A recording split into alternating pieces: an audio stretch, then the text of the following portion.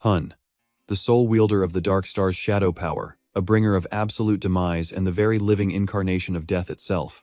Though he stood as the absolute greatest necromancer, the world branded him a power-mad lunatic. They claimed his lust for power drove him to try and wipe out humanity, leading to his defeat by the Nine Stars. But is that the actual truth? And why did Jinhun Cha, who perished 10 years ago, suddenly wake up in someone else's body? Let's uncover this mystery together. The world underwent a terrifying cataclysm. It wasn't some natural disaster like shifting plates or erupting volcanoes, but an onslaught of vicious monsters. Now, every corner of the earth is ruled by grotesque, nightmare-inducing beasts that defy all laws of nature. They suddenly spawned across the globe, instantly dragging humanity right to the absolute edge of despair. Yet, amidst this terrifying chaos, one young man stood proud. Facing an overwhelmingly massive horde of demons, he remained completely unfazed, even playfully mocking them. "Whoa, what a massive army you brought." And the catalyst behind their sudden invasion was the Trial Tower, a mysterious structure that granted these monsters their overwhelming power. Humanity came to call it either the Demon Tower or the Tower of God. And there he stood, staring straight ahead without a single trace of fear. The world gave it these names, trying to decipher its true purpose. Let's wind back the clock to the old man who started it all. Telling the world, climb to the top of the tower, he promised that everything they ever desired, power, wealth, and glory, was waiting inside. They just had to climb to the peak, face the deadly trials prepared for them, and every dream would be granted. But grasping that glory was never going to be easy, especially with deadly traps at every turn. This colossal tower stood 999 floors high, governed entirely by godlike entities and high-ranking demons. Because of this, stepping foot inside was a guaranteed death sentence. World governments desperately tried to block access to the tower, but driven by pure ambition and the thirst for glory, people gladly risked their lives to enter. Despite the bans, nothing could stop the flood of challengers. And the rulers of the tower kept their word without exception. Just as the gods and demons had warned, anyone who dared interfere with those entering the tower faced instant, brutal retribution. 5 full years have now passed since humanity first became obsessed with the tower's mysteries. Back in the present, he flashes a chilling, bloodthirsty grin, absolutely thrilled for what lies ahead. Let's begin humanity's first attempt at the 600th floor. But suddenly, a streak of crimson light tears violently through the air. Seconds later, massive explosions tear the battlefield apart, completely swallowing the entire area in a thick shroud of smoke and fire. Absolutely furious that these pests are ruining his moment, he charges forward with pure rage, roaring, "How dare you stand in my way, 9 stars?" A hooded woman, thoroughly disgusted by his reckless arrogance, glares at him and demands to know, "What do you think you are doing?" These are the legendary 9 stars. Out of millions of climbers, these 9 elites rose to the top, mastering the devastating magic and divine powers granted by the tower. Their combined strength is completely unmatched. The warrior standing beside her stays on high alert, warning, "Everyone be careful, his power is completely unstable." Furious beyond belief, dark energy erupts from his body as he raises his hand, ready to obliterate anyone blocking his path. "How dare you?" he screams. "I never expected you pests to interfere with my holy crusade. Do not think your deaths will be enough to settle this." His true identity is finally revealed as the legendary outcast known as the Dark Star. He isn't a master swordsman or some holy deity, but he is the singular man who surpassed the 9 stars to claim the title of the strongest Hun. Wearing a twisted demonic grin, he utters a single, chilling command, "Awaken." Unleashing his legendary temper, Hun immediately channels his dark energy to raise an army of the undead, proving once again why he is death personified. Pitch-black magic infuses the rotting corpses as the supreme necromancer easily commands his legion of skeletal soldiers to rise and slaughter his foes. Mocking his enemies with absolute arrogance, he sneers, just in time. "I was getting sick of this peaceful world anyway," Hun shouts shamelessly, his twisted smile widening as he yells, "All I need is power. I will turn you into my undead puppets and become the ultimate, undisputed strongest." Horrified by his pure villainy, the righteous warriors of the 9 stars can't stay silent. "I knew it." He sold out humanity to side with the demons. Hearing their accusations, Hun merely bursts into wild laughter. "Betrayal, you say?" The holy paladins under Cain Von fling open their sacred grimoires, channeling the divine light of justice to confront him. "So be it. 9 stars, eliminate the traitor Hun at once."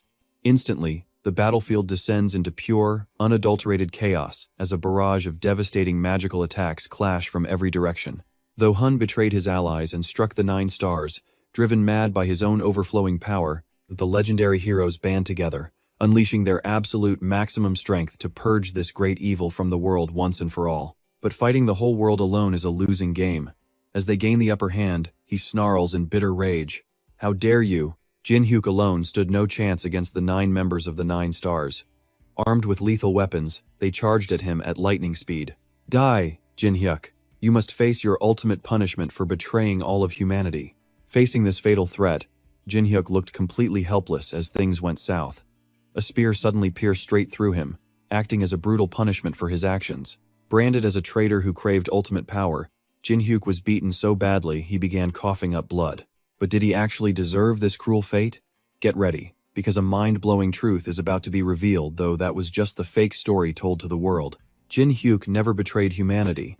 In reality, he was backstabbed by the 9 stars, 8 of them, to be exact. But that dark truth was buried forever. Since then, 10 long years have passed. Jin Hyuk's new room is a total disaster zone, so messy that flies are buzzing everywhere. He lies huddled under a blanket on a cheap bed, with only those pests keeping him company. Even after all this time, he still cannot let go of his burning grudge. He even talks in his sleep, muttering about returning to the 9 stars. Suddenly, he bolts upright with blank eyes, cursing those absolute bastards at the top of his lungs. Snapping out of his trance, Jin Hyuk looks around in shock. Suddenly, a wave of relief hits him. It actually worked. His expression flips completely, making him look like he just hit the jackpot. His secret ability, a rare soul migration technique, had pulled off the absolute impossible. It is an incredibly broken, overpowered ability that lets him cheat death even at the very last second. This skill allows him to transfer his own soul into another compatible body. Thanks to this cheat skill, Jin Hyuk gets to live another day. It seems the magic successfully tracked down a body with similar physical traits, and luckily, he is still in South Korea. Looking at his miserable new life, he cannot forget the disgusting betrayal he suffered from them. Damn those dirty scoundrels from the 9 stars. Jin Hyuk still cannot believe they set him up so horribly. He could have easily cleared the 600th floor alone, yet they offered a hand only to stab him in the back. The dark memories replay in his mind. He remembers the absolute bloodbath back then, his body dripping with blood from their cold, sharp swords. As Jin Hyuk lay dying, his attacker just stood there staring down at him, mockingly asking if he wanted to know why he was betrayed. That smug, silver-haired man is none other than Holy Knight Cain Pellin, and the lady beside him is Saintess Carmen Pellin. He arrogantly declared that Jin Hyuk would never be able to summon a single creature inside their magic circle of holy light. That wicked woman was just as disgusting, joining in to mock him. She sneered that, despite being called a one-man army, he was absolutely nothing compared to them when cornered alone.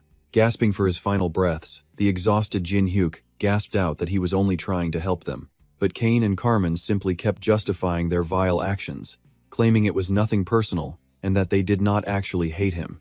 Then, a sinister, textbook villain smirk suddenly spread across his face. He mockingly called it weeding out the competition. Screaming from the excruciating pain of their betrayal, Jin Hyuk furiously demanded to know if his friend Choi Gung-hoon was also in on this plan. His close ally and the strongest combat star of the 9 stars, Choi Gung-hoon had skipped the raid on the 600th floor. They kept him in the dark out of fear that he would step in to help. Cornered by these twisted psychopaths, Jin Hyuk was completely powerless, realizing he had been utterly outplayed. His vibrant purple eyes slowly fade to pitch black. He realizes his vision is blurring fast from massive blood loss. Outnumbered and overwhelmed, he finally stops fighting and accepts his fate, bitterly telling them that he will let them have their hollow victory this time. Even though his physical body is failing, his burning iron will remain completely indestructible. He silently vows that this is not the end, and he will return far stronger than those traitors, right as his eyes slide shut. Before drawing his absolute last breath, one final, unshakable promise echoes in his mind. Revenge will be mine. Fortunately, a stroke of luck keeps him in the game. Thanks to his soul migration skill, he survives, though his new face is twisted in sheer disgust. With that betrayal burned into his soul, his rage peaks as he swears to destroy them all. Just you wait, he whispers, promising that he will not even give them the mercy of becoming his undead summons. He will slowly torment and crush their souls so they can never reincarnate. Right when his anger is at a boiling point, a phone suddenly chimed, wishing him a cheerful good morning. Only now does he realize there is a phone sitting right beside him. A modern smartphone? He did not expect this random guy he possessed to own such a decent piece of tech, but it is a nice bonus. Having been away from modern technology for so long, he eagerly picks it up to explore. It has been ages since he handled one. But this device looks surprisingly high-end. But as he scrolls through the screen, his jaw completely drops in sheer shock. 2023? Seeing those numbers lit up in front of him makes Jin-hyuk gasp in disbelief. 2023 means 10 whole years have slipped away. Time flew by in the blink of an eye, and it feels as if that betrayal happened just yesterday. Yet a decade has already passed. What kind of crazy skill is this? As he thinks about it, Jin-hyuk suddenly realizes something. More importantly, wait, what about skills? He wonders if he can even use magic in this weak body. Unaware of the absolute danger right in front of it, a fly lazily buzzes around. But with one swift motion, he totally squashes it flat. Opening his hand, he sees the fly has officially taken a one-way trip to the afterlife. Sighing heavily, Hun musters all his energy, focusing deeply to manifest magic. Commanding it to awaken yields absolutely nothing. Standing helplessly on the bed, he gloomily recalls online search results about awakening. Waiting for what feels like an eternity, absolutely nothing changes. Losing his patience, he screams for it to awaken, but his voice just echoes into nothingness, leaving him totally powerless. Frustrated that this body doesn't possess a single drop of mana, he flings the curtains open and stares outside. Staring up at that endless, sky-piercing tower, Hun is completely sick of it. How is he supposed to conquer that monstrous tower without a single skill? He immediately grabs his phone and starts tapping furiously. Wait, in the 10 years he was gone, did those betrayers actually conquer the summit? He quickly types in the search bar and scrolls at breakneck speed. Finally, he lands on a headline. The former 9-star, Choi Jung-hoon, has reached the 800th floor, posted at 7:13 p.m. on April 12, 2023. Edited at 7:27 p.m. on April 12, 2023. Another article mentions star Choi Jung-hoon reaching the 300th floor, prompting a sneer of absolute disgust from him. In 10 whole years, those bastards only managed to clear 200 floors? Honestly though, Hun realizes the timing couldn't be more perfect. This is his golden opportunity. While they lazily climb, he will catch up and exact his ultimate revenge. With his path set, he grabs his coat and leaves. Realizing that staying cooped up inside isn't smart, Hun decides to head out and train. Training outside the tower is useless, he must head over right now. Though his new body is incredibly weak, at least his brilliant tactical mind remains completely intact. Even though this body is strictly for beginners, his deep knowledge as the former 9-star means he can easily level up at lightning speed. His heart burns with pure rage. Just you wait. Former comrade's vengeance will absolutely be his. Action speaks louder than words. Now, Hun stands right at the entrance of Seoul's ancient tower, blending into the massive crowd in his black coat. One random guy excitedly boasts about getting rich at the top, but a realist nearby immediately shuts him down, questioning if he even has what it takes. Warning him he might die on floor 1, Hun ignores them, staring up at the ominous, glowing tower. The Tower of Trials, the legendary starting line where endless hopes and tragic stories begin. Inside, a winding, ancient staircase stretches upward, leading toward a mysterious, dimly lit chamber. Deep inside that mysterious, dark chamber, a coffin sitting right in the center slowly creaks open, revealing a glowing skull inside that whispers sinisterly about its long-awaited and ultimate return to this world. Meanwhile, in another location, a forest is completely consumed by raging flames and black smoke. As the danger escalates, someone is desperately running for their life. It turns out to be a fragile, crying girl who can only pray to stay alive as she runs. While absolute chaos unfolds in the outer world, a handsome young man sits in total comfort, casually flipping solid gold bars. He looks like a legendary billionaire, with a glittering mountain of treasure piled up behind him. Meanwhile, invoking the name of Hun, down on a completely abandoned street, a solitary white cat wanders alone, silently swearing that the world will remember its name. Elsewhere, a horned warrior stands with his arms crossed, staring into the distance with deep, quiet intensity. His stoic face remains completely calm, hiding a storm of heavy thoughts. Then, at exactly 1 p.m., the tower entrance finally opens. As the long-awaited moment arrives, the excited crowd rushes inside to gather. While others rush inside like moths to a flame, Hun steps forward with chilling calm, ready to begin his path of vengeance. His sharp eyes hold a fierce anticipation for the brutal trials waiting ahead of him. As the wooden doors ahead swing wide open, a blinding light erupts from within, while 3 mysterious silhouettes slowly venture deep into the blinding glare. Once they vanish, the heavy doors slam shut, serving as a grim warning of no return. Inside, a glowing magic circle etched with strange runes flares to life. Spotting Hun, the system automatically greets him as a registered tower climber.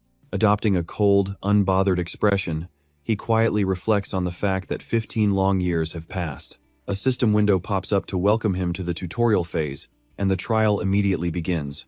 He now stands before a straight, mysterious path that stretches over a terrifying and bottomless abyss. Annoyed by this pointless handholding, Hun sighs deeply, knowing this tutorial is actually set to maximum difficulty. Staring down that endless dark path, Hun already knows exactly what kind of brutal challenge lies in wait for him. The path ahead is absolutely packed with deadly traps, and traversing it would take days. Rumor has it that besides the 10 floors, this is the most ridiculous spot. A notification screen pops up right before Hun, tasking him with dodging every single trap to reach the goal. Any damage he takes will heal completely once he reaches the finish line or resets at the start. Good luck. With the game plan locked in, it is time for him to get ready. First things first, he needs to analyze the status screen of his new body. Status window. Every bit of information flashes before him. His name is Hun. His class and subclass are completely blank, and his constitution is a mana type. His strength, health, agility, intelligence, and mana are all flatlined at level 1. Under traits, he only has gluttony. Just reading that alone is enough to totally crush his spirits, because it sounds absolutely terrible. But wait, something feels off. So Hun double-checks those 2 lines. Gluttony combined with a mana constitution? He is completely lost and cannot understand the synergy here. Gluttony and a mana constitution? Thinking back, Hun feels like these 2 traits literally just dropped out of thin air. These were definitely not his stats before he died. He wonders if the innate traits and constitutions actually differ from soul to soul. Well, Hun thinks to himself as he locks his fingers together and stretches out his limbs. Cowards can run home, but he is going all in. He plans to squeeze every single reward out of this tutorial stage. Hun gets a running start and leaps forward. Not wanting to waste another second, he sprints ahead like his life depends on it. He triggers a magic arrow trap the instant he steps off the starting line. A sharp red flash blazes right in front of him, kicking off his 80-second tribulation. Thanks to his quick reflexes and nimble movements, Hun manages to dodge the attack with ease. The exact split second those arrows fly is the only window he has to actually see them coming. Realizing his muscle memory and combat instincts are still sharp, he flashes a confident, bright grin.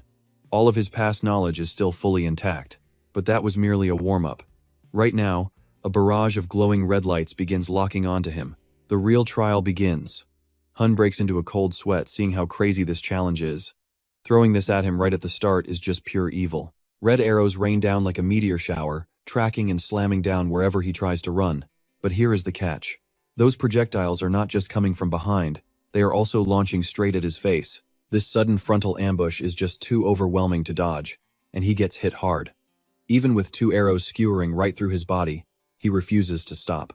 He needs to push a little further. Clearly, nothing in this world comes easy. Countless glowing red arrows fill the pitch-black sky and rain down simultaneously. Unable to react in time, Hun is left with no choice but to take every single hit. Hun looks like a human pincushion, covered in arrows and looking absolutely miserable. Despite the brutal injuries, Hun does not give a damn and keeps sprinting. No matter how agonizing the pain gets, he will keep pushing forward. But as soon as he resolves to push on, his vision begins to blur. Darkness quickly creeps in, dragging Hun down into complete unconsciousness. He respawns on that same familiar, long path, though it is now painted with a trail of his own fresh, bright red blood. Exhausted to the absolute limit, Hun collapses flat onto the ground.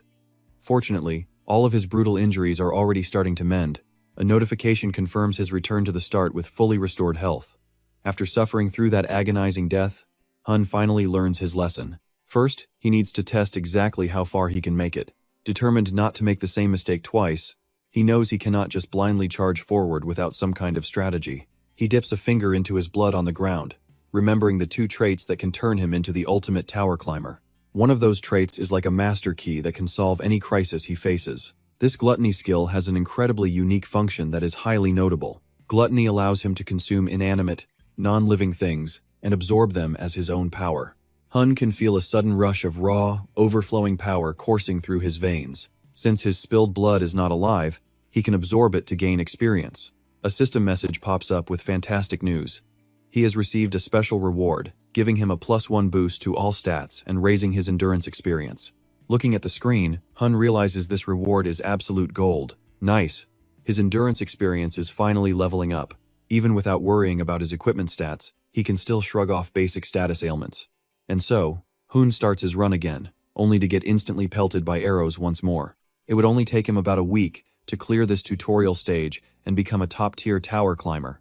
However, things are not looking great as he continues to get absolutely battered over and over again.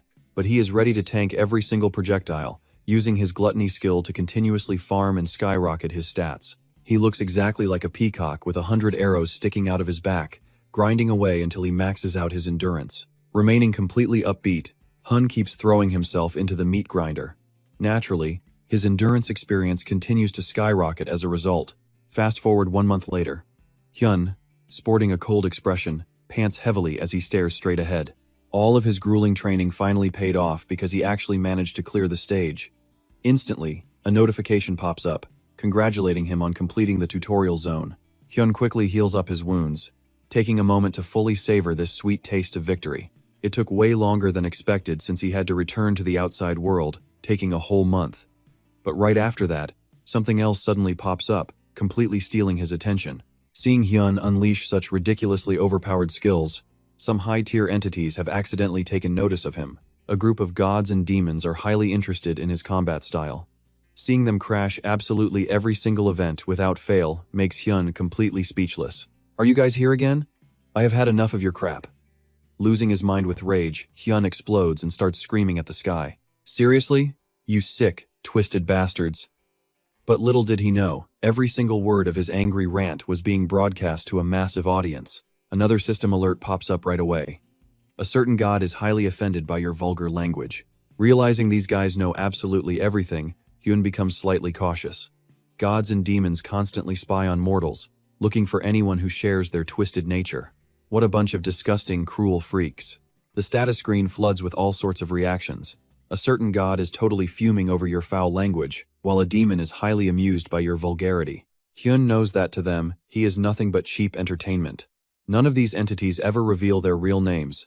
They are just playing mind games to recruit him as their follower. "Even if I did well in the tutorial, you freaks do not need to pay attention to me." Suddenly, the status screen glitches and blurs, hinting at some serious trouble coming. A smiling demon icon flashes, and then the screen instantly turns a blood-red color. The monarch of all demons sends you a greeting, asking how you have been lately. Just a quick glance and Hyun instantly knows who is behind this. "Bari, is that you again? You absolute, obsessive stalker." It seems that even after reincarnating, their crazy, destined connection simply refuses to be broken. In his past life, Bari, the monarch of all demons, stalked him like a leech just to recruit him. Did this bastard actually recognize him already? After all, Bari was the one who helped him transfer his soul.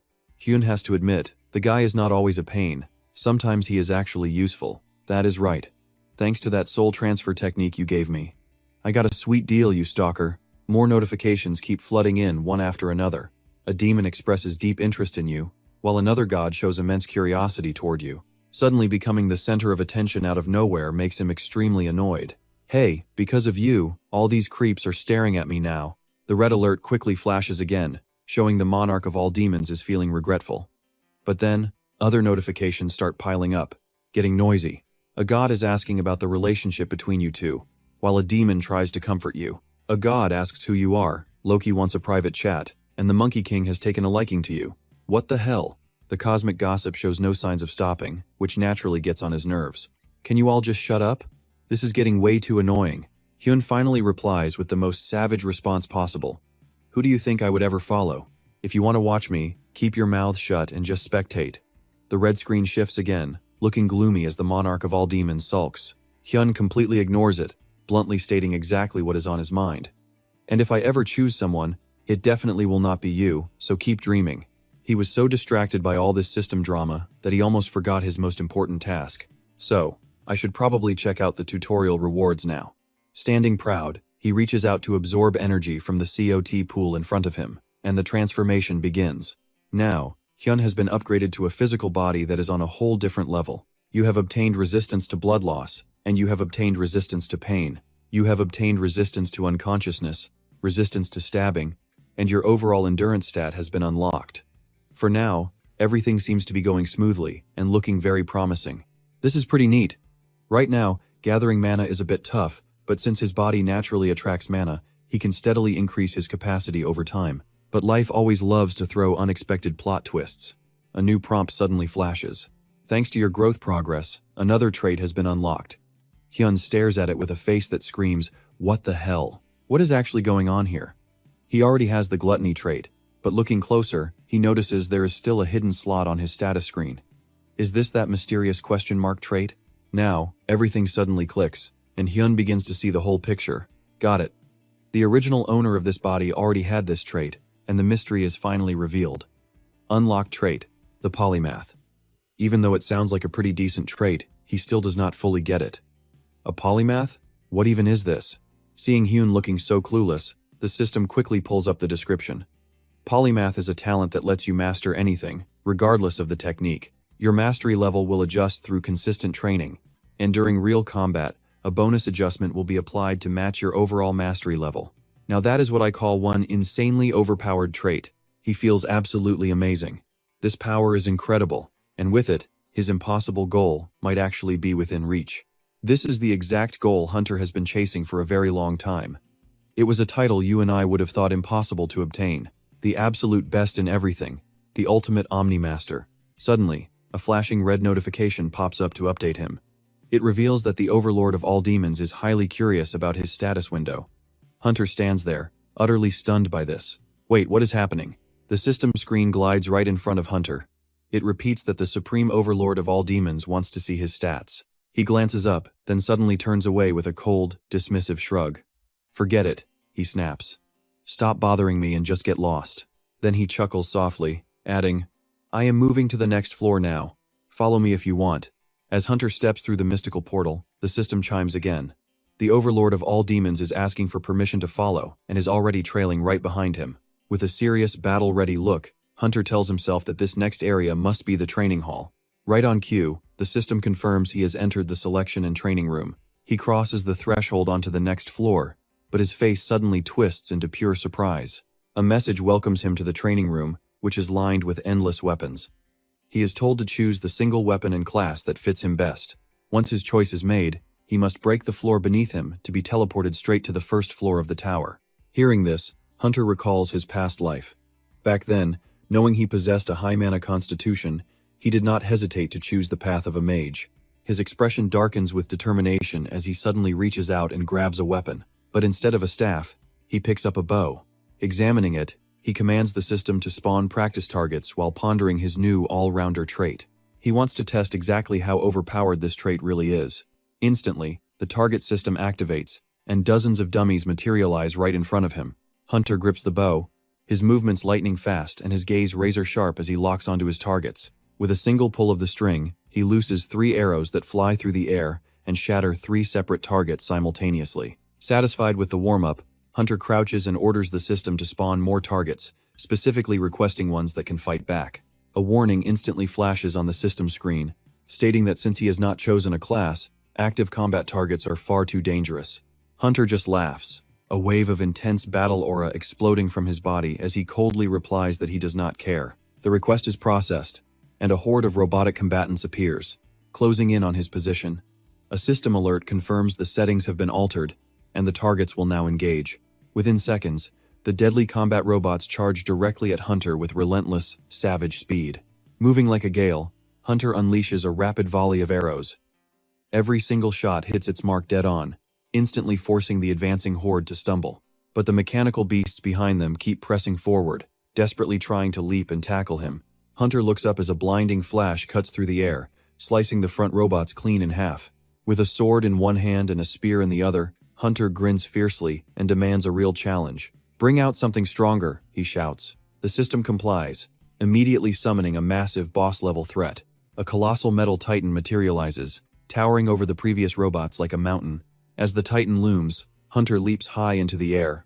Descending like a meteor, he drives his spear straight through its mechanical skull, slamming the giant hard into the dirt. His eyes glow with absolute dominance. Wielding dual weapons with unmatched force, he charges forward once again, tearing through the remaining waves. Within moments, the arena is cleared, but a brand new squad of enemies instantly spawns to flank him. Sensing the danger, Hunter frowns. A barrage of high-caliber, long-range projectiles rains down on him in a coordinated, synchronized strike. Hunter quickly dives behind a solid barrier for cover. The system flashes a warning that these are the most lethal targets available on this floor as they charge him together. Running fast, Hunter just grins in excitement.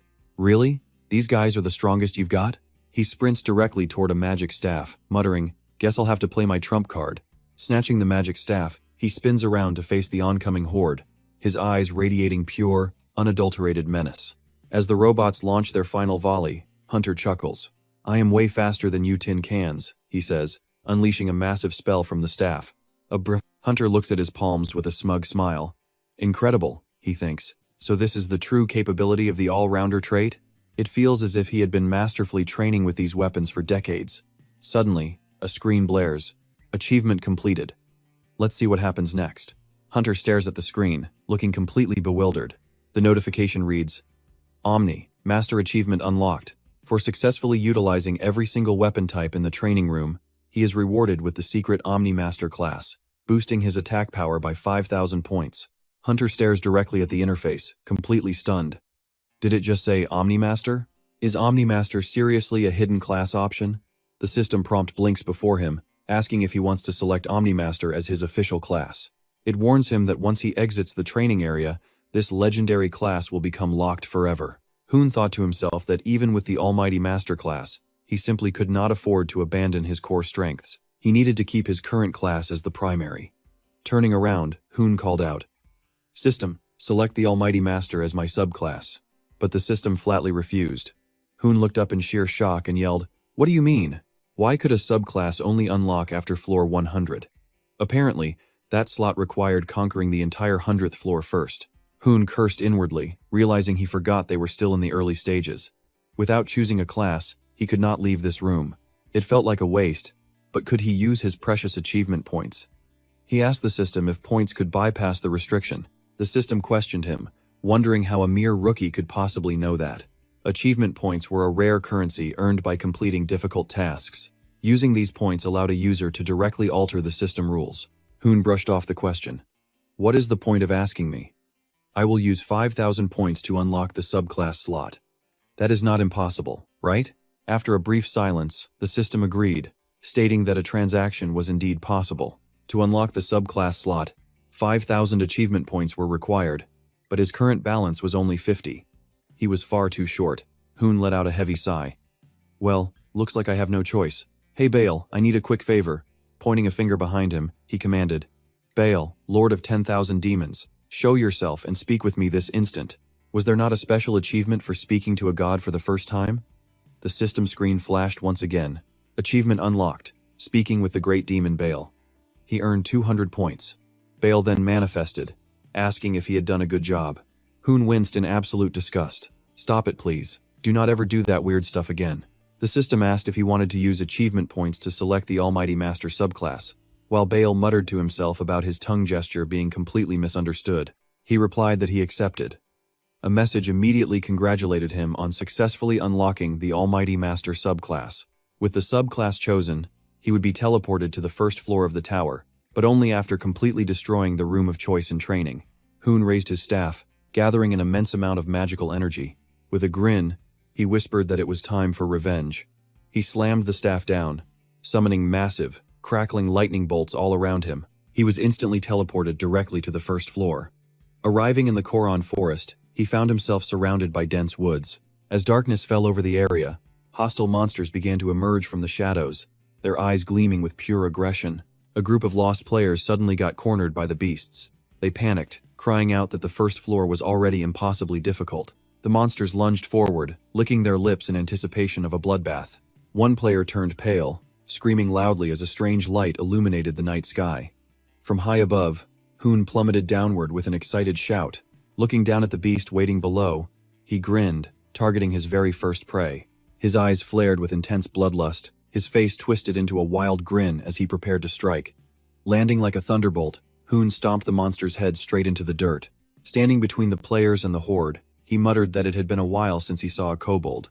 The monsters growled in frustration, sweating as they stared at him with hesitation.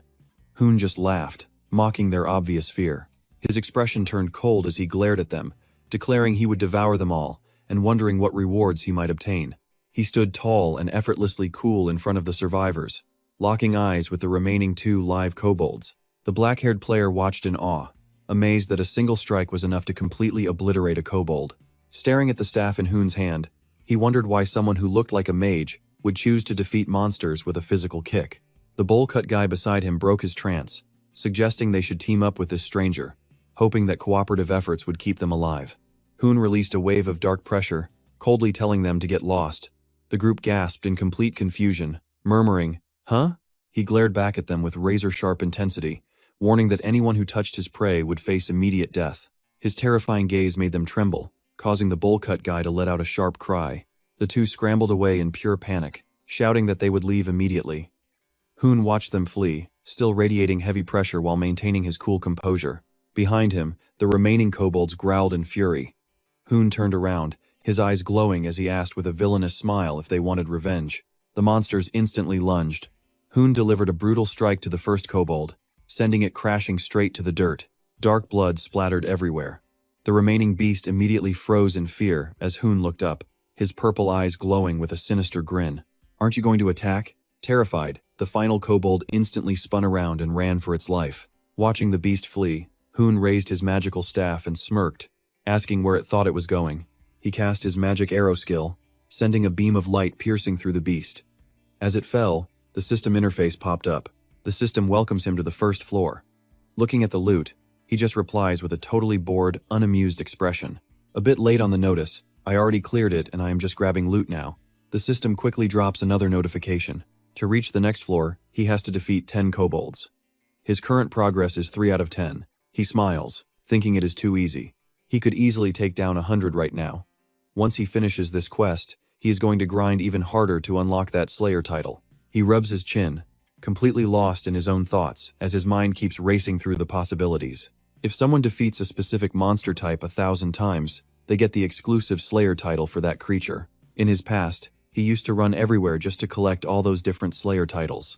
Remembering his past life, he looks down at the kobold corpses scattered on the ground and wonders if he should go ahead and absorb the monster's powers. With a wide grin, he uncovers his mouth and triggers his gluttony magic. The kobold's power and soul rise up, and he happily prepares to take it all in. His throat swallows hard, and his eyes snap wide open, suddenly glowing with a bright, burning red color. He realizes he can see the kobold's memories. Its power belongs to him now, and he can even understand every single word of its language. A strange pink energy wraps completely around his body as his eyes glow. Right on cue, the system status screen pops up once more. Name Hyun, job empty. Subclass, Allmaster, mana type attributes. His strength stat is currently sitting at 21, vitality, 19, agility, 20, intelligence, 25, mana, 31. He stares at the system screen in disbelief, wondering how his stats could have jumped this much. Those stats belong to a 10th floor climber. And what is up with this class progression? Since he has the Allmaster subclass, he wonders if he gets bonus stats every single time he levels up. Hyun ponders this while looking closely at the screen. Then, his eyes snap wide open. These memories are crazy. Suddenly, images of terrified kobolds running in absolute panic flood directly into his mind. They run into a cave, shouting that they must hurry because he is hungry. A kobold runs to the cell holding the prisoners, terrified of getting punished if he is too slow. Inside, a locked-up woman screams in absolute despair, begging for her baby. The kobold then rushes to another chamber, bowing down before a massive figure and reporting that everything is fully prepared for the great kobold lord. It is a massive, menacing kobold holding a staff topped with a skull. Witnessing this scene, Hyun smirks with excitement, realizing he found a kobold lord. Talk about perfect timing. A boss monster like this is the clear sign of an incoming monster wave. He can easily claim the Kobold Slayer title and farm a massive amount of experience during this quest. He envisions a whole army of kobolds controlled by their boss. With a wicked, almost demonic grin, he looks down at the dead kobold bodies and speaks. If he wants to survive a massive monster wave, he is going to need his own army. Hyun laughs and casts Rise, wrapping the dead beasts in dark energy. As the purple pillars of light fade away, the corpses rise as skeleton soldiers completely under his control. The system alerts him, congratulating him on completing his class change. His main class has officially been updated to Necromancer. Looking at the two skeleton soldiers kneeling in front of him, he notes that with his All-Master class and past memories, changing classes is incredibly easy. A smirk spreads across Hyun's face as he thinks to himself that he is not quite satisfied yet. There is still a legendary hidden class right here on the first floor, and he must unlock it. Suddenly, a skeleton soldier turns, breaking his train of thought. He looks at it and asks what is wrong. Turning around, he spots a terrified kobold shaking on the ground, while 3 angry ones growl right behind it. Seeing his new targets makes him quite happy, and he wastes no time giving his skeleton soldiers their very first command. He orders his skeletons to eliminate every single kobold they lay eyes on. Instantly obeying, the loyal soldiers charge straight at the 4 targets. A loud crash echoes as red blood splatters everywhere. Hyun casually tosses a small crystal up and down in his hand, totally relaxed.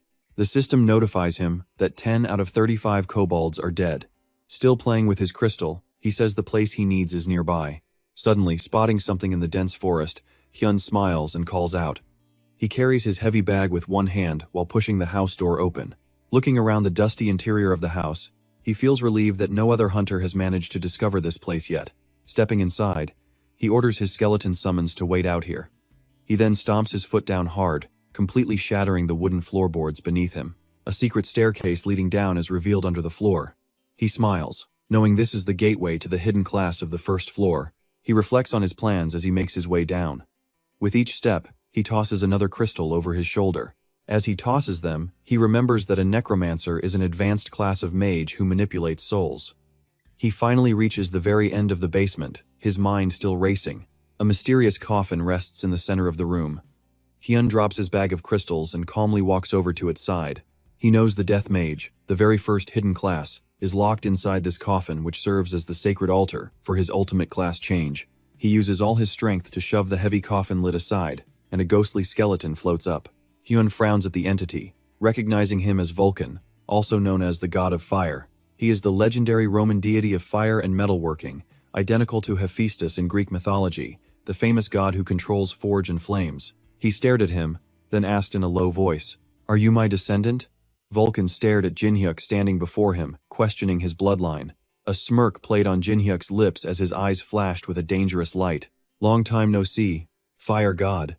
Vulcan could only stare back in silence before offering a tight smile to cover up his sheer awkwardness. He complained, "Aren't you even a little surprised to see me? I went through all that trouble to make a super dramatic, spooky entrance. This is embarrassing," Vulcan mumbled. Jinhyuk simply grinned and teased him, asking whoever heard of a summoner getting startled by a dry old skeleton. Looking him straight in the eye, he added, "Besides, I only came here after reading your diary. I'm way past the point of being easily shocked." Jinhyuk recalled the Spirit Master diary of the fire god he had read during his past life, thinking deeply. That hidden item, the fire god Spirit Master diary. He obviously hadn't read it in this current lifetime, but he clearly remembered his past life. Back when he regretted changing his class to mage, he had stumbled upon that diary and brought it back down to floor 1.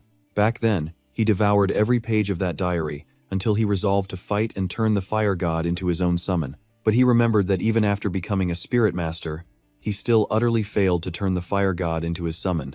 Vulcan crossed his arms, wearing a subtle half-smile as he nodded. "Fair point. You know, I'm actually starting to like you." Spreading his arms wide, he spoke as the surrounding air grew suffocatingly heavy. "You're far better than that insolent bastard from 10 years ago." It felt like he was actively trying to intimidate him. Jinhyuk tried to act casual, but he couldn't stop the shiver running down his spine. This guy was taking things way too far.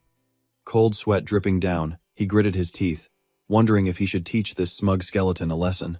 After a brief hesitation, he suppressed his rage, knowing it wasn't the time yet. He mentally chanted calm prayers to cool his rising anger. He told himself that he had to secure his class advancement first. Forcing a calm face, he said, "Actually, I want to change my class right now." Vulcan pointed a single bony finger upward and replied, "But you must reach floor 10 first." Adopting the tone of a strict teacher, he explained, "Necromancer is a higher rank than Summoner. You need a proper class promotion to unlock it." Inside the class advancement hall on the 10th floor. Before he could finish, Jinhyuk cut him off. "But I already am a Summoner."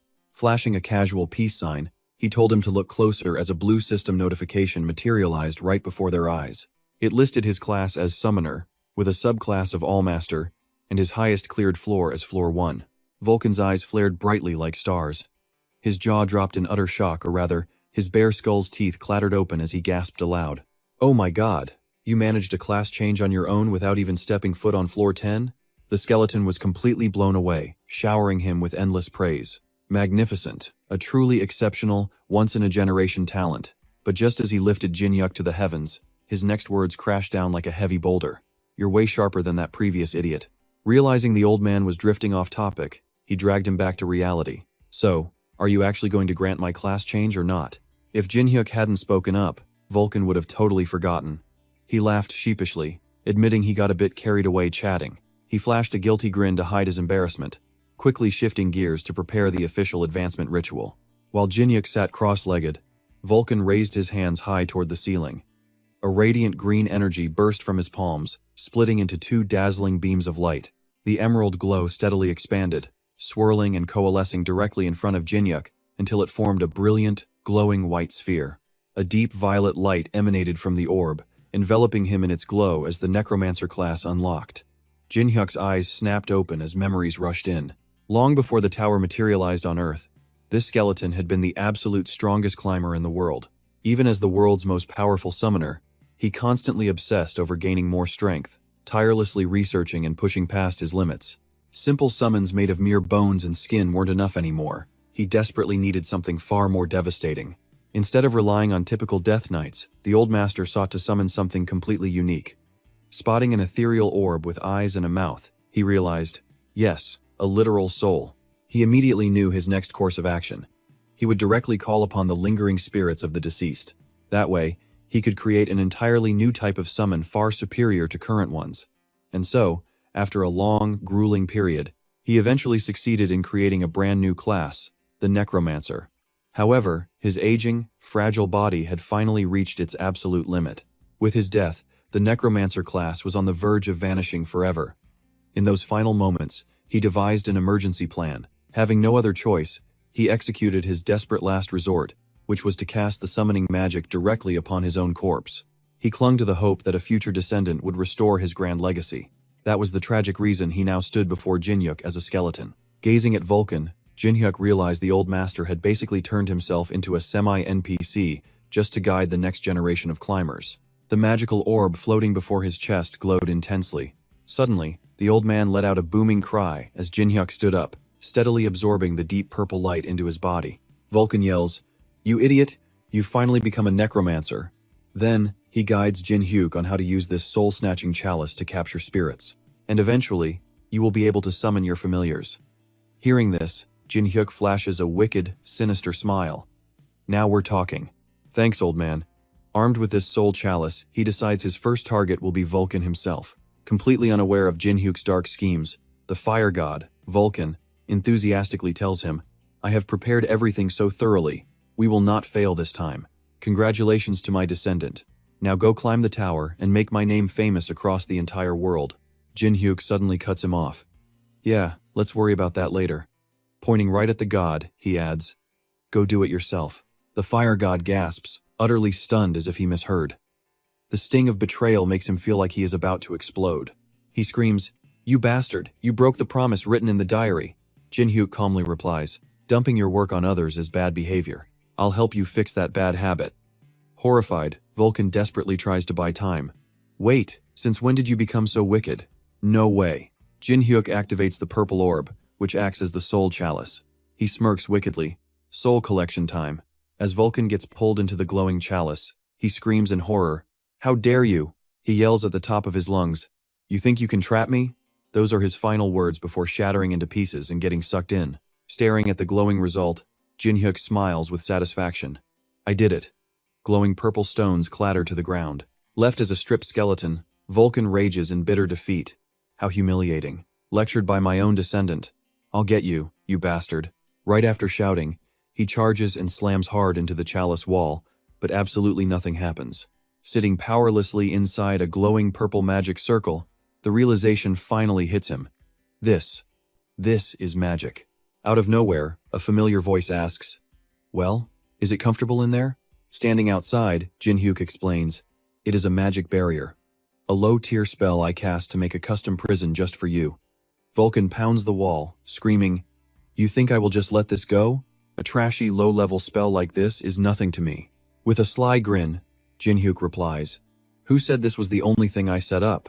Pointing to the purple magic stones on the stairs and blue ones on the pillars, he grins. There are plenty of magic stones around here that I have already pre-activated with my spells.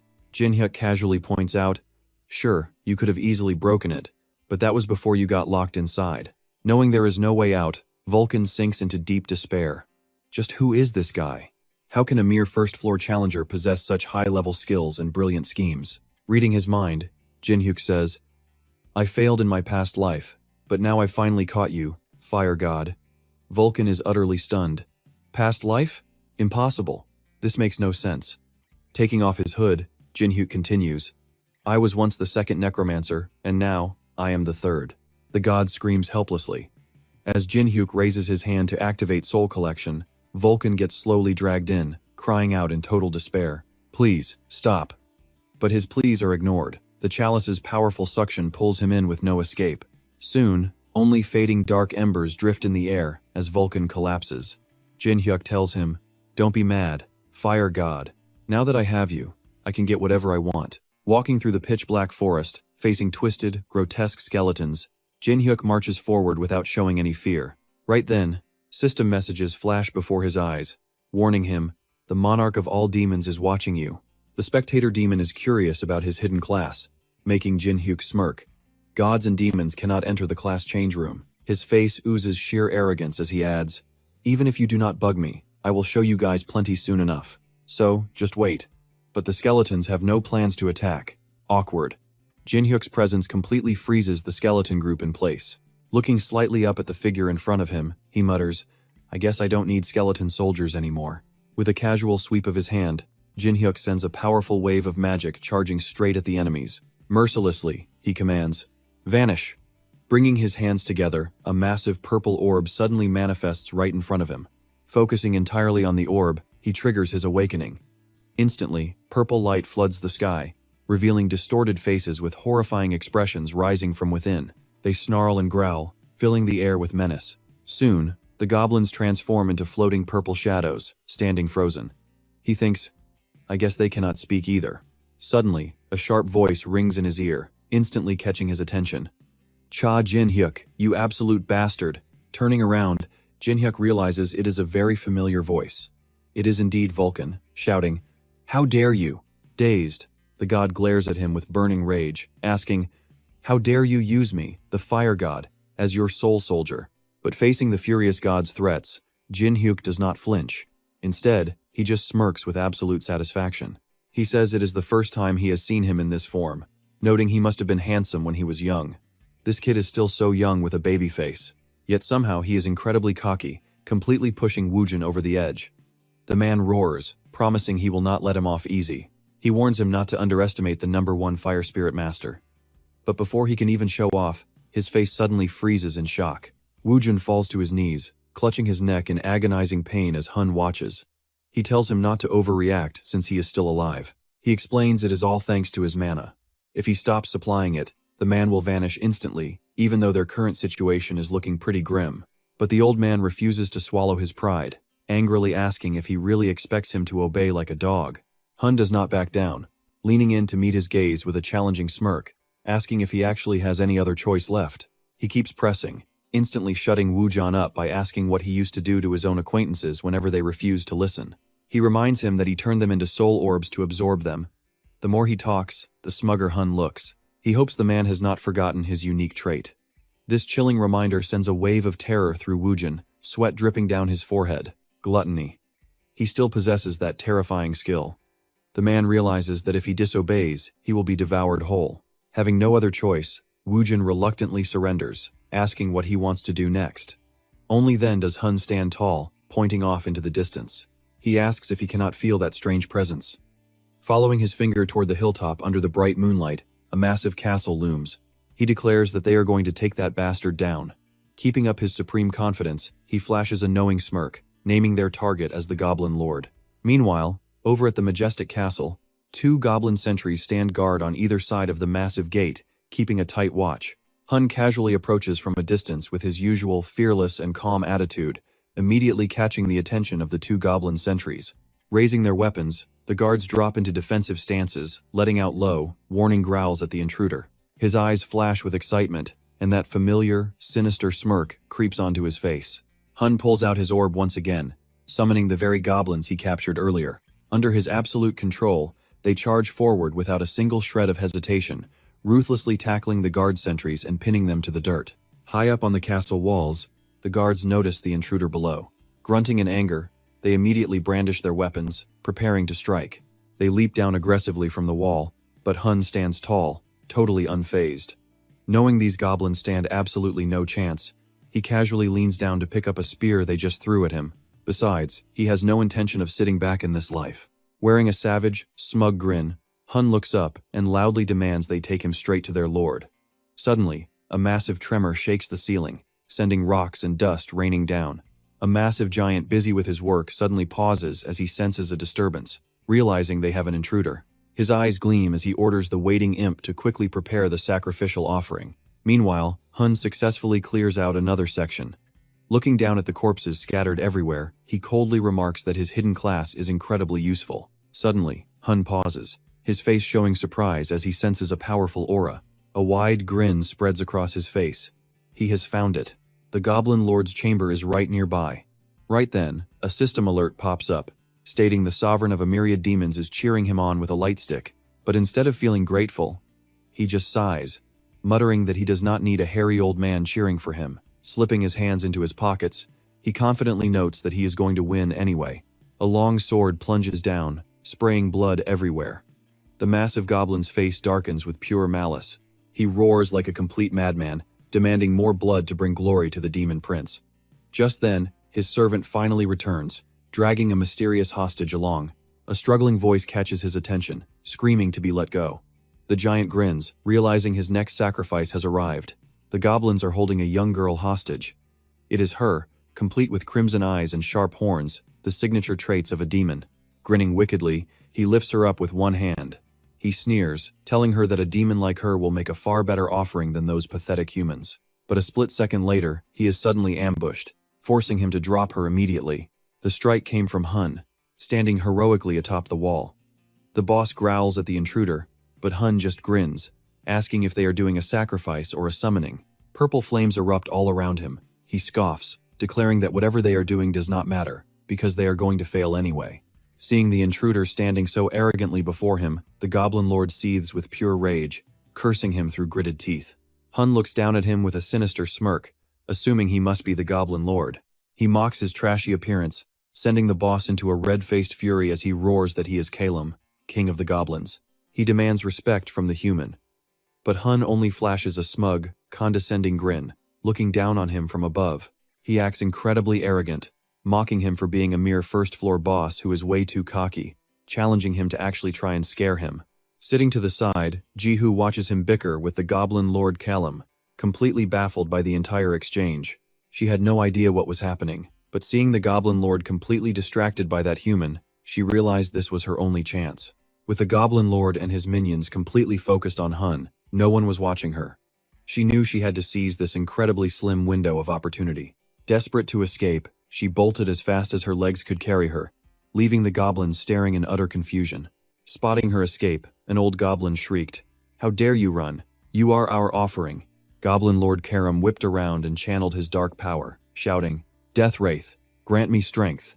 Hearing that name, Hun's playful expression instantly hardened into pure seriousness. It turned out he was conjuring two massive, spear-like fangs out of thin air, launching them straight at the fleeing Hadu. Seeing the deadly attack closing in, absolute panic set in as she desperately forced herself to run even faster. But running at such a reckless speed made her lose her balance, causing her to trip and crash face first onto the hard ground. Watching those razor-sharp fangs hurtling straight toward her, she struggled to push herself back up, desperately telling herself that she could not die here. Just as the lethal fangs were inches away from her face, Hun dropped down from the upper floor. He casually crushed both massive fangs with a single stomp, leaving the Goblin Lord utterly dumbfounded. "What?" his shocked voice echoed. "Did he just kick them away?" Hun smirked, looking down at the Goblin Lord with absolute contempt. Saved from the brink of death, Hadu stammered out her gratitude. Hun looked back and casually replied, "No problem, now get going." But then, his eyes caught the pair of small horns on her head. He quickly stopped her, questioning, "Wait a second, are those horns from a Dakibi?" He knew that Dakibi were incredibly powerful mythical beings who exclusively inhabited the 100th floor of the tower. There was no logical reason for one to be down here, especially a child. Had something terrible happened up on the 100th floor? Saving her to gather some information later seemed like the best move. Meanwhile, Goblin Lord Karam glared at the annoying intruder, his murderous intent completely exploding. In a voice dripping with rage, he roared, "How dare you interfere with my sacred offering to them?" Before clashing with the monster, Hun firmly warned Hadu, "If you want to survive, find a place to hide. I won't save you twice." She quickly nodded in agreement and scrambled away, desperately searching for a safe spot to stay out of sight. Utterly insulted by Hun's completely arrogant and dismissive attitude, the Goblin Lord felt his pride shatter, sending his fury straight through the roof. Blinded by rage, he channeled his dark magic to reanimate the nearby goblin corpses, forcing them to stand and walk again.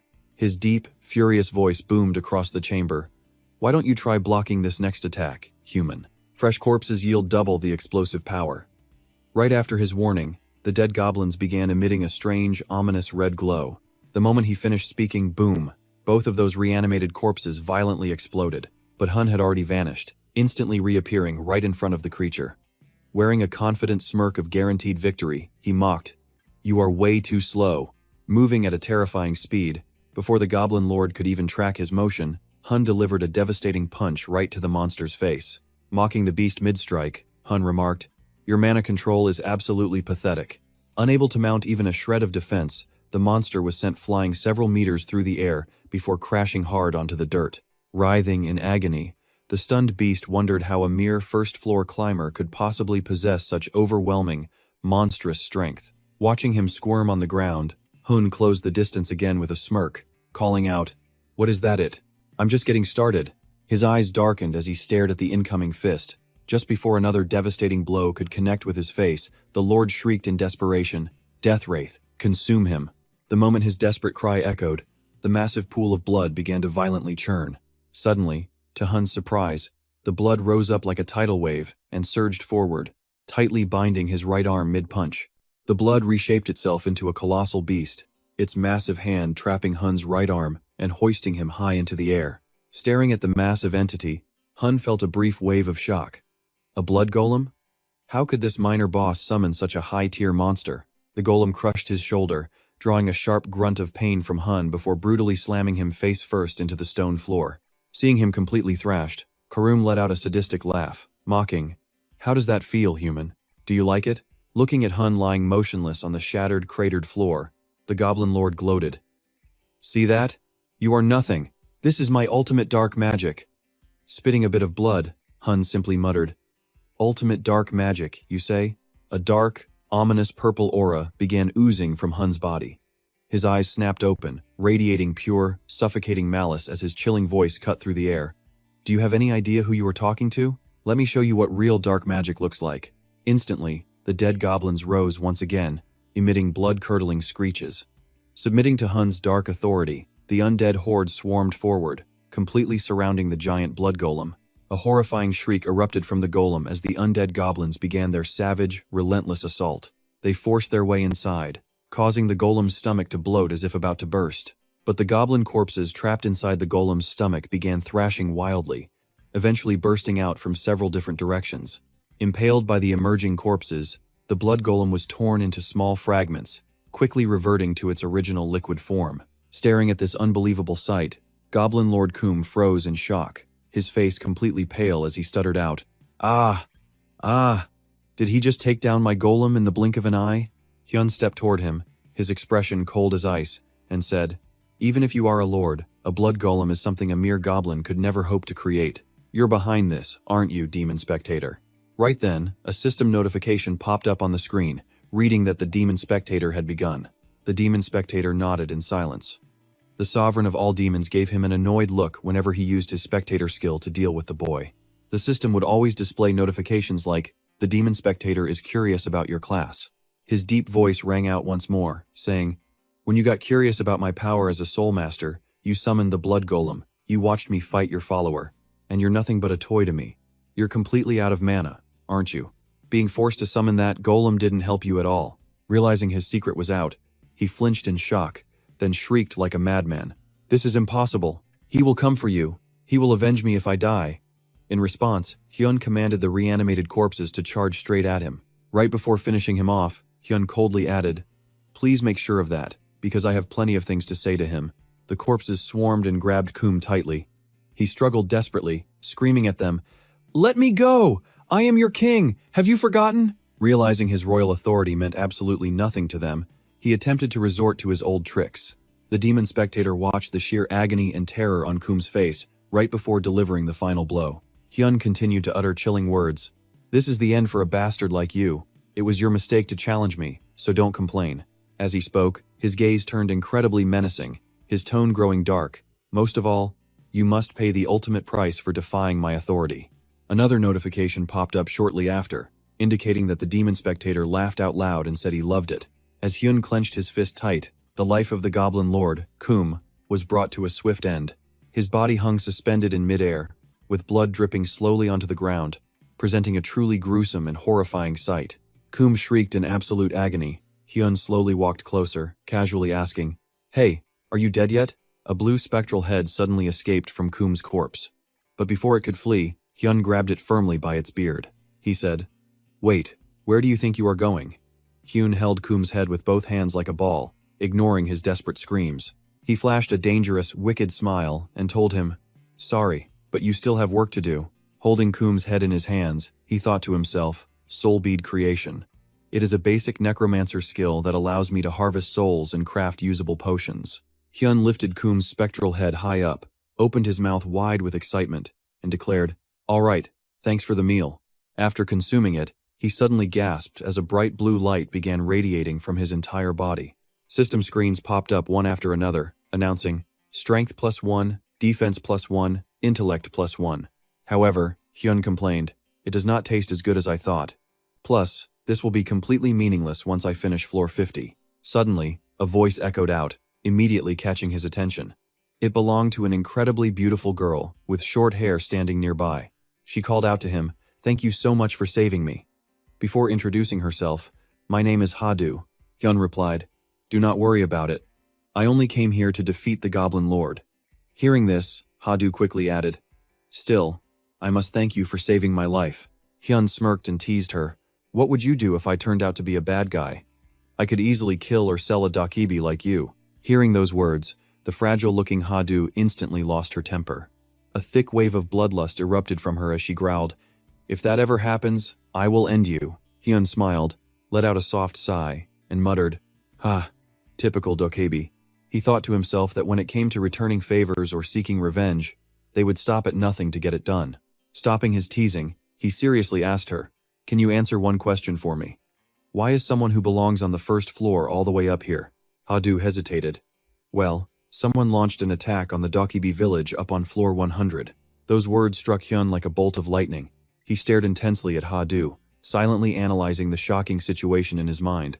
Dokibis were extremely powerful creatures in this tower, meaning even veteran climbers would never dare to cross paths with them. Holding his chin, he speculated with a grim expression, "Do not tell me it is one of the 4 great species."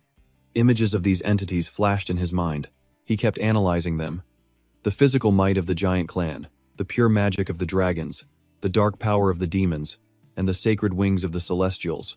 These 4 great species controlled everything inside the tower. It had to be one of them to treat the Dokibus with such utter contempt, or at least someone backed by their immense power.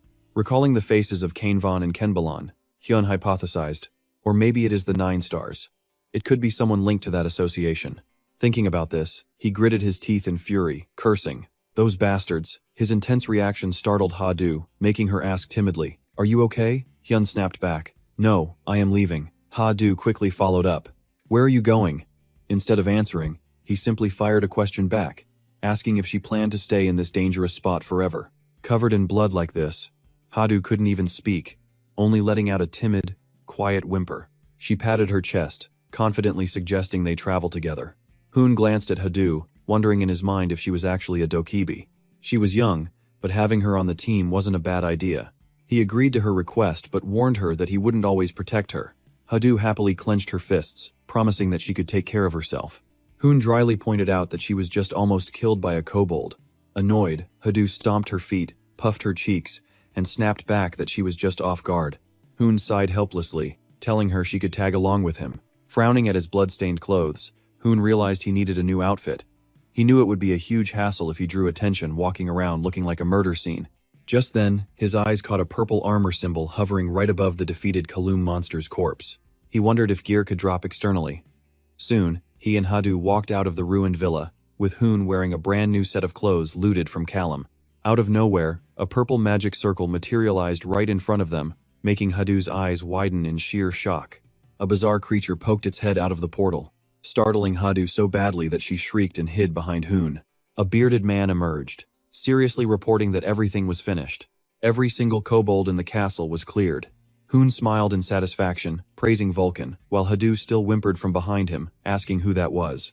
Shook. Vulcan pointed at himself, demanding to know who she was and how she could possibly see him. Hadu honestly explained that some Dakebas simply possessed an incredibly high affinity with spirits. Hoon cast a sideways glance at her, quite surprised she was openly admitting her status as a rare Dakebi. Looking at her small stature, he debated whether he should use his Devour skill to just absorb her power right then and there. But no, it wasn't time yet. It would be much better to keep her close and train her up instead. Suddenly, the system interface flashed, displaying a new monster wave quest to hunt down the boss behind the incoming horde. A system warning flashed, stating that accepting would disable all safe zones on floor 1. Choose yes or no. Instead of panicking, Hoon let out a delighted grin, cheering at his luck. In stark contrast to his excitement, both Vulcan and Hadu popped their heads out in absolute dread.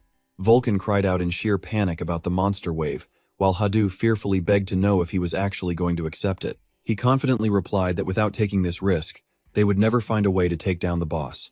Glowing blue system alerts filled the air, showing that both a god and a demon were deeply worried about his reckless move. Most blinding of all was a red notification, warning that the sovereign of all demons found this move incredibly reckless. The final blue board promised a reward from the spectator demon for securing the top contribution spot. Intrigued, Hoon wondered if that entity was really going to go through with such a crazy deal. The system chime rang out, confirming those were the exact words of the spectator demon. Hoon simply replied that he would decide after seeing the loot. Floating in the air, Vulcan cast a doubtful look, completely unable to trust his master. Vulcan asked if he wanted to die, but Hoon joked that the spirit just wanted his own freedom back. Then he brutally crushed those hopes, reminding the spirit that death wouldn't break their contract. Vulcan shuddered, begging him to stop making such disgusting jokes. He immediately hit accept on the quest screen. A crimson alert instantly flashed to everyone, warning that the monster wave was now active. The kobold horde was heading straight for the village gates, and soon, every single safe zone on floor 1 would be completely disabled. Inside the village safe zone, terrified screams rippled through the crowd as players realized a massive monster wave was upon them. Every single climber saw the ominous system alert. Furious and terrified, they began cursing whoever accepted the quest, demanding to know what idiot did it. They knew that if the horde breached the gates, everyone was dead meat. One player screamed at everyone who completed their quest to immediately escape to floor 2, warning that they would all be trapped once the battle started. A panicked woman grabbed his arm, begging for help with her remaining quests, but he fiercely shrugged her off, yelling at her to let go. Right then, bizarre lightning split the sky, tearing open a massive, dark rift in the middle of the air from those tiny sparks. A massive beast crawled through the portal first, followed by a relentless tide of thousands of monsters pouring out into the world. The climbers panicked in utter shock as the swarm began, screaming that it was already too late and there were simply too many monsters. Suddenly, a commanding voice echoed across the field, ordering everyone to clear out. A pillar of light struck the ground as Hoon threatened to slaughter anyone who touched his monsters. The three of them stood tall, staring down the massive wave of monsters charging head-on. The remaining climbers yelled warnings from behind, asking who they were and if they were blind to the deadly kobold swarm right in front of them. A glowing purple orb materialized in Hoon's hand. As he chanted his spell, a swarm of dark, demonic spirits came rushing out of the sphere. A nearby climber stuttered in pure disbelief, staring at the magic. He couldn't understand how a powerful necromancer could possibly exist on the very first floor. Hoon's demonic spirits clashed with the kobold swarm, filling the battlefield with the brutal, echoing sounds of tearing flesh. Hadu steals a glance at Jihyun, timidly asking if she can join the slaughter too. He tells her she better move fast because his soul soldiers won't leave any scraps behind. But Hadu is not worried at all, confidently smiling and saying she has a way. With a sudden surge of mana, she tears a rift right through the air. Jihyun watches, wondering if it is a pocket dimension. She pulls a massive sword straight out of the spatial rift. Right then, a savage kobold leaps over its own allies, lunging straight for her. The beast screeches and pounces, But Hadu unleashes her blade in a flash. With one clean, brutal arc, she effortlessly slices the monster completely in half, sending fresh blood spraying across the battlefield. Ji-hyun starts analyzing. That blade is clearly legendary, yet a young girl wields it with absolute ease. He begins to realize the real reason her village was attacked, the target of those invaders was likely her all along. But a loud, arrogant voice suddenly breaks his train of thought, yelling, "Hey, you!" A cocky, black-haired punk struts over and demands, "Who do you think you are trying to control this monster wave?" Cha Ji-hyun gives him a cold, dismissive glare, ignoring the question entirely. "Who are you?" He shoots back. The guy proudly points to himself, boasting, "The name's Kim Sung-tae. Ever heard of the White Swallow Guild?" Ji-hyun just blinks. "White Swallow?"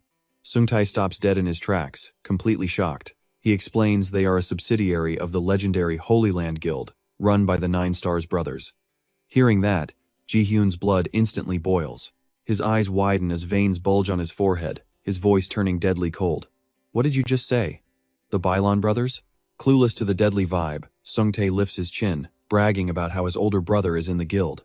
He even boasts that they once made it all the way to the 10th floor, blind to the pure murderous intent radiating off Ji-hyun. The guy actually tries to recruit him, praising his combat skills. He promises to put in a good word with his brother, but mid-sentence, Ji-hyun has a soul soldier manifest right behind his back. He rejects him with a flat, absolute no, as the summon wraps its hand around Sung-tae's throat and lifts him high. Ji-hyun casually slides the sword right out of the punk's scabbard, muttering that he needs some intel on this guild anyway. Pressing the cold steel directly against the guy's throat, he warns that they will be having a little chat once the monster wave is over. Sung-tae's teammates panic and shout in protest, demanding to know why a fellow climber would turn on them like this. They ask if he is just flexing because he is stronger. Ji-hyun shrugs indifferently, asking why not, since power is the only thing that matters here. He reminds them that in this world, there are no soft rules about not hurting, killing, or stealing from other players. Inside this tower, raw power is absolute law. With that settled, he coldly commands them to let him pass.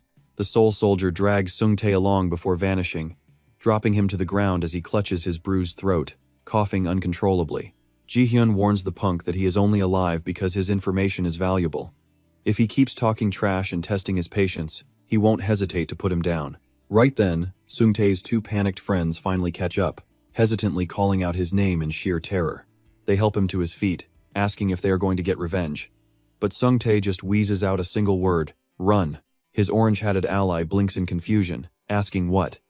But Sung-tae screams in pure terror, telling them to just run. If that monster catches them again, they are dead meat. Meanwhile, a chaotic, brutal clash erupts between the kobolds and Ji-hyun's soul army. One beast suddenly screeches and points toward the heavens, where Ji-hyun and Vulcan are diving down like twin meteors. Ji-hyun unleashes a devastating slash while Vulcan conjures a massive energy sphere. The combined shockwave slams into the earth, blasting monsters in all directions. Landing dead center of the swarm, Vulcan laughs, noting there are a ton of them. Standing back to back, Ji-hyun tells the commander to cover the rear while he takes the vanguard. Vulcan playfully grumbles, complaining about just how bossy his partner is. With a shared command, they yell for the dead to arise. Skeletal warriors with glowing violet eyes crawl from the dirt, swarming the legs of the helpless kobolds. A skeleton sinks its teeth into a kobold's neck, eliciting a painful shriek. Surrounded by their undead legion, Ji-hyun reminds Vulcan to resurrect every single enemy he kills as a new skeleton. Vulcan scoffs, saying he does not need to be told twice. Stomping his foot, Ji-hyun leaps forward with a wild grin, shouting, "Let's play." Purple light erupts as Ji-hyun carves through the horde, slicing monsters like they are nothing but paper. A sharp blade cleaves a beast in half. On the other side, Hadu is holding her own, though the horde continues to swarm her mercilessly. Gasping for breath, she realizes the sheer numbers are overwhelming. Suddenly, a beast slips behind her, launching a vicious sneak attack. The creature claws a deep, painful gash right across her back. She screams in agony, her eyes narrowing as the sting hits. But she quickly tells herself this physical pain is nothing compared to the trauma of seeing her home destroyed. She remembers watching her entire village get swallowed by a sea of flames while she sat there completely helpless to stop it. Compared to that trauma, this flesh wound is absolutely nothing.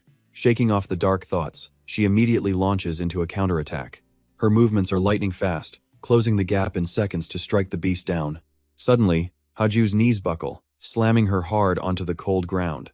Exhausted, she tells herself that this is her absolute limit. Watching her collapse, the surrounding horde of monsters immediately realize their golden opportunity has finally arrived. Out of nowhere, a blinding flash of light erupts from behind, sending the monsters flying back. The sudden blast leaves her completely stunned and wide-eyed. She cannot help but marvel at the sight. Seriously, how could a mere first-floor climber possess such unreal strength? It makes absolutely no sense for a human. While Haju sits there completely dazed, Hoon single-handedly takes on the entire swarm of monsters. His cold, deadly gaze promises absolutely nothing but pure destruction for his enemies. Gasping for air, her body hits its absolute limit. She has to lean heavily on her trusty sword just to stand up. Desperate, Haju realizes she must follow this mysterious man up the tower. Joining him is her only ticket to gaining enough strength to finally avenge her ruined village. As she struggles to her feet, a reckless monster tries to ambush her from behind. But before the beast can even touch a hair on her head, its head is clean sliced off. Terrified by the sudden strike, Haju quickly shields her head. Vulcan steps forward, radiating a massive, overwhelming aura that fills the air. He looks down and asks if she is all right, to which she weakly responds by calling him Mr. Her body trembles violently, but she grips her sword with both hands to drag herself up.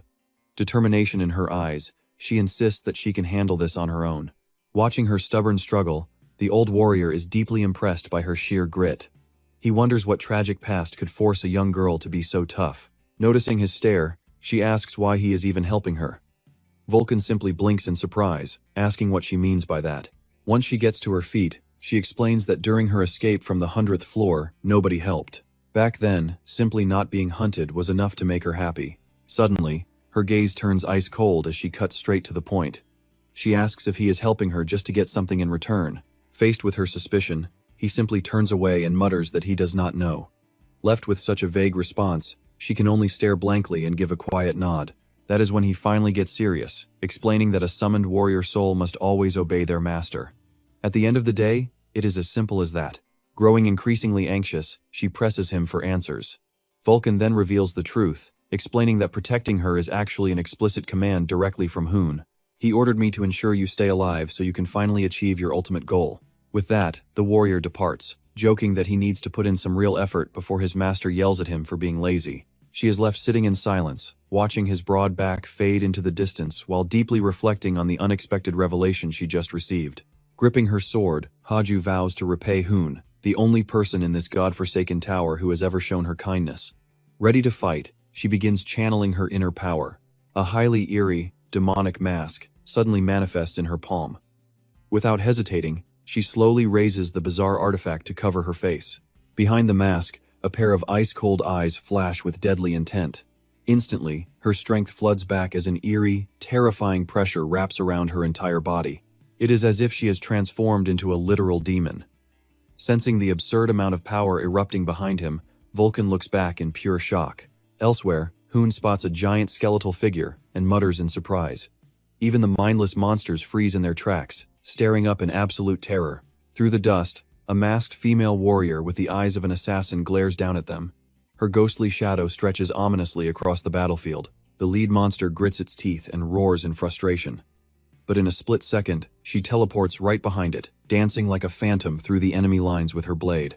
In the blink of an eye, she wipes out the entire horde. Standing still amidst the carnage, she looks up to quietly savor the eerie atmosphere she just unleashed. Suddenly, her instincts flare. Haju glances sideways, locking onto a new target as if she has just smelled fresh prey waiting for her ahead. She blitzes forward like a bolt of lightning. Watching from the sidelines, Hoon can only look on in awe at her monstrous, terrifying power. Clutching his blood-stained sword, he quietly ponders, reminding himself that he knew this would happen. The culprits who wiped out her village were definitely targeting her and that sword. He decides it is best to keep this a secret, so she does not blame herself for the tragedy. Mid-thought, a system alert flashes, warning them that there is only 1 minute left until the wave ends. Without wasting time, all three of them leap into the fray together. But suddenly, a loud, panicked scream echoes across the battlefield, calling out Hoon's name. As the monster portal begins to shrink, he lets out a wicked smile, confidently stating that this must be the final target left to kill. Shoving an enemy away, he hurls his sword forward, piercing the unfortunate beast. As the monster collapses, a glowing magic circle suddenly materializes right behind it. With peace restored, the system interface pops up to announce the official end of the wave. After congratulating them for successfully clearing the horde, Hoon proudly grins, and replies that success was always guaranteed. Sweating profusely, Vulcan mutters that Hoon is a complete monster. Meanwhile, Haju, with glassy eyes, whispers that the nightmare is finally over. She collapses right after, but before she can hit the ground, a firm hand grabs her shoulder. Hoon supports her weight, asking if she is all right. He gently warns her that using such a dangerous skill while exhausted is highly reckless. Blushing, Haju shyly looks away and stammers out her thanks. Just then, the system screen flashes, announcing that special rewards have been distributed to the top 3 contributors of the battle. Thrilled, he eagerly suggests they cash in on their hard-earned loot now that the quest is finally completed. The notification confirms the wave is over, granting 2,500 bonus points along with the special Goblin Slayer reward. With all stats boosted by 5 and another 500 points gained, Hoon rubs his chin, thinking that a 5-point bump is not a whole lot, but those bonus points would also boost his stats. Smirking deviously, he realized that if he used Almighty Master and Gluttony to learn skills, those numbers would skyrocket even higher. Talk about hype. Suddenly, a new system notification popped up, declaring him the top contributor. First place went to Hun.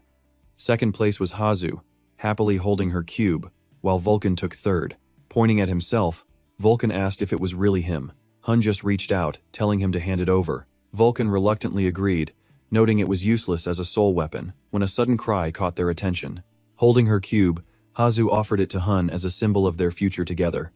He squinted at her suspiciously, asking if she was really giving him hers too. He flatly refused, explaining he had been betrayed before. Letting her tag along did not mean he trusted her. Leaning in close with chilling intent, he warned that the second-place prize was far too valuable to accept blindly. Hazu broke into a sweat, completely stunned. Hun made it clear he refused to be betrayed again, demanding proof of loyalty if she wanted to stay with him. Pondering in silence, Hazu closed her eyes to focus. Suddenly, her cube floated up, radiating a brilliant pink light. Vulcan asked Hun if that was what he thought it was. Moments later, Hazu handed over both the cube and a mask. Telling him to take it, she offered her Dakibi mask too. This caused Vulcan to shout in shock, protesting against giving such a treasure to an outsider. Unbelievable. Gritting his teeth, Vulcan watched Hazu hand the sacred mask over to Hun. That mask was literally a Dakibi's life source, traditionally given to their true love as a proposal. Holding it up, Hun asked why she was giving him something so sacred. She declared firmly that it was to thank him for saving her life twice, and to prove her absolute loyalty. Still skeptical, Hun pointed out that the mask was far too valuable, sensing she had some hidden agenda. Without looking up, she muttered one word: revenge. Hun echoed it, highly intrigued. Recalling her village engulfed in flames, Hazu explained that everything had been burned to the ground. She searched desperately for any other survivors, but there was absolutely no one left. She added softly that she was likely the very last Okebi alive. Presenting the cube with both hands, she pleaded emotionally, declaring she had to avenge her fallen race and begging him to let her climb the tower alongside him. Repeating her words, Hun looked at her bowing figure, realizing she was just like him. He reached his hand out, warning her that she would die if she ever dared to betray him. Hazu looked completely stunned by his sudden decision. Holding up the mask, he made it clear he did not care about it, warning her not to expect any mercy just because of this token. Tearing up with joy, she looked up, thrilled to be climbing together. But hearing her call him Appa made him shudder in pure awkwardness. Tossing the 3 cubes up, Hun shrugged, letting her call him whatever she wanted. Suddenly, the cubes glowed, transforming into items. First was a mana ring, granting +5 mana and reducing mana consumption by 10%. Next came the mana earrings, boosting mana by 5 while cutting usage by 15%. Finally, a matching necklace added another 5 mana and slashed consumption by a whopping 20%. Vulcan praised the high-quality gear, leaving Hazu wondering if it was really that special since it only boosted mana. Watching Hun equip the items, Vulcan explained they were absolutely perfect for a necromancer who needed massive mana to sustain an army, boosting overall summon quality and quantity by 45%. Hun looked up, asking the system how long it planned to stay silent. He yelled at the screen, demanding to know if it forgot the promise of a reward. Immediately, a message popped up saying the gentleman demon wanted him to go play somewhere else. A bit later, the trio gathered in a living room inside a local town. Vulcan noted how completely deserted the place was. Hun figured they either evacuated to the second floor or fled into the forest to escape the monster wave. Turning back to the screen, Hun demanded his reward. The system replied that the gentleman demon did not like being rushed. Suddenly, A beam of pink light slammed down onto the table right in front of him, revealing a skull-shaped ring. Hun quietly questioned what it was. Picking up the ring with a grin, he felt lucky and decided to inspect it. But as he inspected it closer, he suddenly gasped in shock.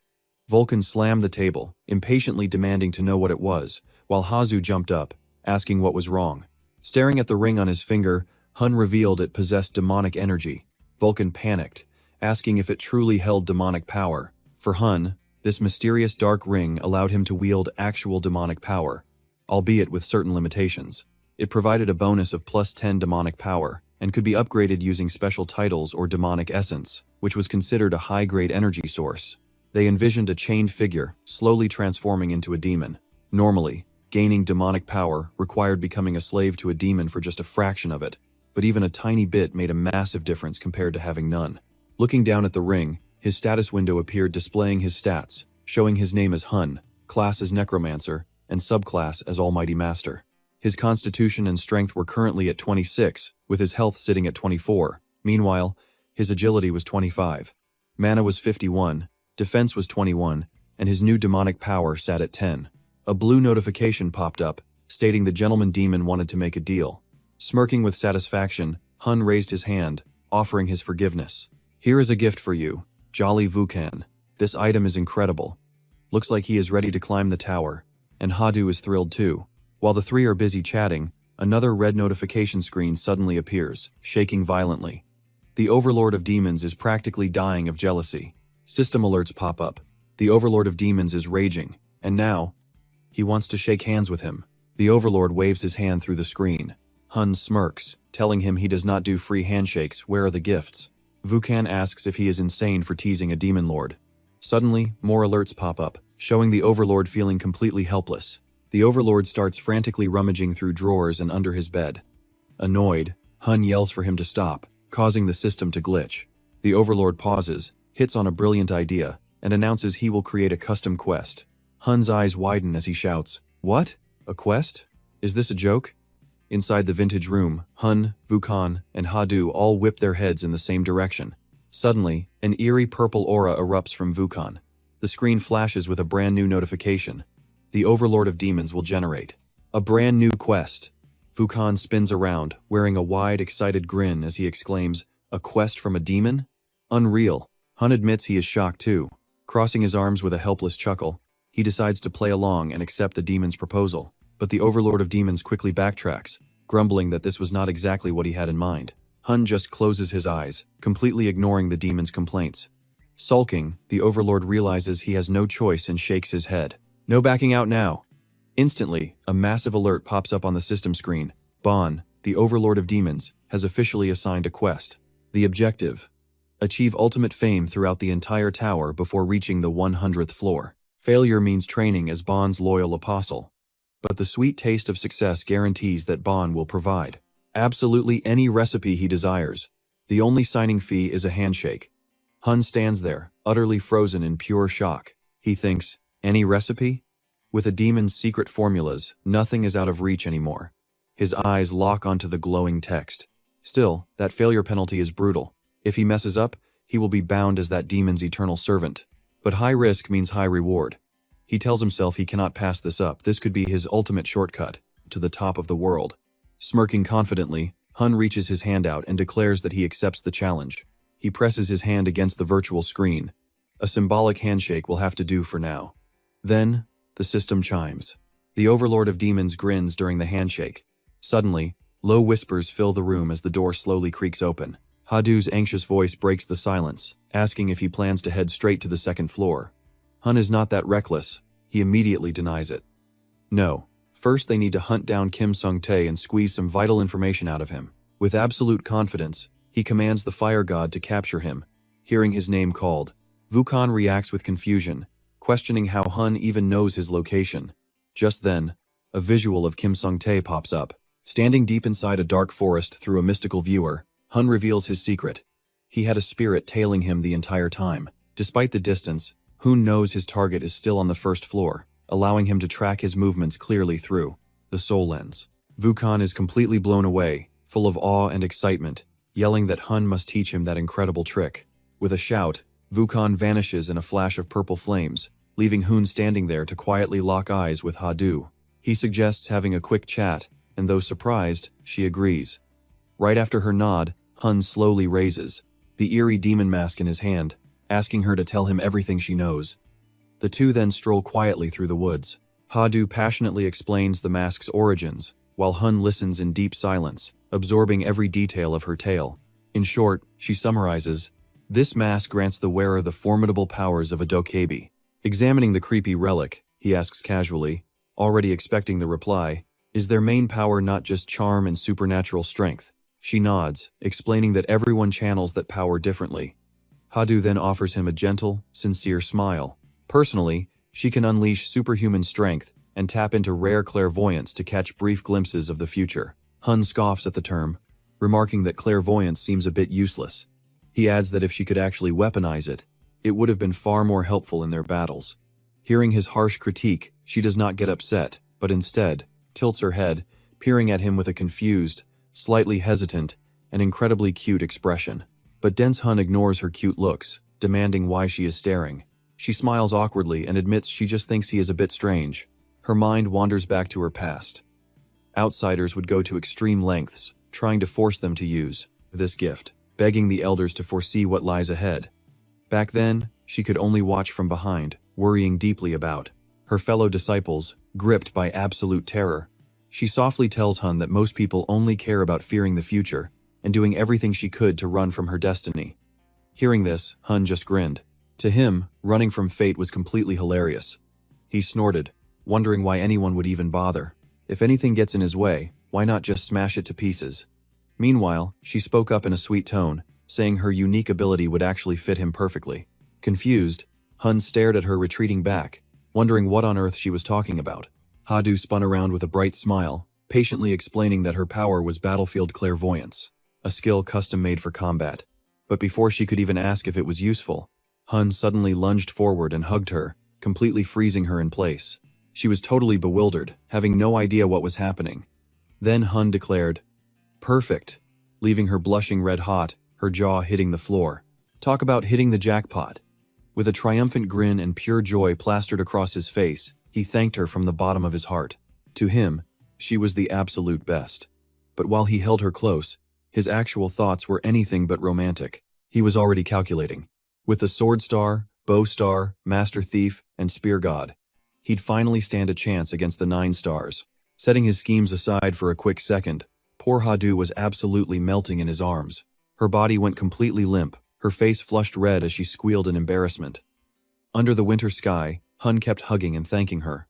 But as you and I might expect, the romance didn't even last 5 seconds before the system ruined it. The Lord of all Demons took a screenshot, and the 9-tailed fox licked her lips. Hun let go immediately, and the two stood there, frozen in pure, awkward silence. Hun snapped first, looking up and screaming at the system. He yelled at them to stop stalking, and fortunately, the Lord of all Demons took the hint and scrammed. Once the system notifications cleared, he awkwardly scratched his head and stammered out a quick apology. But Ha-do quickly cut him off, assuring him she was just happy to be of use. Raising the mask in his hand, Hun looked at her with determination, promising to make good use of it to get her revenge. Ha-do fired back with equal resolve, thanking him and hoping that luck would be on their side. Meanwhile, in another location, Kim Sung-tae was violently shoved into a corner with a giant hand clamped over his mouth. His eyes widened in absolute terror as his attacker warned him to stop struggling. The hand pinned him against a tree, as a familiar purple glow began to emanate around them. The voice mocked his futile struggles, telling him his friends had already ditched him and to sit tight until the master arrived. Vulcan sighed, looking a bit exhausted. He complained about how incredibly difficult it was to capture the guy alive. His master was probably off on a date. But speak of the devil, because right on cue, the man himself finally showed up. "Oh, you caught him?" Hun asked casually. Vulcan snapped back, demanding to know where he had been and how hard it was to keep the guy alive. Smiling coldly, Hun drew his blade and ordered the fire god to step back. Hun threw his sword, pinning it right next to Kim Sung-tae's head and sending him into a screaming panic. "So, where should I stick this?" Hun threatened. "Your hand or your stomach? It all depends on your answers." Hun definitely knew how to break a guy's mind. Safe to say, you and I won't be seeing Kim Sung-tae again anytime soon. Having him completely cornered, Hun demanded to know everything about the Whiteface Guild. The terrified target immediately squealed. It took some time, but eventually, Kim Sung-tae spilled every single detail he had. By the time the full moon was high, the interrogation was finally over. He begged to leave, and Hun, having no further use for him, casually tossed him aside. Vulcan watched the cowards scurry away and asked if they were seriously just letting him walk. "I'm going to destroy his guild anyway," Hun replied. But that still left the Holy Kingdom's branch guilds to deal with. There were countless small guilds operating between floors 10 and 200. Wiping them all out would be a massive pain, and Vulcan agreed it would take forever. But then Hun proposed a different scenario that might actually work in their favor. Hadu asked if he was talking about Bond's quest. Hun nodded, explaining that destroying Bond's brothers' guilds was their ticket to completing it. With that, Hun flashed a wildly competitive, confident smirk.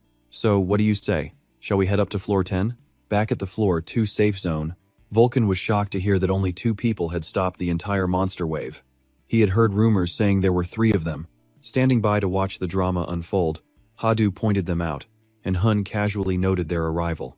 The crowd opposite broke into a cold sweat, stammering in sheer terror at the sight of the demon mask standing before them. Hun stood tall, radiating the powerful presence of a legendary hero.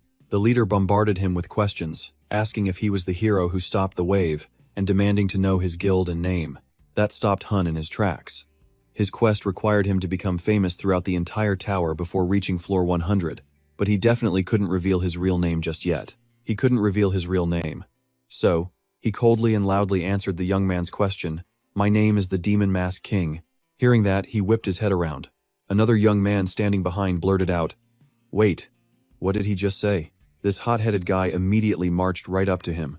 "Hey, hold on, you need to explain yourself." But another person held him back, yelling, "Wait!"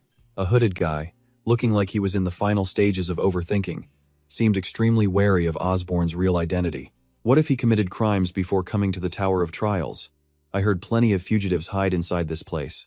Watching the two whisper to each other, Osborn thought, hiding your face or identity inside this tower is totally normal. They must be targeting him because of the recent wave rumors and his suspicious mask. Realizing the fun was over here, Osborn decided to move out. "Let's go, Vulcan. We have plenty of work to do." The fire god nodded. "Got it." With that, a blinding light flashed right beneath them. Seeing them about to vanish, the young men shouted, "Hey, stop! Wait up!" But at breakneck speed, they had already teleported to a completely different location, leaving the group standing there completely dumbfounded. "He's gone." Meanwhile, our trio instantly flashed to a dense forest, ready for the next ordeal. Right before them, the system screen popped up as usual to announce their next quest. "Welcome to the second floor. Defeat the goblins and goblin warriors to clear this quest and advance to the next level." After grasping exactly what needed to be done, Osborn felt this quest was a total piece of cake. Easy enough. Finding the quest way too simple, Osborn was too lazy to lift a finger, so he pawned it off on Vulcan instead. "That's wild." Sweating buckets, the fire god nervously asked, "Wait, you don't expect me to bring them back alive, do you?" "Talk about a slacker." Osborn sent him away to focus on his own private work, adding, "Bring back Hadu's share too. I have some mana experiments to run. If you want to watch, you better hurry back." Feeling like an overqualified servant, Vulcan wasn't thrilled, but he still reluctantly headed off to complete the task. "You jerk, you better not drain all your mana before I get back." Hadu found his bizarre methods highly unconventional, leaving her deeply anxious. "Is it really okay to handle quests like this?" He calmly shrugged it off. "If you don't like it, feel free to do it yourself. No one is forcing you." Left alone in the dark forest, Osborn clenched his fists and sank into a state of deep concentration. Fascinated by this new method, he grinned. "Fascinating. To think I can actually channel my mana this way." Wasting no time, Osborn summoned his magic to test its true output. Channeling one of the 4 legendary demonic powers, a terrifying, dark, flame-like aura instantly erupted right before his eyes. Staring at the sheer power before him, Osborn stood completely frozen. So this is real demonic mana. But while he was mesmerized by the energy, Hadu suddenly screamed, "Osborn, there's a kobold hiding in the bushes over there." Sure enough, a grotesque beast, half man and half demon, was staring at them while drooling heavily. Looking absolutely starved, the creature aggressively lunged forward, ready to tear them to shreds. Osborn didn't flinch. In fact, he saw this as the absolute perfect opportunity. "Why don't I test this magic on you?" With a fresh target practically offering itself for his experiment, he wasted no time unleashing his demonic magic. But somehow, through some insane strokes of pure luck, the goblin managed to dodge his direct blast, leaving Hadu standing there utterly shocked. "It dodged," Hadu gasped. Yet, Osborne remained cool as ice. No, this attack doesn't even need to make direct contact. Sure enough, the goblin's shoulder suddenly ripped open, leaving the beast completely clueless about what was happening. In the blink of an eye, its entire left arm was completely obliterated. Stunned, Hadu looked like a lost puppy, stammering, "What is going on?" Osborne calmly explained. "Demonic mana is a wicked, malevolent force. Those unworthy of it can never survive its touch." The goblin was obliterated in a second, leaving behind a messy trail of scattered remains. This is the inevitable result, even if the attack only manages to graze them. But that was merely the warm-up. Now, they were heading into the most critical phase. Holding two distinct energies in his hands, Osborne prepared to fuse them. If I channel mana into a soul weapon, an even stronger weapon will be born. Wasting no time, he tested it, clashing both forces into a dark bolt of lightning. But things went completely sideways. Damn it, the soul completely dissolved. Guess it couldn't handle the raw pressure of this demonic mana. So, he decided to adjust his output, slowly attempting to craft a new soul weapon. I have to lower the mana density, cutting it down from 10 to just 1. A second later, a flawless new soul weapon emerged from the fusion. Perfect, it's finished. Watching him struggle, Hadu sighed. You actually did it, though it looked incredibly tough. But wanting to show off, he smugly grinned. Honestly, I'm just surprised by how incredibly easy it was. Other than demons, absolutely no one can tap into pure mana. In fact, nobody even knows how to control it. Suddenly, a voice pipes up from behind, asking if it was made of mana. Vulcan has returned, trailing a massive horde of goblins. An incredible, seamless fusion of a soul soldier and mana. He calls it a demonic soul soldier. A name Hoon actually finds pretty catchy. A demonic soul soldier, huh? Not bad. He bends down to inspect it, boasting how perfect it is to have Hun as his disciple. But thinking it over, Hun realizes this whole process is way too tedious. Does he really have to manually infuse mana into every single soul he captures? Doing that in the heat of battle would be nearly impossible. Right now, his mind is still spinning with unanswered questions. Wait, does he even have to summon them himself? Thinking about it, Hun bows his head and genuinely acknowledges Vulcan's impressive skill. He admits the fire god is far more skilled at summoning, especially when it comes to tactical placement and controlling summons mid-battle. The praise instantly goes straight to Vulcan's head, and he smugly notes that Hun finally knows how to show some respect. But the smugness instantly vanishes, as Vulcan freezes in pure terror, sensing a dark mana suddenly swirling all around him. As the corrupt energy violently invades his body, Vulcan screams out in absolute agony, demanding to know what Hun is doing. But Hun, with a completely unhinged look in his eyes, asks a wildly crazy question. If he injects mana directly into Vulcan's soul, then every single summon under his control should automatically upgrade to a demonic soul soldier, right? Since Vulcan's soul is vastly stronger than a mere goblin's, Hun decides to pour every ounce of his mana into him. Unable to fight back, Vulcan can only glare at him with pure rage. A second later, the overwhelming dark mana erupts, completely swallowing him whole. He shrieks Hun's name in desperation. Hadu, terrified that Hun might go too far and accidentally kill the old man, frantically calls out to Osbian. Hun calmly reassures her that the legendary first necromancer won't kick the bucket from just this. Talk about a brutal experiment. Suffering through this nightmare, Vulcan swears vengeance in his heart. He vows that if he survives, he will grind Hun to dust and eat him for breakfast. But Hun has never backed down from a fight in his life, so he boldly dares him to give it his best shot. If Vulcan ever grows strong enough to actually challenge him, Hun is more than welcome to try.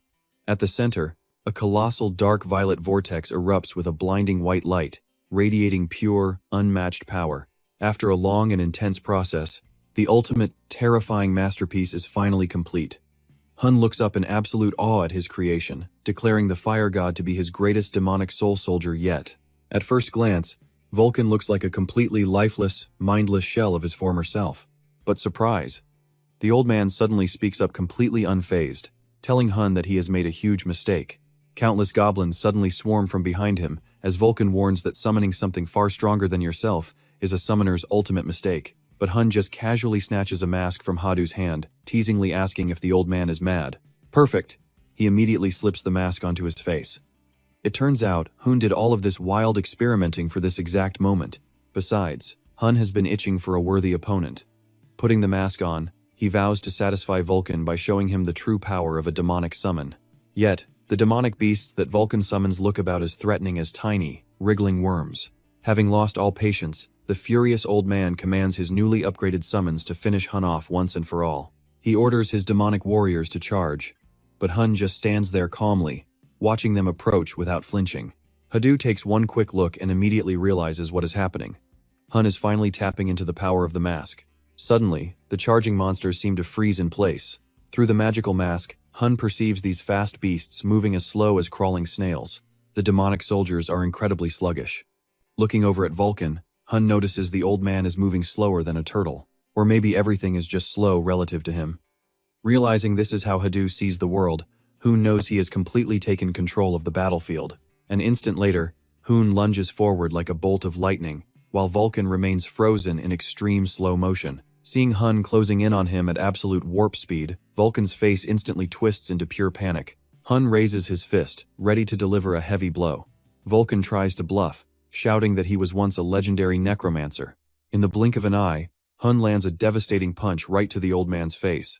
Taking an earth-shattering blow that his ancestors couldn't even save him from, Vulcan stumbles and crashes to the ground. Hun pulls off the mask with a smirk, ordering his demonic soldier to obey him. Vulcan is completely knocked out in an instant, crashing hard enough to send debris flying everywhere. Hadu screams in shock, calling out to the old man. But after absolutely demolishing him, Hun calmly waves it off, claiming a soul cannot be killed by a mere physical beating. Hearing Hun's ridiculous excuse, the old man quickly fires back, "That only applies to normal spirits, because getting punched by you still hurts like hell."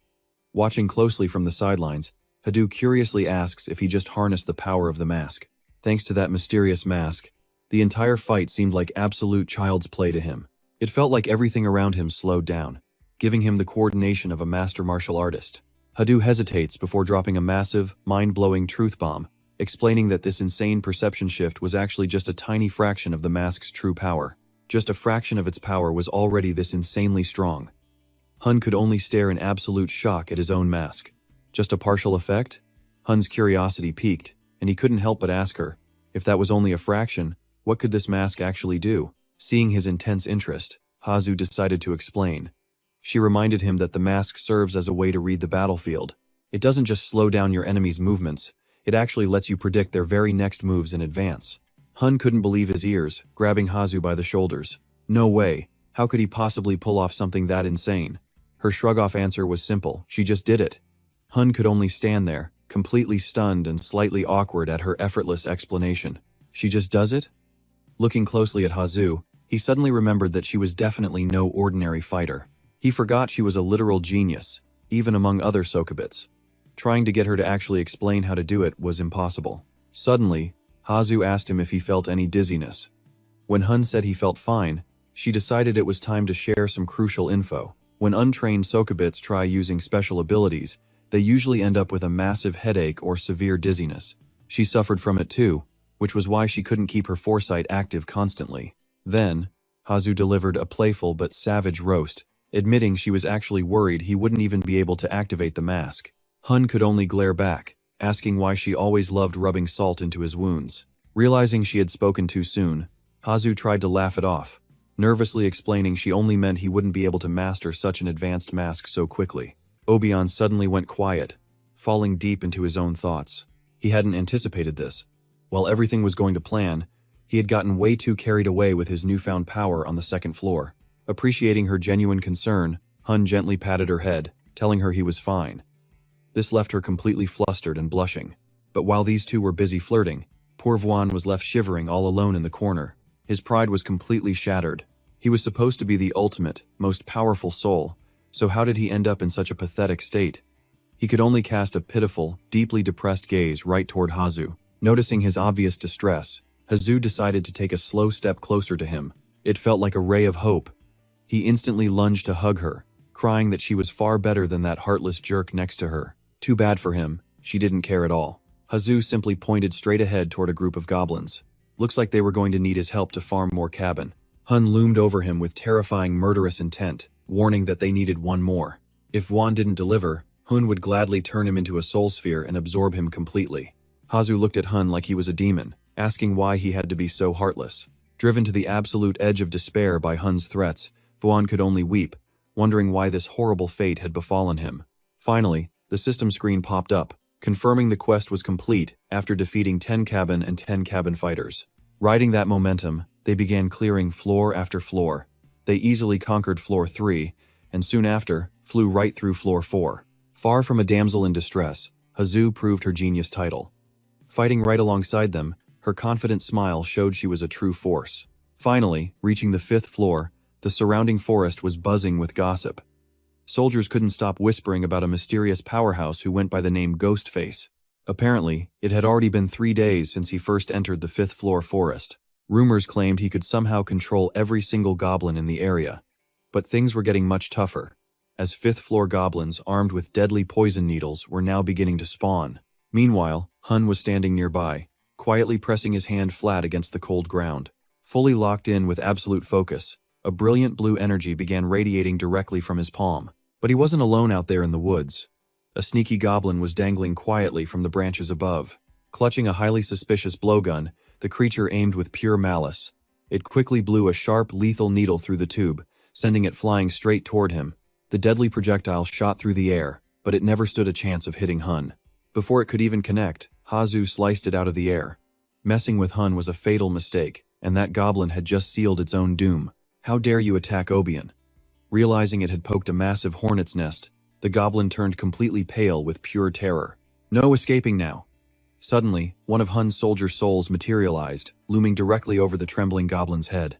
Vuan unleashed a massive blast of magic, vaporizing the creature instantly. The powerful soldier soul lunged forward, sweeping any remaining threat away. Impressed by her swift intervention, Vuan praised her defense. A blushing Hazu simply muttered that she had to stop it from attacking Hun. But then, she casually dropped a terrifying comment, muttering that she should have ripped the monster in half. Hearing those dark words, Vuan felt a cold shiver run down his spine. Vuan froze for a second. Wait, something was seriously wrong here. He suddenly recalled her creepy, boogeyman-like smile from earlier, completely lost as to what on earth that terrifying grin actually meant. Vulcan gently reached his hand out to Hadu and asked, "Hadu, are you all right?" Hadu flinched, stammering, "Yes, I am totally fine." She was completely shocked, wondering what on earth was happening and why she was holding a sword. But Hoon just stepped forward, raising his voice. "Have you been waiting long? I am all prepared." Still recovering her senses, Hadu was quite surprised to hear Hoon say those words. He smirked with pure confidence, raising his voice once more. "Tonight, a monster wave is coming." Hearing that, both of them gasped. A monster wave? On the 4th floor, the night before ascending to the 5th, a fire blazed endlessly, the flame of hatred burning our memories. The 3 of them sat around that crackling fire, as Hoon spoke up. From the 5th floor up, goblins appear instead of elves. "Are you hunting the Demon King again?" Hadu repeated the question. "Are you really hunting the Demon King again?" Vulcan, looking slightly anxious, replied softly, "Even if I wanted to, I cannot kill it, since we have no idea when it will show up." Hoon smirked. "Why do you look so tense then?" "I am not going to hunt the Goblin Lord. There is simply no need for that." With that, a confident smirk played on his lips. "I know how to trigger a monster wave myself." Hearing this, both Vulcan and Hadu flinched, their jaws dropping in utter disbelief. "Trigger a wave yourself?" Calming down slightly, Vulcan questioned. "If there was a way, wouldn't everyone in the tower know by now?" He honestly replied, "I just stumbled upon it by chance." He recounted the whole story to them, trying to remember if it had happened on the boundary of the 4th floor. "While I was climbing the tower, a rift appeared, and that is when I found it." Pointing his finger, Hoon confidently explained, "Every single floor has a central spawning zone where monsters appear. If we locate that area and channel our mana into it, a massive monster wave will immediately trigger." Vulcan suddenly understood. "So you have been secretly profiting from this method?" He shook his head. "No, this is actually my first time trying it. Monsters from floor 300 and above are on a completely different level compared to mere goblins. Even the 4 great entities could not directly face the horde once a wave triggers." Vulcan sat up straight, muttering, "When we want to use it, we do not know how. And when we do, it is useless." Hoon nodded. "Yeah, but things are completely different now. We will summon multiple monster waves to level up as quickly as possible." On this bustling, upscale street, the glowing streetlights did not make the atmosphere feel any safer. A sudden footstep ground to a halt incredibly fast. Suddenly, 2 people heard a strange noise, exclaiming, "What is that? An earthquake?" "But we are inside the tower." The blonde guy noticed something unusual and yelled, "Look! Look over there!" Sure enough, A massive wave was erupting and expanding right before them. Is there a wave on the first floor too? Out of the rift, a horde of goblins suddenly poured out. Goblins are flooding the streets. They charged out like wild, ravenous beasts. Immediately, the group fled, unable to believe their eyes. No way. Is this really a monster wave? But this is the beginner village. There was absolutely no warning. The goblins charged forward, frantically firing bizarre poison needles. The crowd scattered in panic, dodging frantically, but someone got hit head-on, taking the full blow. Hey, look out! One of the poison needles pierced right into their companion's back. Seeing this, the blonde guy panicked. Are you okay? Get up! The other person replied weakly with great difficulty. I cannot move. The blonde guy's eyes widened in sheer terror. It is the goblin's paralysis poison. He is going to be completely paralyzed there for a while. Seeing the goblins closing in like a pack of relentless zombies, he screamed in pure terror. Damn it, they are already here. Is this really how I end? He burst into tears, closing his eyes in bitter despair. I have not even reached the 10th floor yet. Am I really going to die here? But at that moment, a hand wearing a skull-shaped ring began releasing a bizarre, potent power. It violently erupted right after, as if an epic battle was about to obliterate this place entirely. A calm, gentle voice commanded, "Take that poison boy to a safe place immediately." He looked up in utter surprise. Who are you? The true identity of this mysterious savior was revealed. It was Demon Mask. Demon Mask possessed a grotesque, eerie face with 2 short horns, and his eyes glinted with a sharp, mysterious intensity. Seeing Demon Mask's arrival, the survivors felt a wave of relief. Demon Mask is here. He is highly experienced. We are finally saved. But it turns out Demon Mask was actually Hoon in disguise. Yeah, I saved you guys. Now that you survived, you better praise me. Demon Mask raised his hand, casually waving it, as a dark and ominous surge of energy blasted the goblins away in a single instant. Screams of absolute agony erupted from them, as he yelled, "Rise and fight, my demonic soul soldiers!" The soul soldiers he summoned immediately arrived, tearing the monsters apart one by one. Out of nowhere, Vulcan suddenly appeared and yelled at him, "You absolute bastard! I am the one who created them! Why are you taking all the credit?" Hoon looked like he wanted to punch him right there, snapping, "Shut up and just summon more soldiers already." While the two were still bickering, a sudden massive explosion erupted ahead. Looking closely, the faint silhouettes of his soul soldiers were visible, writhing in sheer pain within the magical fire. Are the soul soldiers burning? Cold, sharp gazes glared from right behind the magical blaze. A green figure suddenly comes into focus. This time, it is a goblin priest.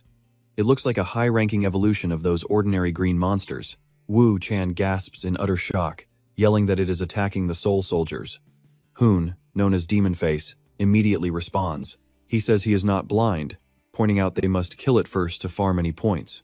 Up on a high rooftop, a mysterious girl silently stands, calmly watching the absolute chaos and brutal carnage unfold down below. Suddenly, she leaps down, blitzing forward with absolutely terrifying speed.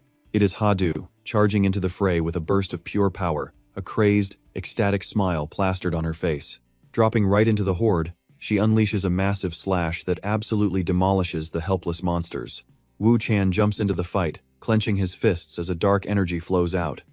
Suddenly, he glances over to his side. The person beside him has completely vanished.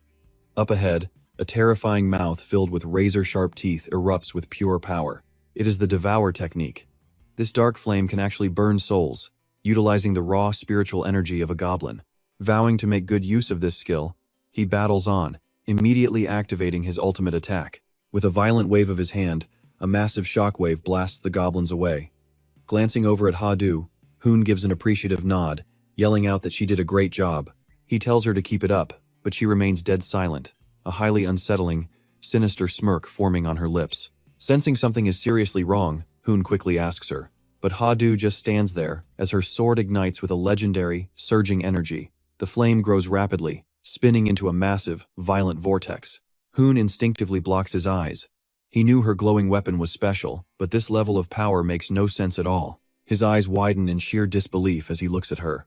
Her sweet, innocent vibe is entirely gone, replaced by the chilling aura of a true villain. As Hoon gasps in shock, she only offers a dark, twisted smirk in return. Without warning, she swings her blade in a brutal arc.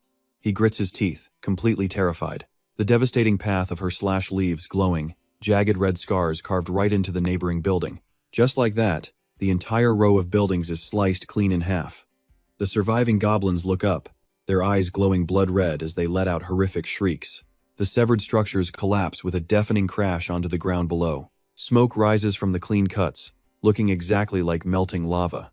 Hoon drops to his knees, utterly unable to process what he is seeing. She wiped out the entire area in an instant. What kind of monstrous weapon is that? Clutching her blade, she bursts into a crazed laughter, clearly savoring the absolute destruction she just caused. With another swing of her arm, her mouth twists into a dark smirk. This is not a normal laugh. It is the chilling cackle of a demon. Her eyes gleam with a malicious light as she lets out an unsettling, grating sound. She delivers a devastating strike right at Hoon, but luckily, he manages to dodge to the side. The blade barely grazes his shoulder, but the searing pain makes him cry out as a massive explosion erupts right behind him from the residual force. Realizing how dire things are, Hoon rips off his mask and desperately yells out, telling her that it is him. He asks if she even recognizes him, but his words are answered by her launching forward like a bolt of lightning. It is completely useless. As she swings her sword directly at his head, he barely manages to raise his weapon to block the fatal strike. He exerts every ounce of his strength to withstand her relentless assault, realizing with dread that her power is completely off the charts. A blinding flash of light triggers a massive explosion that tears through the area, sending shattered rock and thick dust flying everywhere. Navigating through the dense, choking smoke, Wu Chan desperately calls out Hoon's name. Pulling himself out of the rubble, he hears a familiar voice demanding to know if the summoner is still alive and if Ha-Du is okay. Hearing this, he wonders if the voice belongs to the fire god. The voice calmly continues, assuming he is fine, but asking again about Ha-Du's condition. He telepathically sends back a dry apology, explaining that he just got blasted away by Ha-Du's own blade. Peering forward through the thick haze, a very familiar female figure slowly emerges from the shadows. It is indeed Ha-Du. With cold, lifeless eyes, she slowly marches toward him.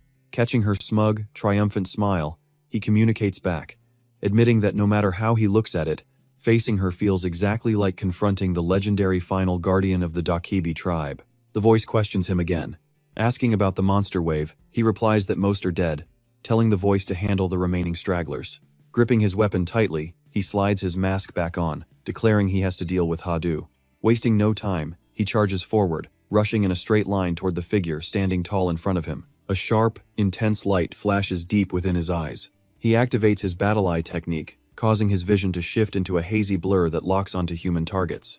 Staring at the sword in her hand, the hard-earned instincts he built, while climbing 599 floors, begin screaming. That weapon is lethal and will slice him to pieces. Bracing himself, he raises his blade, knowing there is no room for friendship inside this tower. Nothing lasts forever. Though her fate was tragic, this is where it ends. He apologized under his breath to Ha-Du. With that thought, he charged straight ahead without a shred of hesitation. But just as his blade was about to slash across Ha-Du's face, she flashed a mocking smirk. Once again, that wicked smile caught him completely off guard. But Hun quickly forced himself to regain his composure as much as possible. He cursed his sudden hesitation.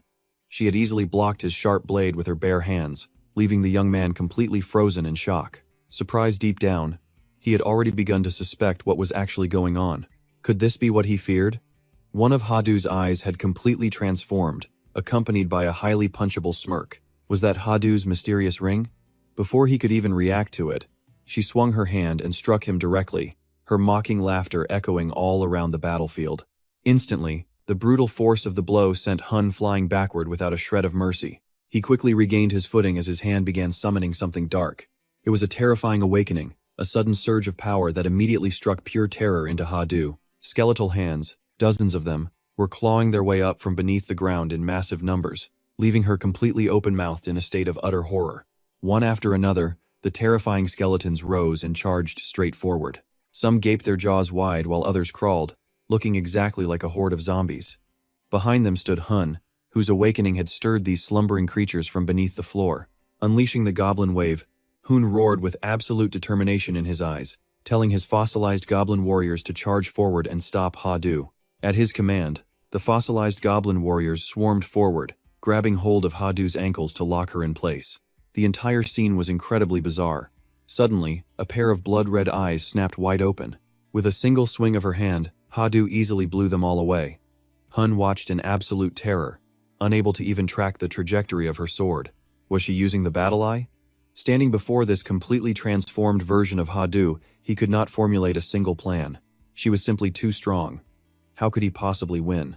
Before he could even react, a massive explosion triggered by Hadu erupted, blasting Hun far away. He leaped up onto a nearby building in one bound, stabilizing his footing to catch his breath. He watched as the entire building in front of him began to slowly collapse. Hun was now highly panicked and extremely alert. Staring at Hadu's current state, he paused to think.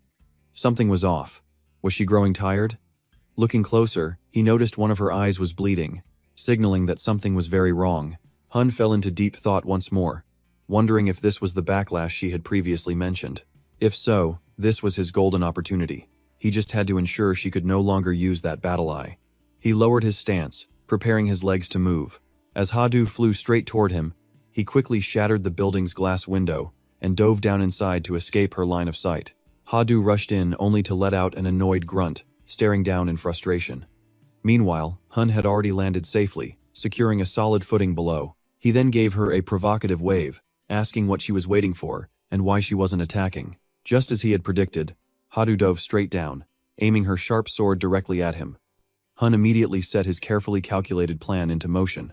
As she plunged downward, two trumpet-blowing beasts suddenly materialized on both sides, causing Hadu to open her eyes wide in absolute shock. The goblin zombies blew their horns even louder and harder.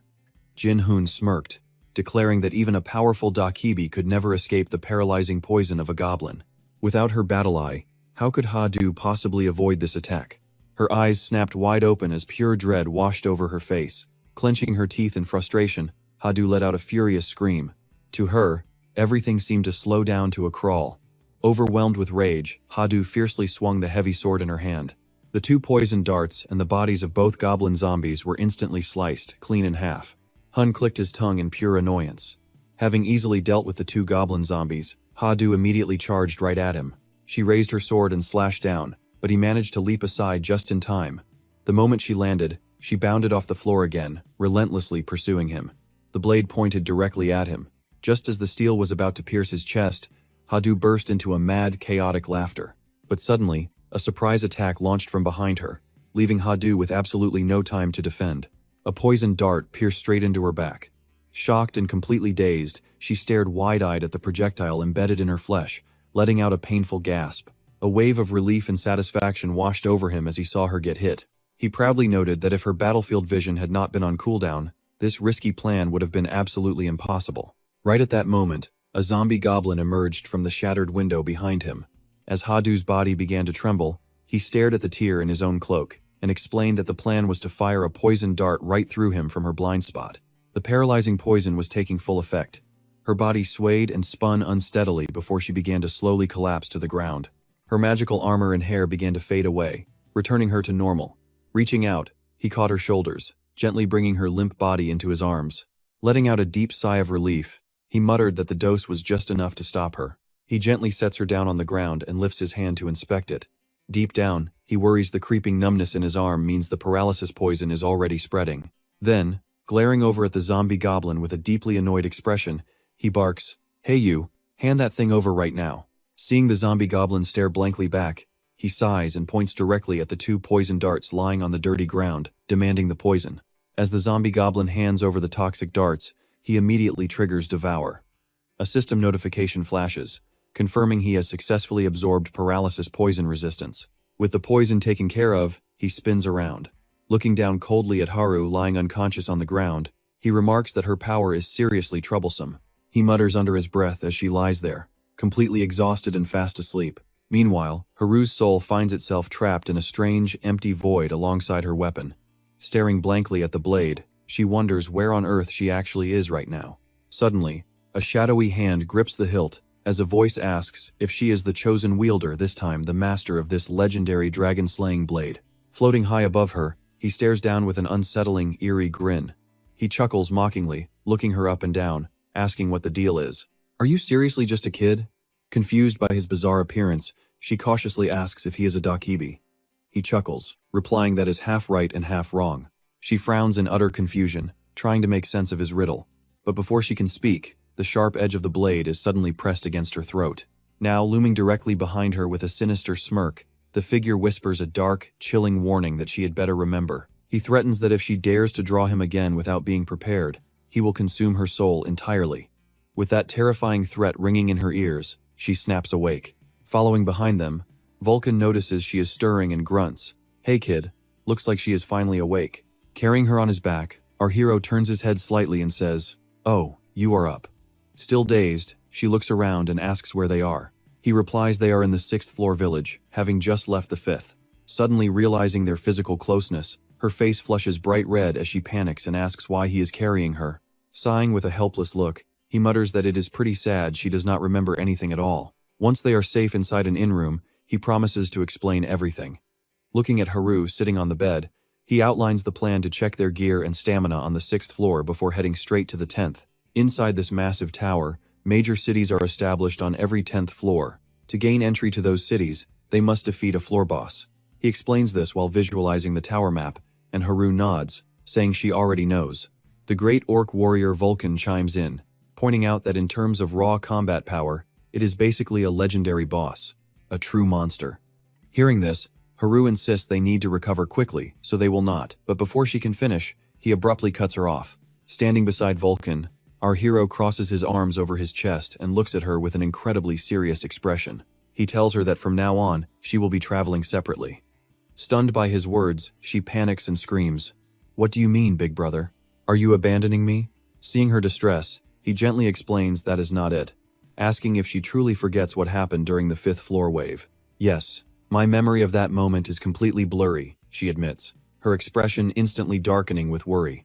Remembering how the terrifying sword spirit possessed her body, he warns her that her weapon is a demonic blade with power rivaling the legendary Pride Blade. It corrupts the mind while granting unimaginable strength, and she actually attacked him after losing control. Hearing this, Haru gasps in pure shock. He walks over to sit on the edge of the bed, looking her in the eyes as he continues. If she keeps relying on such an unstable, dangerous power, she will surely fail long before they ever reach the 100th floor. So, this is her official training mission. Climb to the 10th floor entirely on her own without using the demonic sword. She falls silent, realizing he wants her to grow truly strong instead of relying on a ticking time bomb. Resolved, she looks up at him with pure determination and nods. "All right, I will definitely get strong enough to stand by your side as a true ally."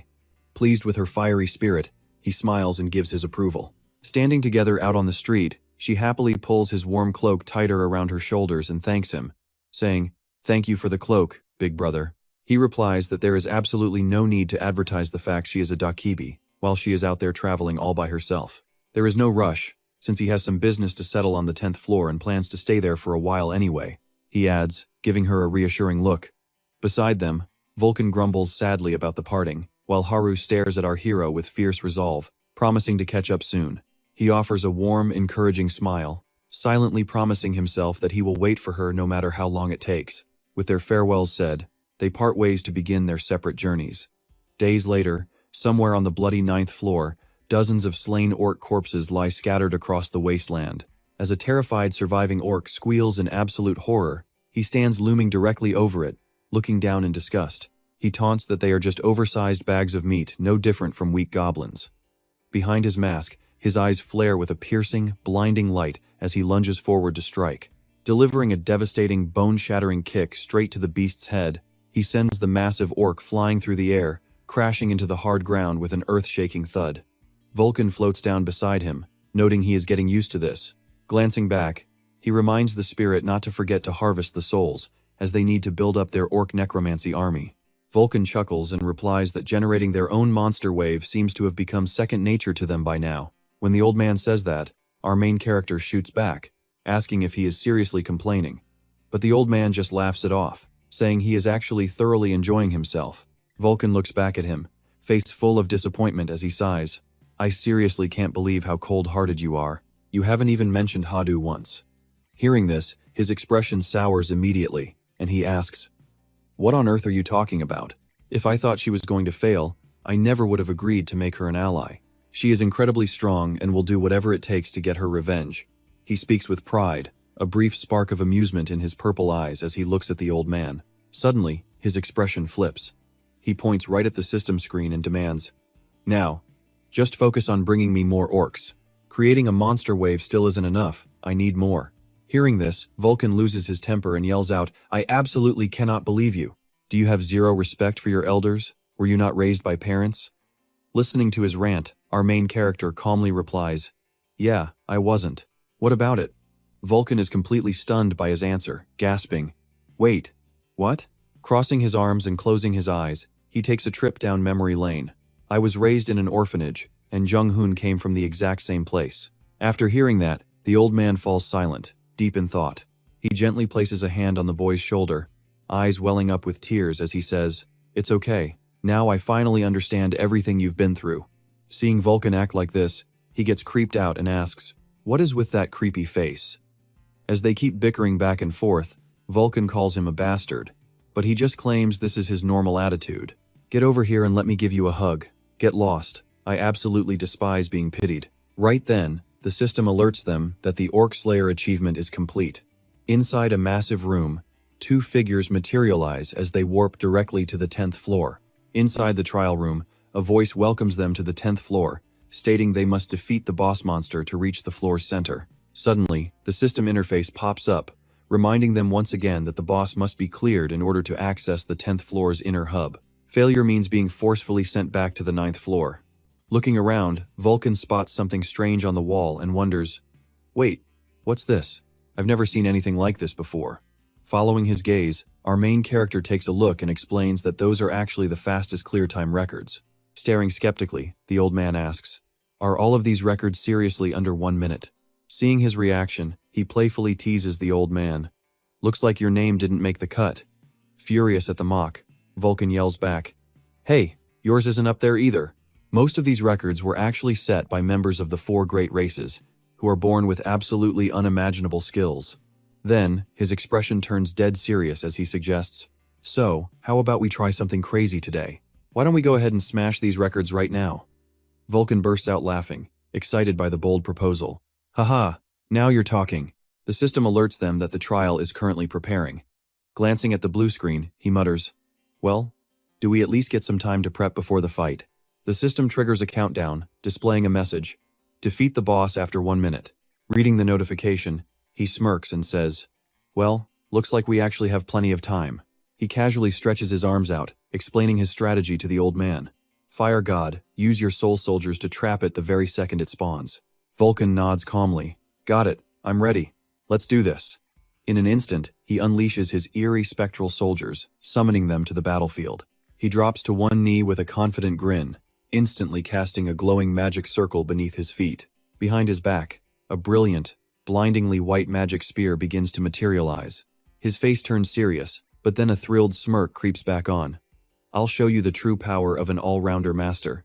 Elemental spell, activate. As soon as he speaks, various natural elements begin swirling wildly around his spear. He stacks spell after spell onto the spear.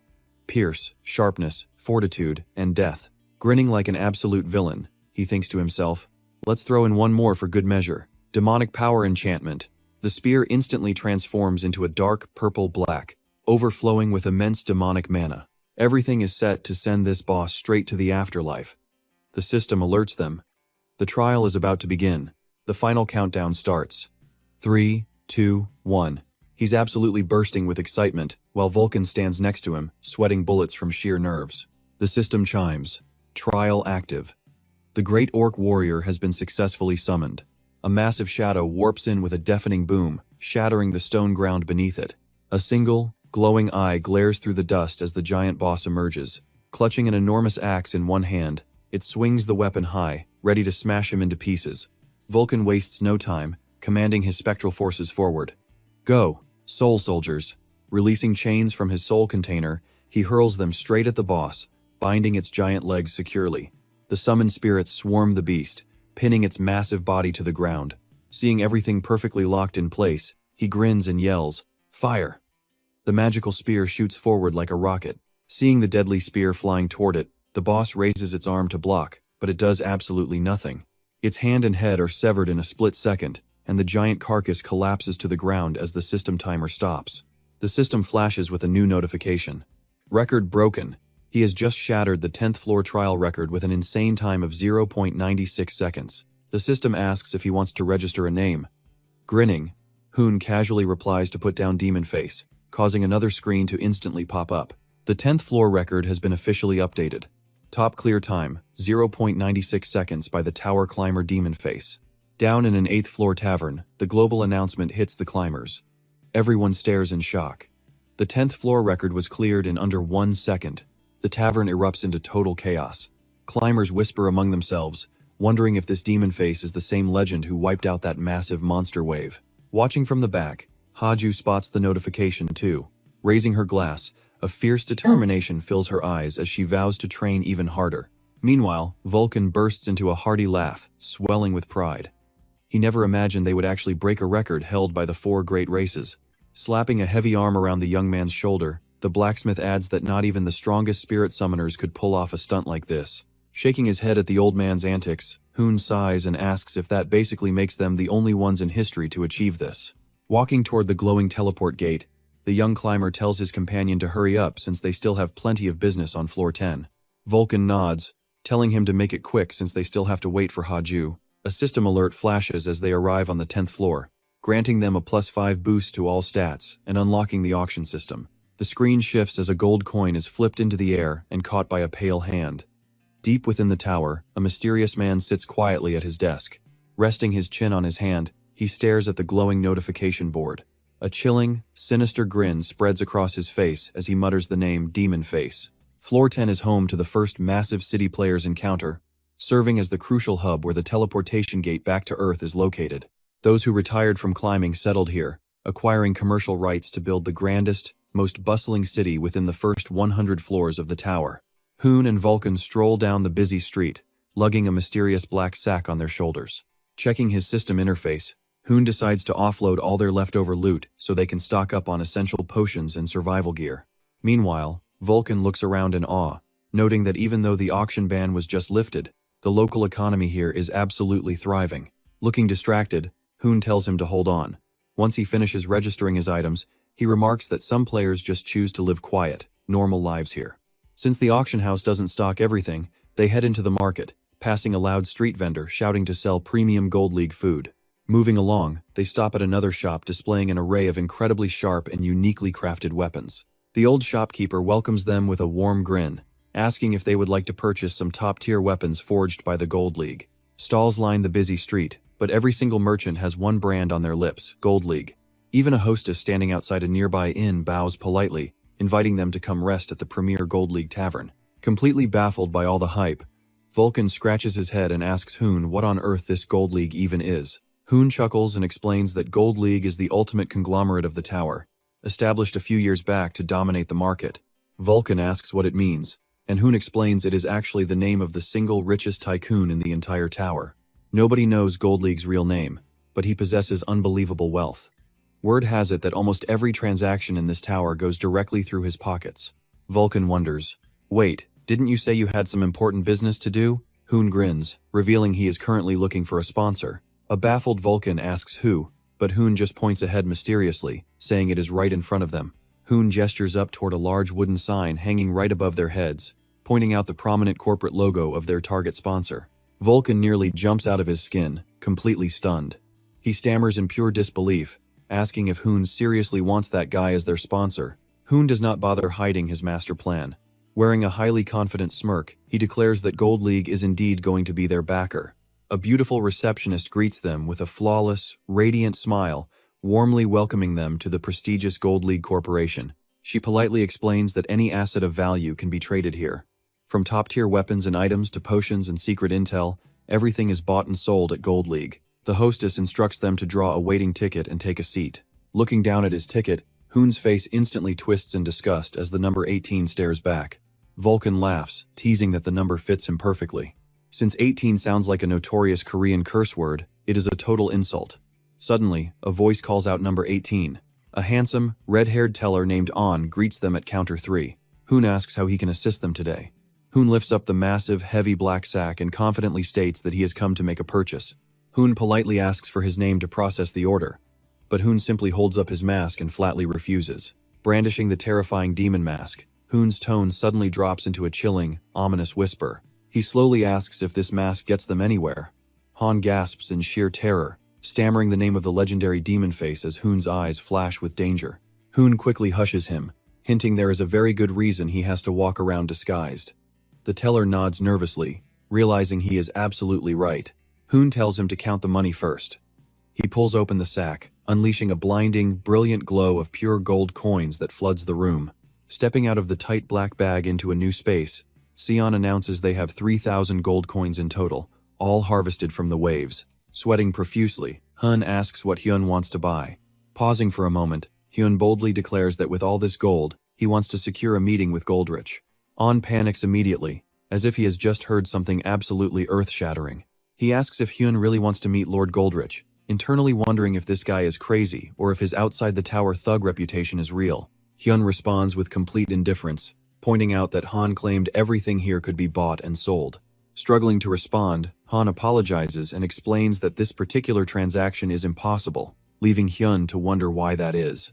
Han bows, explaining there are two reasons. First, that Lord Goldrich is busy, making Hyun impatiently ask for the second. Han slowly and frankly points out that while 3,000 gold coins is a massive fortune, it is still practically nothing compared to the sheer value of Lord Goldrich's precious time. Hearing this, Hyun quietly realizes that his plan was probably never going to work out anyway.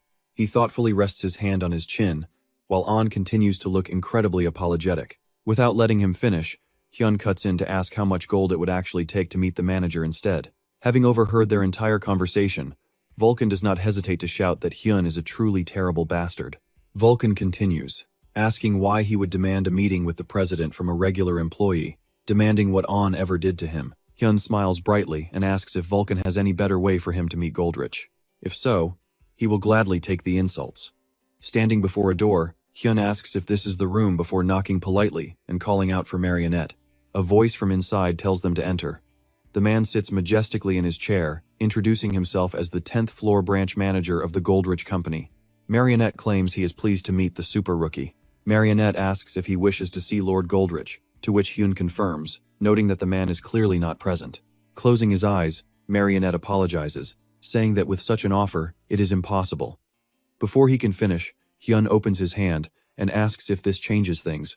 He arrogantly and confidently tells him to summon Goldrich, claiming that the man will definitely become their sponsor once they finally meet face to face. Marionette lets out a long sigh, noting that Hyun is gambling heavily on his own arrogance. Standing up, he walks toward Hyun, stating he has heard much about him, but it is disappointing to hear him speak of Lord Goldrich so casually. Meanwhile, with his hands clasped behind his back, Hyun secretly channels a thin thread of power from his fingertips. Finishing, he confidently slips his hands into his pockets as two giant purple hands with black nails and purple strings wrapped around them manifest behind his back. Marionette claims that using his unique trait, he can control anyone snared in his strings at will, telling Hyun that he must now leave this place.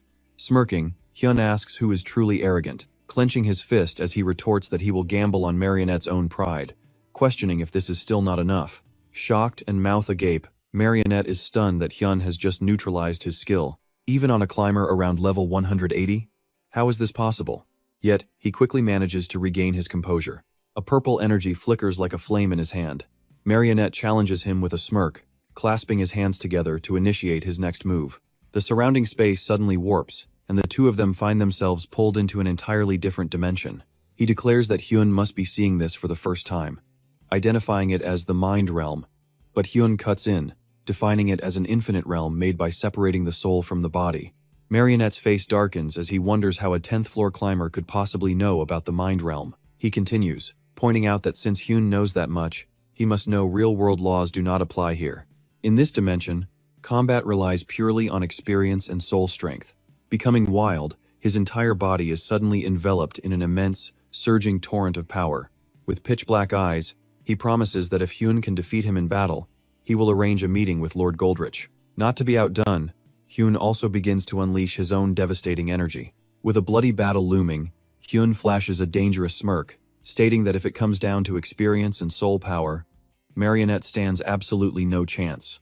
Marionette stands there watching him with a knowing smile, asking what he will do next, before clasping his hands and shifting the space once more. In the next instant, Hyun and Marionette stand face to face on the water's surface, exchanging a tense, silent stare.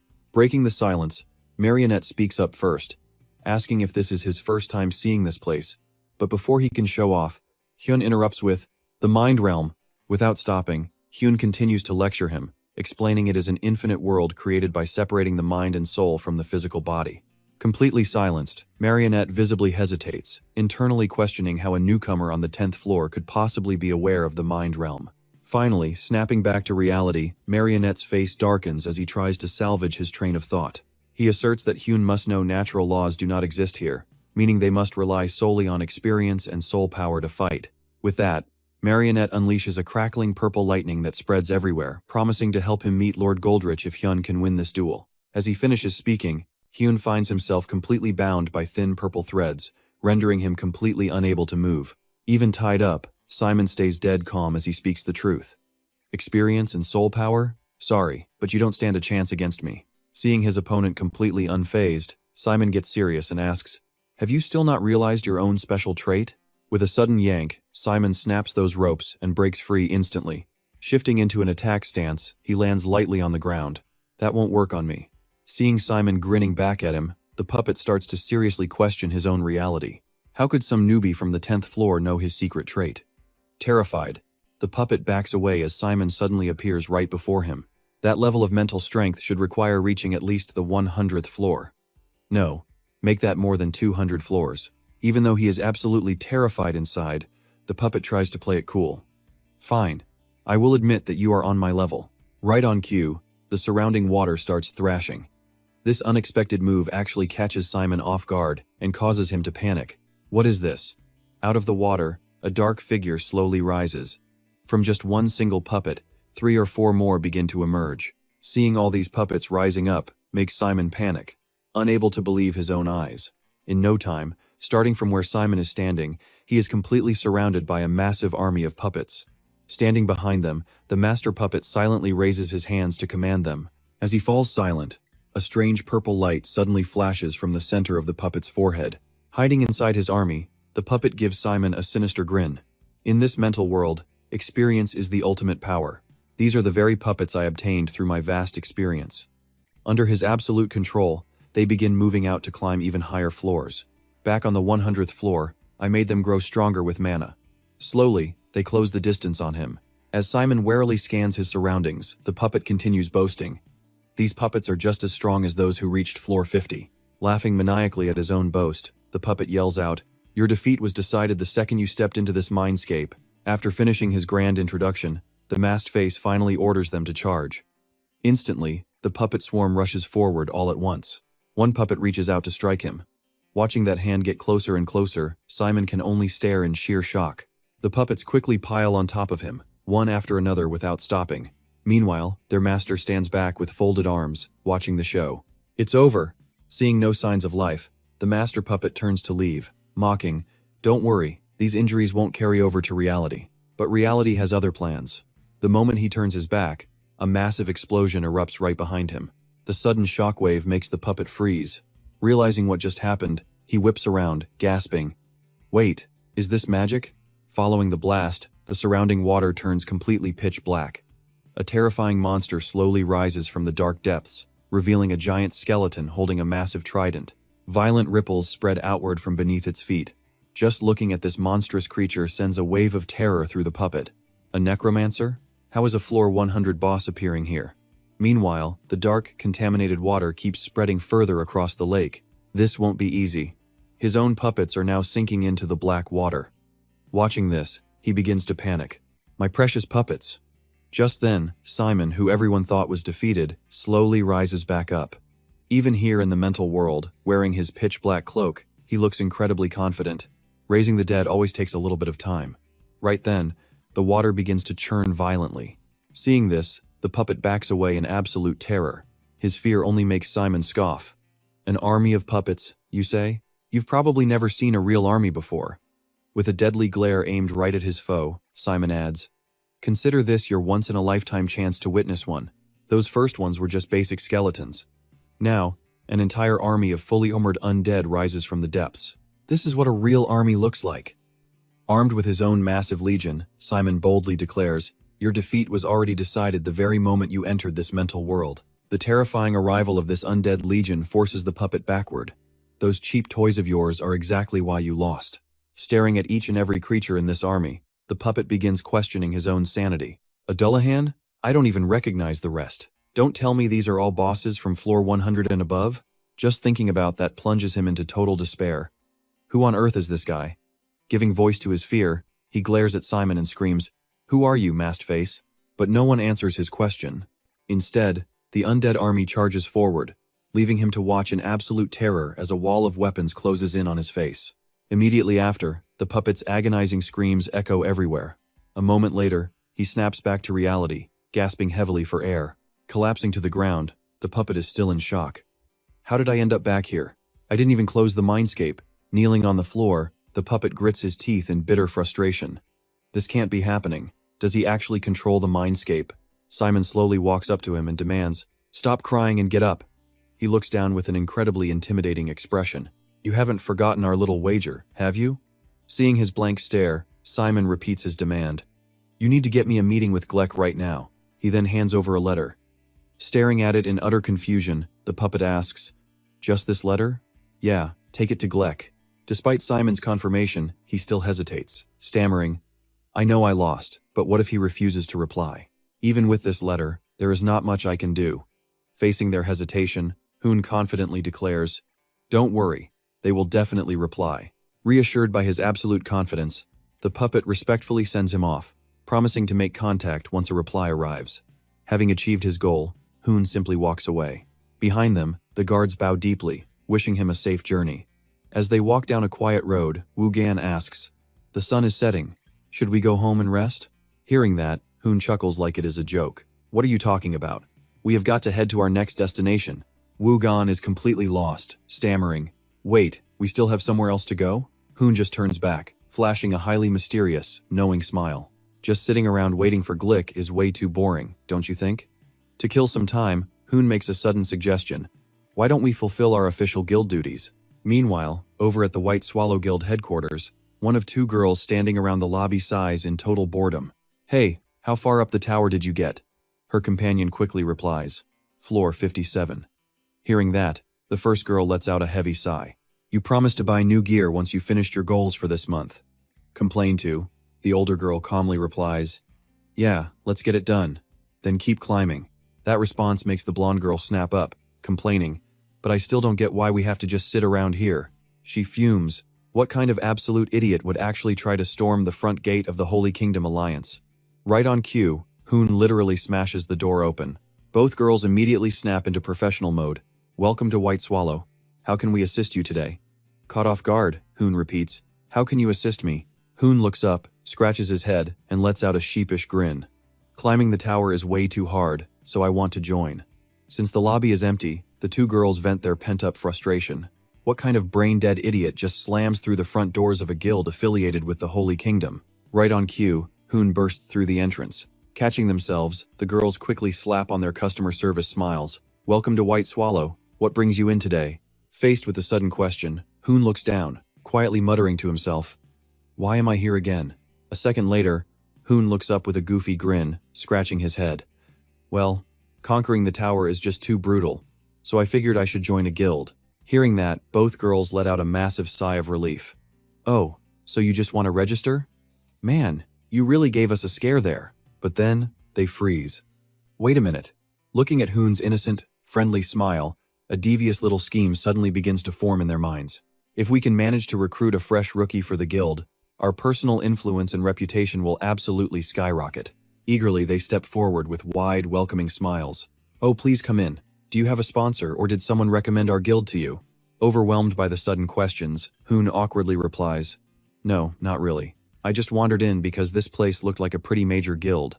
Hearing this, the two girls exchange a devious smirk. Perfect. He is just a clueless, green rookie. He doesn't know a single thing. Composing herself, the receptionist shifts back to a serious tone, asking him if he can demonstrate some of his skills. Hoon pauses, deep in thought. "Skills?" Suddenly getting an idea, he asks, "Hey, could you lend me a single coin for a moment?" It is a bizarre request, but she still reaches into her pocket. "A coin? Will this one work?" Hoon takes the coin, holding it up with a mysterious grin. "All right, watch this." With just a casual squeeze, he effortlessly folds the metal coin completely in half. The sight leaves both girls completely speechless. Oh my god, he just bent solid metal with his bare hands? That is insane. Chuckling at their stunned faces, Hoon thoughtfully adds, "Oh, and I can also cast a few basic spells if you want." Both girls gasp. Wait, magic too? Hoon extends his hand, instantly summoning a glowing magic circle to confirm. Yep, actual magic. I can summon a basic flame like this. Staring at the tiny flicker, the two girls finally manage to calm their racing hearts. Wow, you've got some handy tricks. Whispering to each other, the two girls quickly turn away to discuss. This is absolutely perfect. His actual combat level doesn't even matter right now. If we can manage to recruit him under our faction, he could easily end up becoming our next big mascot. The blonde girl sneaks a quick, evaluative glance at him, whispering, "And honestly, it doesn't hurt that he is totally handsome too." Her black-haired partner is completely stunned, whispering back, "Are you serious? Is this guy seriously your type?" Little do they know, Hoon has his own agenda. If I can just stall for a bit longer, it should be starting soon. Suddenly, a loud noise cuts them off. Terror grips the girls as they stare at the door. What was that? An emergency runner bursts inside. "We've got a massive crisis!" The runner screams in panic. An evil spirit is running wild out there, and it is tearing the village apart. And that is not all. Every single person who has cleared floor 50 or higher is being drafted right now. We need you out there immediately. Hearing the emergency, the blonde girl groans in frustration. Of all the times for this to happen, they have no choice but to head out.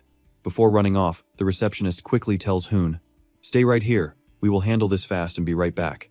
With that, they sprint out the door, leaving Hoon completely alone in the quiet room. Finally alone, Hoon walks over to close the curtains. He raises his hand to summon his iconic mask, questioning if it is truly time to bring back his legendary demon face persona once again. But the answer is already clear. Instantly, Hoon dons the mask, transforming back into the terrifying demon face. Outside, panicked villagers flee in absolute terror, scrambling as far away from the market district as possible. "Watch out, it is too dangerous." The item was destroyed the moment it got close. The two bystanders quickly backed away, warily eyeing the figure standing right before them. Their attacks did absolutely nothing to it. Standing before them with a terrifying aura, Vulcan let out a menacing snarl, declaring his deep-seated hatred for them. The two girls stood there judging him. Feeling their critical stares, a frustrated Vulcan gritted his teeth, unable to hide his sheer humiliation. "Yeah, I know. It has been a whole decade since I last did any acting, and I am definitely not kidding around here." Thinking of that, Vulcan's resentment boiled over. He cursed that bastard Jinhyun for humiliating the first spirit master like this, swearing he would never, ever forgive him. Meanwhile, inside the room, Jinhyun unleashed a brutal kick straight into the stomach of the soldier from earlier. The sheer force of the kick sent the guard flying backward. He crashed violently into the wall, completely shattering the concrete upon impact. Staring at the knocked-out guard on the floor, Jinhyun pondered in silence. It was not there, leaving him wondering where it could possibly be hidden. Hearing the commotion, another guard threw open the door to complain about the noise. But the moment he witnessed the brutal aftermath, he was left completely speechless in utter shock. Staring in fear, the guard stammered out, asking who he was and how he had managed to get inside. Before the guard could say another word, Jinhyun lunged forward and gripped his throat. Dragging him inside, he casually looked around the room, impressed by the massive amount of books. Wondering if it was hidden in the room, Jinhyun stared coldly at his hostage, demanding to know if their guild was indeed affiliated with the Holy Empire. Without wasting any time, he coldly pressed on with his next demand. He demanded a complete list of the other guilds and their locations, intending to hunt down and completely destroy every single one of them. Despite the deadly threat, the guard remained stubborn, asking if Jinhyun truly believed he could survive after making enemies out of 2 members of the 9 stars. Jinhyun brushed off the warning, sarcastically thanking him before pointing out that the guard was in no position to be worrying about anyone else. With a cold glare, Jinhyun tightened his grip.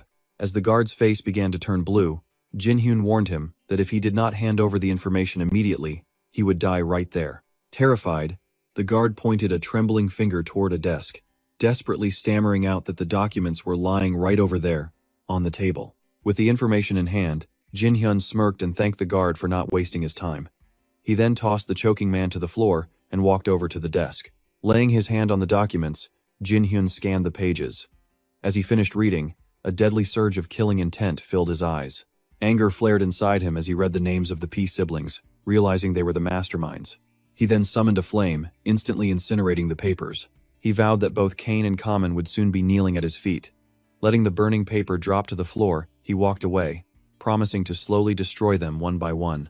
The single spark quickly spread, turning the entire room into a raging inferno. Lost in his thoughts, he calmly walked away, leaving the place to burn to ashes. Meanwhile, in another room, Godric sat silently in the dim, flickering candlelight. He picked up a letter to examine a report from the 10th floor branch. Wondering if they were dealing with a puppet, his grip loosened, and the letter slipped to the floor. Staring down at it, Godric picked the paper back up, highly confused as to why they would send a separate personal letter alongside their official report. As his voice trailed off, a heavy, suffocating silence filled the room. The deeper he read, the more terror gripped him, turning his face pale. By the end, he crushed the paper in a rage, demanding to know how anyone could have found out. Outside, investigators questioned witnesses near the raging fire, while rescue teams worked frantically to pull survivors from the burning building. Tensions were high as authorities suspected arson, though they still had absolutely no lead on who the actual culprit could be. With every direct witness dead, Beck Hawley, the leader of the White Goose Guild, stepped in to investigate, immediately declaring a certain reserve rookie to be highly suspicious. He demanded a full description of the guy's appearance and the clothes he was wearing. The two female witnesses struggled to remember, only recalling a young man with a slender build. The blonde insisted he was a handsome guy with a sharp nose, while the brunette claimed he was actually an ugly man with a massive nose. Shocked by the contradiction, they stared at each other in disbelief. Trying to picture his face, the blonde shuddered. Her memories were a scrambled mess, as if something was deliberately blocking them. They realized in shock that it must have been illusion magic. Meanwhile, Jin Hyun sat comfortably in his room, casually gazing out the window. Suddenly, Vulcan popped up to announce his return.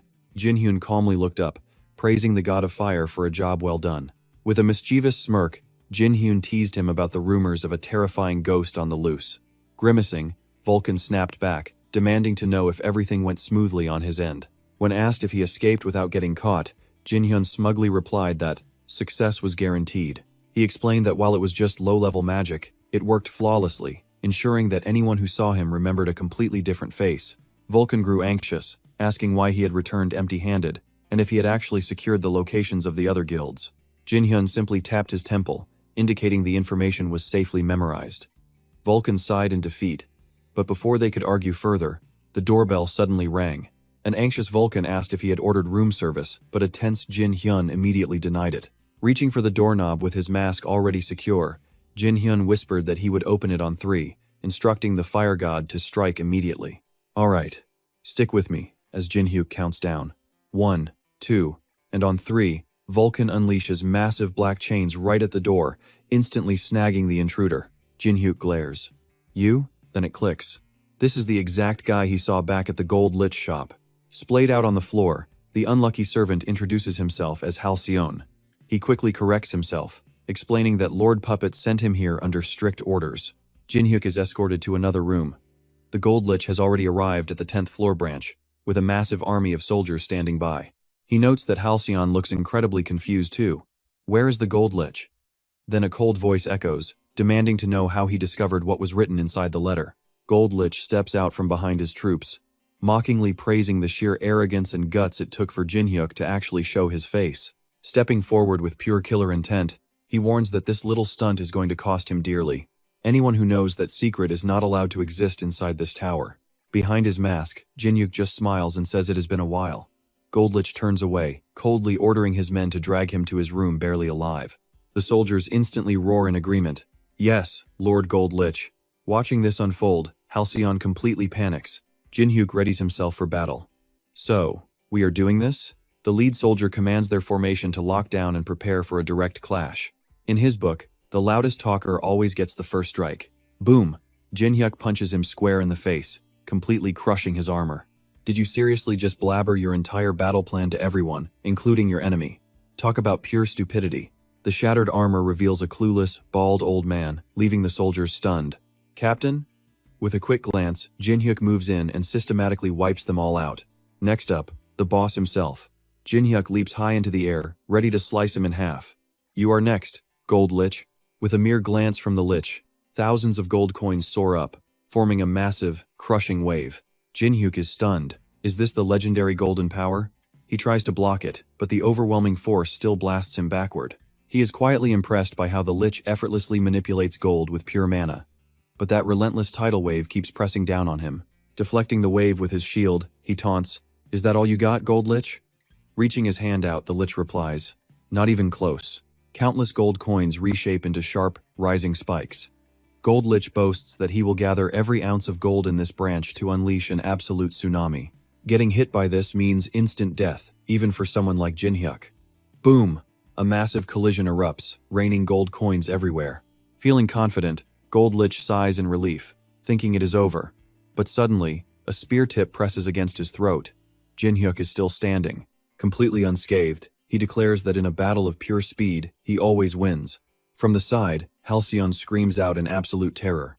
Keeping his cool, the Lich calmly brushes the spear aside. Did Jinhyuk really think that threat would scare him? He could easily end him. Jinhyuk stands his ground. "No, you cannot kill me, Gold Lich." Staring back, Jinhyuk explains that the Lich still does not know where the intel leaked from, and his superiors want him alive. He offers to reveal his source. Visibly tense, the Lich orders him to follow. They step into a luxurious, high-end office, and he locks the door. Jinhyuk raises an eyebrow, impressed. Must be nice being filthy rich, right? Suddenly, the Lich activates his power, instantly sealing the entire room in solid, shining gold. Sharp golden spikes materialize, aiming straight at Jinhyuk. The Lich warns him that his golden power has completely cut this room off from the outside world. Neither gods nor demons can break in here. Absolutely furious, the Lich demands that Jinhyuk start talking right now. Shaking with anger, he demands to know who leaked the secret that he is the true master behind the auction. Now, you and I know the auction is a massive system where players freely trade rare items across the entire tower. However, this complex system did not just appear naturally inside the tower. It was built by a single individual. That person? Gold Lich himself. He is sweating. If this dark truth ever gets exposed, the very foundation of his entire company will crumble to dust.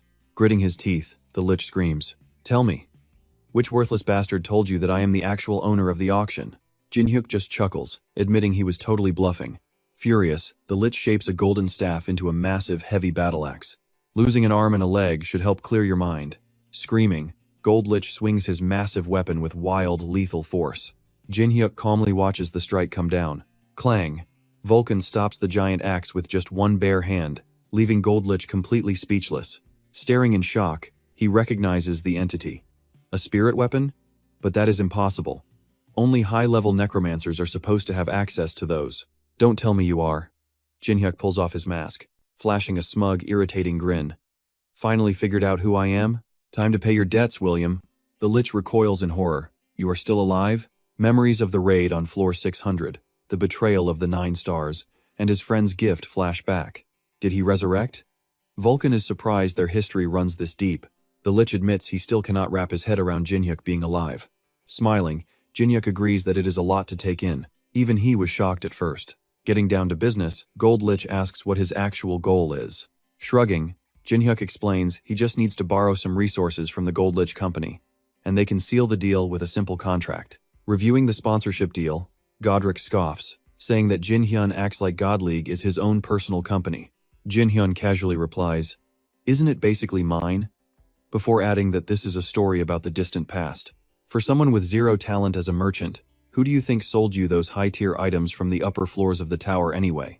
Jinhyun proudly declares that he was a key figure in building the foundations of God League, and remains the company's single largest shareholder. Godric mutters in disbelief, saying this sheer arrogance makes him feel like he is talking to the real Hun himself. Shrugging, Jinhyun teases that it really is him. Godric smiles, countering that even if he is the real Hun, a contract requires a fair trade. So what is he offering in return? Jinhyun is fully prepared. Who do you think taught Godric how to do business anyway? How about information? A complete compilation of decrypted data that Jinhyun has gathered up until this very moment. Flipping a few gold coins with a sly look, Godric agrees to name his price after listening, prompting Jinhyun to start sharing. If the 9 stars tried to eliminate him, it means there is a hidden mastermind pulling all the strings.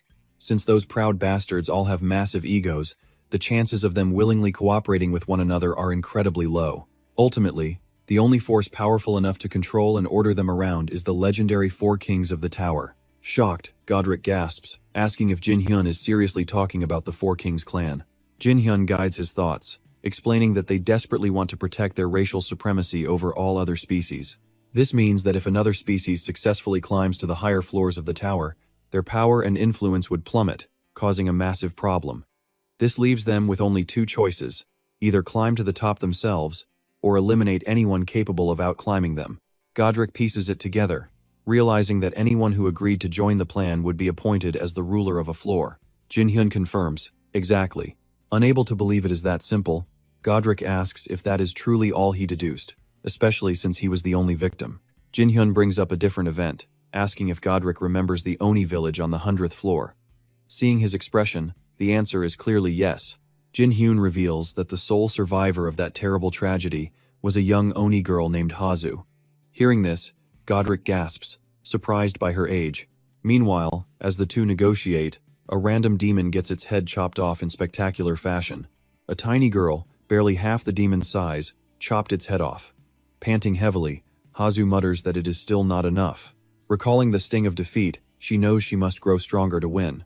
Suddenly, the system announces that she exceeded the time limit for the 10th floor challenge room. The raid failed, and she will now be teleported back to the 9th floor safe zone. Gripping her sword tightly, Hazu resolves that, to see her brother again, she must become far stronger. Floating nearby, the sword spirit tempts her, asking why she complains when she could just use his power. He sneers, mocking her desire to reunite with him quickly, and notes that with his help, even that orc warrior would be nothing but a minor insect. But Hazu firmly refuses, declaring she will never use the dragon-slaying sword's power, recalling the solemn promise she made to her brother. Lifting her blade, Hazu snaps that she will get stronger on her own, telling him to shut up if he will not help. Back in the negotiation, Jinhyun notes how strange it is that during such a massive battle, the Oni clan only sent one child and a sword. Godric gasps, realizing the child and sword were the real targets. Jinhyun confirms, explaining they ruthlessly wiped out an entire species just to kill that young Oni girl. In other words, Jinhyun adds, they are carefully selecting their targets. Godric stands stunned, muttering that this revelation could completely shatter the very foundation of the tower. Yet, if his words are true, everything aligns in a terrifyingly logical way.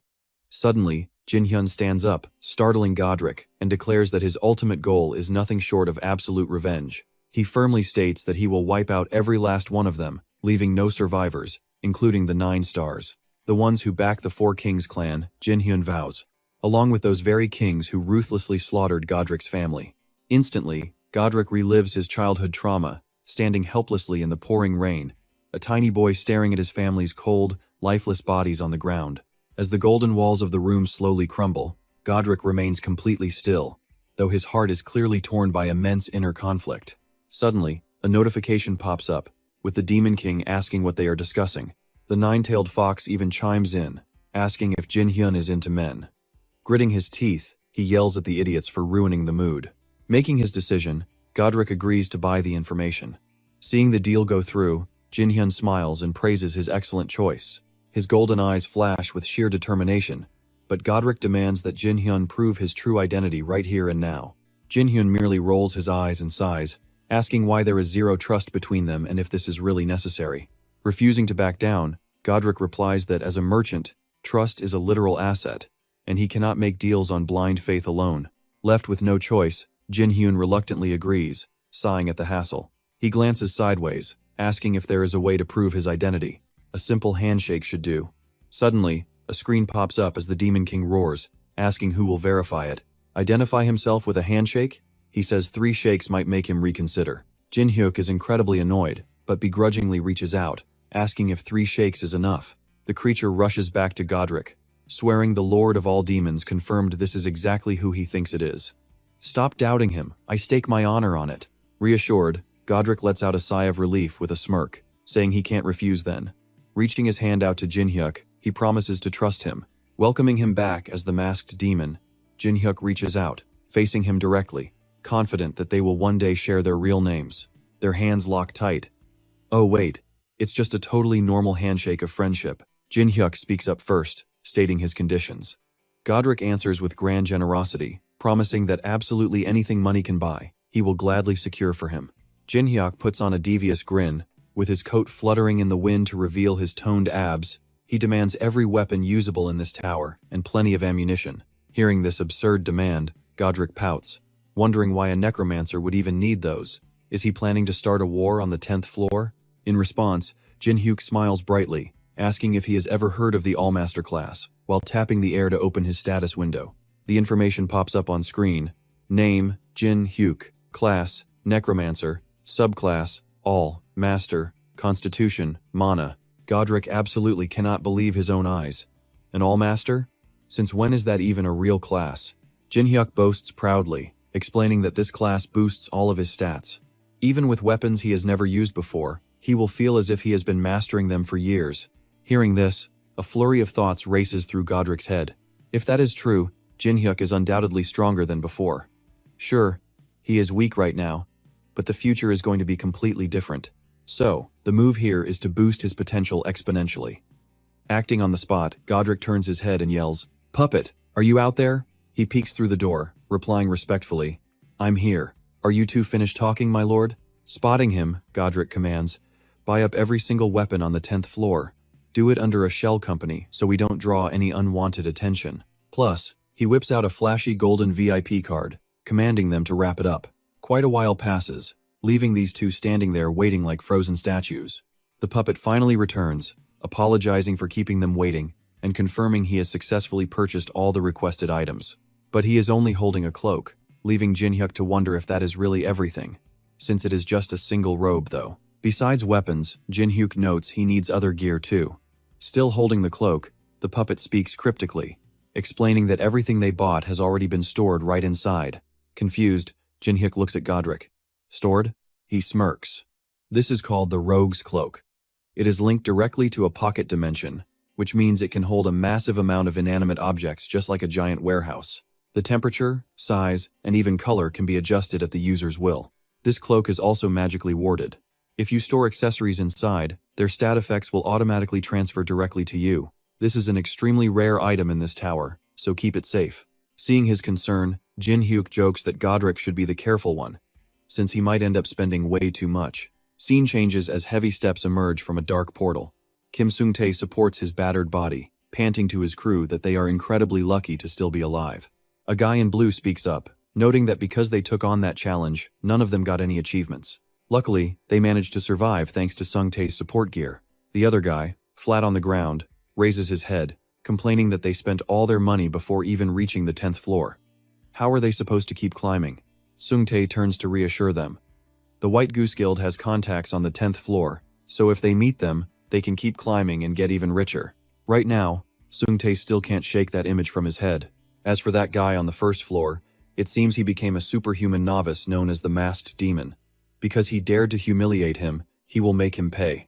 The more he thinks about it, the more he grinds his teeth in pure rage, before excitedly urging the group forward, ready to prepare for a brutal, bloody round of revenge. But the moment they arrive, all three freeze in utter shock. The entire building has been completely burned to the ground. Sung-tae stammers in disbelief, wondering what on earth could have happened. With night falling, the other guild members have already evacuated to the 30th floor, and he has lost touch with his contact. What is his plan now, Sung-tae? The blue-shirted guy looks at Sung-tae, saying they lack both skills and money. The orange-clad guy chimed in, noting that in this state, there's no way they'll ever reach the 30th floor. With Sung-tae staying silent, they press him, demanding he say something since they trusted and followed him all this way. Kim Sung-tae. Their constant nagging only makes Sung-tae's already messy thoughts even more chaotic. Aside from being in a famous guild, he's absolutely nothing. They ask Kim Sung-tae what his plan actually is. Utterly frustrated but unable to speak his mind, he can only bow his head and curse silently, wishing those useless fools would just shut up. He screams at them, calling them useless trash who would never have cleared the 10th floor without him. He wonders if he should just take this chance to ditch these useless bastards once and for all. But suddenly, his eyes dart over as weak whimpering sounds from a tiny white fox catch everyone's attention. One of them wonders what it is, questioning if it is a fox. The fragile creature shivers, struggling to take a single step forward. Seeing the creature limp toward him, Sung-tae waves it off, cruelly barking that they have no food for a starving pest and telling it to get lost. The desperate cub stubbornly limps forward, licking Sung-tae's boot. Showing zero mercy, he recoils in disgust and screams for the idiot beast to beat it. Without warning, Sung-tae stands up and kicks the poor creature, sending it flying.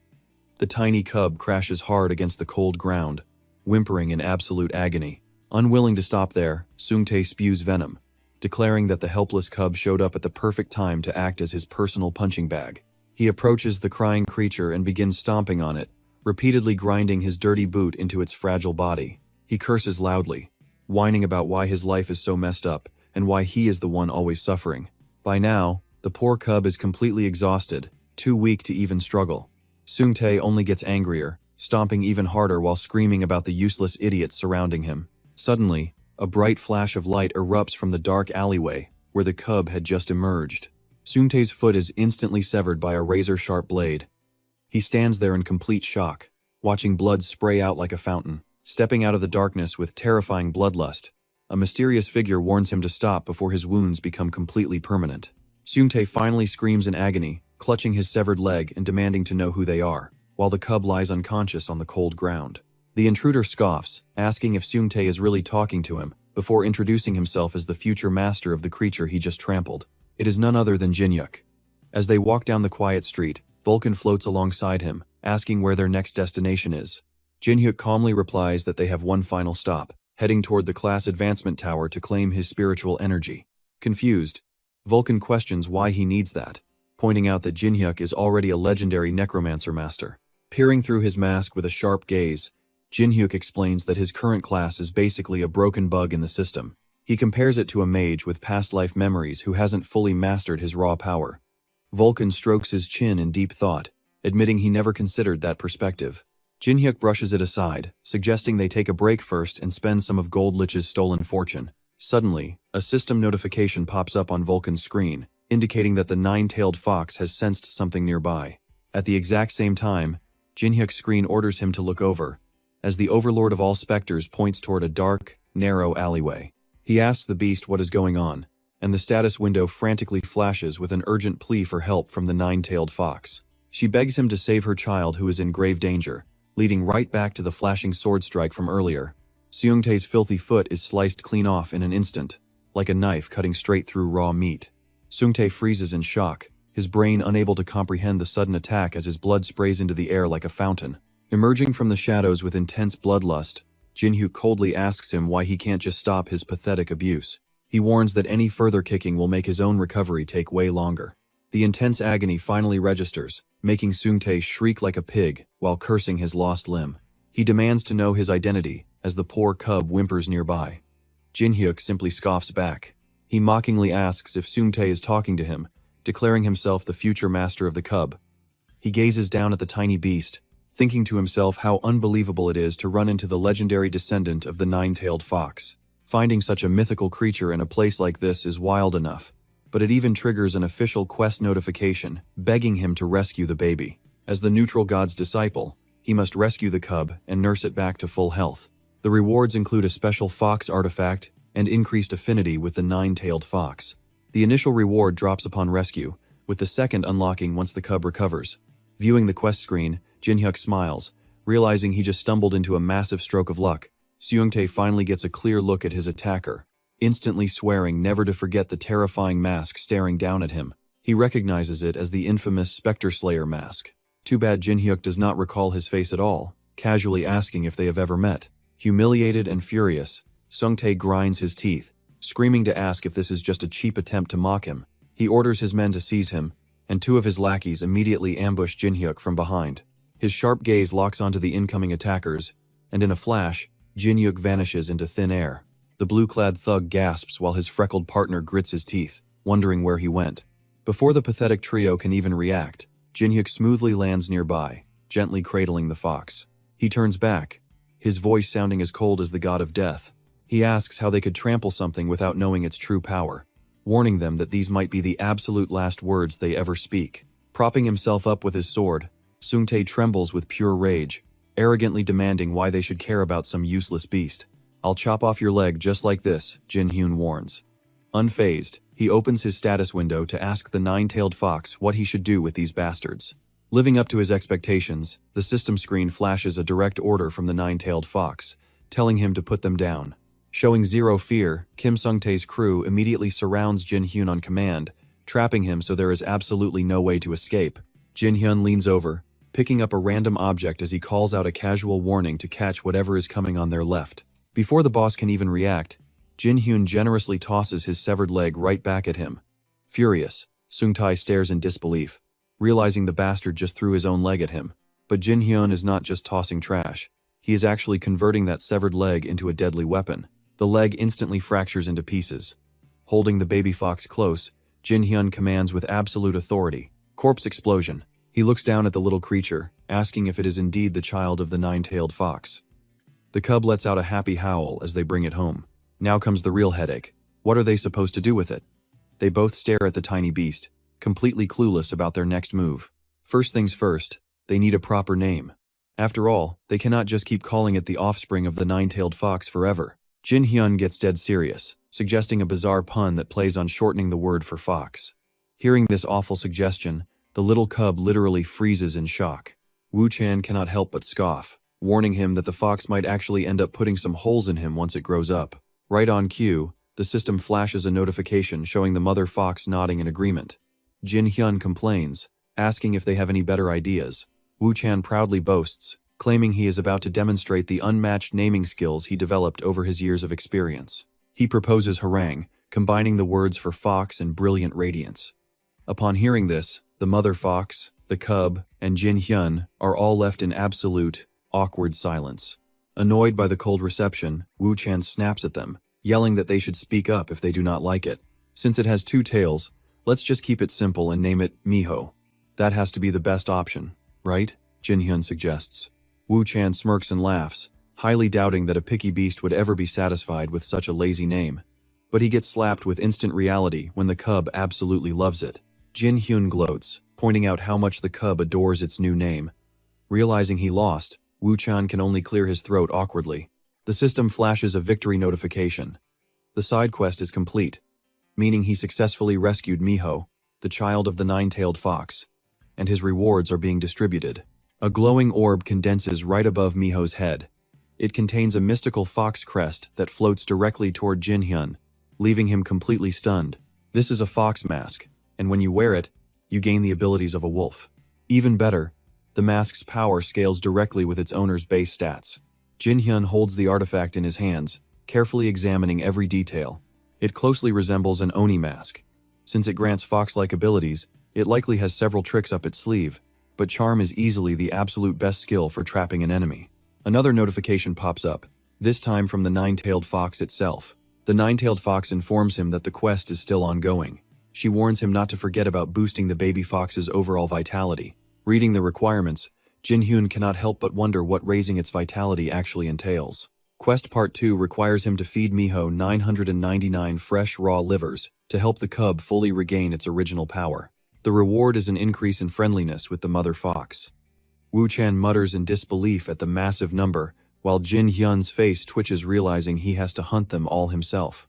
But looking at the valuable mask sitting on the table, he tells himself, well, considering the sheer worth of this item, the tedious quest is actually justified. Wearing a friendly smile, he looks at the fox, asking if earning her favor brings good benefits. He says he is looking forward to it, terrifying the mother fox with his crazy attitude. Backing away in fear, the fox urges him to focus solely on the active quest. Seizing the moment to make a quick exit, Wu Chan excuses himself to go patrol the streets. Jin Hyun watches him leave, calling out a quick reminder. At sunrise, they will head to the class change tower. He tells Wu Chan that if he expects to run late, he should just meet him directly there. Wu Chan phases through the ceiling and vanishes. Following Wu Chan on his patrol, he looks down at the streets, thinking how drastically things have changed since his own tower climbing days. Suddenly, a deeply unsettling, dangerous presence freezes him dead in his tracks. He urgently tracks the pressure, convinced it must be impossible. Down an empty alleyway, a striking silhouette stands out, radiating that terrifyingly oppressive aura. Those massive horns, combined with the colossal ocean of magical energy, make it unmistakable. It is a genuine dragon. The figure exhales slowly, muttering a desire to slaughter all dragons. Watching in utter shock, Wu Chan's pupils contract as he echoes the insane declaration. Dragons are notoriously narcissistic creatures, as seen in the obsessive way they express affection for their own kind. Standing as the proudest of the four divine beasts, rumor has it they never let a single intruder leave their territory alive. Could they be descending to Floor M soon? Hadric sighs, his eyes burning with intense hatred as he repeats his vow to kill them all. Wu Chan still cannot process the words, shocked by this insane threat. To his knowledge, dragons are incredibly self-absorbed creatures who value themselves above all else. Judging by how fiercely protective they are of their families, they possess the highest pride among the 4 royal clans. If a dragon is talking like that, he definitely won't let any of his own kind survive. Sweating buckets, Vulcan watches the whole scene play out and just wants to swear. Damn it, those dragons are already reaching the 10th floor. The local townspeople are completely buzzing with gossip over Henrik's sudden appearance. Nobody has any idea what he's up to. That dragon guy has been standing there for days now, just rambling on and on about things that absolutely no one can understand. Eavesdropping from above, Vulcan is completely caught off guard. He wonders to himself, a few days? So the dragons haven't made a move yet? But if that's true, why does Henrik suddenly seem to notice his presence right now? Henrik glances around to scan the area. Vulcan panics, breaking out in a cold sweat, thinking, wait, did he actually manage to sense my mana? Crossing his arms, Henrik gives him a mocking look and sneers. Is that you? You useless ghost? Acting weird and just hovering around everywhere. Vulcan is absolutely furious. What did you say? A useless ghost? Oozing pure killing intent, he steps closer to Henrik with a dark warning. You clearly have no idea what I'm capable of, do you? But now, I have a pretty good grasp of exactly how strong you are, young dragon. Those last words hit a major nerve. Henrik gnashes his teeth in pure rage, completely speechless, but he quickly snaps back with a deadly glare. You dare call me a dragon? Do you have a death wish? Meanwhile, on the outskirts of the 10th floor, Hoon heads toward the job change tower all on his own. He wonders, has that fire god bastard still not returned yet? Why isn't he replying to me? Hoon shakes it off, pushes the doors open, and calls out loudly, Is anyone in here? Right then, a man appears and greets him. He introduces himself as Ken, a fellow tower climber currently managing the job change tower. Hoon doesn't hold back, bluntly stating that this place is completely deserted. Ken cheerfully explains that almost no one awakens mana past level 10 anymore. Most of the time, it's just flies buzzing around here. Hoon cuts straight to the point, asking if he can use the necromancer room. Ken happily agrees, but mentions there is one small catch. He pulls out a massive crystal ball, explaining that to prove he has indeed awakened his mana, Hoon needs to channel his mana into the crystal. Hoon looks at it and confirms. So I just have to pump my mana in there? Ken instructs him to just channel it in slowly. Hoon places his hand on the sphere and starts releasing his power. The sudden explosion of power surging into the crystal makes Ken grit his teeth, barely able to hold his ground. This is impossible. How can a simple 10th floor climber possess this much mana? The crystal ball is already on the verge of shattering. Cracks spread rapidly before the sphere completely explodes from Hoon's insane level of power, violently blasting Ken right off his feet. Struggling to stand back up, he stammers out that the crystal ball is completely broken. That display of power was more than enough to establish dominance. Hoon coldly demands to know where the necromancer room is. Meanwhile, Vulcan and Henrik are still locked in a fierce, brutal battle with no clear winner. Henrik lands a heavy strike, sending his opponent flying backward. Realizing he's at a severe disadvantage, Vulcan breaks into a sweat. This is really bad. Since I'm not near Hoon, both my mana and my soul power are heavily restricted. Henrik laughs triumphantly, taunting him. How much longer are you planning to hide inside that pathetic shadow? Come out and fight me like a man. Amidst the tension, a random bystander spots them and adds fuel to the fire, pointing out Henrik's horns. There is no doubt about it. He's definitely a dragon. Hearing this makes Henrik absolutely furious as he roars with bloodlust. Shut up. Who are you calling a dragon? The nosy crowd finally panics and takes off running, screaming for everyone to get out of there. Vulcan is slightly confused. The guy is clearly a dragon, yet he gets incredibly worked up whenever anyone mentions the word dragon. It's almost as if his soul and body are completely split. But is something like that even possible? A realization suddenly hits him. And thinking of Hoon, he forms a wild theory. Could it be? Pure curiosity spikes Vulcan's excitement as his mind races. The sheer thrill of a researcher is surging right through him. Confidently pulling out his weapon, he braces himself for a serious clash. Henrik is puzzled, wondering if he's using a soul as a weapon. Smirking, Vulcan boasts, "Let's see exactly what's hiding inside that body of yours." He immediately strikes, firing a direct blast of necromantic energy straight at Henrik. But Henrik agilely leaps back, dodging the blast completely. He scoffs with a mocking smirk, so it turns out you're not just some useless ghost after all. Annoyed, Vulcan gathers dark energy. Soul magic absorbs spirits instead of mana, a type of power that even that bastard could never hope to use. I am Vulcan, the greatest necromancer, and you will definitely regret picking a fight with me. Completely brushing off the threat, Henrik chuckles and dryly remarks, we aren't on a blind date, so there's no need for formal introductions. After swapping insults, Henrik finally draws his blade to fight seriously, shifting instantly from defense to offense. Bringing his sword down in a powerful, heavy slash, he coldly declares, I am Henrik, the Dragon Slayer. Remember that name, for it is the name of the one who will send you to your grave. Vulcan blocks with everything he's got, utterly shocked. A Dragon Slayer? He is completely shaken. A Dragon Slayer is a legendary title reserved only for those who have actually conquered a dragon. Damn, how could such a powerful soul end up in a dragon's body? Wu can realize just how incredibly foolish he had been. Deeply depressed, he cursed himself. He had let his guard down simply because the kid looked so young. But if that body truly harbored the soul of a legendary dragon slayer who had climbed all the way to floor 7,800, then even having Hun right there by his side would still guarantee absolutely nothing. Wu Can pondered, his heart racing and knees shaking. What did this even mean? Yet, he forced himself to stay calm and maintain his stance. Henrik smirked, confidently asking if they really thought he would fall for that exact same trick twice. But out of nowhere, his opponent unleashed a new spell called Soul Binding, freezing him for 5 seconds. Bound tight by restless spirits, Henrik lost his mind and went into a wild slashing frenzy. 10,000 slashes.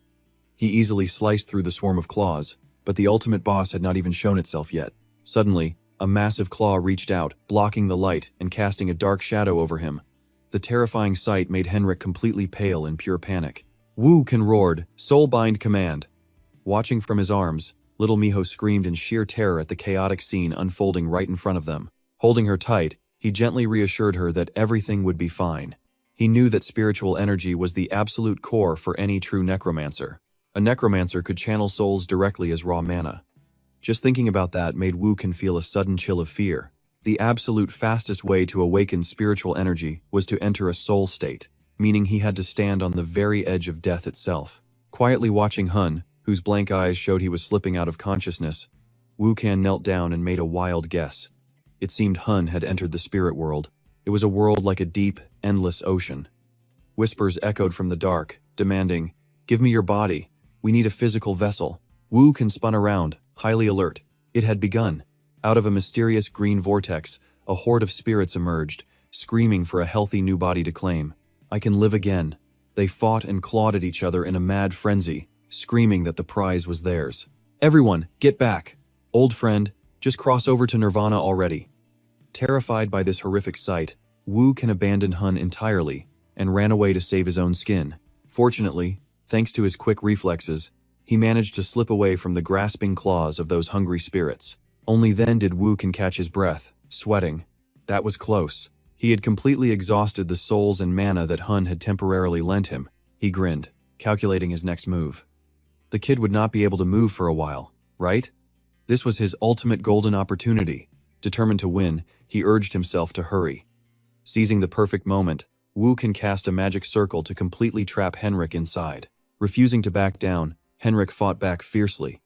After shattering the magic array, he stood there gasping for air, growling Wu Can's name. "So your name is Wu Can, huh?" Henrik threw his head back and laughed maniacally. "Fine. Next time, I will rip you to shreds myself." Henrik pointed his sword to the sky with absolute determination, swearing his oath. Meanwhile, over at the class change tower, Ken guided Hun toward the necromancer room. Staring at the massive corridor, Hun gasped at the endless number of rooms. Ken explained that the path of magic was indeed endless. While playing nice on the outside, he secretly studied Hun, trying to analyze who this mysterious guy really was. He was only a floor 10 climber, yet someone like Ken, who was on floor 35, could not even stand against him. Hun was doing the exact same thing, silently judging Ken with a smug grin. He tried to recall his guide's name, wondering if it was Ken. The guy seemed like a decent wizard, and he was proving to be quite useful as a local guide. They finally arrived. Opening the heavy door, Ken proudly introduced the spacious, fully equipped room designed specifically for those pursuing the dark art of necromancy. Scanning the area, Hun felt highly satisfied. Potions, corpses, and ancient spellbooks. This was absolute paradise for a necromancer like him.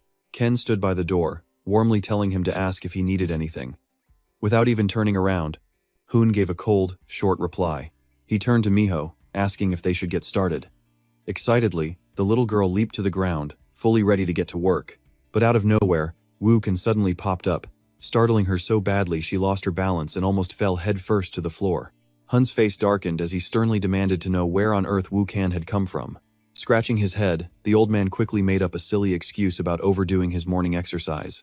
Quickly changing the subject, he noted that Hun was finally about to begin his trial. Removing his mask, Hun admitted he had to, especially to use spirit power like him.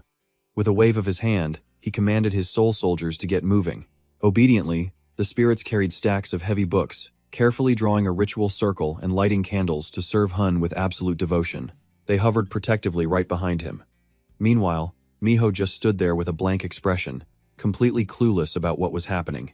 Seeing her confused face, Wu-kan gently picked her up with a soft laugh, advising little Miho that they should probably step back.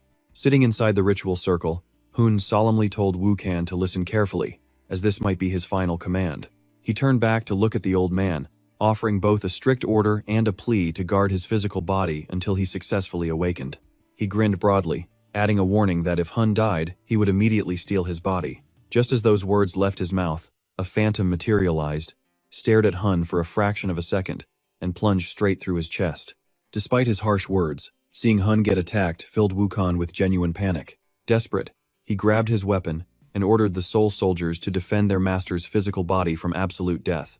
Underworld soldiers spring into action, pinning down the rogue's soul until it is completely helpless. It thrashes and screams, "Let me go, you bastard Wu-gan!" Outside, the soul-summoning ring joins the fray, unleashing a devastating death ray. Hearing strange noises from outside, Ken pokes his head in, asking, "Sir, what is that sound?" But the chaotic, earth-shattering battle makes him grab his head in absolute terror, nearly wetting himself. What on earth is this? Absolute madness. Locked in battle, Wu-gan spots Ken and immediately sees him as the perfect helper. "What? Are you the manager? Help me. Fast."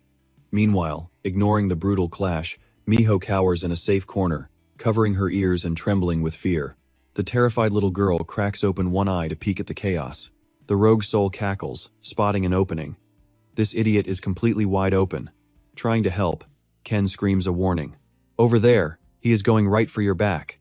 With things spiraling out of control, Wu-gan can only curse. "Damn it!" Sneaking up right behind Hun, the spirit whispers maliciously, "Wake up, you fool. Your body is about to be stolen." Right then, Miho bravely leaps forward, intercepting the wicked spirit. "Are you idiots really only capable of defending from one single direction?" The attacking spirit mocks him while striking from behind. Watching this terrifying turn of events, both Ken and Wu-gan immediately panic. "Behind you!" Ken screams. Wu-gan curses in fury. "Damn it!" By now, the ghostly threat is inches away from Hun. Wu-gan glares at him and roars, "Wake up, you fool. Your body is about to be stolen." Suddenly, Miho charges forward, leaping to intercept the ghost with a loud cry. A brilliant pink glow envelops her small frame. Miho squeezes her eyes shut, pouring every ounce of energy into her technique. Wu-gan and Ken watch the sudden spectacle in absolute shock. Filled with dread, Wu-gan screams her name. "Miho!" Ken gasps in wonder. What on earth is that light? Even the aggressive spirits pause mid-attack, looking around in confusion. What is going on? Where did she come from? No idea. But slowly, the eerie glow in their eyes shifts to a soft pink. Their eyes turn into bright hearts, like absolute fanboys meeting their favorite idol. Suddenly, they squeal. "She is so cute! Look at that tiny tail!" The spirits crash to the ground, looking blissfully happy as they murmur. "Too adorable. She is perfect. Haha, so cute." Wu-gan, completely exhausted, drops to his knees. Watching his own summoned spirits fall under her spell, he groans, "Ugh, even you guys too?" Even Ken falls under the spell, starstruck. What is that adorable little creature? Wu-gan snaps his head around and roars angrily. "Hey, snap out of it!" Then, he turns his gaze back to Miho. He wonders in disbelief. Is this charm magic? Isn't it only supposed to manipulate physical, living bodies? To turn disembodied souls into mindless puppets like this, a creature blessed with divine blood is truly extraordinary. As Wu-gan opposes this, the brave little girl stands guard to protect Hun. Suddenly, a massive, terrifying skull manifests in the middle of the room, booming with anger. "Silence. You are making far too much noise here." Its entire, colossal body slowly begins to materialize. A massive armored skeleton holding a massive weapon towers over them, continuing to speak. Terrified, Wu-gan immediately recognizes the threat. This monster was an incredibly powerful tower climber in life. If he successfully takes over Hun's body, they are doomed. Right then, the giant skeleton spots Hun and grins. Oh, a brand new vessel. Panicking, Wugan scrambles to his feet, resolved to stop him at all costs. But before he can even take a step, he collapses with a painful groan. He struggles to rise, but his legs are completely useless. Gritting his teeth, he realizes the terrifying truth. The residual charm magic is draining his own strength. Looking at the girl, he desperately screams, "Miho! Stop him, quick!" The giant skeleton reaches out to brush her aside, growling, "Get lost. I have no interest in you, furry little pest." Before he can finish, she charges straight at him. Startled, he pulls his hand back, gasping, "What?" Miho unleashes her charm magic directly at him. Shocked by the sudden surge, he stammers, "This energy, a divine beast?" Looking completely dazed, the little girl conjures only a tiny, flickering heart that floats weakly upward. Watching this, Wugan's jaw drops. Has she completely exhausted all her magical energy? Her spell has reached its absolute limit. Terrified, Wugan shrieks, "Miho!" Raising his massive blade, the armored giant sneers at her. "Did you really think a pathetic pest like you could threaten me?" Bracing for the worst, a terrified Miho squeezes her eyes shut as tears stream down her cheeks. Suddenly, a hand reaches forward, gathering dense spiritual energy at the fingertips. A piercing beam of light blasts directly into his raised sword arm. Wugan looks on in utter disbelief as a familiar voice calls out, "Miho, thank you!" Opening one eye, Miho recognizes him and beams with joy. Swirling with raw spiritual energy, the young hero glares at the monster with burning fury. "You are dead meat, you filthy demon." Watching his severed arm crumble away, the giant skeleton shrieks in agonizing pain, "My spiritual body!" Standing at the epicenter of a massive spiritual vortex, the soul-summoning chalice inside him begins to open. Looking down at him, he sneers, "A trash demon like you is the perfect ingredient for my next batch of elixirs." Instantly, the charmed souls on the ground are sucked inside. Enraged by the insult, the monster swings his remaining arm and roars, "How dare you!" Facing the attack, Hun raises his hands, channeling pure spiritual force into his fingertips. With a cold, deadly gaze, he commands, "10-finger spirit elixir, unleash." A beam of spirit energy fires, obliterating his spiritual body, forcing a second logout as he gets blasted straight through the massive tower wall. An explosion erupts. Watching this, Vulcan looks thrilled as he exclaims, "Gathering spirit energy at your fingertips and just blasting it out like that? Simple yet incredibly powerful." He stands there, looking outside. Hearing the old man's words, he reaches up and pulls his mask right off. With a playful smile, he asks, "Not bad, right?" Meanwhile, an exhausted Ken is fast asleep against the wall, leaving the puppet utterly bewildered and screaming, "Oh my god." He stares at the completely trashed room, watching loose papers catch the wind and fly everywhere. He slowly steps inside and asks, "What on earth did you guys do in this tower to end up in this state?" Turning around, he simply replies, "Well, it is a long story. What brings you here anyway?" To which he responds, "I have something I need to deliver to you." With a proud expression, he speaks while controlling his puppet to bring the requested items forward. These are the exact items requested, highly volatile things that even a dimensional spatial bag cannot hold. Opening the suitcase, he presents high-grade poisons tier by tier, along with heat stones packed with fire energy and frost stones infused with water element. Standing right behind him, Vulcan peers into the case and comments, "You found these much faster than I expected." Looking at him, he asks, "But wait, aren't these specific elemental stones only used when exploring dungeons from floor 100 and up?" Catching him off guard, he jumps slightly before offering a cheerful reply, "Yes, that is absolutely correct." Stepping back, his face beams with pride as he continues, "This delivery marks my very last task as the branch manager of floor 10. I am finally returning as an active tower climber." Curious, he asks, "But why?" Expecting this exact question, his expression hardens with pure determination. Yet he smiles and says, "Because I realize I need to get much stronger than this. Even as a merchant, my ultimate goal is to reach the very top. Both Demon Mask and Master Goldrich feel that your very presence will bring about a massive revolution to this tower." After explaining his reasoning, he places a hand firmly over his heart, his eyes burning with renewed resolve as he adds, "And in that shifting era, the greatest merchant must stand tall, conquering all 100 floors through nothing but his own sheer strength." Amused, he praises his drive, but secretly thinks to himself how much he resembles Goldrich back in the day. Memories of his old friend flash through his mind. Taking the suitcase from the puppet, He promises that if his skills prove worthy, he will share the master plan he made with Goldrich. Overjoyed, he bows deeply, expressing his gratitude. With the puppet now settled inside the carriage, he and Vulcan stand watching from above as the wagon slowly rolls away into the distance. Vulcan turns to him, quietly noting that the merchant has finally departed. Heading back inside, he casually remarks that it is time to feed his starving stomach. Slumping into a seat with an unsettling grin, he stares down at the metal suitcase. Horrified by that twisted expression, Vulcan raises an eyebrow, asking if he actually plans to consume all of those. Flashing a grin that looks pure evil, he counters, "Of course, what other reason would there be?" Picking up a glowing frost stone, he calmly explains that his absorption skill lets him assimilate the power of whatever he consumes. Raising the frozen rock high and opening his mouth wide, he playfully adds, "Aren't you even a little curious to see what kind of power this yields?" Suddenly waking up, Ken bolts upright in a complete panic and screams out a warning about the danger. Walking over, Vulcan notes that he is finally awake, leaving the heavily dazed boy to blink in confusion and mutter a quiet, "Huh?" Ken looks around, pointing as he asks where both the master and the little fox went.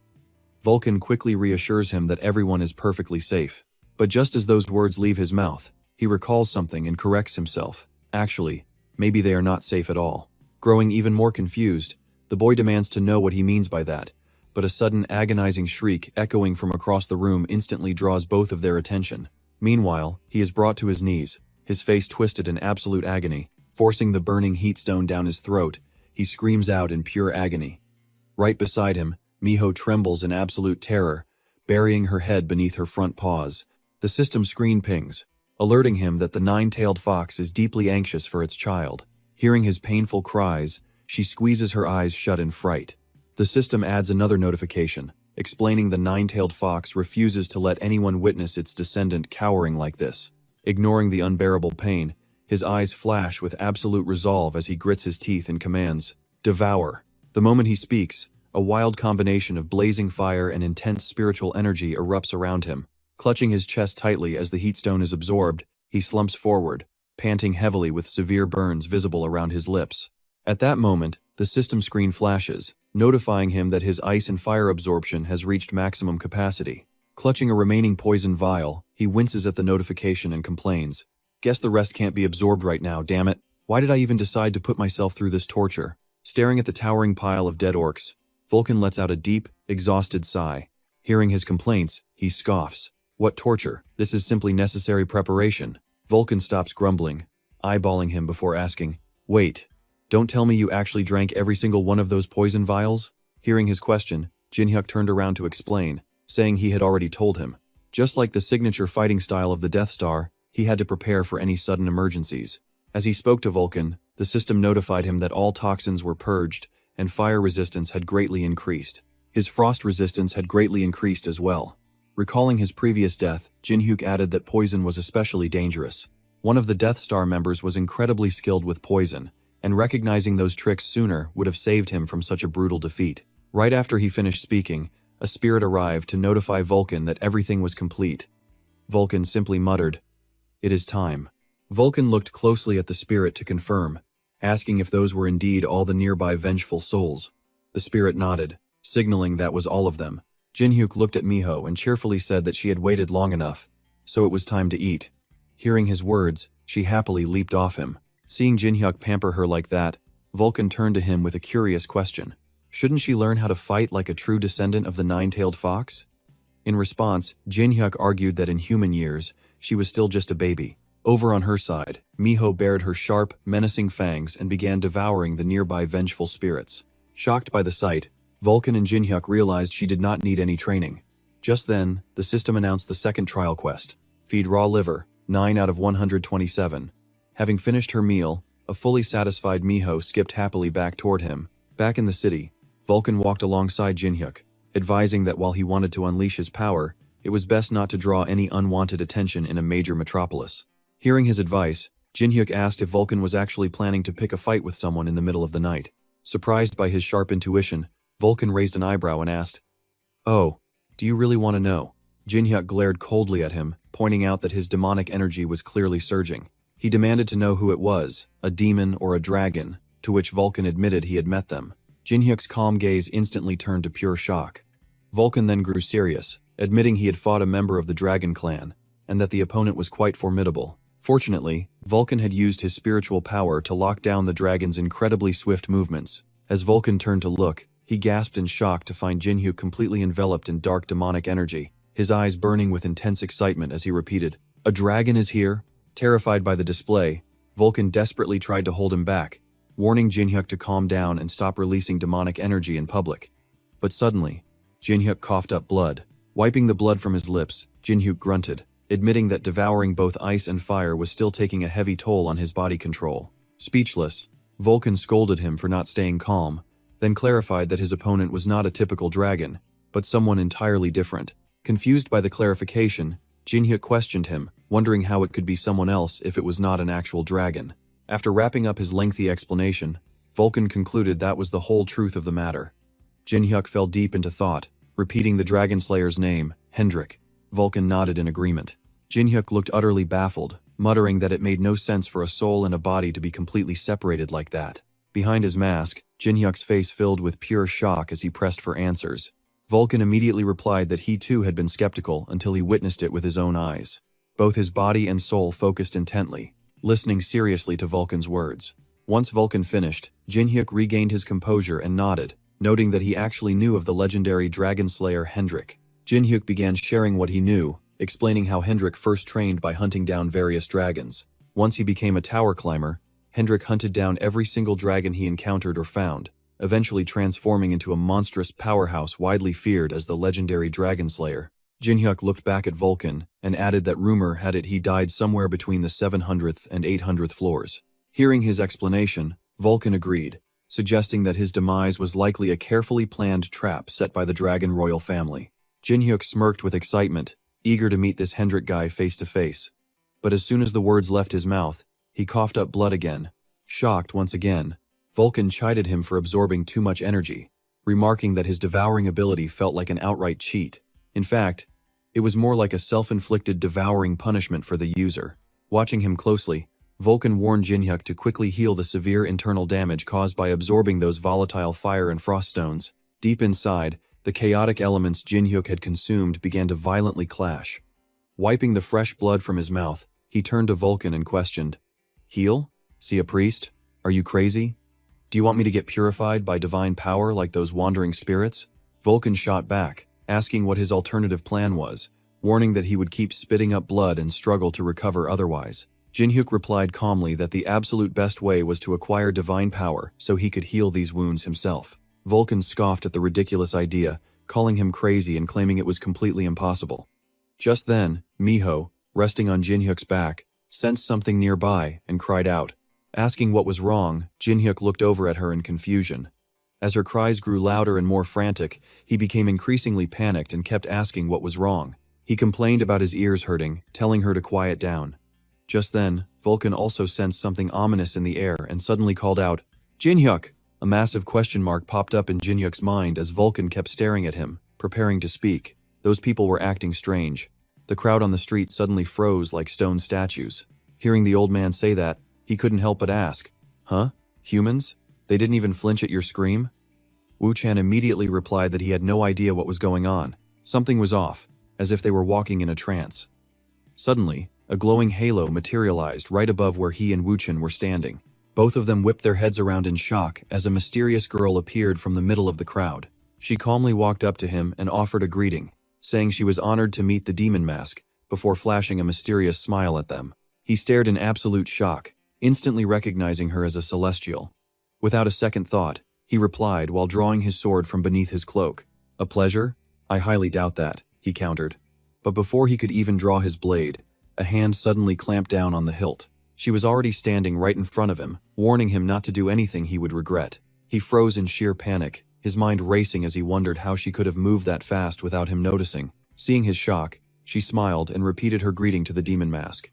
Meanwhile, Hun found his hand trembling violently as a terrifying realization hit him. Damn it, she was so overwhelmingly strong that he could not even move. Suddenly, Ju reached out and gently touched his mask with a soft whisper. Noting his throat was injured, she placed her hand over his chest, listing off his damaged internal organs, from his stomach to his liver. Confused, Hun asked what she was doing.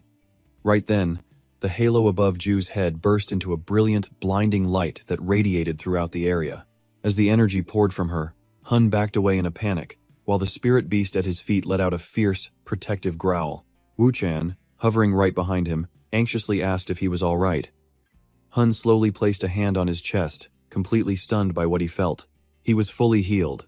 This was the legendary power of the Celestials. Ju stepped forward warmly, noting that he now understood her intentions.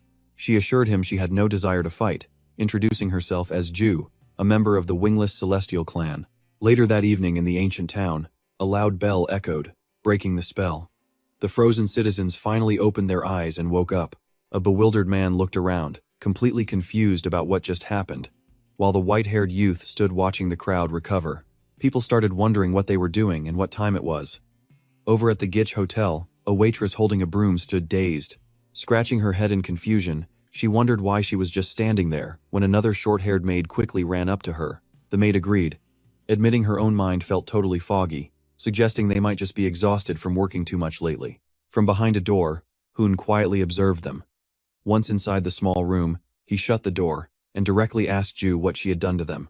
Ju calmly explained that she only altered their memories slightly to protect them, as it would cause chaos if the humans found out. Having a celestial from the upper realms descend would invite major trouble. Hun silently respected her bold yet calculated move. He playfully gestured to his own head, asking if she could use that memory-altering trick on him, or if it was just slow to kick in. Ju looked down at the adorable spirit beast at her feet and smiled, explaining that her magic had no effect on someone as powerful as the demon mask, nor on his cute companion. With a gentle gaze, she added that the same applied to his companion, the god of painting, standing right beside him. Wu-chan grit his teeth in frustration, realizing she could see him clearly all along. Hun got straight to the point, asking for her real motive. Ju revealed that a strange masked man was planning to defy the heavens. Though the rebel and his followers might currently be weakened, they were destined to succeed in the end. She explained her search was guided by a sacred prophecy. When Hun questioned if it foretold a descending god, Ju silently bowed her head, confirming it was something like that. Hun realized this. Wingless Celestial shared his ultimate goal of defying the heavens, prompting him to ask another question. He admitted he had never heard of the wingless name before, prompting Ju to silently unfasten and remove her outer cloak. As her cloak pooled on the floor, Jin-hyun gasped in horror. The wings on Ju's back had been brutally severed, leaving only jagged stumps. She sadly explained that the Celestial Society had become completely insane. Governed by pure greed, they banish anyone who opposes their ways, turning them into outcasts. And when a Celestial is exiled, they are stripped of their wings as punishment. Those wings were once their proudest symbol. Now, she was merely an outcast who used to belong to their ranks. Clenching her fists, she explained that the Wingless were a faction of exiled Celestials who had been cast out from Utopia, their glorious capital city. Regaining her composure, she revealed the prophecy foretold his rebellion to overthrow the tyrannical rule of the Tsar clan. Her faction wanted to join his rebellion. Hun closed his eyes with a heavy sigh, glancing back at Wu-chan before asking for his thoughts. "What should we do?"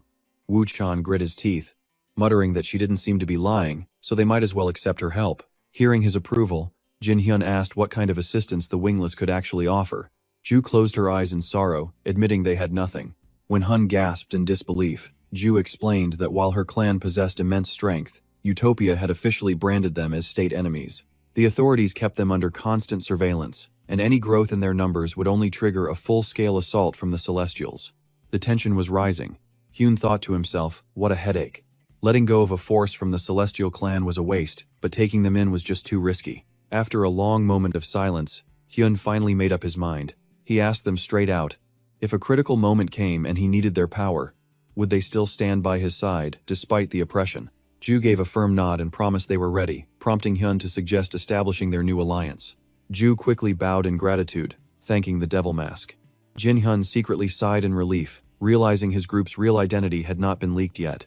He then reached out, asking if she could temporarily blind the gods and demons. Ju looked stunned before replying that she could do it for a short moment. With that, she plucked a feather from her back and blew a bright light onto it. Instantly, countless floating feathers materialized and sealed off the entire area. Hyun recognized the ancient magic structure immediately. Still, he needed to make sure, asking if the spies outside could hear anything at all. Ju confidently assured him they could curse openly without being heard. Relieved, Hyun swiftly reached up and removed his mask. He shouted aloud, asking if those damn eavesdroppers could hear him now. Ju gasped in sheer disbelief, while Hyun let out a tired sigh. He chuckled, glad the barrier worked. Ju wondered why he needed such privacy. Turning back to her, Hyun explained that since they were in the same boat now, he should show his face. The moment Ju saw his actual face, she froze completely. She could only stutter his name, Hyun. She immediately fell to her knees in front of him. Hyun rushed over, trying to stop her, but Ju kept her head low, apologizing for her utter ignorance. Hyun stared in shock. How did she know him? He was supposed to have died 10 years ago. Juzi confessed with deep regret that she was actually one of his executioners back then. Hearing those words, Hyun froze. A cold, dark expression washed over his face. As Ju knelt trembling before him, Hyun took a heavy step forward. Dark purple smoke erupted around him as he warned her in a chilling voice to choose her next words very carefully.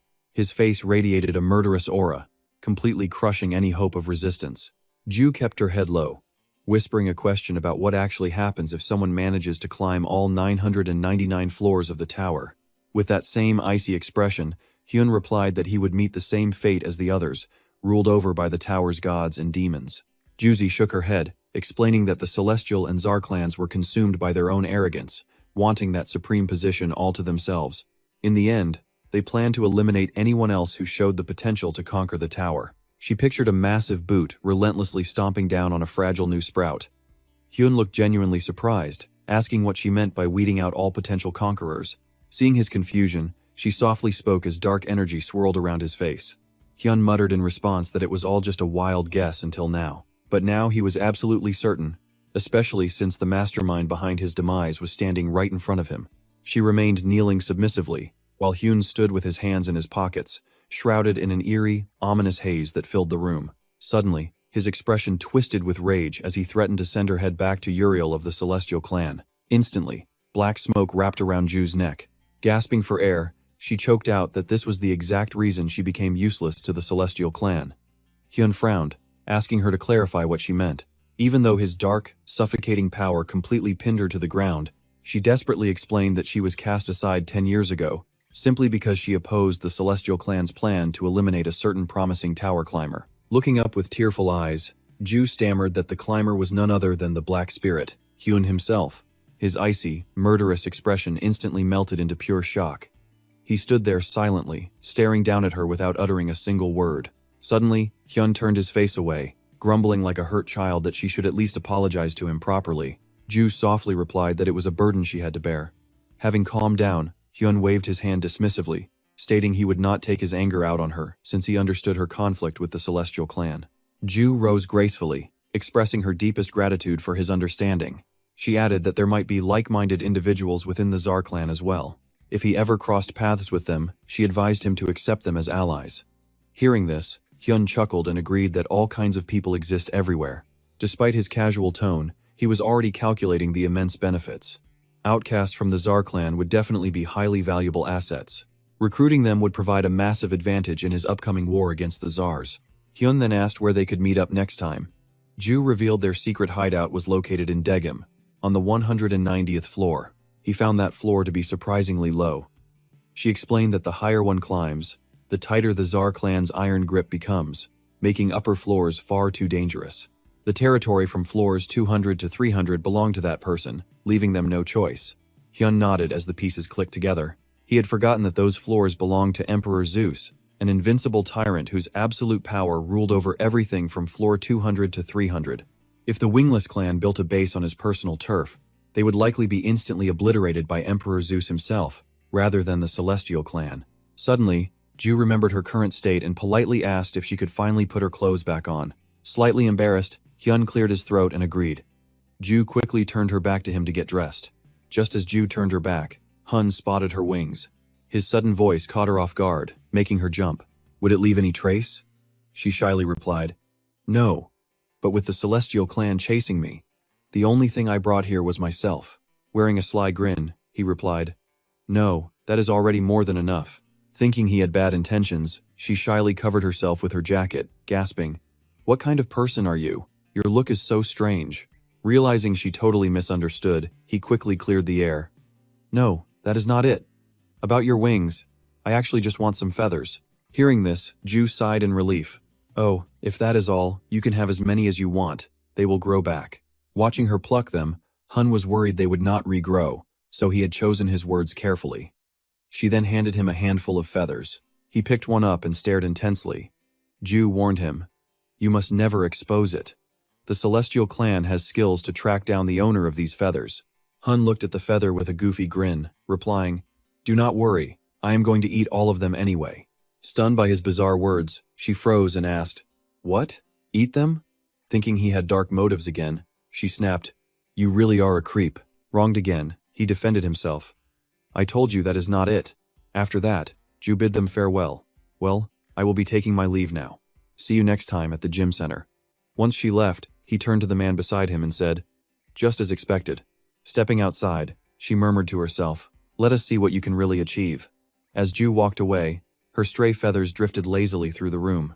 Little Miho whimpered in her fox form. Vulcan asked him, "You are eating it right now?" Sitting on the ground, Hun held the feather up and replied, "Yes, I am way too excited to wait." Staring at the feather, Hun wondered if his body could even withstand the divine power of the Celestial Clan. If he survived, what kind of power would he get?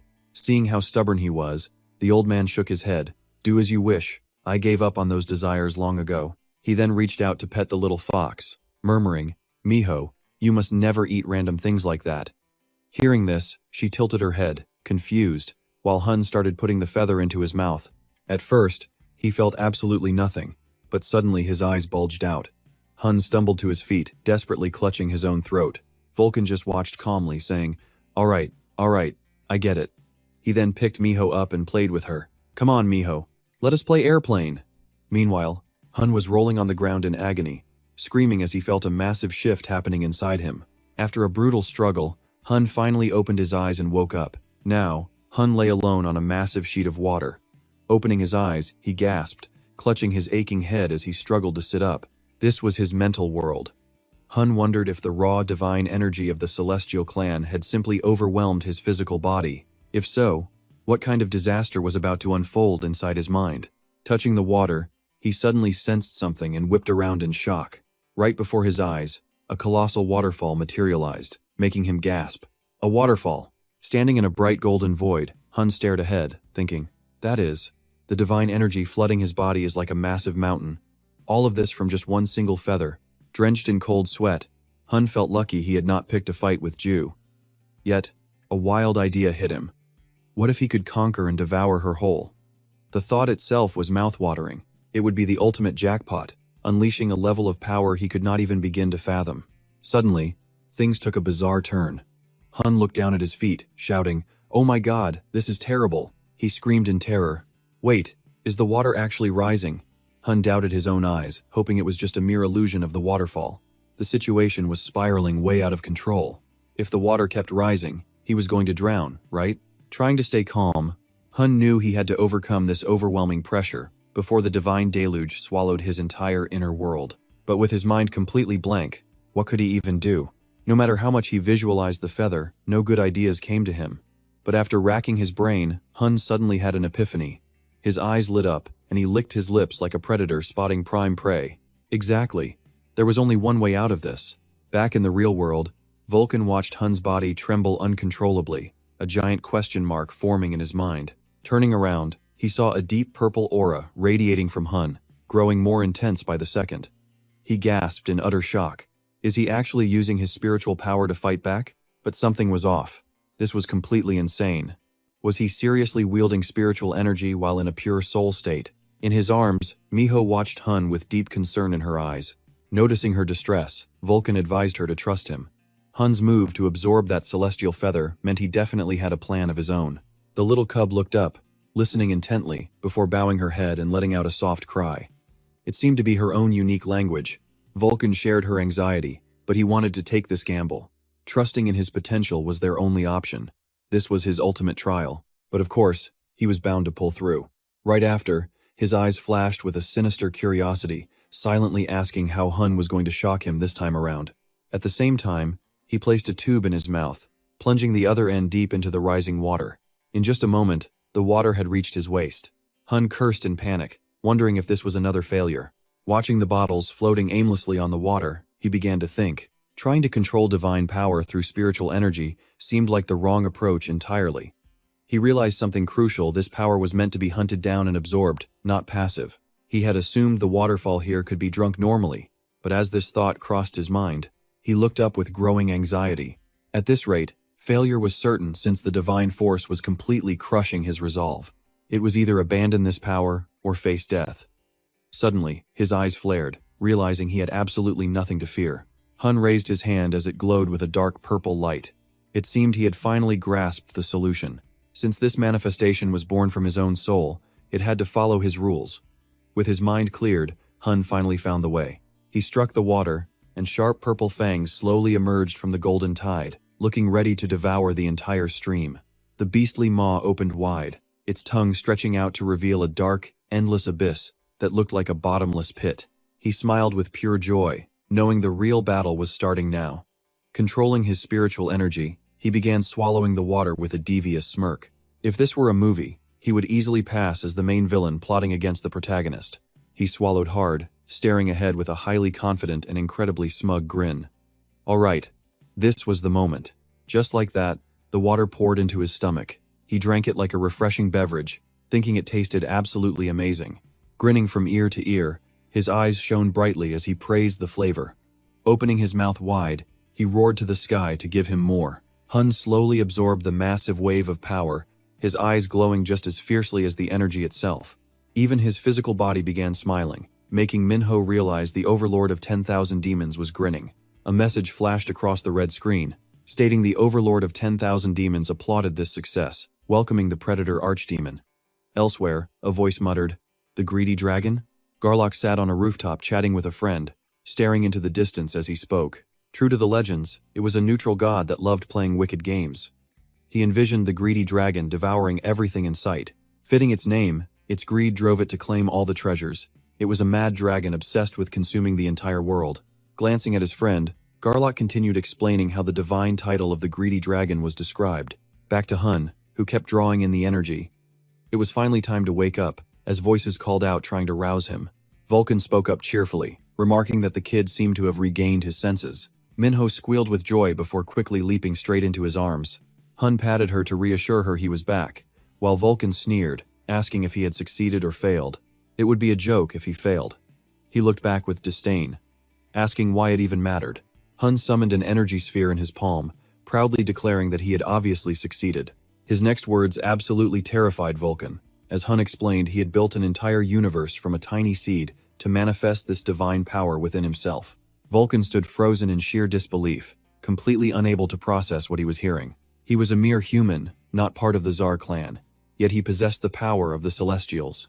Amused by a sudden thought, he gave a sinister laugh, warning that the Celestials would hunt Hun down to the ends of the earth if they knew. Hun was quite surprised, asking if it simply wounded their fragile pride, but that hardly mattered to him, as he had no fear of them. This response left Vulcan deep in thought.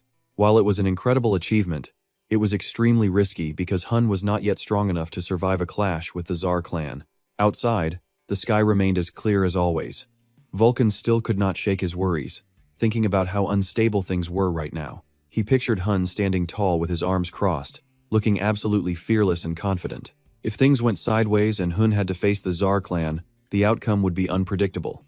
A few days later, a thunderous roar echoed across the 10th floor hunting grounds. Josiane was locked in combat with a muscular bald man, spitting blood under a barrage of heavy blows.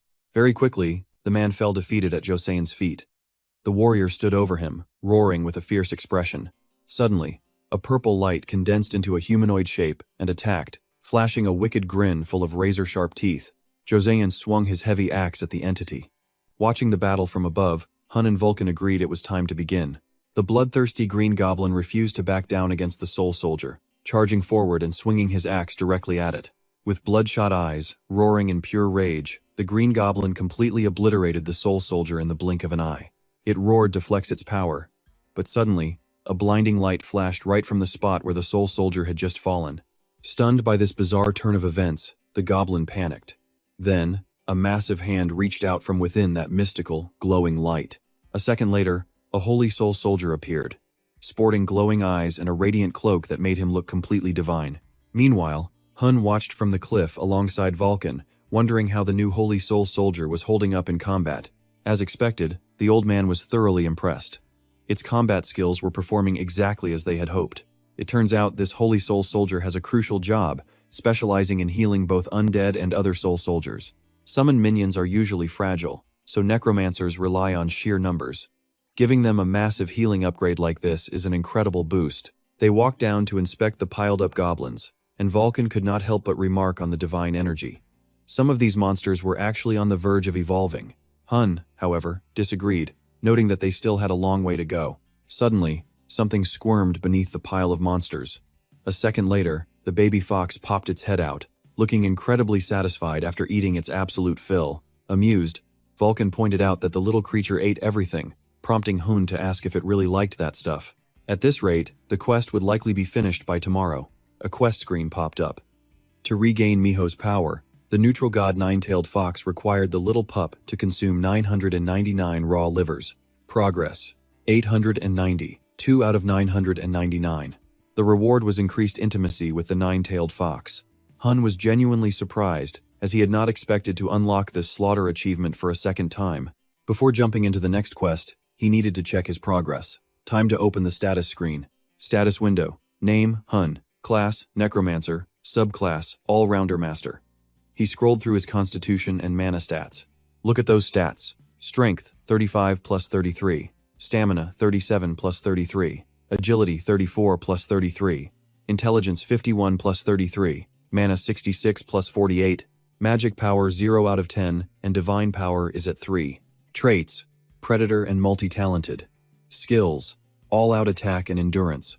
Looking over the numbers, Hun was thoroughly pleased with his build. Planting that divine seed just a few days ago already boosted his stat by 2. It was still limited, but it would definitely save his life in a tight spot. Bored out of his mind, Vulcan finally spoke up, asking what they should do next. Hun flashed a sly grin and replied without hesitation, saying they had to find Henrik. Based on the rumors the old man had gathered, Hun asked Vulcan if the information was actually solid. Vulcan confirmed it, explaining that the guy had just been lingering in one spot instead of climbing the tower, almost as if he was waiting for someone. Hun felt a surge of anticipation. He wanted to meet Henrik face to face, the famous dragon slayer who fought using a dragon's actual body. He had been curious about him for a very long time now. There had to be a reason why he halted on the 10th floor. Just like Duel hearing the voices of gods and demons, he was likely waiting for something. After walking quite a long distance, they finally arrived at their destination. They had finally arrived. Stepping out of the dark, narrow alleyway, Hun looked up and squinted at the bright, sudden rays of sunlight. In the distance, amidst the bustling crowd of passers-by, he spotted Henrik's towering figure. Noting those sharp black horns and intense crimson eyes, Hun silently agreed that the guy looked every bit like a true member of the Dragon Clan. Seeing the target right ahead, Hun refused to waste any time and decided to move. Noticing his haste, Vulcan quickly held him back, asking if he seriously planned to just walk up and talk to him without a plan. Fearing the worst, Vulcan warned him that Henrik might not even be waiting for him, and that barging in would look like a direct provocation. But Hun completely brushed off the warning, bluntly replying that they could always let their fists do the talking instead. Stunned by his reckless, thug-like attitude, the old man called him a complete lunatic. Realizing Hun was absolutely dead set on this, Vulcan grumbled and decided he would stay right here. Surprised by the sudden surrender, Hun immediately mocked him, claiming the old man was simply too terrified to face him. He mocked Vulcan for being scared because of the beatdown he took last time. Furious at the ridiculous accusation, Vulcan snapped back, asking who beat up whom. Hun insisted the first necromancer never lied, laughing about how Vulcan had run away in the most pathetic state possible. Their loud, childish bickering quickly caught Henrik's attention from across the street. Hearing the noisy ruckus, Henrik closed his eyes in utter exasperation at their childish behavior. But suddenly, old memories flashed back in his mind like a movie. He recalled how battered and defeated he had been back then. He remembered a prophecy about a mysterious figure on the 10th floor, telling him to wait, as someone would eventually come to grant his deepest wish. Having made up his mind, Hun decided to take action immediately. He and Vulcan walked right up to the warrior, asking if he was indeed Henrik. It seemed they were on the exact same page, as Henrik calmly replied that he was actually waiting to speak with them too. Glancing over at Vulcan with a less than friendly expression, he immediately recognized the old, familiar face standing right beside the young man. Henrik tilts his head and lays out a condition for Jinhyuk, wanting to see if he even qualifies first. The young man gets a bit annoyed, but decides to let it slide. Though Jin-hyuk is not pleased with such a blatant evaluation, since Henrik already approved him, he decides to let it go. Seeing their conversation exposed in broad daylight, Henrik decides they need somewhere a bit more private. Too many eyes here, follow me. And so, they head toward a more suitable spot, but suddenly, Jin-hyuk stops dead in his tracks. Talk about suspicious. Seeing Henrik act so secretly, Jin-hyuk just has to question him. Wait, what is this? A dead-end alley? There are plenty of alleys near the plaza, so why walk all this way? But then, total surprise, Henrik literally walks straight through the solid wall. Talk about an illusion. What looked like a simple dead end actually leads directly to a completely different dimension. Seeing Henrik pass through successfully, Jin-hyuk and Vulcan realize it is their turn to step inside. He slowly walks through the wall. Soon, all three find themselves in a hidden space, a quiet, small town. Henrik explains this is a subspace, a hidden zone on the 10th floor. The eyes of angels and demons completely lose their power here. Looking around, Jin-hyuk realizes Henrik is telling the truth, his vision has indeed weakened. Now that Jin-hyuk has followed him all this way, Henrik gets straight to the point. I must ask you, my goal is to eliminate every single dragon who wanted me dead in this tower. Do you have the resolve to stand with me for this? He asks with absolute determination. Hearing this, Jin-hyuk just scoffs at the absurdity. Compared to his own grand ambitions, Henrik's goal seems like child's play. Hey kid, isn't your dream a bit too small? Seeing Jin-hyuk mock his ambition, Henrik gets incredibly worked up. What? What did you just call small? Fearing Jin-hyuk might say something totally reckless, Vulcan quickly steps in to hold him back. Jin-hyuk, that is not funny. Henrik's eyes glare, flashing with pure, murderous intent. That guy is an absolute monster beyond the rules. What are you thinking, provoking him like that? Not wanting Vulcan to ruin his plans, Jin-hyuk tells him to back off since he has everything under control. Calm as ever, he shares his thoughts. Even if I do not know the exact details, I can pretty much guess how you ended up like this. The next second, he drops an absolute bombshell. But surely you already know this, it is not just the Dragon Clan that wants us dead. Jin-hyuk feels Henrik's hatred is still far too small. Even though I do not know why you are so obsessed with dragons, targeting just them is not enough. Then he delivers a legendary line that shows supreme confidence, fearing absolutely no one. I will wipe out anyone who dared to betray me, whether it is the Dragon Clan or anyone else. Jin-hyuk points directly at Henrik, claiming the man is still way too naive. Let me repeat myself. Henrik, your goal is simply too small to align with mine. Hearing those heavy insinuations, Henrik asks with a tense face, are you saying you actually want to slaughter the entire Dragon Clan? As it turns out, this is a meeting of two kindred spirits, with Jin-hyuk sharing a very similar past. Just like you, I survived the brink of death, and I also have those responsible for my demise whom I must destroy. Do you need me to say anything more? Suddenly, Henrik starts shaking uncontrollably, leaving Vulcan completely baffled by his strange reaction. The next second, Henrik snaps and bursts into wild, hysterical laughter. Facing this absolutely ridiculous display of madness, Vulcan can only look on with utter disdain. Jin-hyuk asks, see that? It seems his words hit so deep that Henrik cannot even counter them. Just like that, Henrik changes his tune, admitting Jin-hyuk is right and offering an apology.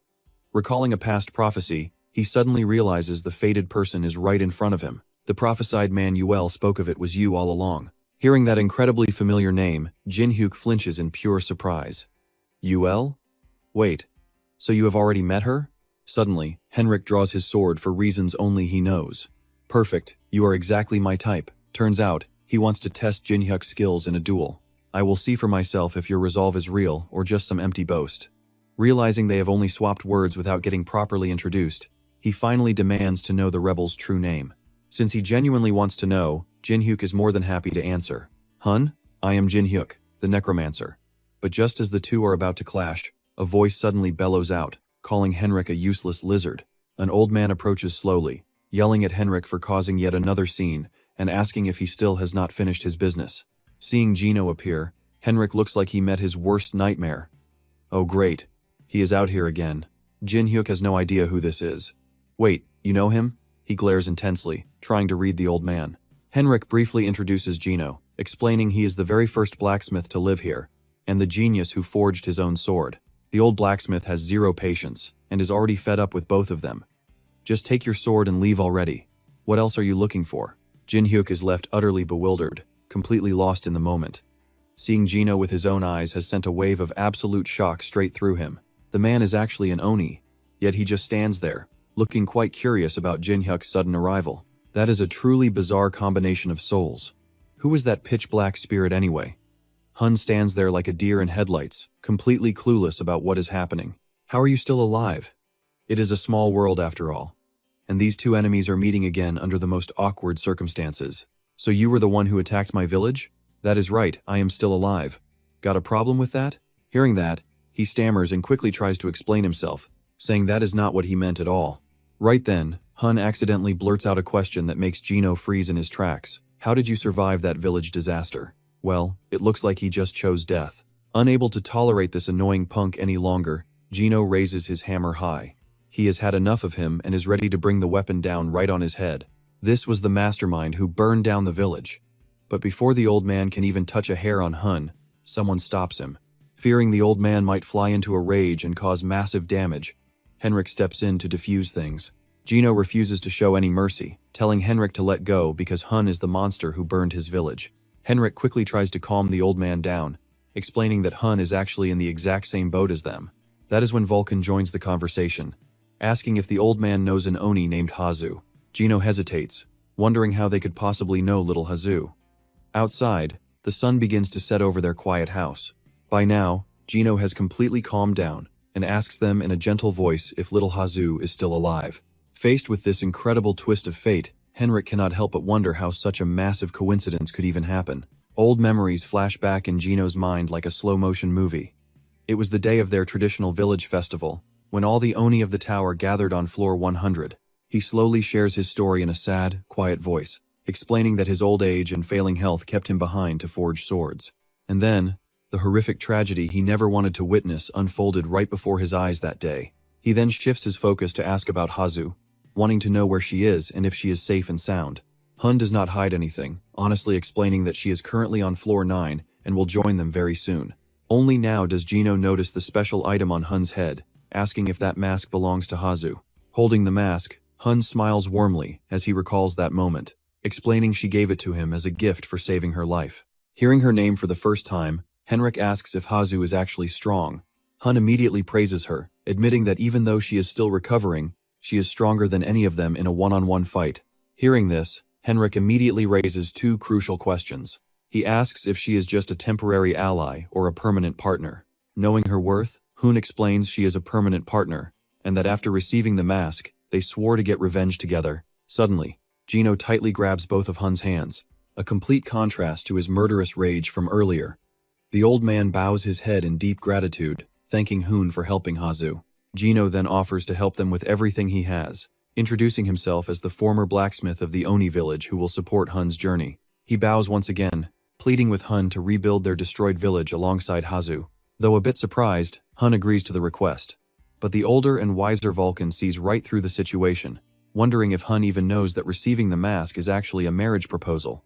A man of his word, Gino immediately offers his entire arsenal for Hun's quest, telling him to take whatever gear he needs from the forge. Holding one of the swords, Hun is amazed, realizing these weapons are on a completely different level compared to what Goit gave him. Henrik strongly agrees, pointing out that Gino was the top blacksmith of the Oni clan, so high quality is guaranteed. Realizing they have stayed long enough, Henrik suggests hitting the road, and Hun politely asks Gino if they are ready to leave. However, the old man has already fallen into a deep, peaceful sleep, completely out of it. Seeing Gino rest so soundly, they can easily understand why. Sleeping already? He must have finally let go of his heavy stress, especially since he never got a single moment of true peace after his exhausting work back in the village. They decide to leave quietly without disturbing the old man, agreeing to let him rest while they head out to look for Hazu and bring her back here first. At this moment, thinking of Hazu, Hun is secretly glad, knowing she will grow much stronger once she reunites with Gino. It is a huge stroke of luck. Back in reality, a sudden warning shout echoes from a distance, telling Hun to watch out as a powerful red slash erupts right in front of him. The next second, a massive explosion of energy detonates, leaving the entire area completely devastated and in total chaos. Faced with such a relentless and powerful onslaught, even Hun has to be extremely careful. While controlling a magic circle, his opponent praises his speed, noting his reaction is not bad at all. It turns out this is the life or death battle they promised each other earlier. He had made it clear before that he was going to test Hun's strength. Henrik smirks smugly, provoking him by asking if Hun can even pull off a miracle if he cannot defeat him first. Not intimidated at all, Hun grins with pure excitement, replying that he also wants to test the power of the legendary Dragon Slayer himself. While their brutal clash rages on, the storm outside unleashes a massive, torrential downpour. Fierce winds and heavy rain hammer violently against the shaking glass windows.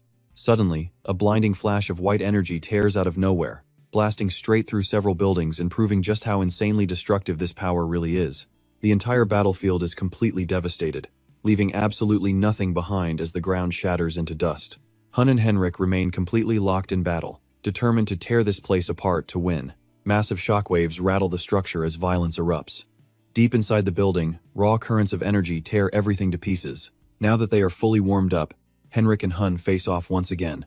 Henrik raises his blade, glaring down at the boy with pure malice.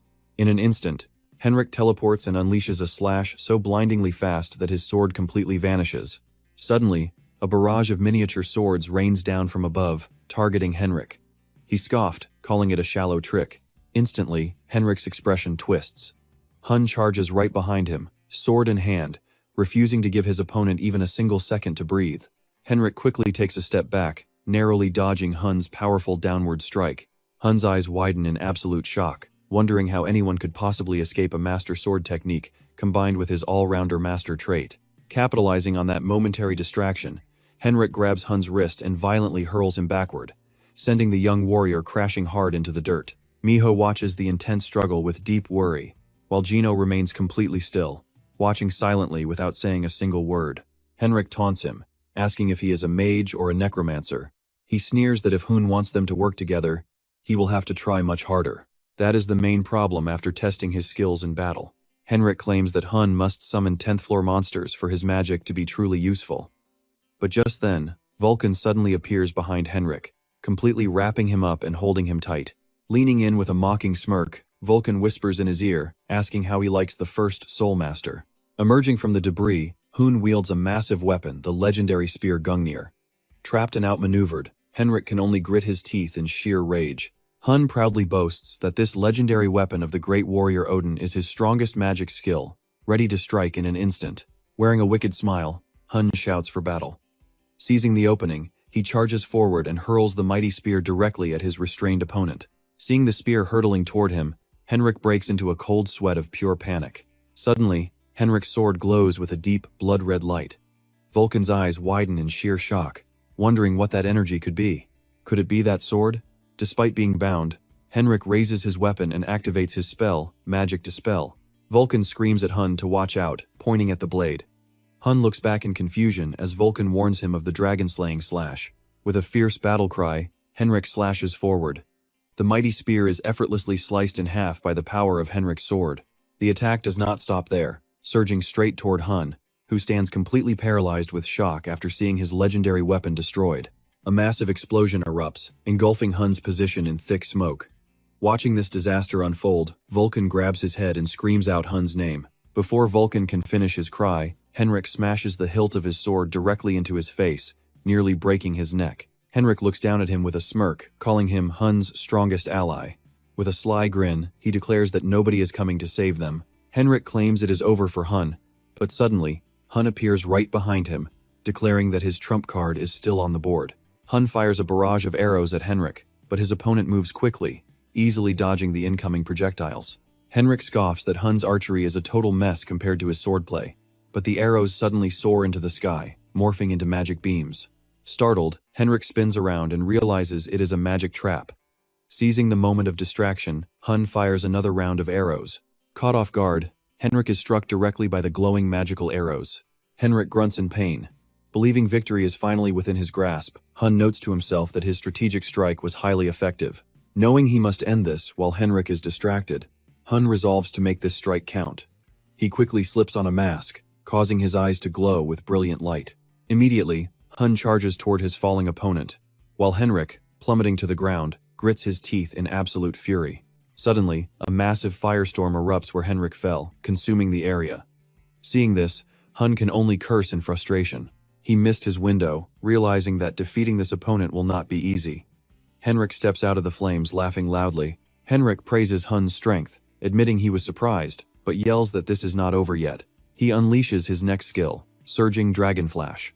Pointing his blade to the sky, Henrik roars, demanding Hun to fight with even greater spirit. Observing Henrik from behind his mask, Hun worries about dodging the incoming strike.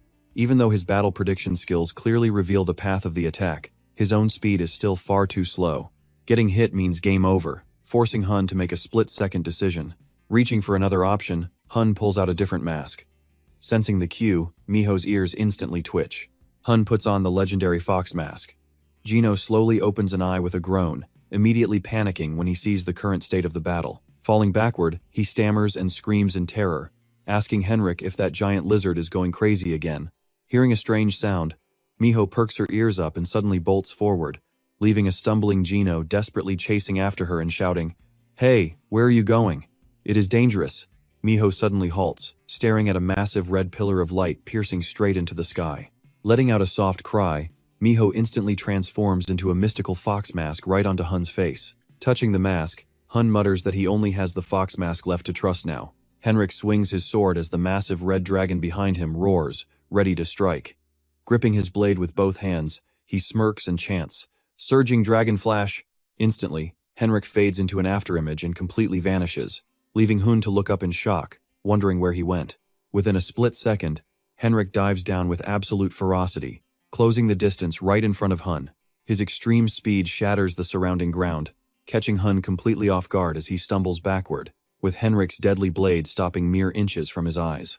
Henrik's raw, magical energy triggers a massive explosion, instantly collapsing the surrounding buildings.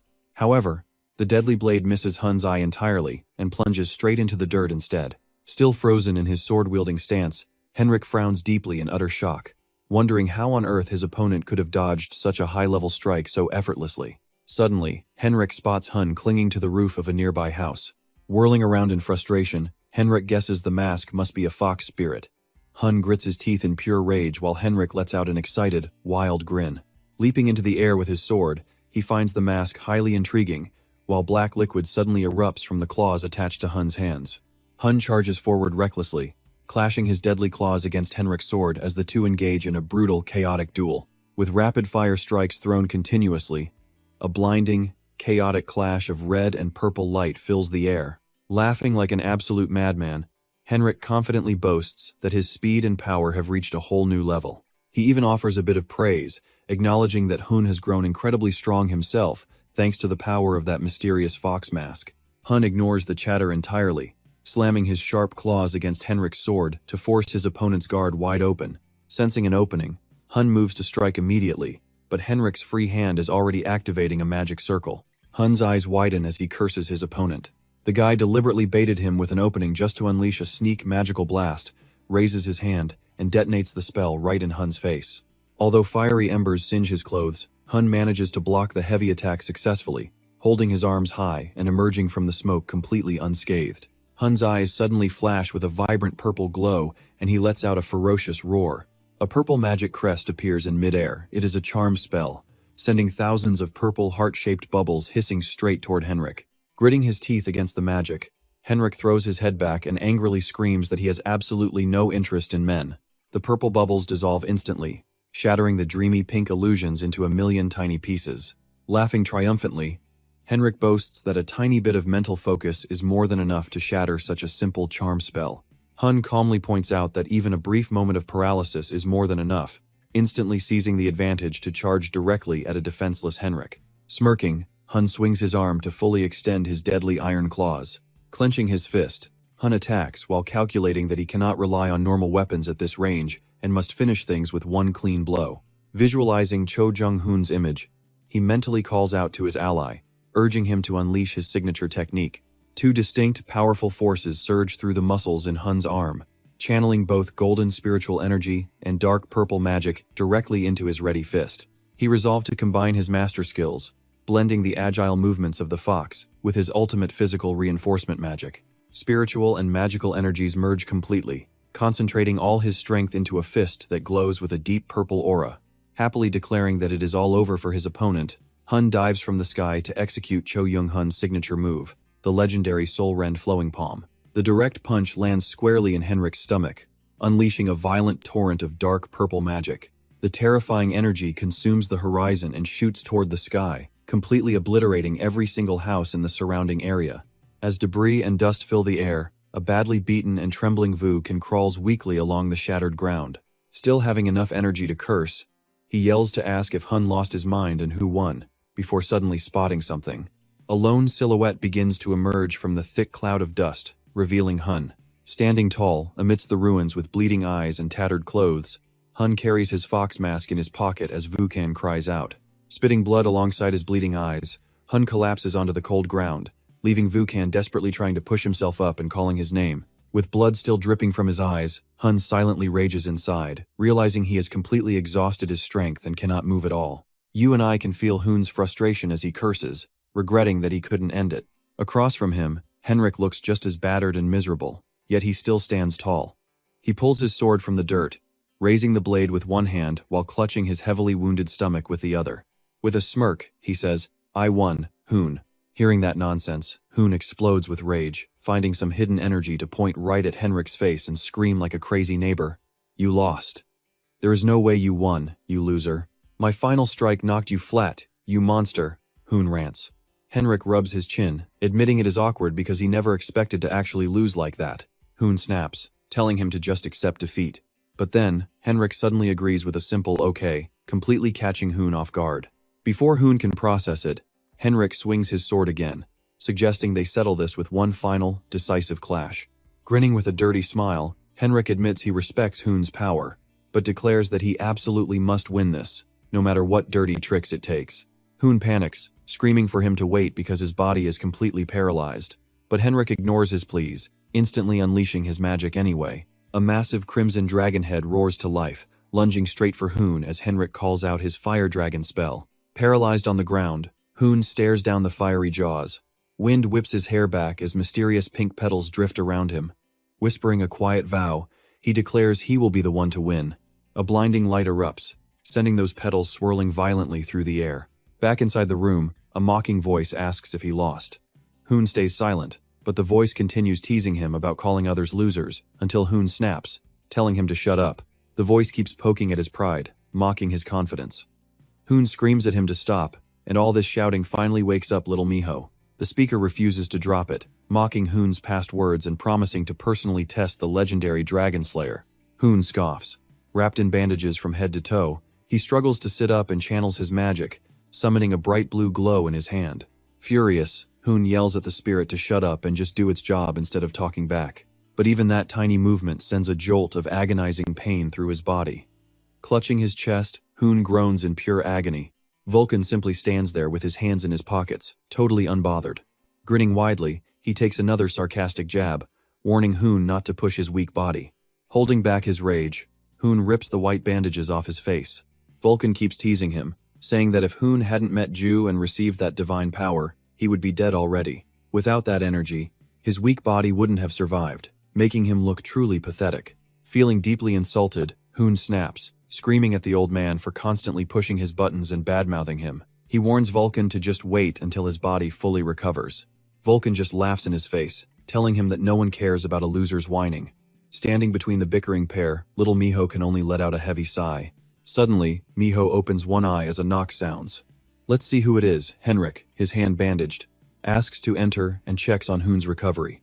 Hun defensively asks what he wants, while Vulcan suddenly glares at Henrik, growling in pure anger. Scowling, Vulcan recalls his past boast about how he would be the one to defeat Henrik next time. Scratching his head in embarrassment, Vulcan offers a clumsy apology.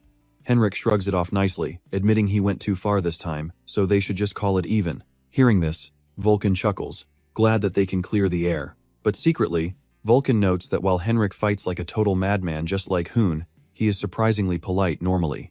Vulcan tries to apologize for letting Henrik in, but Henrik cuts him off, crossing his arms and asking if he went too far during their duel. Hun totally loses his patience. Seeing them casual while he suffers makes his blood boil, and he screams at both of them to shut up. "Stop talking, both of you. Next time, I will beat you," Hun vows, while Henrik smiles, silently agreeing that day might actually come. Letting out a sigh, Hun sits down and gets to the point, explaining that he called Henrik over to finally hear his story. Frowning, Hun asks about his past life and his death. Henrik begins, revealing that his family and home were completely wiped out by the dragons. He remembers the horror of giant dragons breathing fire, burning his entire village to ash as terrified people fled in absolute panic. Anyone touched by the flames burned instantly. Henrik mutters that he was the sole survivor of that horrific tragedy. The memory shows a terrified young Henrik cowering in a corner, surrounded by chaos and agonizing screams. Crying out for help, tears streamed down his face as he looked up to see a swarm of massive, colorful dragons blotting out the entire sky.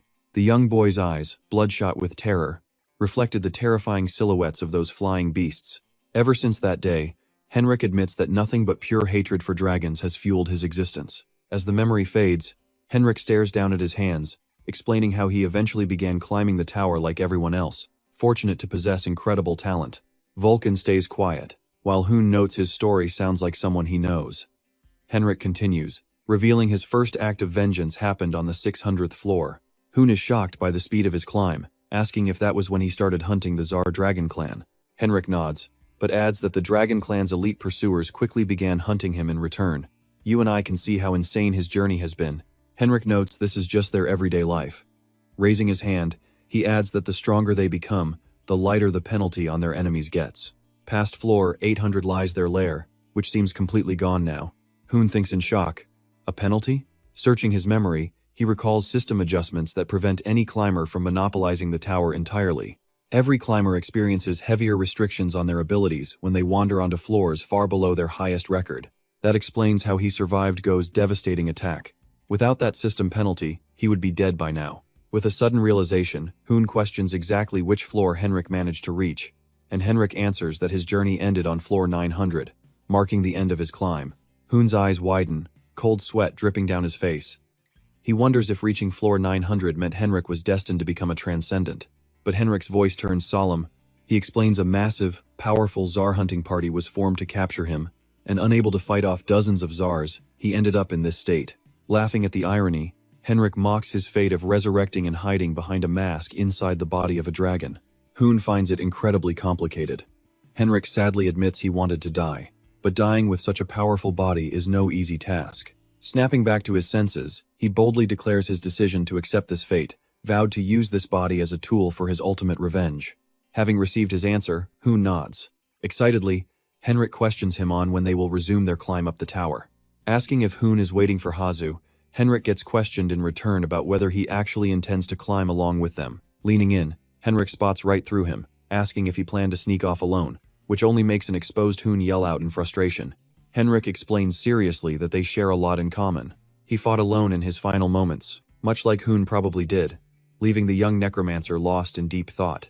He presses on, urging that they must learn from past failures, as fighting everyone entirely alone is nothing but a foolish dream. Hoon agrees, knowing that having trustworthy allies and friends fighting side by side is exactly what they need right now. Henrik proposes they start a guild together, a suggestion that leaves Hoon completely stunned and stammering in disbelief. Meanwhile, on floor 600, Carmen Pellin bursts through the Holy Land Federation doors in a fury, demanding Kane explain what on earth is going on. Kane Pellin clasps his hands and smirks up at the glowing monitor. He shares a highly intriguing report from Visago's branch on floor 10, detailing how a single challenger burned the entire base down to ashes all on their own. Jaw-dropping in shock, Carmen asks if it was truly one person, and Kane confirms the Holy Land data points to a solo job rather than a group. Carmen immediately protests, arguing that on a low floor like floor 10, any strong climber would still be heavily restricted by the system penalty. Snapping his fingers to dismiss the screen, Kane agrees with her point. Even the prestigious 9 stars cannot escape the floor 10 penalty, as it is an absolute unbendable rule of the tower. Their grim expressions reflect in the glass as Kane notes the culprit wields overwhelming power on floor 10, reminiscent of their own early climbing days. Carmen is rendered completely speechless. Still, Kane calmly reassures her that this threat remains well within their control. Unconvinced, Carmen anxiously questions how he plans to deal with someone whose true power they still know absolutely nothing about. Kane responds with a casual, chilling smile, of course. His face turns sinister as he suggests pulling them out by the roots, just like 10 years ago, by hiring a bounty hunter. As the silhouette of a woman blowing smoke from her gun barrel appears, Kane's voice echoes, suggesting someone with the perfect skills for the job. Under the hood is Sion, who has just slain a massive dragon. Back with Hoon, he sits wrapped in bandages, hands resting on his knees in deep thought. Muttering the word guild, he looks up at Henrik and admits he agrees with his line of thinking. But pointing out a major issue, he alerts Henrik that he is currently tied up with Bao's active quest. He recalls the exact terms of Bao's quest. Bao, the Lord of a Million Demons, tasked him with spreading his fame and reputation across the entire tower before entering floor 100. He explains he must establish a grand name for himself throughout the tower before reaching floor 100. Dragging Henrik or his guild into his reputation could ruin the quest, a detail Henrik ponders while stroking his chin. Pausing, Henrik's eyes light up as a simple solution strikes him. Arm crossed, he boldly suggests that Hoon should just lead the guild. Hoon is visibly shocked by Henrik's sudden and unexpected decision. Henrik calmly explains he never desired that leadership role anyway, confessing that he honestly lacks the confidence to be a leader. As an exceptional necromancer, Hoon is the ultimate fit for commander. Hearing this, Hoon lowers his head as the room turns quiet. He hesitates, pointing out that since he is weaker, becoming guildmaster means he would have to give Henrik orders eventually. He looks straight into Henrik's eyes and asks if he can truly accept following the orders of someone weaker than himself. A sudden rustle, then boom. Henrik drops down to one knee, his long cloak fluttering dramatically in the wind. Speechless at first, Henrik finally speaks up, telling him that this action itself is his ultimate answer. Henrik pours his heart out, explaining exactly why he wants Hun to be the leader, expressing how deeply he had been humiliated back then. Remembering his helpless rage, Henrik looks back at his own miserable past, recalling the terrible physical and mental pain he had to endure all by himself on his incredibly lonely journey. Hun asks if he will truly accept anything to reach their goal. Henrik agrees without hesitation, prompting Hun to flash a confident smile and accept. Standing up proudly, Hun declares he will take the guildmaster position to avenge them both, which leaves Henrik feeling deeply relieved and satisfied with his choice. Wukong suddenly asks about the guild's name, pointing to a flag, which makes Hun recall his true objective, a masked hero eliminating evil to defy heaven itself. Smiling, Hun chooses the name Defying Heaven, as no other name fits better. With the name decided, the three of them continue discussing the official guild registration process. They can establish the guild immediately by paying a fee, but Hun wonders if talking to the puppet might get them a free pass. Haseon welcomes him warmly with a big smile, addressing him as Grim Mask. Now wearing his demon mask, Hoon asks if the puppet has already left. Just as Hun is about to speak further, Haseon quickly introduces himself as the first floor branch manager, causing Hun to hesitate.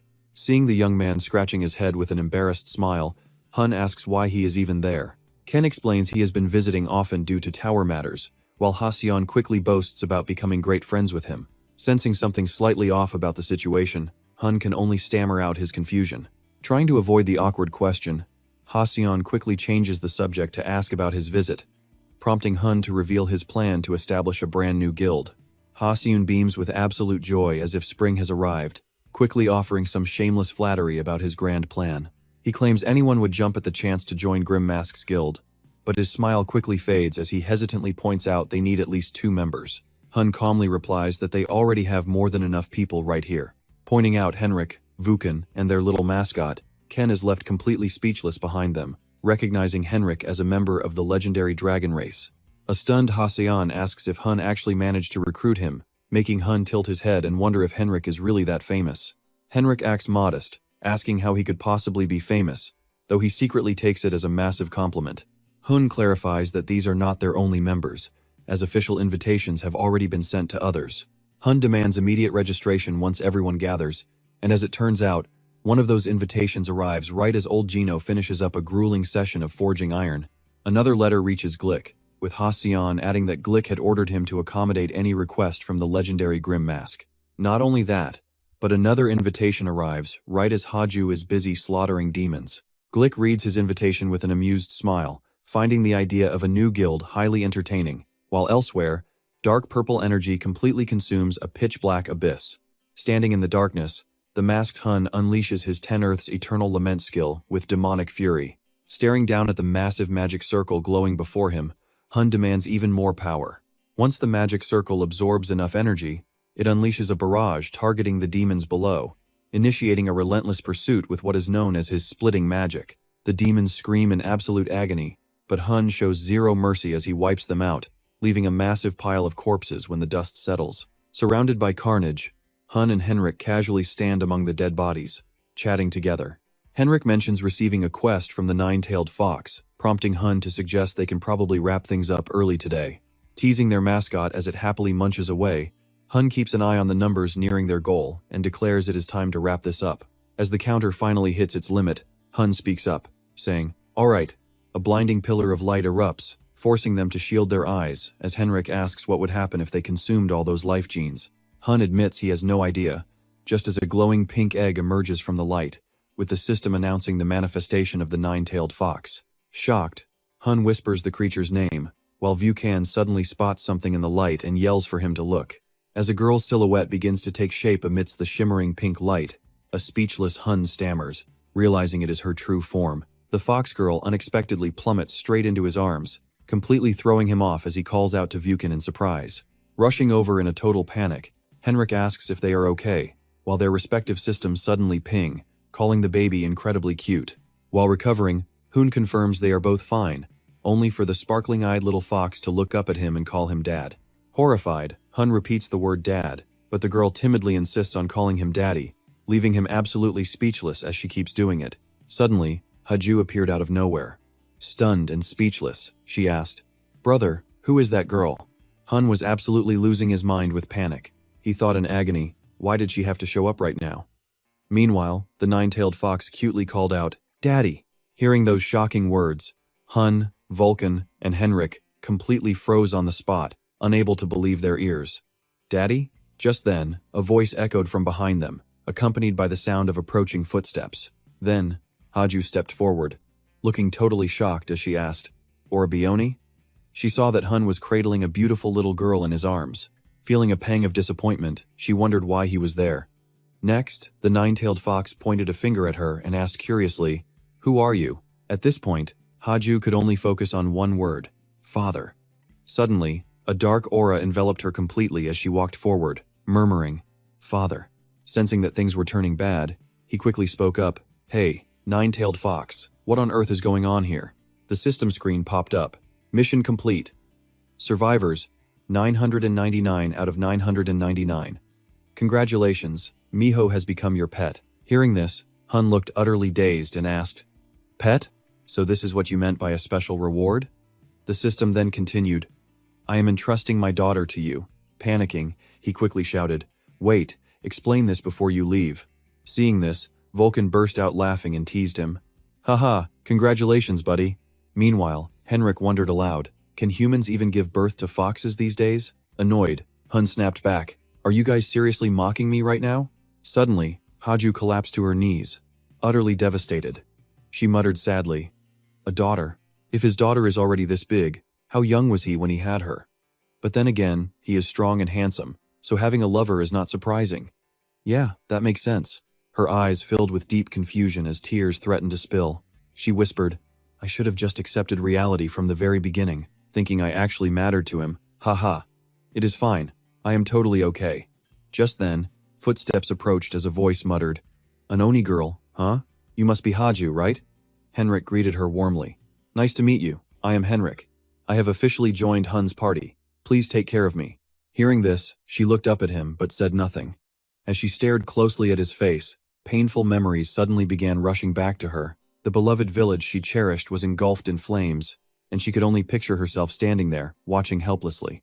The villagers screamed in sheer terror, desperately clawing for any chance of survival. The raging fire blocked every escape route, leaving a young boy weeping in terror.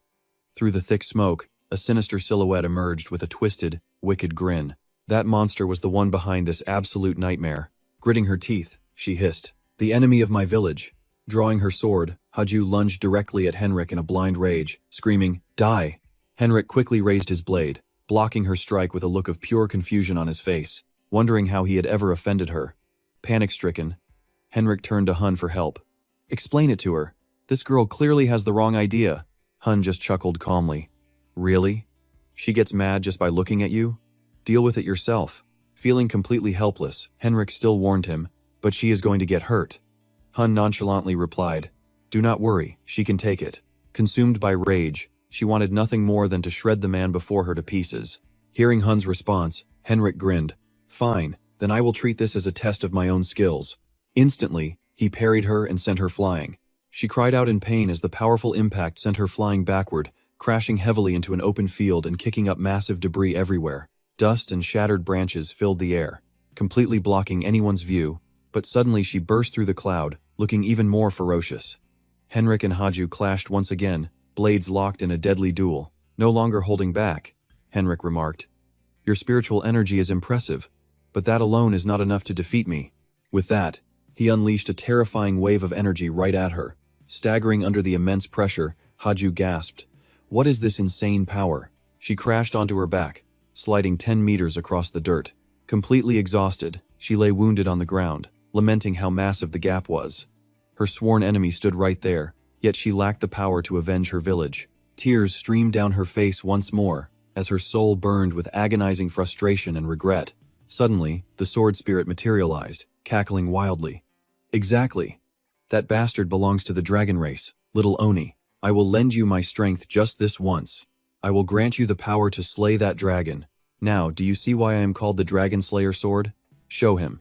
Empowered by the sword, Haju looked absolutely fierce. Enveloped in a vibrant pink aura, she charged toward Henrik with blinding speed. Intrigued, Henrik said. A sword with its own consciousness? Now this is interesting. Come on then. Brandishing a deadly gaze, she coldly roared. Die! Yet, despite her overwhelming power, he easily blocked her strike with just a single hand. Stunned, she thought, he blocked the Dragon Slayer sword's power with one hand. Before she could react, he kicked her hard in the stomach. Haju coughed violently in pain, collapsing to her knees. Henrik looked down at her coldly and said, Do not think my sword is ordinary. The materials used to forge it are already stronger than you. She groaned exhaustedly, pleading in her mind.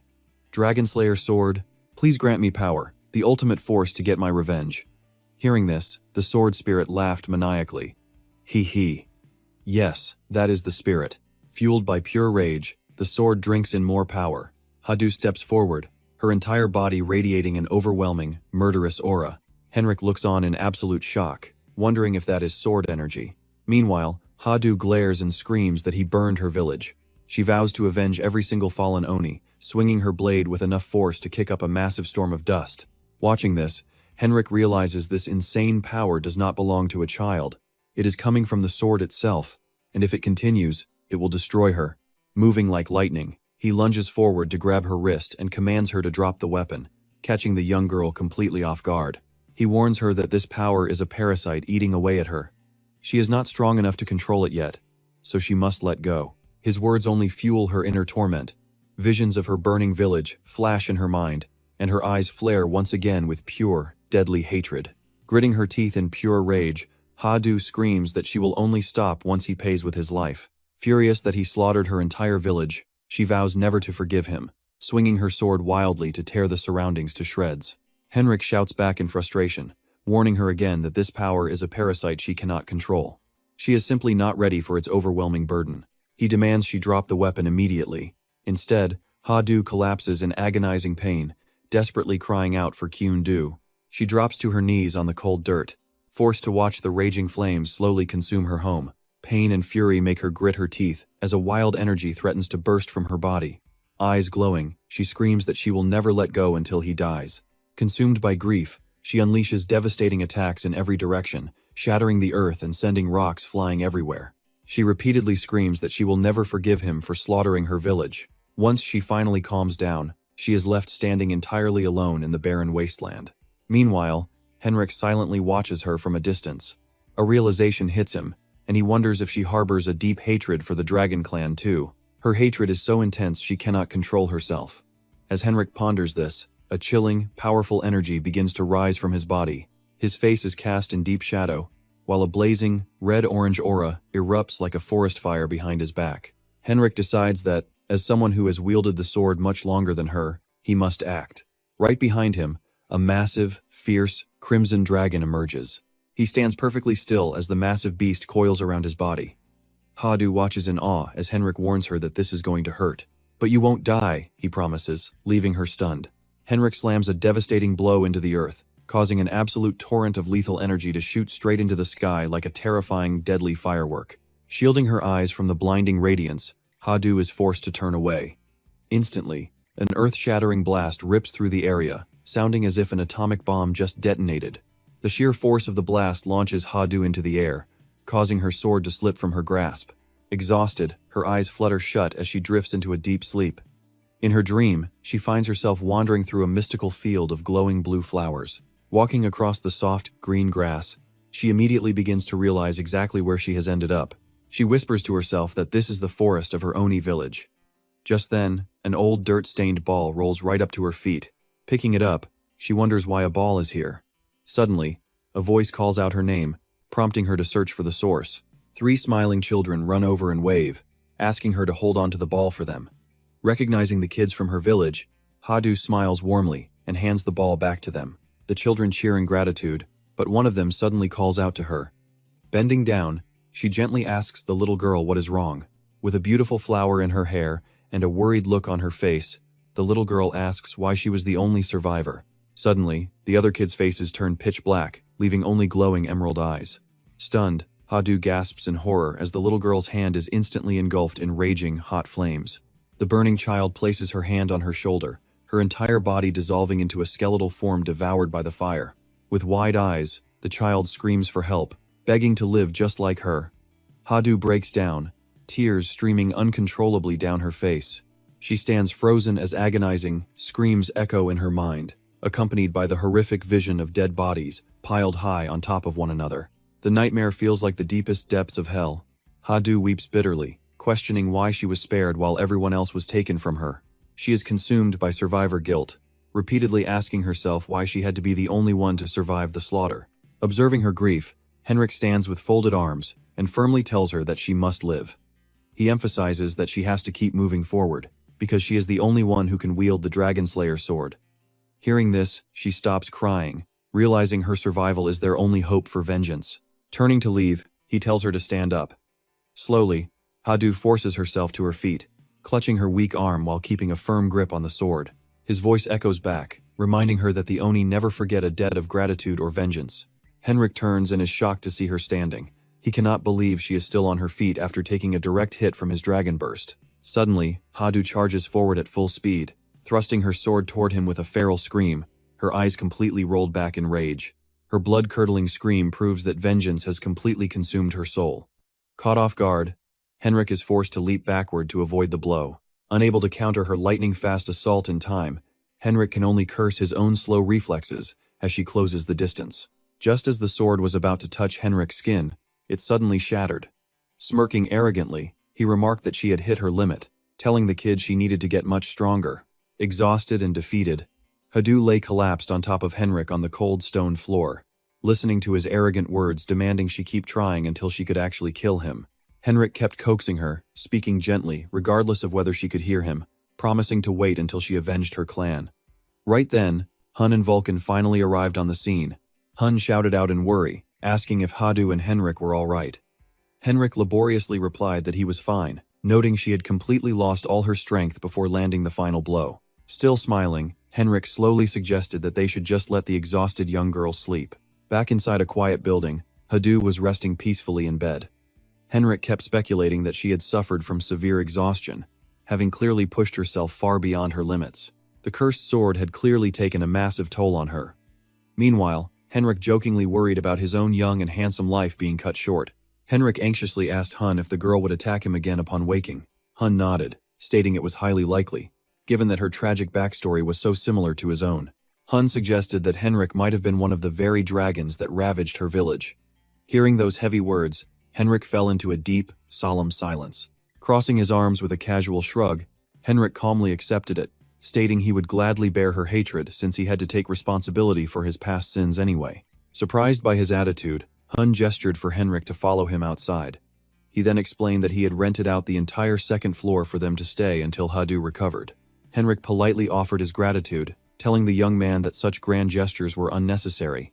But before Henrik could finish his sentence about accepting his fate, Hun completely snapped, unleashing a furious, rapid-fire storm of harsh words right into his face. Hun barked that he did not care about him at all, and only wanted him gone so Hadu could rest. Henrik slumped in sheer, awkward embarrassment after learning the truth. Soon, warm golden sunlight began streaming through the window as a gentle breeze softly swayed the curtains. Hadu stirred slightly, her eyelids fluttering. Waking up tiredly from a long slumber, her blurry vision struggled to adjust to the bright, warm light of the room. Feeling a strange presence, Hadu looked up and gasped in confusion at the little girl standing right in front of her. It was Miho, smiling brightly with sparkling eyes. Realizing she was not dreaming, Hadu recoiled in sheer panic as if seeing a ghost, her voice trembling as she stammered out the little girl's name. The girl cheered that her big sister was awake. Just then, Hun walked in, asking if she was doing fine. Still dazed, Hadu muttered that she was just slightly dizzy. Spotting Hun, the little girl happily spun around and cheered that her daddy had arrived. Hadu froze in absolute shock, barely able to squeak out the word daddy in disbelief. Instantly, Hadu fainted right back onto the bed. Miho pouted, wondering why she fell asleep again. Realizing the misunderstanding, Hun immediately hoisted the little girl up, warning her that she would be in big trouble if she kept calling him dad. She just stared blankly. When she innocently asked who would dare hurt her, Hun pointed directly at Hadu. Later, wearing his signature demon mask, Hun asked Hadu if she had packed all her gear. They would not be returning to the 10th floor. Hadu smiled excitedly, explaining that even though her dragon-slaying sword had shattered, she felt like its essence had integrated with her body, becoming a true part of her. Henrik sighed exhaustedly, crossing his arms and assuring everyone that all his magical belongings were already safely packed away, leaving absolutely nothing behind. Miho timidly piped up, calling him big brother instead of daddy, claiming she had not forgotten a single thing. Hun raised an eyebrow, surprised that she had suddenly switched titles.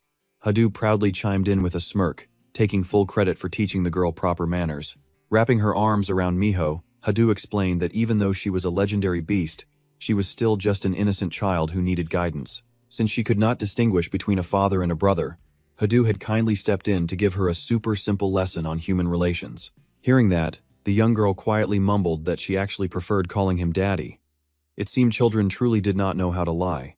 However, under Hadu's terrifying glare, the poor girl instantly recoiled in fear, quickly stammering that she had just made a silly mistake. Hun then pulled out 3 scrolls, offering one to each of them. As Henrik took his, Hun explained that these were rare teleportation scrolls. He added that tearing the scrolls would instantly teleport them straight to the secret meeting room prepared by their ally, Glick. Both Hadu and Miho gasped at how incredibly expensive those magic items were. Ignoring their shock, Hun calmly asked if everyone was ready to depart. Suddenly, an enraged Vulcan barked out, demanding to know what his plan was. Hun simply smirked, casually admitting he had almost forgotten about him. With a snap of his fingers, a magical sphere shot forward, dragging a screaming Vulcan inside as the old man furiously cursed him for being a total bastard. Vulcan ranted about how he hated being treated like some pocket item that could be pulled out and summoned at a moment's notice. Satisfied, Hun urged the rest of the group to get moving. Ripping the magic scrolls, they vanished in a bright flash, teleporting to another location. They all materialized inside a breathtakingly lavish hall gleaming with gold. A weary Henrik looked around, lazily asking if this was the spot. Hadu was completely awestruck by the grand architecture, marveling at how such an incredibly magnificent hall could actually exist on the 10th floor of the tower. Hun explained that this magic-infused space was maintained solely by the massive wealth and financial backing of the prestigious Gold League. While Hadu wondered if they were truly that wealthy, her attention was suddenly drawn to a soft, mysterious blue glow radiating nearby. Within the light, an elderly man appeared, calling out Hadu's name with deep emotion. Stunned, she could only mutter in disbelief, wondering if Gina was actually alive. The two rushed into a tight embrace, tears of pure joy streaming down their faces. The old man called out to Hadu.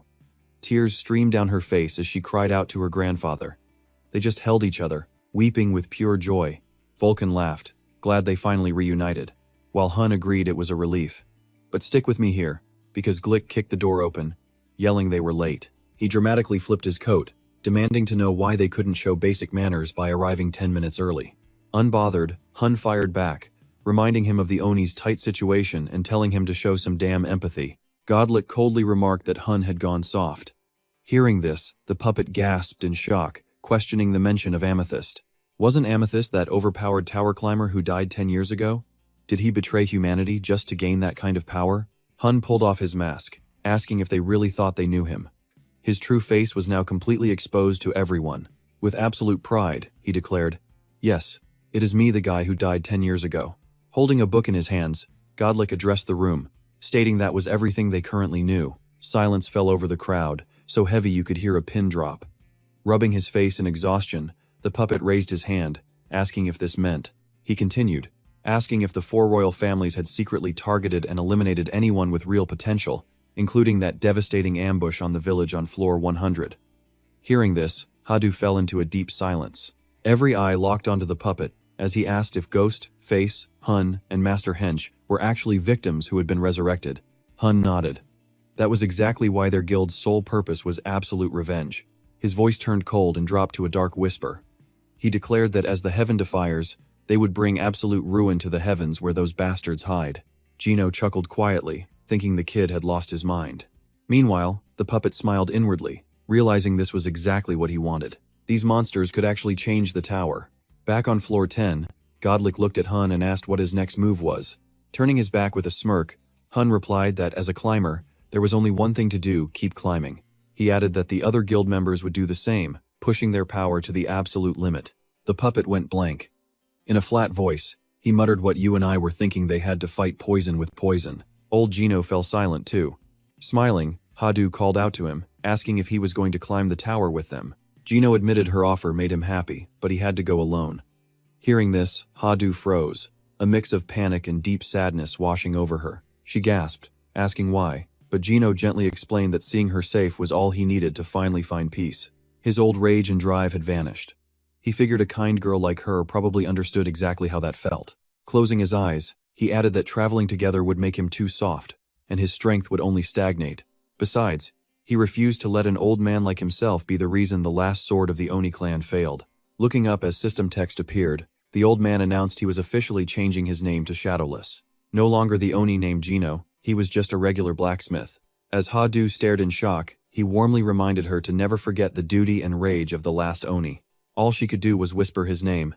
Hun placed a reassuring hand on her shoulder and spoke up, telling Gino, or rather, Elder Shadowless, that he had a completely different mission in mind. Turning to Godlick, Hun proposed building their base on floor 100, noting Godlick wanted to investigate the Oni village anyway. With a completely blank face, Godlick agreed. He asked if Hun had chosen a manager yet. With a confident smirk, Hun replied that the perfect candidate was already standing right here. He proudly added that Gino was the greatest Oni blacksmith alive. Since he had lived on floor 11 for a very long time, he knew its layout and secrets inside out. Rubbing his chin thoughtfully, Godlick admitted that made perfect sense. Godlick then turned and ordered the puppet to guide the elder straight to floor 100. Accepting the task, the puppet placed a respectful hand on the elder's shoulder, promising to escort him with the utmost care. With everything sorted, Hun looked around at the group, announcing that since everyone's destination was set, it was time to make their move. Putting on his demon mask, he fired them up, calling out to the Heaven Defiers. His voice dripped with pure malice as he urged them to show their enemies the true meaning of their name. Teleporting into the safe zone of floor 11, Hun materialized right at the entrance under a brilliant flash of blue light. Staring up at the massive structure ahead, he whispered floor 11. His cold, piercing eyes signaled that a bloodbath was about to begin. He knew this was where the real challenge started, as the faces of his targets flashed vividly through his mind. Gritting his teeth, he muttered that the bastards who ruined his life had better watch their backs. He did not care how high up those cowards were hiding, promising to tear them limb from limb. Meanwhile, a mysterious figure quietly watched them from behind. The stranger, sporting glowing golden eyes, watched from the shadows as the crowd slowly made their way deeper into the tower. And after surviving countless brutal trials, we finally see Hun make it all the way to floor 50. In a small town, news of his absolute sweep of the map is spreading like wildfire, leaving everyone talking. Have you heard the latest rumor yet? What rumor about Ghostface? Word is, he already reached the 50th floor. Now, the surviving soldiers are teaming up, desperate to take him down. Intruder detected. Take him out. Clutching their weapons, the guards brace themselves for a brutal clash with Hun. But with his overwhelming, monstrous strength, tearing through these low-level weaklings is a walk in the park. Rise, fallen guardians of the Holy Kingdom. Obliterate every single enemy of my master. His magically summoned soldier army begins moving like a relentless killing machine, leaving a trail of fresh crimson blood everywhere they tread. Realizing Hun is an incredibly dangerous threat, the remaining forces quickly gang up to swarm the young necromancer. Too bad his allies are also ridiculously powerful. As the enemies rush in, he simply stares ahead without lifting a single finger. Hadu and Miho have this completely covered. Hit by the girl's lightning-fast moves, a panicked enemy screams in absolute terror. When did she get behind me? Right in the main hall, as a massive explosion rocks the ceiling, Hun and his undead army march directly in front of the leader. Furious that his big moment is being completely ruined, the man loses his mind and screams. What on earth is happening? Why crash my ceremony to become branch president? Not wanting to die, He grabs a summoning stone and activates his magic. Did you think I would just stand here and die? Showing exactly why he is the Holy Kingdom's branch leader, an absolutely epic scene unfolds as giant vines and heavy rocks violently burst through the ground. In the blink of an eye, a massive, intimidating stone giant stands before them. Smirking confidently with his powerful trump card fully summoned, the branch leader gloats. Answer my call, Stone Golem, the proud and mighty guardian of our Holy Kingdom. Surprised by the summon, Hun whips his head around. A golem? Even Hadu is shocked, asking if it is a level 120 monster. Hun just smirks at the toy, but the branch leader keeps bragging. That is right. Now that my stone golem is here, the tables have turned. Come at me, traitors. Crush them, Stone Golem. Annihilate these arrogant fools who dare to oppose the mighty Holy Kingdom alliance. But right in the middle of his loud bragging, the massive golem behind him gets instantly sliced to pieces. Talk about embarrassing. The leader turns around only to find his proud summon reduced to a pile of rubble. The one who made that incredibly cool entrance is none other than Hatchling. Yes, you heard that right. His companion is a literal member of the dragon race. Hatchling stares forward with cold, blood-red eyes. Seeing his ultimate defense completely destroyed in a split second, the leader despairs in shock. No way, my golem. But the terrified leader doesn't realize that death is already standing right behind him. Grabbing him by the throat like a helpless chicken, Hun lifts him up and demands, "Let us see. Are you the ruler of this 50th floor?" Choked so hard his eyes turn bloodshot, the foaming man gasps. You. Does your Holy Kingdom really want to become enemies with the 9 stars? Unfortunately for him, his threat is completely off the mark. Not even close. Hun tightens his grip, sending a spray of crimson blood into the air. You guys have been my sworn enemies since 10 years ago. People whisper in fear about what happens whenever Ghostface conquers a floor. Is it true that the entire alliance on that level got completely wiped out? Is Ghostface really that powerful?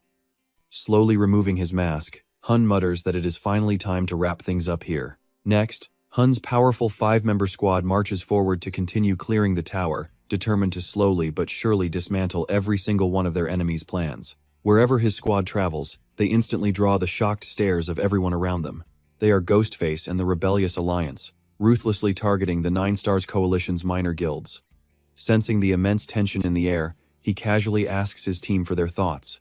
It seems like they have completely blocked off any path to reach the 100th floor. Hun crosses his arms, realizing that the news of their sudden raids on those minor guilds has already spread everywhere. Always thinking 10 steps ahead, Hun suggests they use powerful magic on the upper floors to completely erase any trace of their actions.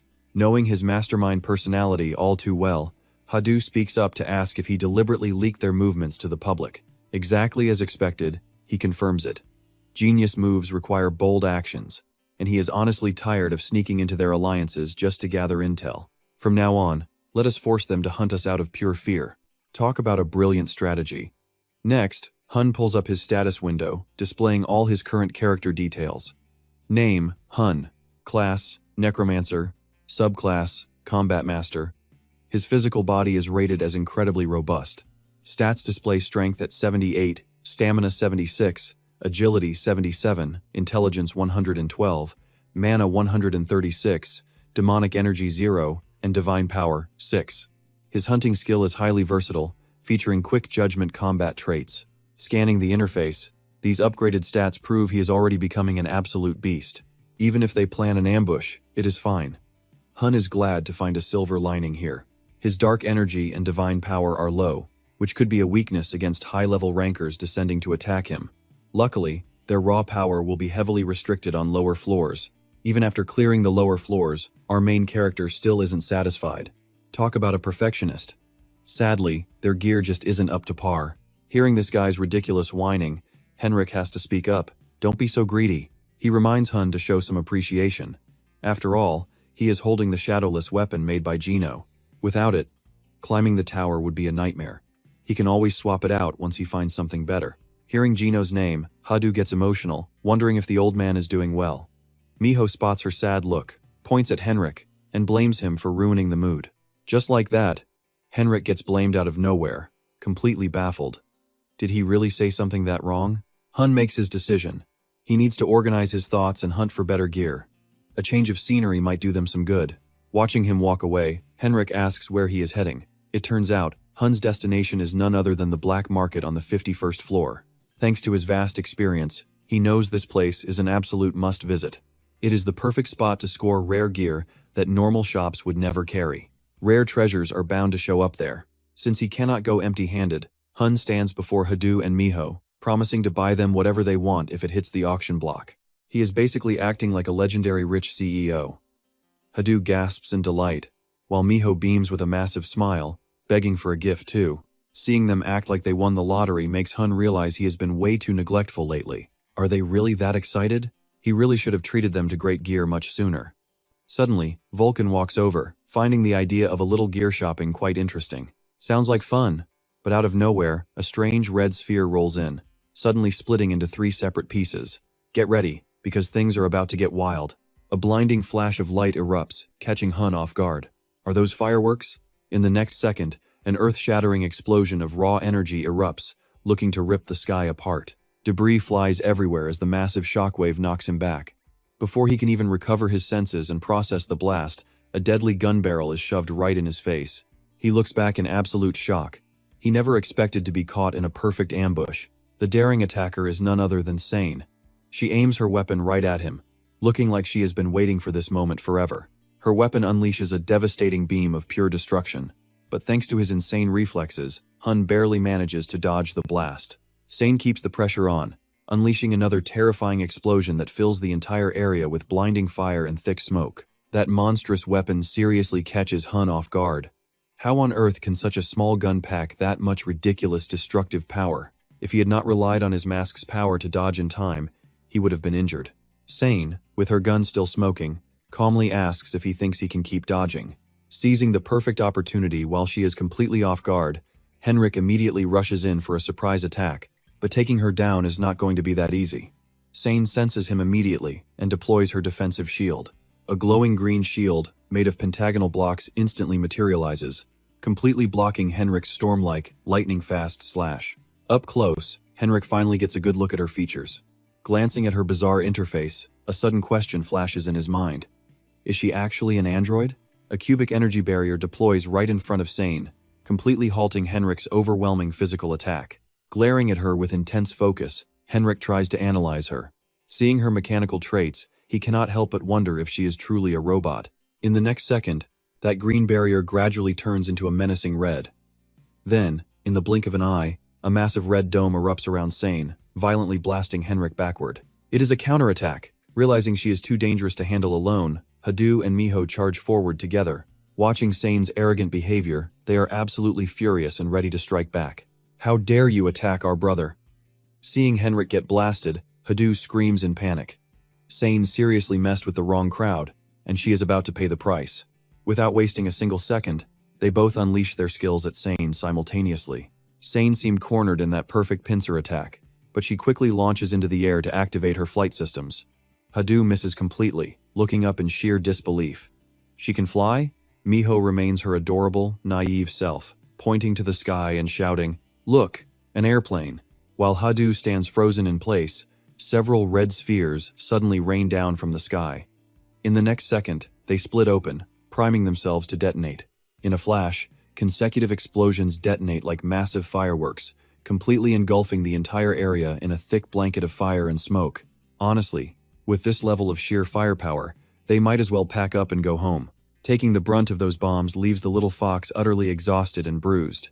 It is painful to watch them get completely overwhelmed right at the start. Sane sneers in disappointment, mocking the legendary Ghostface and his crew. Is this really the best they can do? However, she celebrated way too early. In the next second, Sane is hit with 2 vicious slashes out of nowhere. Of course not. Surprise, surprise. The true final bosses finally step onto the field. Hun and Henrik join forces, launching a flawless double assault that lands without missing a single beat. After pulling off that absolutely flawless and satisfying team combo, Henrik turns to look at Hun. He has to give credit where credit is due. Their teamwork is actually pretty impressive. But Sane quickly recovers, aiming both of her guns at them, muttering how she almost felt bad about ending them so early. Before she can blow their heads off, both of them leap high into the air, prompting Sane to jokingly warn them not to overexert themselves. She warns them not to overdo it since she has something to say. As late night falls and the quiet town goes to sleep, she stands directly in front of the two, calmly introducing herself after that incredibly hostile first impression. She introduces herself as Sane, a talented bounty hunter of the tower. but Han Ju-hoon can barely believe his ears and has to ask her to repeat that ridiculous title. That is when Han Ju-hoon finally realizes someone put a target on his back and wants him dead. Asking if they really have a bounty on their heads at only the 50th floor, Han Ju-hoon gets completely ignored as Sane casually brushes it off. She tells them not to bother introducing themselves, since Ghostface and his strange dragon companion are already her designated prey. She flashes a wide, wicked grin, showing off her pearly white teeth. Unshaken, Henrik coldly draws his sword, asking if those are her last words, but Sane suddenly pulls a sharp U-turn, switching to a playful smile. She admits she has changed her mind, proposing a high-stakes wager as she slowly lays out her terms. She calmly explains that this wager benefits everyone, completely unfazed by the cold blade pointed right at her throat. Henrik is naturally skeptical, questioning this sudden bet, only for Sane to lay down an incredibly tempting condition. If they manage to win, she will withdraw and even reveal the identity of the person who placed the bounty. While Han Ju-hoon pauses in shock as if realizing something, the hot-tempered Henrik raises his sword high, declaring that he will end her life right now. But Han Ju-hoon quickly stops him, acting as the rational leader who wants to get to the bottom of this situation. He reasons that if the 9 Stars or the Tsar clan were behind this, they would have been in danger from day one. Arguing that they need this crucial information, he forces Henrik to hold back his sword, despite how much he wants to fight. Seeing Han Ju-hoon greenlight the deal, Sane smiles and eagerly asks him if they have an official agreement. Before finalizing the deal, Han Ju-hoon asks what the bet actually is, only to realize Sane simply wants a thrilling, fun battle against strong opponents. Looking absolutely majestic and imposing in her dark armor, she points at them and demands a good old-fashioned fight. Tired of her endless chatter, Henrik retorts that this stupid bet just leads to the exact same outcome anyway. But Sane insists on adding a twist, declaring that regardless of who wins or loses, everyone must make it out alive. She explains that she needs to stay alive to deliver the information, claiming she has no hidden agenda against them. Hearing this bizarre, no-kill condition, Han Ju-hoon can't help but wonder what her true motives really are. To keep the 2-on-1 fight fair, Sane demands that Ghostface seal away his soul summoning ability, which he easily accepts. Agreeing to the terms, he silently plots ahead, knowing he can always strike once he uncovers her true intentions. Flashing a creepy grin, Henrik kicks off the battle, noting that taking her limbs is still fair game. As long as she breathes, right? Sane matches his gaze, her eyes glowing with excitement to start this intense clash. Right off the bat, she unleashes a highly advanced skill, transforming her protective helmet into a flying drone that unleashes auto-targeting heavy gunfire from above. A massive cannon materializes, raining down heavy fire that Han Ju-hoon desperately has to dodge. Never one to back down from a fight, he draws his own weapon, mockingly asking what her little toys can possibly do to him. But Sane doesn't just rely on her drone, charging in herself to point twin guns directly at him, asking if he forgot she was here. Using his superhuman reflexes, Han Ju-hoon quickly summons his soul shield to block the oncoming barrage. True to his sneaky style, Henrik slips right behind her for a surprise attack. But Sane stays entirely unfazed, calmly activating a high-speed teleportation skill to evade his blade. Her body suddenly blurs and completely vanishes, leaving our two heroes staring blankly at each other in shock. Carrying too much momentum, Henrik simply cannot stop his attack in time, and in a hilarious twist of fate, the two allies end up clashing directly with their own attacks. But with everything happening in the blink of an eye, Henrik loses control of his swing and accidentally deflects his deadly slash. The resulting impact completely demolishes the surrounding forest. Watching them struggle to work together in such a chaotic way, Sane looks down from above with utter disappointment, mockingly asking what they are even doing. She ridicules their terrible teamwork, asking if they always fight like selfish amateurs instead of actual partners.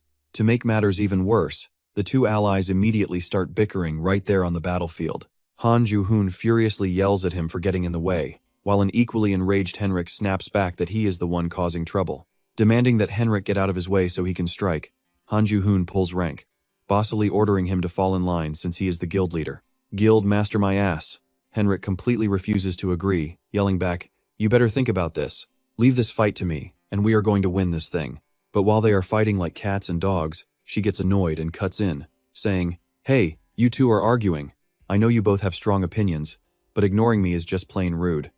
To steal back the spotlight, San unleashes an absolutely insane move. Looking down at them, she casually asks if they have ever heard of the Death Ray. Oh my god. A massive beam of blinding light and lightning rains down from above, unleashing a terrifyingly huge area of effect attack. Confronted by this light that is literally brighter than the sun, They both freeze in sheer shock, as the pitch-black forest is completely swallowed by pure destruction. Meanwhile, in the far distance, the peaceful town lies quiet with its lights glowing, enjoying the night. But right in the middle of the forest, a glowing purple tear rips through space, slowly expanding into a massive portal. Out tumble Henrik and Hun, falling straight to the ground like descending angels. They are totally fine, if by fine you mean absolutely wrecked. And just like that, their little shortcut of an adventure lands them face first into the woods. His back is absolutely killing him, but hey, desperate times call for desperate measures. Good thing Hun was smart enough to trigger his teleportation spell just in time. If that blast had connected, they would be dust. Fortunately, he always keeps an emergency plan ready, which is the only reason they are still breathing. Even though Henrik just stared death in the face, he is still hyped up and ready to fight. He fumes, asking why they are running away mid-fight, but Hun immediately shuts him up, covering his mouth and telling his dramatic partner to keep it down. Hun looks up to see San's floating cannon still actively patrolling the area. Seeing her roll out with such high-tech treasures really gets him curious about her gear. That automated flyer? Wait, actually, it is controlled by her high-tech protective helmet. Her weaponry is insanely advanced. Who exactly is this girl? She is so bizarre that Hun seriously starts wondering if she is some kind of alien. This woman named San definitely doesn't feel like she is from Earth. Since the universe is infinite, his wild alien conspiracy theory actually starts making a lot of sense. Since this massive tower connects countless different dimensions and universes, she could easily have crossed over from another highly advanced world. She definitely has to be a tower climber from a civilization with technology far beyond anything he has ever seen. After wrapping up his detective analysis, Hun turns and says, "Hey, Henrik, if you truly want to win, follow my lead this time." And with those words, you just know he already has a master plan cooked up. San is basically searching for a needle in a haystack, tearing the forest apart trying to find them. They are here somewhere, but where are they hiding? Suddenly, a familiar figure steps out. While others would run, Hun proudly shows himself right in front of San without a single ounce of fear. Because she held the upper hand earlier, she is currently riding high on a wave of pure overconfidence. Exposing yourself like this. Does that mean you have finally decided to give up? But she completely underestimated him. Hun simply smiles and shoots back. Sorry, but I don't plan on dying today. Summoning his binding spirit, it is officially his time to shine. He summons a massive wave of creepy, shadowy hands that rise from the ground. San, completely clueless about the danger, keeps talking big. She mockingly laughs. What's this? I thought you'd pull out some epic move, but you're seriously trying to stop me with a simple binding spell? As if she knows anything. While she is busy feeling proud of herself, Henrik is already peeking out from the shadows right behind her. Aren't you embarrassed trying to pull a cheap trick like this? Leaping straight out of the spatial rip, he seizes the perfect opening and delivers a decisive, powerful slash right at her. Catching her completely off guard, her eyes instantly widen. But San is incredibly fast, immediately firing a devastating beam of light directly at Henrik. His entire upper body takes the brunt of the blast and completely vaporizes. Such a completely brainless and reckless move makes her question reality. Did he really just charge in blindly like that? No, there has to be some sort of trick here. Talk about a massive plot twist. Not only is he completely fine, but he actually smirks with absolute delight, yelling, "Man, I really love this move. Hun really pulled off a masterclass." The very spell she just mocked as trash now has her eyes widening in absolute horror. Wait, is there a protective barrier around his head? Exploiting her brief moment of absolute shock, Henrik charges forward and lands a clean, devastating slash right across her. Even with blood splattering everywhere, San doesn't seem bothered in the slightest. Did you seriously think that was enough to bring me down? Meanwhile, Hun weaves rapid hand signs, channeling a strange, surging magic. Spells aren't the only weapon in a necromancer's arsenal.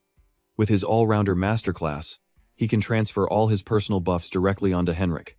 Clapping his hands together, he is ready to show San some serious karma.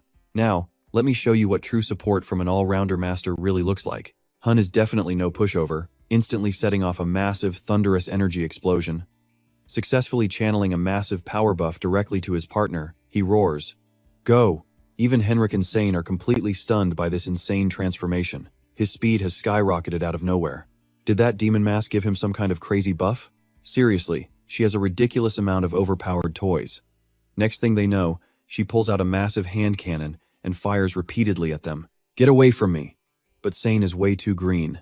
Henrik, with his insane flexibility and picture-perfect movement, easily dodges every single shot without taking a scratch.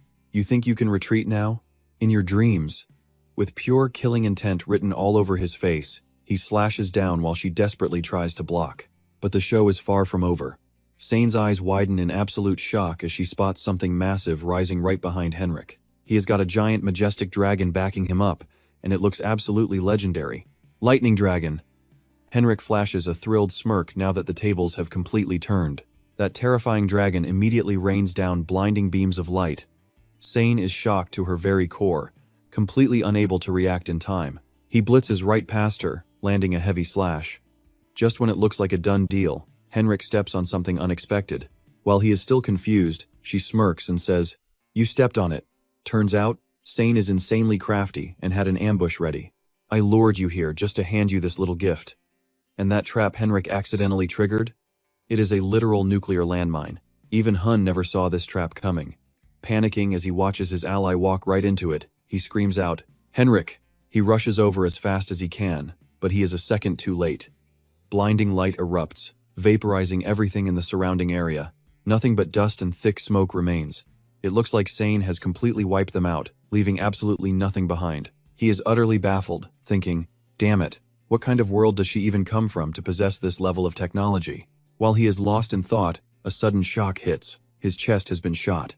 Sane stands there with her gun, leaving a gaping hole in him as she slowly walks over and says, "Checkmate." After that incredibly intense battle, Sane is still completely unscathed. "That dragon cannot fight me anymore. It looks like you are the only one left who has not been injured yet. Isn't that right, Hun?" Despite being absolutely battered, he forces himself to stand, smirking. "Oh, is that what you think?" Looking out at the battlefield covered in thick, choking smoke, he drops an absolute bombshell. "I forgot to tell you something. That guy is more than capable of surviving an explosion like that." Suddenly, from behind him, another dragon emerges from the shadows. Sane is not intimidated at all, mockingly asking him, "What is this? Are you trying to say you have not even been trying this whole time?" The dragon glares with blood-red eyes, absolute wrath dripping from its voice. "How dare you?" Now, standing right before Sane is a dragon so monstrously terrifying it would make anyone run for their life. "I cannot believe you forced me to unleash this hideous form." This newly summoned dragon makes one hell of an entrance, immediately unleashing a massive, devastating explosion that packs some serious destructive power. Sane leaps into the air to dodge the terrifying blast. But even she has to acknowledge this ridiculous power. The strongest climber in the tower is seriously on another level. Yet even now, Sane is still smiling, completely full of energy. But do not think I have gone all out yet. With that, Sane summons a horde of mechanical drones to surround the dragon. Ready to blast it with deadly laser beams, she commands, "Maximum firepower." The resulting explosion unleashes an absolutely insane amount of raw energy. Beams of blinding light and energy lines tear the landscape apart. Yet, as the thick black smoke begins to clear, that massive dragon is still standing tall. Looking at her ridiculously over-the-top attacks, the beast scoffed. "What is this? Did you really deploy all of this just to kill one dragon?" Seeing how insanely tanky and unstoppable the dragon is, Sane is left completely speechless and frozen in place. Watching her fight with everything she has got, the dragon reminds her, "Did you not say we had an agreement not to kill each other? Do not make me break our deal. This is no joke." Now fully serious, the dragon opens its massive jaws, charging a devastating fireball meant to completely blast Sane into oblivion. Yet, she remains highly confident in her own defense, thinking to herself, "You really think I cannot block that? Force field, activate maximum capacity." Instantly, a glowing blue pentagonal shield materializes right in front of Sane. The tension on the battlefield is absolutely insane right now. Neither side is willing to back down. The dragon's raw energy slams into her shield, creating a terrifying wave of friction.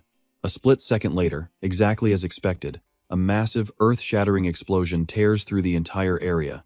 Hun completely ignores the chaotic clash outside, focusing on healing his wounds. Even after using his divine power, his recovery speed is still way too slow. Could he have been hit by some sort of special ammunition? Plus, Henrik's massive transformation is seriously affecting his own condition. The moment Henrik shifted into that dragon form, all of Hun's buff and defensive skills completely vanished. Hun can only guess that his ally's raw existence is completely disrupting the flow of magic in this area. Meanwhile, Sane is still having the time of her life fighting the dragon, remarking on their incredible strength. She truly has endless tricks up her sleeve. After bringing out heavy weapons, she now duplicates herself into multiple clones. But it will make no difference, even with all these clones. Sane's clones scattered in every direction to distract Henrik, who had completely transformed into a massive dragon. He thought he could easily suppress her power, but he was dead wrong. He was supposed to be the absolute master of magic here. How could this be happening? Sane was honestly like a futuristic gadget cat from the 22nd century, carrying an unbelievable amount of advanced technology. This was pure science instead of magic, a high-tech holographic illusion. Even a mighty dragon, the supposed ruler of magic, was completely powerless against it. As she spoke, she aimed dozens of heavy guns right at the beast. Every single weapon relied on physical matter, absolutely not magic. Sane's massive barrage of gunfire blasted the dragon so hard he could barely see. Even with his insane defense, taking those heavy hits was clearly making him extremely uncomfortable. Shielded by scales so tough that crushing rocks could not even scratch them, the massive dragon stood right back up, roaring to assert his absolute power, yelling that shooting those pathetic toys 100,000 times would still be completely useless against him. Seeing this, Sane slammed a heavy anchor pillar into the ground. Talk about desperate, she was out of clean options, so she pulled out a ridiculously massive rifle. One look and anyone would want to run away. Watching from a distance, the dragon realized Sane was ready to fight to the bitter end. Sensing her fierce determination, he asked if this insane weapon was her final answer. Sane finally decided to deploy her ultimate trump card in this battle. It was her most destructive weapon, one she had tried desperately to avoid using, but now there was no other choice. Appreciating her fierce determination, the massive dragon decided to go all out as well, summoning a massive magic circle and a devastating energy ball. He declared that he would unleash his absolute maximum power to match her ultimate attack. The battle reached its absolute peak as both sides prepared to clash, unleashing the most destructive forces they could possibly summon. The critical moment finally arrived as the dragon unleashed a massive wave of energy, with a terrifyingly wide range of destruction. On Sane's side, a single bullet ripped right through the air, hurtling forward at an absolutely blinding speed. As both massive forces prepared to collide, only two extreme outcomes remained: either complete and utter failure, or walking away in pure glory. An explosion unlike anything before erupted, releasing a massive wave of intense heat and a violent inferno. The entire area was painted in a violent, bloody red. The blinding light forced the dragon to shield his eyes, but Sane just stood there, calmly watching the chaos unfold like entertainment. Suddenly, both space and time seemed to freeze completely, leaving absolute silence. But a split second later, a terrifying white light erupted, violently illuminating every single corner of the town. Wherever that light touched, total annihilation followed. Now, after raining absolute destruction upon the land, nothing remained of the blast but ashes and thick black smoke. Even Sane was terrified by the overwhelming destructive power, quickly deploying an advanced energy shield to protect herself. This insane blast annoyed her to no end. This antimatter bomb was the exact reason she never wanted to use it in the first place. And even Sane's highly advanced technological shield was completely overwhelmed, proving absolutely useless against the raw heat. The extreme heat had severely compromised the barrier, making it impossible to maintain its normal functions. After pushing the device to its absolute limit, she finally shut it down, muttering that it did a great job and could finally rest. Sensing something was off, Sane suddenly whipped her head around, shocked to see that the threat was still very much alive. Despite surviving that absolute cataclysm, the dragon stood tall, refusing to bow down. Stunned by his terrifying durability, Sane's jaw dropped in pure disbelief, wondering what on earth he was made of. Could he seriously still keep fighting after taking a direct hit like that? However, he was barely holding on as his tough outer armor began to crack and shatter. Unable to endure any longer, the dragon lost his balance and crashed to the ground with a massive thud, completely knocked out of the fight.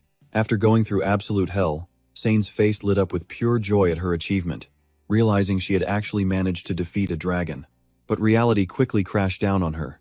As she celebrated, a cold voice echoed from right behind, asking why she had let her guard down. Sane had completely forgotten about Hoon, who had been lying low. Reminding her it was a 2-on-1 fight, he slowly stepped forward while holding his mask. He was still in the game, but despite his handsome, cold look, Sane kept her cool, refusing to be swayed by his intimidating boss energy. She mocked him, pointing out his massive wound and asking if he really thought his pretty face beneath that mask would save him now. Now, only the two of them remained, standing face to face in a highly tense standoff. Pointing her massive weapon, Sane mockingly told him to surrender since she could easily end his life right there. But Hoon calmly responded that the battle was far from over. He held some sort of mysterious fragment and suddenly bit down on it. Watching him perform such a bizarre move in this critical moment, Sane wondered in shock if he was actually eating the dragon scale. But a second later, after devouring the dragon scale, Hoon's body began to mutate, growing massive wings. He coldly declared that they absolutely needed the information she was hiding. Hoon was determined to fight Sane to the bitter end, absolutely regardless of the consequences. He absolutely needed those answers, even if it meant pushing his limits way too far. In stark contrast to her previous confidence, Sane was now left trembling in pure terror. Feeling that massive wave of energy suddenly exploding all over Hyun, she definitely started to lose her confidence fast. Once he actually experienced the legendary dragon race's power firsthand, he finally realized something major. The legends were totally right.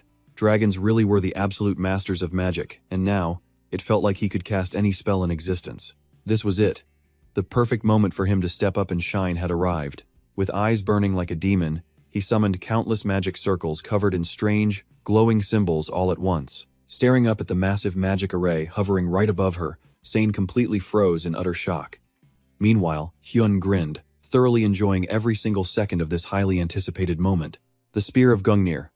Surprise, lady. Sharp, deadly spears materialized from those magic circles, ready to turn her into a human pincushion in the blink of an eye. Those deadly spears rained down on her like a devastating meteor shower. Cornered with absolutely no way to defend herself, Sane grimaced in pure frustration as a massive storm of red and black lightning completely filled the entire area, showcasing the raw, terrifyingly destructive power of this final attack. Fortunately, Sane managed to quickly escape the blast area. She cursed, wondering what on earth was happening, since this spell felt exactly like a real dragon's magic. Right then, she began having some serious doubts about Hyun. Could this demon face actually belong to the dragon race? No. His magical energy spiked right after consuming Henrik's scale. Suddenly, a terrifying realization hit her. Could he really use the unique magical abilities of whatever creature he absorbs? But by the time she figured it out, her judgment day had already arrived. Hyun charged at her from behind, sword drawn, declaring it was far too late for regrets. Realizing he was right on her tail, Sane quickly drew her weapon and swung with all her might. Forced entirely onto the defensive, she barely managed to block his devastatingly heavy strike. Seeing her completely overwhelmed and struggling to breathe, Hyun smirked in total satisfaction and teased her, asking what was wrong. Where did all that confidence go? The famous bounty hunter did not look so tough anymore. Hearing his sharp mockery, she gritted her teeth in anger, snapping back that defeating a mere half-dragon like him would still be easy. Their blades clashed violently. Deciding that playing around had wasted far too much time, she finally locked in, declaring that she would end this fight exactly the way the demon face wanted. Pulling out her signature cannon once again, Sane fired a massive energy sphere directly at him, screaming her blasting cannon attack. Instead of backing down, Hyun just laughed like a total madman, eagerly inviting her to see whose power would come out on top. Seeing him completely unfazed and calmly preparing to unleash his own ultimate counterattack, she was left utterly stunned. No way. It was absolutely impossible. Could he actually use Dragon Breath too? A glowing red sphere quickly formed inside his mouth, which then erupted into a massive, blinding beam of destructive energy, shooting straight ahead. The ground shattered under the sheer pressure of the attack, violently blasting Sane backward. That is what she got for seriously underestimating him. Just like that, she was knocked out cold. Sane was simply no match for Hyun's overwhelming power, completely losing consciousness and falling helplessly down to the hard ground. A second later, she crashed violently into the dirt, kicking up a massive cloud of dust. Even though Hyun survived the clash, using such an insanely powerful attack had taken a heavy toll on his own body. He coughed up a pool of blood, and mixed right in with it was the very dragon scale he had swallowed earlier. Since it was his very first time using it, mastering this dragon power proved to be way too exhausting for his body. He would definitely need to practice later. Covered in sweat, Hyun stared ahead with an incredibly anxious expression on his face. But looking down at San lying completely unconscious in the middle of that giant crater, Hyun froze in panic, desperately wondering how he was going to fix this mess. It seemed like she was out for good, but after a while, Sane slowly opened her eyes again. Feeling intense pain throbbing through her limbs, she rubbed her sore muscles, realizing her entire body was completely thrashed. The moment she woke up, she found Henrik sitting there waiting. He remarked that she was finally awake, explaining that both of them had been waiting around and wondering when she would actually open her eyes. But she only seemed to care about Henrik, asking in surprise how he could have woken up before her. Looking around in total confusion at her strange surroundings, she was completely lost, asking where on earth they were.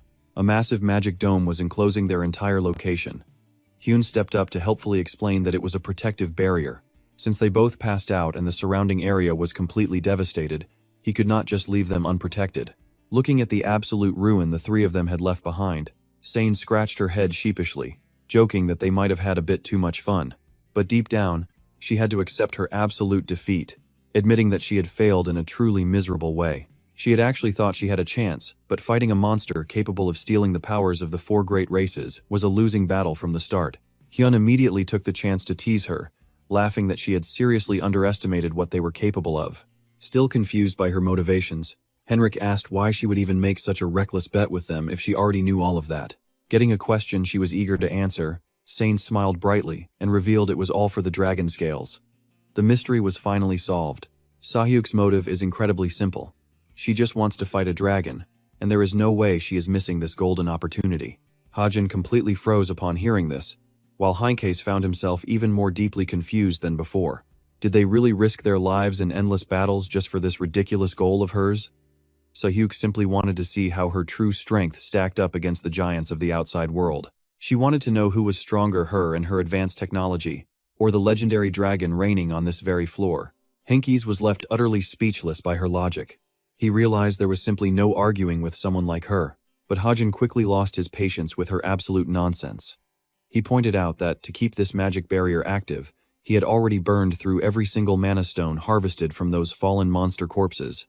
Though he felt a bit of regret about the wasted resources, he quickly brought up their prior agreement. Since their target was finally awake, it was time to fulfill that promise. Naturally, this was the exact burning question Hajin was dying to ask. Who was the mastermind behind this? Who actually hired a bounty hunter to put an end to them? Sven remained completely silent at first, hesitating to answer. Instead of getting straight to the point, he began beating around the bush. First, he revealed that he was not sent by just a single individual. The moment those words left his mouth, time and space seemed to completely freeze in place. The group that placed the bounty on them was actually a massive association. Hearing this, Hajin's face tensed up with intense suspicion. It felt as though a dormant beast within him had finally awakened. Could the culprit really be Heinkes? Yet, the old man remained perfectly calm, seeking to understand the nature of this alliance. Sven then went on to explain the harsh mechanics of the tower's penalty system. High-floor climbers face severe restrictions on their powers whenever they visit the lower floors. To bypass these penalties, they fund and take control of low-ranking guilds from the shadows. That was the core concept he was trying to explain. In turn, those puppet guilds take control of even lower-tier groups, creating a massive pyramid of influence reaching down to the very bottom. This domino effect is exactly how they consolidate their absolute control. That is the true power of this hidden coalition. Heinkes quickly realized they could narrow down the culprits. After all, very few figures in the tower wielded that level of authority. Digging just a little deeper would surely reveal the mastermind. But Hajin stood there, his face completely grim as if doom was already upon them. But there was no need for that. Only one man possessed the terrifying reach to pull off something of this scale. Piecing the clues together, he had already arrived at the undeniable truth. And the person Hajin had in mind was a name all too familiar to him. The leader of the 9-star coalition, Kainvan. He was the one man Hajin loathed more than anyone else in this world. Kainvan stood staring silently out the window, speaking without even turning around to welcome his guests. Suddenly, one of the powerful men gathered in the room spoke up. It was the 9-star Holy Sword himself, Donis Tair. A mocking smile played on his face as he remarked that he already knew why they were summoned, having heard their precious coalition was attacked. The 9-star Archmage Merlin chimed in, asking if it was the infamous devil mask from the 50th floor. Jiang Raun, the Poison King, merely scoffed at the mention of that level. Could a powerhouse really have been targeted by such a lowly insect? A heavy boot slammed violently onto the cold ground as a booming voice cut through the air. Radiating a massive, suffocating aura, he demanded to know if they were finally done talking. Unfazed by the hostility, Donis Tair casually reached down to draw his sword. Did he really want to pick a fight? Kainvan quickly stepped between the two hotheads, asking Donis if he could truly guarantee that his own guild wouldn't be the next target on the hit list. Hearing those grim words, Donis frowned deeply, suddenly at a complete loss for how to respond. Kain stepped closer to the group, declaring that the devil mask had proven to be a dangerous threat. After bowing his head in silence, he looked up with a chilling, completely heartless smile. He suggested they crush this emerging threat before it ever had the chance to fully grow. Donis dialed back his bloodlust and raised an eyebrow, demanding to know how they were supposed to eliminate him. Would they have to personally go down to do the deed? Kane simply shook his head, noting that the system penalty would be far too severe. Then, his crimson eyes snapped open, blazing with pure malice. Naturally, they would need to hire a formidable mercenary for this job. Envisioning the tower reduced to a pile of smoking ruins, Kane revealed his grand plan, confidently stating he had already found the perfect candidate for the job. That recruit was none other than Sven. After surviving a brutal battle, he now found himself completely surrounded by two dangerous foes. Yet, Sven showed no signs of fear. He simply smirked, pointing out that they were all 300th floor climbers. And yet, the massive gap in their skills was truly unbelievable. Staring at the two completely unharmed fighters standing before him, he couldn't help but marvel at the reality that king-class climbers really operated on an entirely different level. Hajin coldly reminded him of the harsh truth. He had failed his mission, and had even leaked crucial information to those bastards. The boss standing nearby quickly cuts in to answer. The Demon Mask team's trail went cold after contacting you, he sneers. Stroking the snake on his shoulder with a wicked smile, he grins. Dinner is served. Vasiliev roars, Kamen! Instantly, the tiny snake swells into a giant, lunging forward to wrap tightly around Sunny's body. She is squeezed so tight she can barely breathe, blood vessels starting to burst in her eyes. Opening its gaping mouth to reveal 4 razor-sharp fangs, the snake lunges directly at Sane without a second thought. Meanwhile, in another dimension, pitch blackness swallows everything. A trembling voice suddenly echoes through the dark, crying out, "Help me! Please save me!" Hadu floats aimlessly through the dark, while a faint plea constantly rings in her ears. "Save me! Please save me! Someone help!" The desperate cries grow louder, making Hadu scream and bolt upright in shock. The young man standing beside her notices, asking, "You are finally awake?" Hadu looks up to see Hoon and little Miho standing before her. "Brother," she gasps, before quickly looking around to ask, "Where is that woman?" Henrik is nowhere to be seen either. Hoon replies, "He left ahead of us to gather some intel." Thinking of his ally Henrik carefully scouting their perimeter, Hoon adds, "Those hunters tracking us down are taking this dead serious. It looks like he will scout for a bit longer, even with info on Sane." Hoon studies her face, asking, "You seem to be doing all right though. We should get moving." Hadu blinks in confusion. "Wait, where are we going?" Hoon smirks. "Did you seriously forget? Their next destination is the 51st floor of the shopping district, where the hidden black market is already bustling with crowds." Little Miho excitedly points at a nearby cotton candy stall, begging, "Brother, can I get some of that?" Hoon instantly smiles. Of course. With some time left before the market officially opens, Miho runs off happily. But while those two enjoy themselves, Hadu is still haunted by her bizarre dream. What on earth was that dream anyway? Noticing her worried expression, Hoon speaks up. "What is wrong? Are you not going to eat anything?" Hadu snaps out of her thoughts and forces a smile. "Oh, sorry. I just got a little distracted." Miho runs back, eyes shining as she cradles an armful of street food.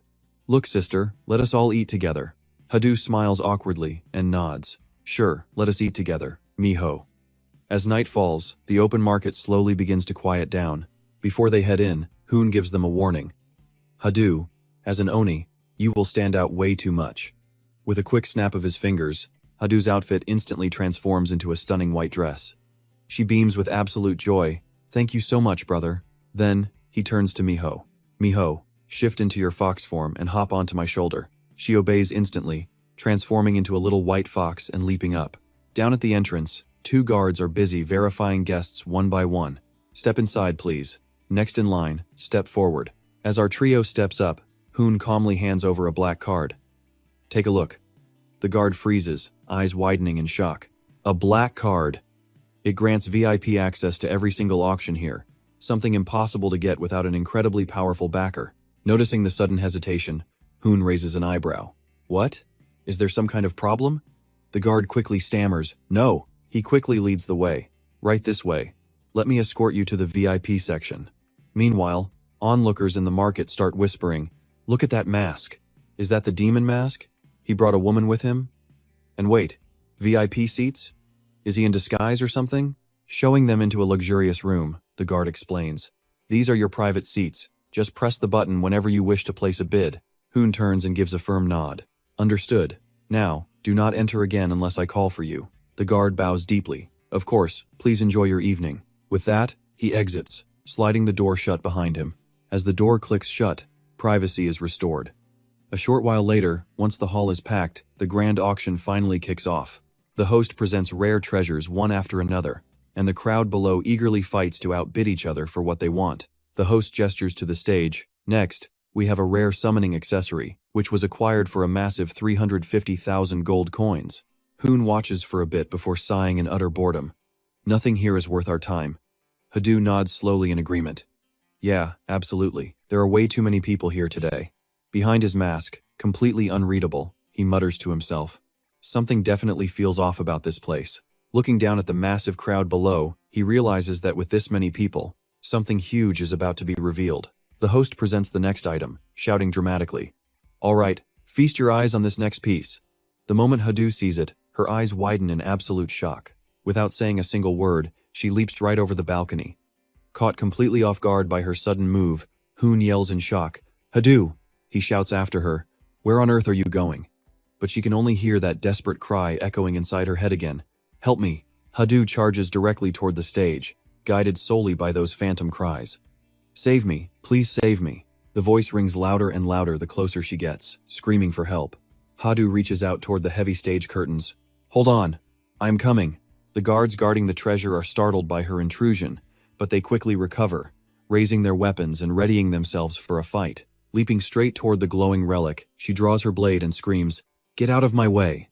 Her determination is sky high, but her power is practically zero. Her sword is instantly knocked out of her grip, making her defense totally useless. She gets thoroughly beaten up, crashing face first into the floor. Forced to the ground in absolute humiliation, unable to look up, a nasty old man at the auction gloats at her misfortune, yelling about how she dared touch an item he already laid his eyes on. The guy is bloated, can barely stand without his cane, and is missing an eye. He is ugly inside and out, yet still spews venom. Glaring at Hadu, he mocks her for being such a proud girl. Right then, Hyun steps in like a hero, calmly walking up and telling the old creep that he is the one who needs to back off. Demanding to know who they just laid hands on, Hyun terrifies both the guard and the old man, leaving them stammering and completely speechless. Demon mask? The one-eyed old man stammers in absolute disbelief, trying to confirm if it really is the legendary demon mask. Hyun only has eyes for Hadu, gently helping her to her feet and softly asking if she is okay or if something happened. Pointing to the auction piece, she hesitantly explains that she heard a voice coming from inside, terrified that he won't believe her story. Just in time, the auctioneer steps up to quickly defuse the incredibly tense situation. Laughing it off, he smoothly tells the crowd that a little commotion is normal, especially when such incredible items make people get a bit too excited. The guy acts like he is on a massive sugar rush, wildly waving his hands around.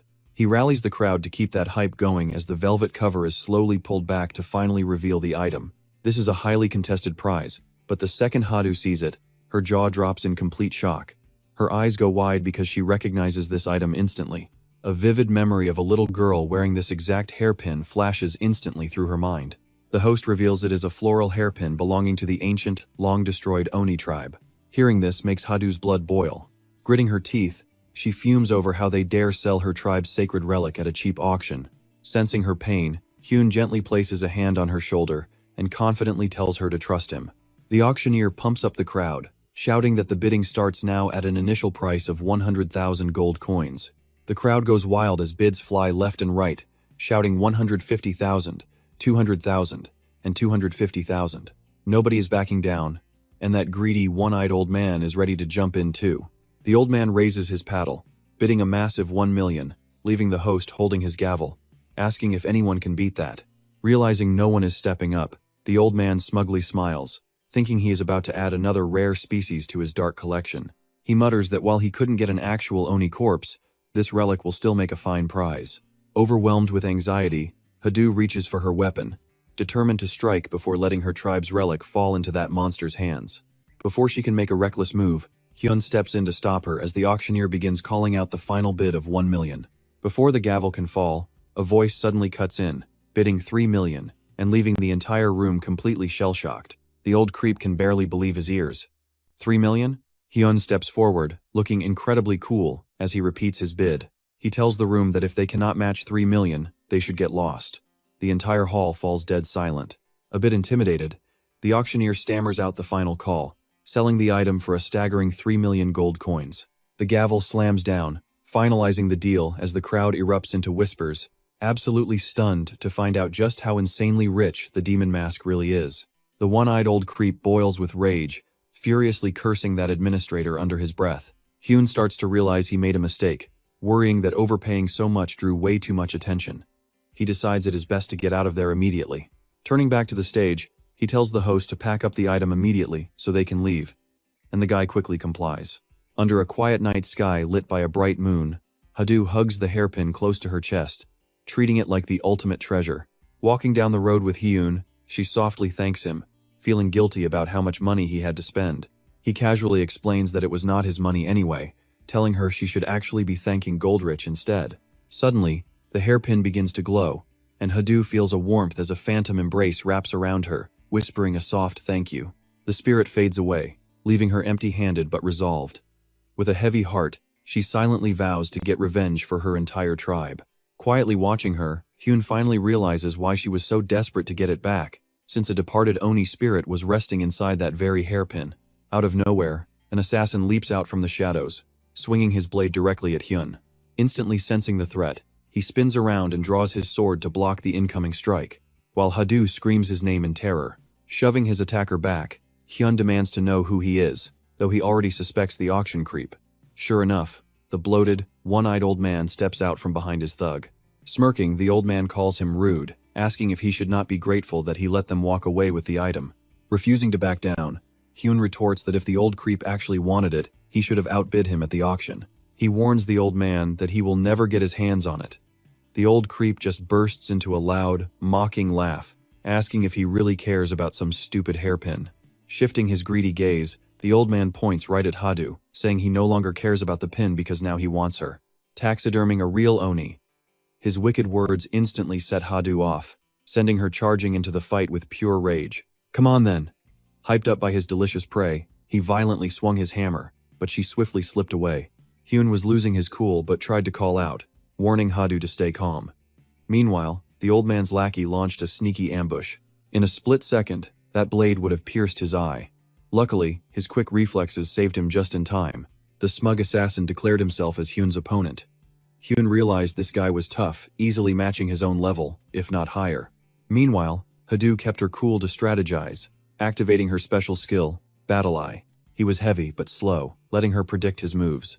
Seeing her opening, she raised her sword and lunged straight at the old man. The one-eyed creep grinned, gripping his weapon. Shaking the hammer, he released a sudden, thick cloud of moss-green gas. Caught completely off guard, Hadu quickly covered her nose to block the fumes. Poison? She had to hold her breath. Her surprise attack was ruined, leaving her trapped and panicked inside the toxic cloud. With her unable to breathe, the dirty old man seized his chance, lunging forward to grab her tightly by the throat. Squeezing her neck until she turned pale, he gloated, telling her that once climbers reach the 50th floor, they realize every single player up there holds a deadly trump card. Showing absolutely no mercy, he pinned her to the dirt while continuing to brag about his own customized paralyzing poison, taken from nasty goblin darts and modified into a deadly gas. You won't even be able to wiggle a single finger for quite a while. Even pinned down, Hadu refused to panic. Stubbornly spitting back that cheap poison like this could never kill her.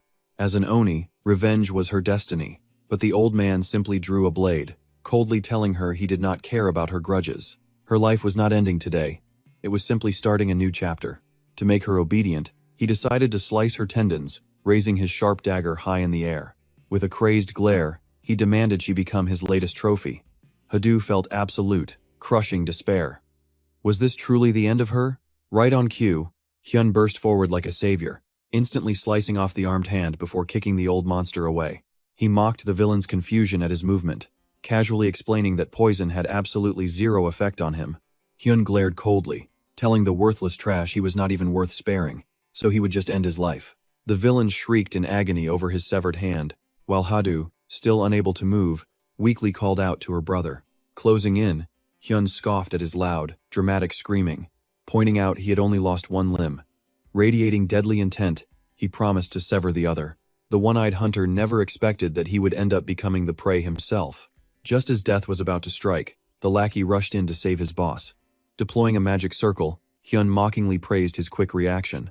A second too late, and things would have ended terribly. The assassin felt a cold sweat, unsure of what he faced. Something had blocked his strike. Could it be magic? Before he could think, Hyun unleashed a deadly spell, forcing the assassin to leap back. The assassin struggled to defend, wondering if Hyun possessed a hidden class since he was so skilled in both swordsmanship and magic. Worse yet, the overwhelming pressure felt exactly like fighting a veteran high-level tower climber. Realizing he was completely outmatched, he decided retreat was definitely his best option. Quickly backing away, the assassin slipped behind his bleeding boss and urged him to retreat immediately to treat his wounds. The stubborn old man went ballistic, screaming in absolute disbelief. "Are you insane? There is a real Oni standing right here. How could I possibly walk away now?" The assassin instantly flipped, pointing his cold blade at the old man's face. Had he forgotten their contract in exchange for protection? Cornered and defenseless, the old man could only recite the terms. He was forbidden from interfering while the assassin fought. With a cold glare, the assassin told him to scram. Refusing to leave empty-handed, the old bastard scrambled toward the hairpin, determined to steal it if he could not have the Oni. Miho desperately shielded the hairpin box with her body, but her efforts were useless against the old monster's greedy gaze. Catching everyone off guard, he brutally punched the poor girl, sending her flying aside. Leaving Miho bruised on the ground, he grabbed the box and fled, shouting that it would join his collection. With the poison wearing off, Hadu leaped up to pursue him, yelling that he would not escape. The assassin stared in shock, amazed at how quickly an Oni could recover. Determined to stop her, he bolted right after her, swearing he would never let her reach his boss. Before his blade could even graze her, Hyun blocked it effortlessly, coldly asking where he thought he was going. He reminded him that once a fight starts, you must finish it. Outside, the silent skyscrapers stood tall, the quiet before a massive storm. Suddenly, blinding rays of light burst forth and illuminated the entire sky, signaling that an earth-shattering battle was about to begin. In the blink of an eye, the entire building was sliced to pieces and collapsed. This was the work of Hun and his opponent. They continued their fierce clash, completely locked in a stalemate. The enemy gritted his teeth and put everything into one desperate slash. Neither side yielded an inch as they struggled. Hun spoke first, saying, "No matter how I look at it, you are far too talented to waste away in a filthy dump like this." But the man didn't agree, spitting back in defiance. "It is exactly in filthy dumps like this that I get to face strong bastards like you." Hun scoffed in disbelief. "Wait, what? You are just a cowardly rat who fled because you were terrified of climbing the tower." His pride shattered, the man furiously pushed Hun back. Unable to accept the painful truth, he screamed out in absolute fury. "What do you even know?" He channeled all his energy, repeatedly slashing his sword and tearing the surroundings apart. Yet, Hun remained completely untouched, calmly saying, "You are simply too weak to even stand against me." The minion stood frozen, utterly paralyzed by the boy's mind-blowing speed. Caught completely off guard, he took a devastating slash straight to the chest, leaving him coughing up blood as his wound bled profusely. Hovering between life and death, his entire journey flashed before his eyes, remembering every single place he had ever conquered. On floor 431, he had witnessed the tower's true, ugly nature, a place crawling with deceit, betrayal, and the absolute worst of human filth. After his own comrades betrayed him, he lost his sight right there. He became the living proof of the saying that hurt people only end up hurting others.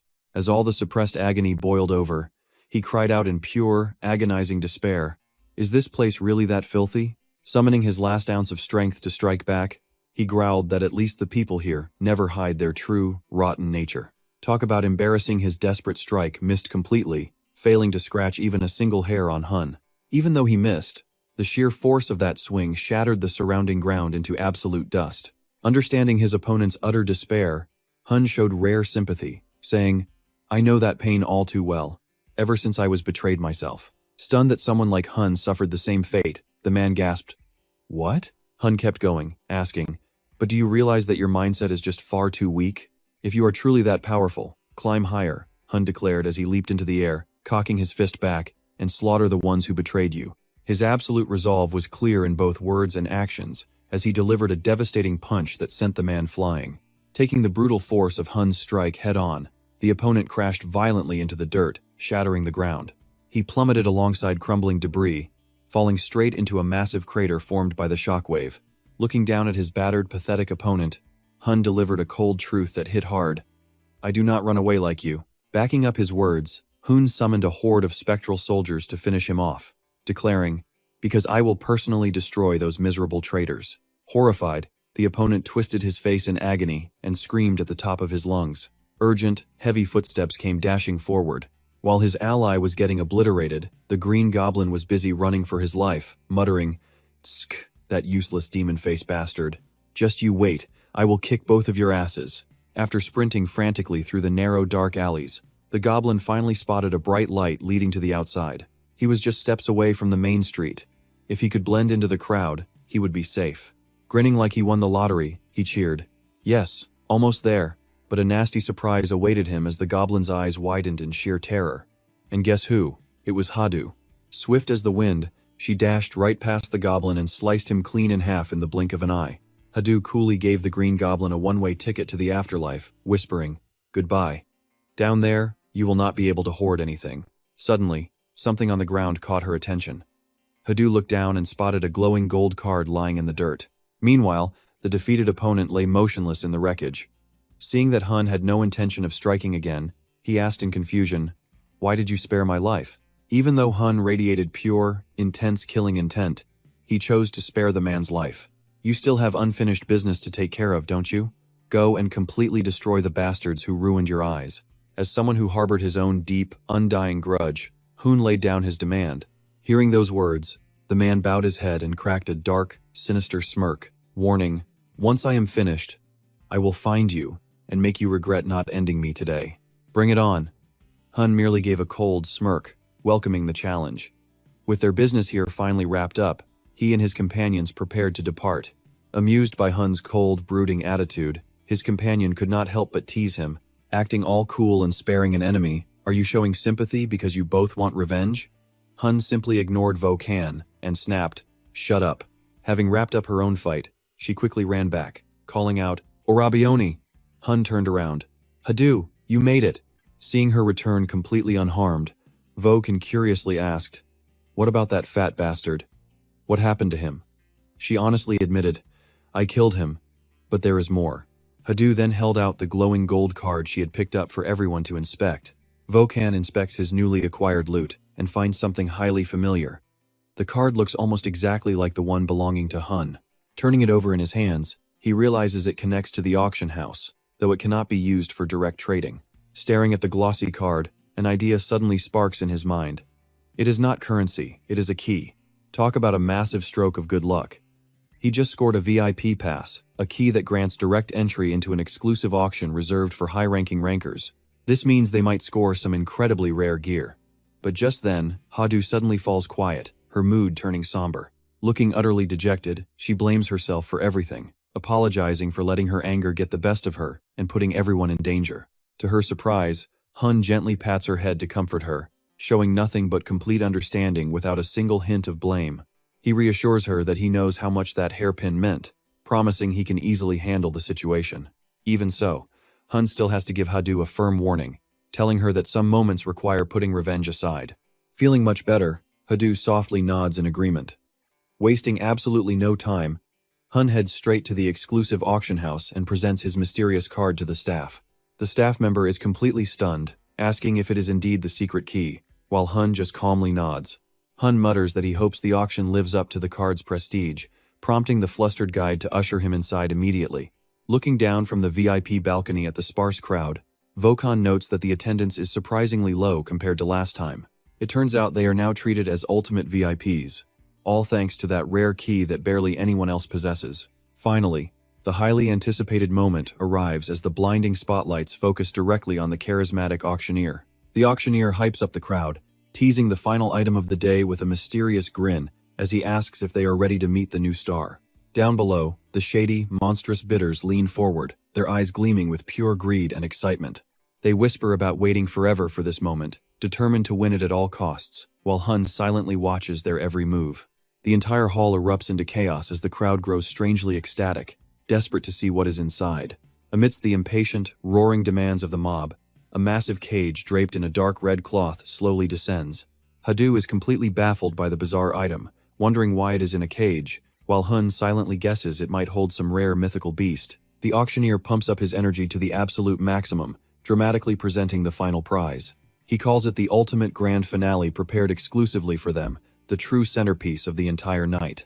As the red cloth is pulled away, the silhouette of a captive young girl is revealed, sparking immediate disgust in Hun at this inhumane display. What on earth are these sick bastards selling? The host announces that the captive girl locked up like an animal is Elwan, a rare dark elf slave captured in absolute secrecy. Looking closely, her eyes are filled with complete and utter hopelessness. Even from his distant VIP seat, Hun can clearly sense the incredibly heavy aura radiating from her. Her killing intent is staggering, making him certain she has some dangerous plans of her own. But things are far from simple, as Hun detects a bizarre contradiction within her energy. Alongside the heavy darkness of a dark elf, he can also feel the pure mana of a high elf. This should be impossible, considering dark elves are a mutated branch whose ancestors were tainted by demonic energy. Pure mana belongs only to high elves, the polar opposite of the dark elf race. The two forces should never coexist, yet Vokon chimes in, suggesting that it might not be entirely impossible. It could happen if someone forcefully exposed a high elf to demonic power, though Hun highly doubts such a proud race would succumb to corruption so easily. Staring closely at Elwan, a dark thought crosses Hun's mind, wondering if the four royal families are behind this experiment. Down below, the greedy bidders start shouting out their outrageous offers, desperately fighting for ownership of her. The numbers climb rapidly to 2 million gold, but then, a massive, jaw-dropping bid echoes through the hall, shutting everyone up at 5.5 million. The stunned auctioneer looks up, his eyes reflecting the figure of a mysterious woman. The one letting pure feathers drift down from above is none other than Hamili, the Angel of Eternity. Confirming her massive bid of 5.5 million gold, Hamili smiles as Elwan furiously grips the iron bars and screams, asking how she dares to do this. Elwan vehemently protests the bid, screaming at the top of her lungs that she will absolutely never submit to her. Though she looks like a pure angel, Hamili is actually a cunning, manipulative fox to her very core. Seeing that smug, wicked smile, Elwan snaps completely, desperately wishing she could break free and tear the angel to shreds. She vows to make Hamili her very first victim if she ever breaks out of her confinement. Gripping the iron bars in pure, unbridled fury, she reaches out and screams that she will absolutely never sell her soul. Hamili is clearly amused by her reaction, letting out a chilling, wicked laugh. Elwan screams one last time, promising to rip her apart first if she ever gets free. Hamili stands below, calmly telling her not to get so worked up and just think it over, princess. Down in the audience, hideous monsters, half-human, half-beast aberrations are staring at Elwan with pure, disgusting greed in their eyes. Hamili slowly proposes a deal, suggesting that instead of becoming a toy for those deceitful old men, she should just become her personal pet. Elwan grinds her teeth in sheer anger. Meanwhile, the auctioneer calls out, declaring that if there are no more bids, he will close it at 5.5 million. Hamili winks with a smug smile. As the auctioneer shouts 5.5 million, Elwan can only close her eyes and brace for her tragic fate. Is this really the end? The voice booms out again, 5.5 million. The gavel is raised, ready to seal the deal. Suddenly, a brand new bid drops, and Elwan snaps her eyes open. An extra 4.5 million gold is added. Hamili whirls around in absolute disbelief, screaming out, 10 million? That is a ridiculous amount of money to just throw away. Standing on the high balcony is none other than Hun. Trust me, he looks down on them like they are absolute trash. Wow, even a mere pigeon can pull off a massive shocker like this. The completely stunned host stammers out, 10 million gold? The crowd erupts into wild cheers as everyone realizes this auction just got incredibly interesting. 10 million gold. That is the highest bid ever recorded on the 5th floor. Oh my god, absolutely legendary. Elwan looks up, wondering who this mystery savior is. Hamili grinds her teeth in pure rage, swearing to herself, how dare he? She instantly unleashes her magic, projecting a pair of eyes filled with pure malice. Hun casually raises his hands in mock surrender, asking if she is seriously trying to force him to quit. Is that even legal? Hamili glares up at him with a menacing smirk, claiming she is the one who should be saying that. She demands he stop distracting everyone, and asks how he could possibly afford that sum. Hun says nothing, letting his suffocating bloodlust serve as his terrifying answer. She frowns in hesitation. On the stage, the auctioneer nervously sweats, wondering what on earth he should do next. With no other options, Hamili lets out a heavy sigh and raises her hand, announcing that she will match the 10 million gold bid. But Hun shows absolutely no mercy. He drops an insane new number that makes her eyes pop 20 million gold. Vukon and Hazu nearly lose their minds, screaming, 20 million? Are you insane? Obioni, if anyone is scared, they should leave. Leaning casually against the railing, Hun tells them to just end themselves if they are scared. Hamili fumes, Realizing the bastard is not bluffing, he actually wants to buy that elf. Hun glares down coldly, wondering why she is staring so hard. He mutters that her glare only makes him want to gouge her eyes out. With Vukan and Hazu standing right behind him, Hun reminds himself that, while he will eventually slaughter the 4 royal families, they do not have that kind of power yet. Despite the danger, Hun wears a highly amused, cocky smirk. If it comes down to raw cash, he can easily crush her. For now, this victory is more than enough to satisfy him. Hamili breaks into a cold sweat, swearing under her breath. 20 million? How on earth does he have that kind of wealth? The auctioneer snaps her back to reality, hyping up the crowd. 20 million. With no other bids on the table, he slams the wooden gavel down, declaring the auction officially over and finalized. And just like that, this dark elf is sold for 20 million gold. Backstage in the corridor, the host politely tells Hun to wait for a moment while they get his purchase ready. Handing him a key, he explains that it is a magic key, which will unlock the chains once he gets close to the cage. Sucking up to him with a syrupy voice, the slimy man asks if Hun could share when he might grace them with his presence next. Hun loses his patience and barks at him to get lost and bring the cargo. Behind him, Hazu gently tugs at his sleeve, whispering, "Obioni." She looks up with worried, gentle eyes, asking if he genuinely plans to use that dark elf as a servant. Hun turns around, utterly confused. He scoffs, saying he is not that crazy. Vukan glares with a terrifying face, asking where he fits in. Hun sighs, pointing out that Vukan is just a spirit. The old man glares, muttering about how the brat always has a smart comeback. Hun leans down closer to Hazu, asking what she meant. He asks if Hazu really thinks he is that kind of guy. She giggles nervously, denying it immediately, though a visible blush creeps onto her cheeks.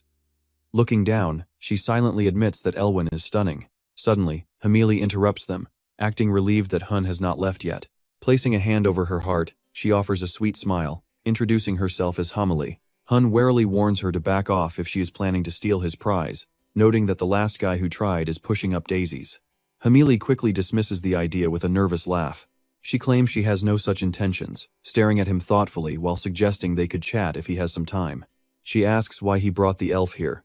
Standing right in front of her, Hun bluntly snaps back, asking why she is prying if she knows it is rude. He warns that even as royalty, she shouldn't expect everyone to be nice. She narrows her eyes in annoyance.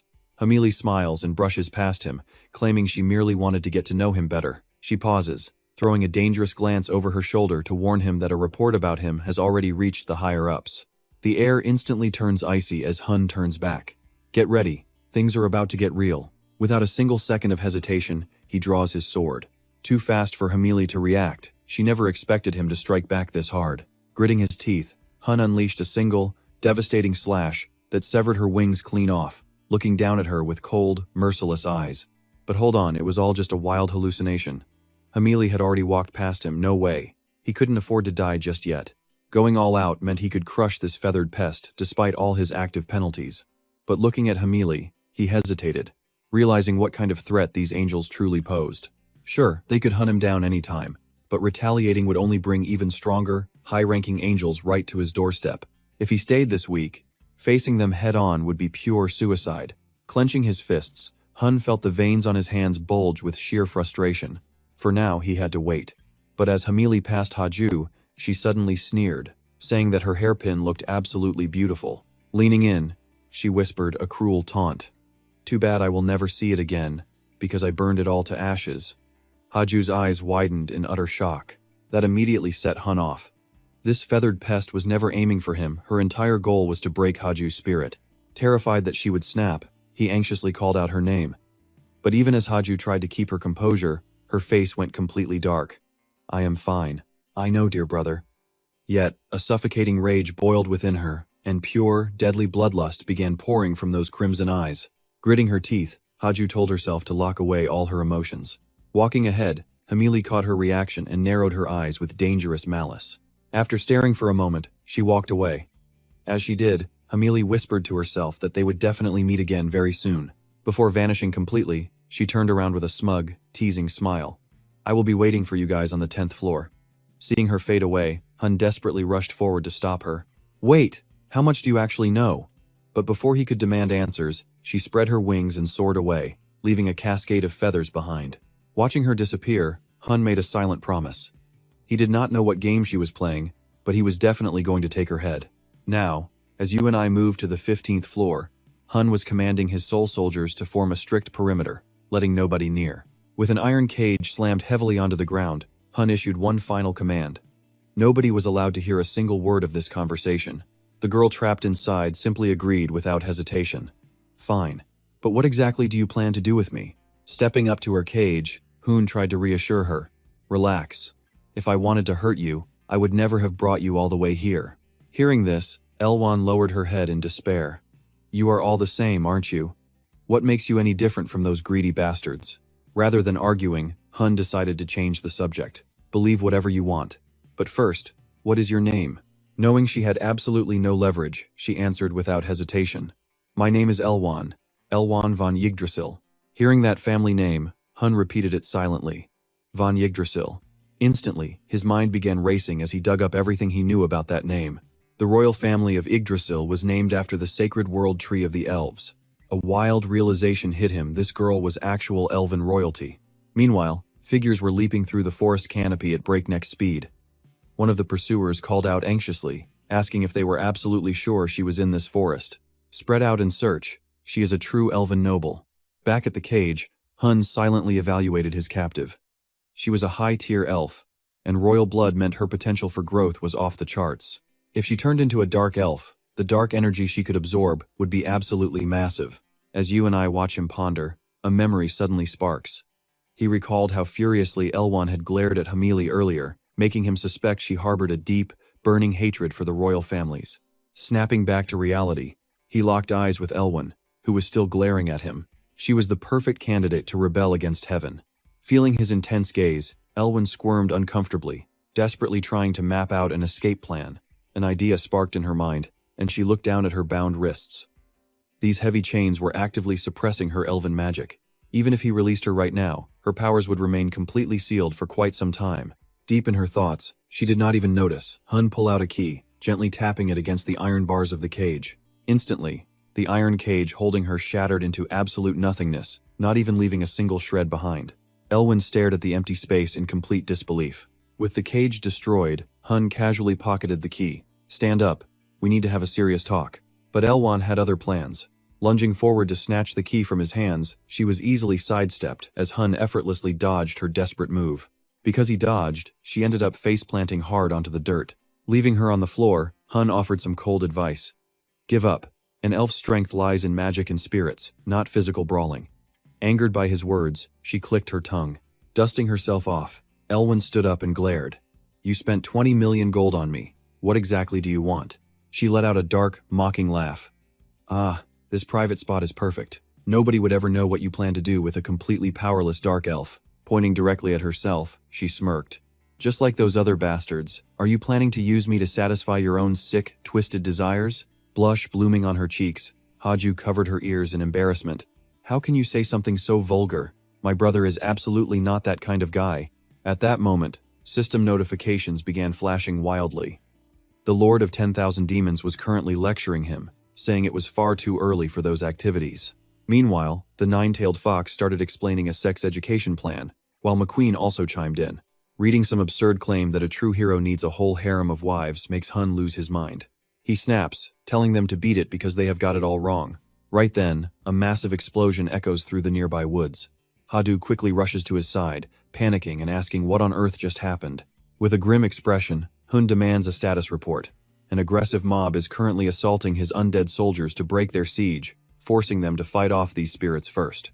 Wu Chan desperately fights back, shouting that some incredibly wealthy bidder has swept up every single auction item. He warns that nearby tower climbers have exposed their location. This makes Hun suspect that the cunning Hamili might have somehow managed to escape from her confinement. Snapping out of his thoughts, Hun orders Hadu and Miho to reinforce Wu Chan immediately and execute everyone. Miho is thrilled for battle, while Hadu looks completely miserable. Even though she heads out, Hadu stops to look back with a teasing grin, asking if that harem story was actually fake. Flustered, Hun yells that he already said no. Once the girls vanish, he sighs helplessly and turns to Elwyn, asking if she is finally ready to talk. Realizing she has no choice left, Elwyn agrees but demands alcohol.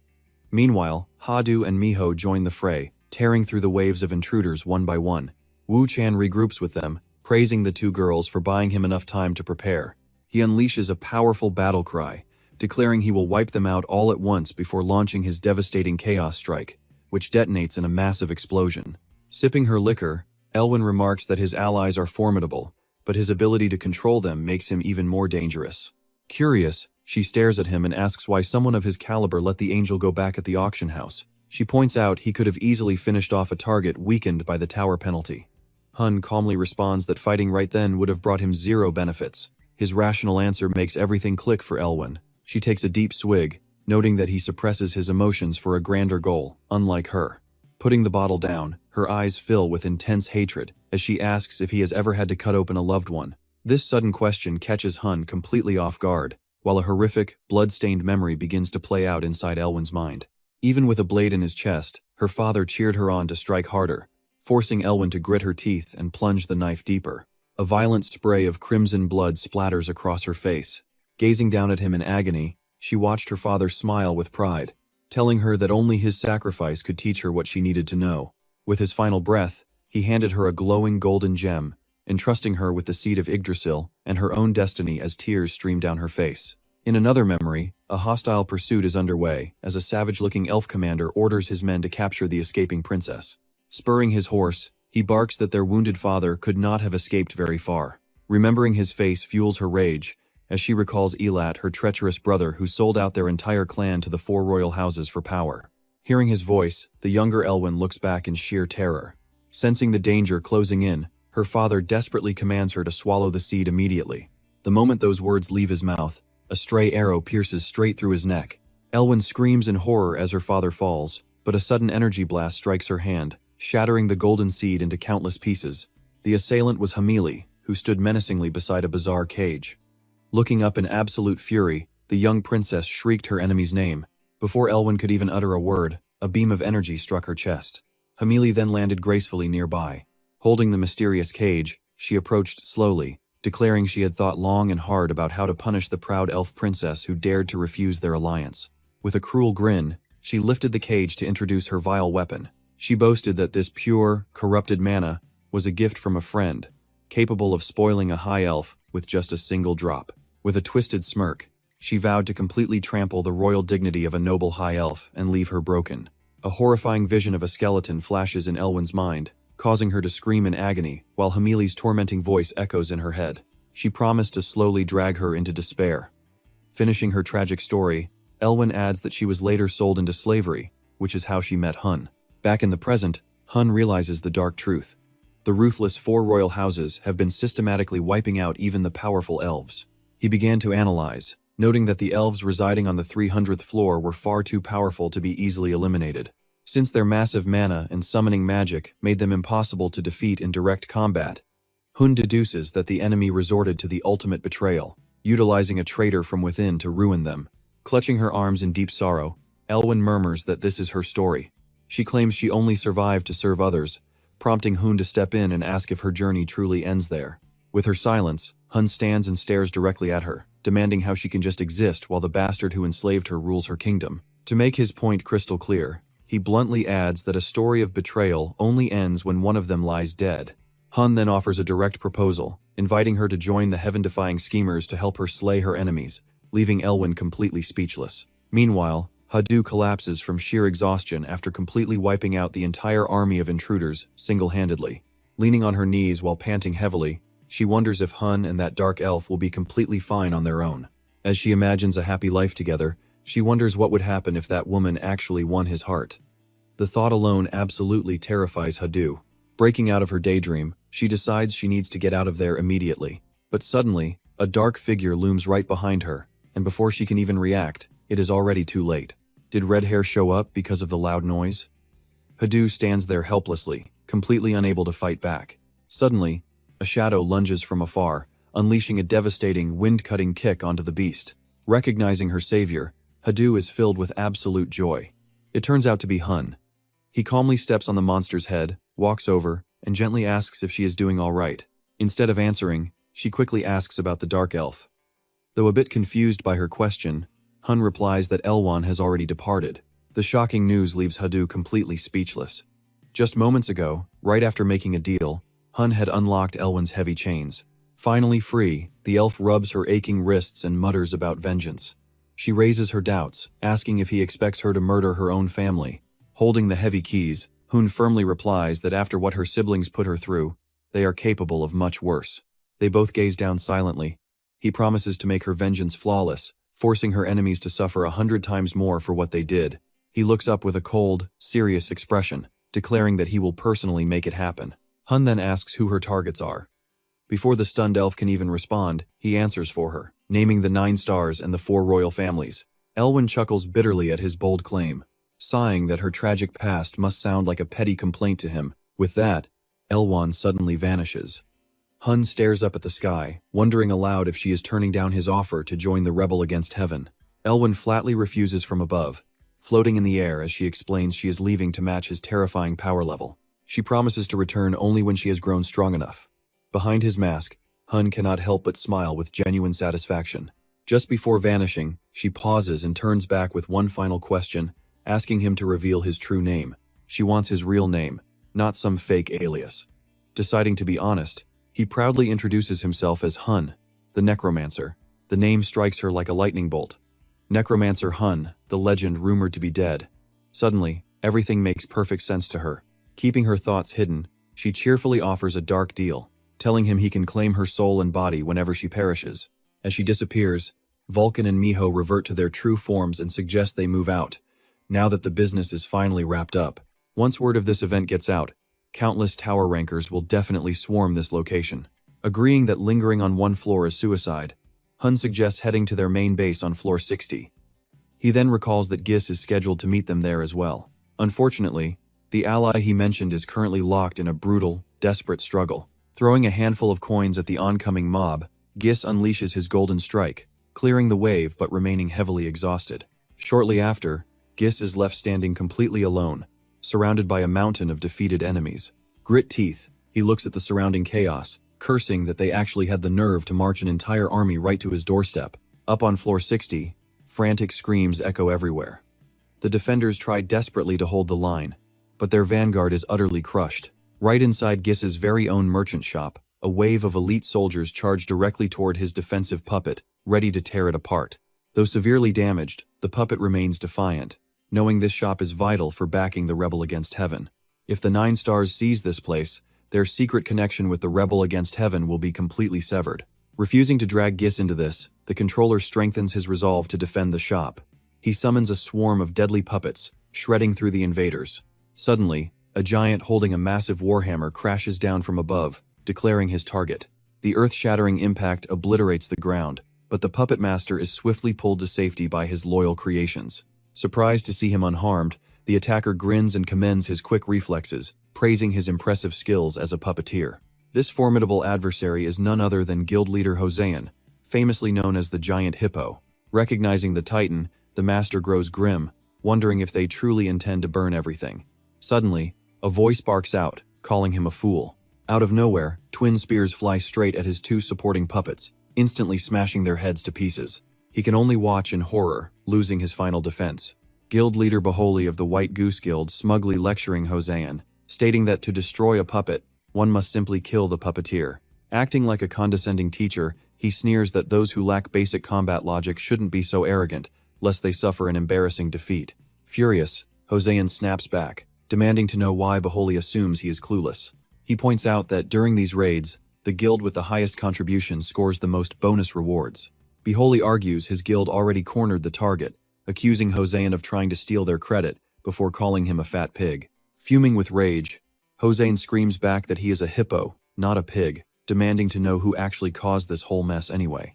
If his foolish underlings on the 10th floor hadn't leaked on the intel, while the 2 guild leaders bicker, the puppet silently plots his move. They are completely distracted, making this his perfect opportunity. He hurls his puppet strings directly at them, screaming for them to become his puppets. Snared in his grip, the helpless guild leaders cannot resist in time and can only curse in rage. Refusing to let her target slip away, Mei charges forward and slams a powerful, energy-packed punch straight into the puppet's ribs. The devastating strike sends him screaming in agony before he collapses completely unconscious. Mei, the Guerrilla Guild master, feigns absolute innocence, gasping, "Oh, my goodness. My bad. It looks like while you two were busy arguing, I ended up catching him myself. Acting completely nonchalant, she looks up and tells the blonde man hovering in the sky to write down that she was the one who captured this puppeteer, calling him Arthur. That man is Ashum, the Shinlu guildmaster. Landing with a sneer, he mocks them for letting the demon mask attack, calling them a disgrace to the Holy Kingdom who came all this way just to behave so shamefully. B. Holy snaps back, telling Ashum that he does not need a lecture from him. Hossein also warns him not to cause trouble just because of his minor skills, asking if he actually thinks he is the official spokesperson for Can. May, completely indifferent, only cares about herself, stating she does not care as long as her share of the spoils is guaranteed. Meanwhile, the puppet slowly drags himself back up after that devastating near-fatal punch. He refuses to let them seize this sacred ground, even if it means dying right here on the spot. With a grim resolve, he tears off his outer coat, unleashing his full power to initiate a deadly self-destruction puppetry technique. Watching this, May's eyes widen in absolute shock as Hossein stands beside her, completely unable to believe the enemy cast a self-puppetry curse on his own body. The puppet hypnotizes himself, muttering that his ultimate goal is godlike, his dream, and so much more. Striking a familiar Kamehameha stance, he prepares to blast the guild leaders, roaring that none of them will ever climb the tower again. A massive wave of pure, devastating energy erupts toward them. B. Holy quickly realizes the enemy turned himself into a puppet to unleash power far beyond his own natural limits, frantically screaming at his terrified allies to run for their lives. Suddenly, a colossal, terrifying serpent charges straight into the puppet's energy beam. A deafening explosion rings out as the surrounding structures crumble, violently shaking the entire world. The puppet grimaces in complete disbelief, wondering what could have possibly blocked his ultimate attack. Staring at the giant serpent looming before him, he gasps before its massive body thrashes him backward like a rag doll. Another loud explosion rumbles. Ashom turns to the newcomers, telling Snake King Basio and Zombie King Toon that they arrived far too late. Staring at them, B. Holy's jaw drops in disbelief, questioning how king-class tower climbers who reached the 300th floor are already here. Hossein chimes in as well, demanding to know why they are present at this location. Ashom calmly explains that these mercenaries were hired for this operation to act as guides. However, B. Holy immediately protests that they cannot accept this arrangement. Joseon completely agrees, furiously demanding why they should ever have to take orders from these mere low-life mercenaries. This is Lord Kan's direct command. Do you really want to oppose the will of the 9 stars? Ignoring Ashom's threats, the 3 proud guild leaders turn their backs and declare they are quitting, saying they will not participate in something that is a total waste of their time. But right then, the giant serpent snaps up the head of Hama, who was walking at the back, leaving a headless corpse. B. Holy and May turn around, freezing in pure horror. May is unfortunately the next victim to lose her head. B.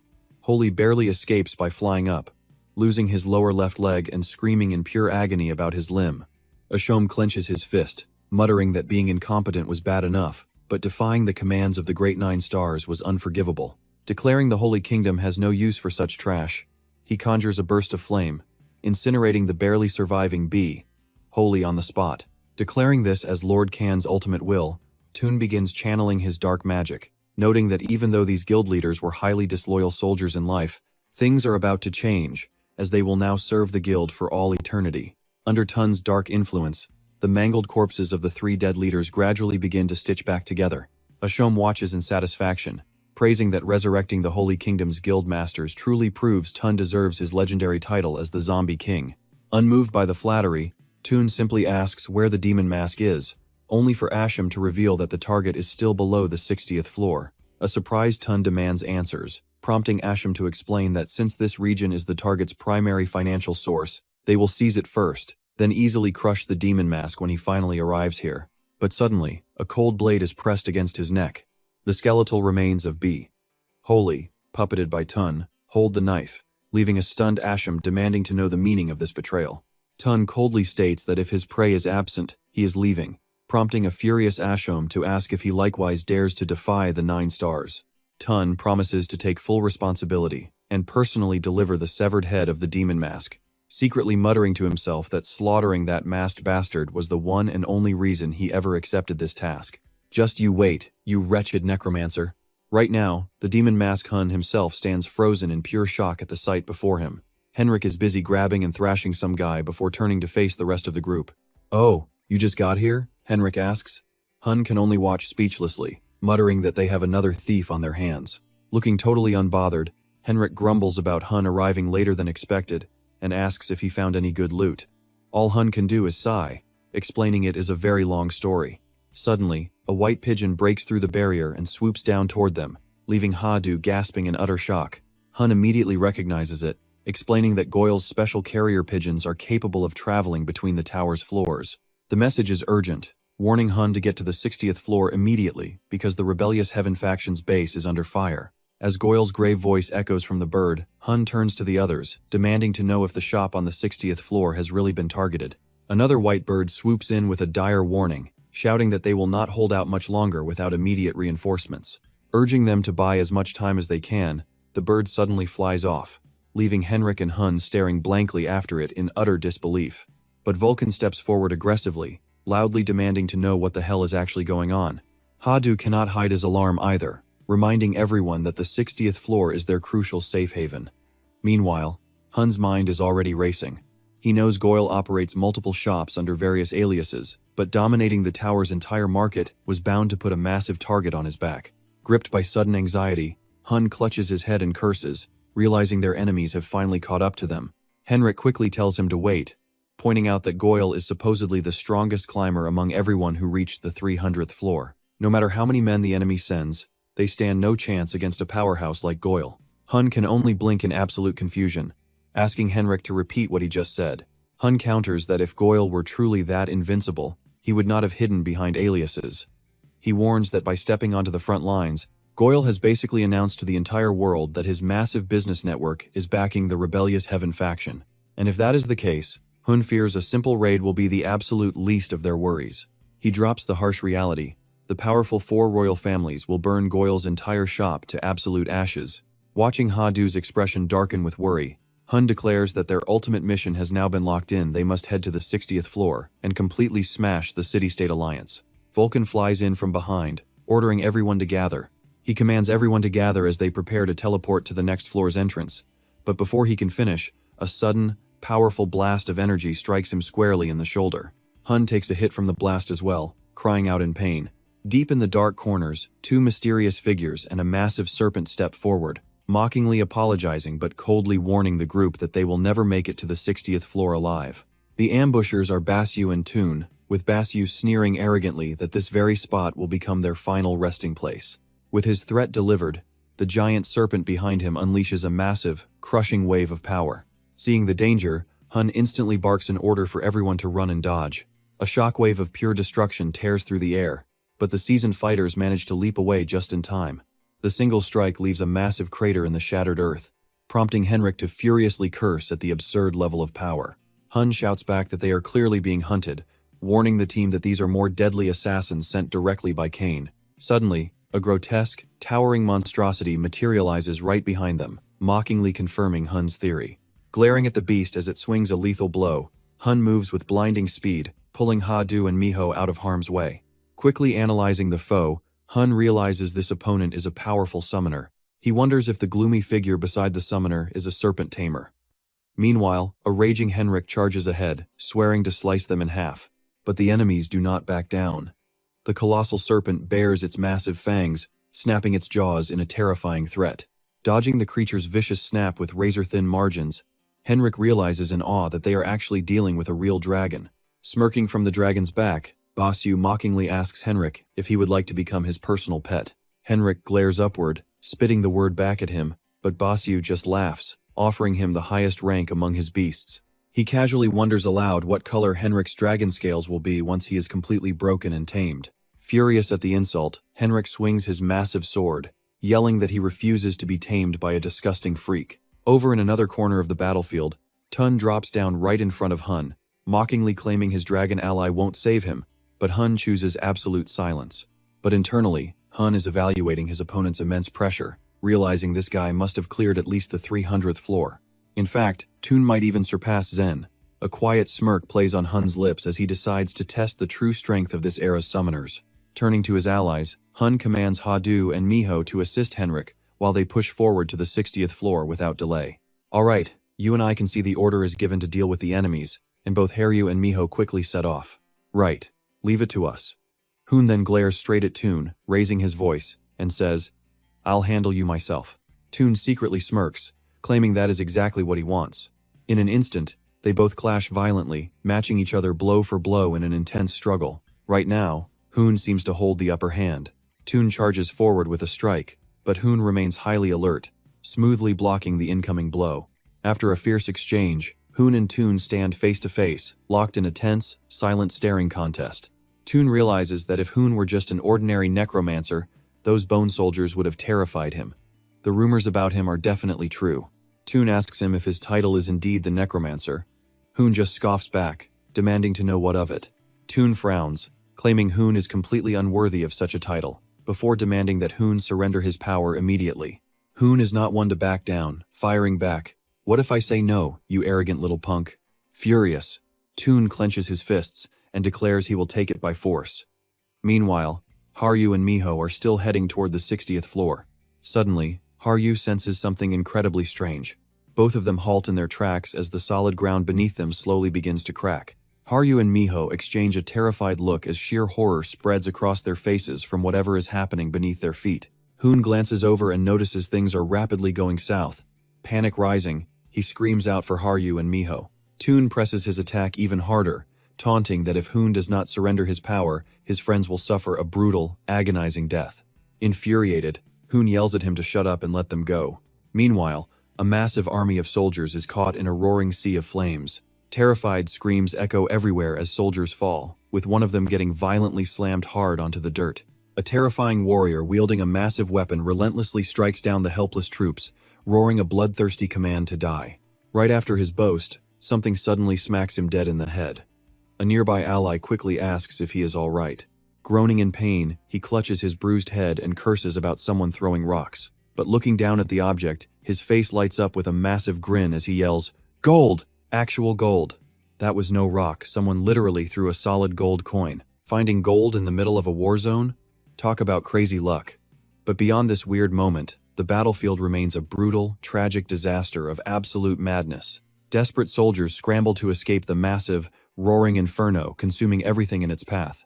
Everyone screams to run as Asum suddenly appears, silently and calmly watching the utter chaos unfold. Asum notes that the vanguard is stuck using a single formation to block enemies, making a quick breach into the tower highly unlikely. Could there be an elite mage helping them? Suddenly, Goldrich makes his entrance, looking highly annoyed by the current situation. Gritting his teeth, Goldrich focuses on the next target area, mentally preparing to unleash his devastating golden barrage skill. The moment he fires, pure chaos erupts across the battlefield as agonizing screams echo through the smoke. Drenched in sweat, Goldrich worries that this desperate tactic won't keep them at bay for much longer. His true identity is bound to be exposed soon. He desperately urges Hoon to hurry, just as a colossal, monstrous beast slowly crawls out from beneath the earth. Seeing the beast emerge, Hoon immediately charges straight toward it with his weapon locked and loaded. He roars a command to release Haryu and Miho instantly, but Toon sneers back, declaring he has no intention of letting Hoon rescue them. Claiming to be the Corpse King, Toon vows to steal Hoon's necromancy power and become the rightful heir to the legendary Black Necromancer. Hoon is left stunned by this shocking revelation. Meanwhile, Miho slowly starts to flutter her eyes open as she regains consciousness. Relieved, Haryu asks if she is all right, while a dazed Miho looks around, asking where exactly they have ended up. Haryu scans their surroundings, only to find they are completely trapped by piles of horrifying skeletons as the massive beast outside continues to rage. Hendrik, watching from nearby, tries to decipher the giant creature's sudden movements. Realizing they are deep underground, he wonders if it plans to flee after swallowing the kids. Hendrik roars that he will never let it escape, declaring those children are his absolute line. Suddenly, the giant serpent lunges forward with its jaws wide open. The monster tries to intimidate Hendrik. He struggles with all his might to hold it back, grunting at how insanely strong it is. Suddenly, another serpent slowly slithers out from inside the giant beast's gaping mouth. Hendrik is completely stunned, frowning in disbelief as a second snake actually emerges from within. Before he can react, the smaller snake lunges forward and bites Hendrik directly on his neck. The toxic bite leaves Hendrik writhing in agony, but he quickly fights back, using his sword to slice the serpent away while telling it to get lost. The massive white beast is sent reeling backward. Clutching his face, Hendrik suddenly senses something incredibly bizarre happening and mutters in confusion. Is it poison? No, It's something with his eyes. Hendrik looks up toward the sky, witnessing something he absolutely did not want to see. In the sky above, a swarm of dragons is flying. We have to wonder if his eyes are playing tricks on him. That day, Henrik began to remember the moment those dragons slaughtered his homeland, unlocking the very source of his endless fury. Noticing Henrik's rage, Basio walked over and asked if he really hated dragons that much. Mocking him, the villain joked about how bizarre it was for a dragon to hate its own kind, sending Henrik into a shouting rage. How did he know?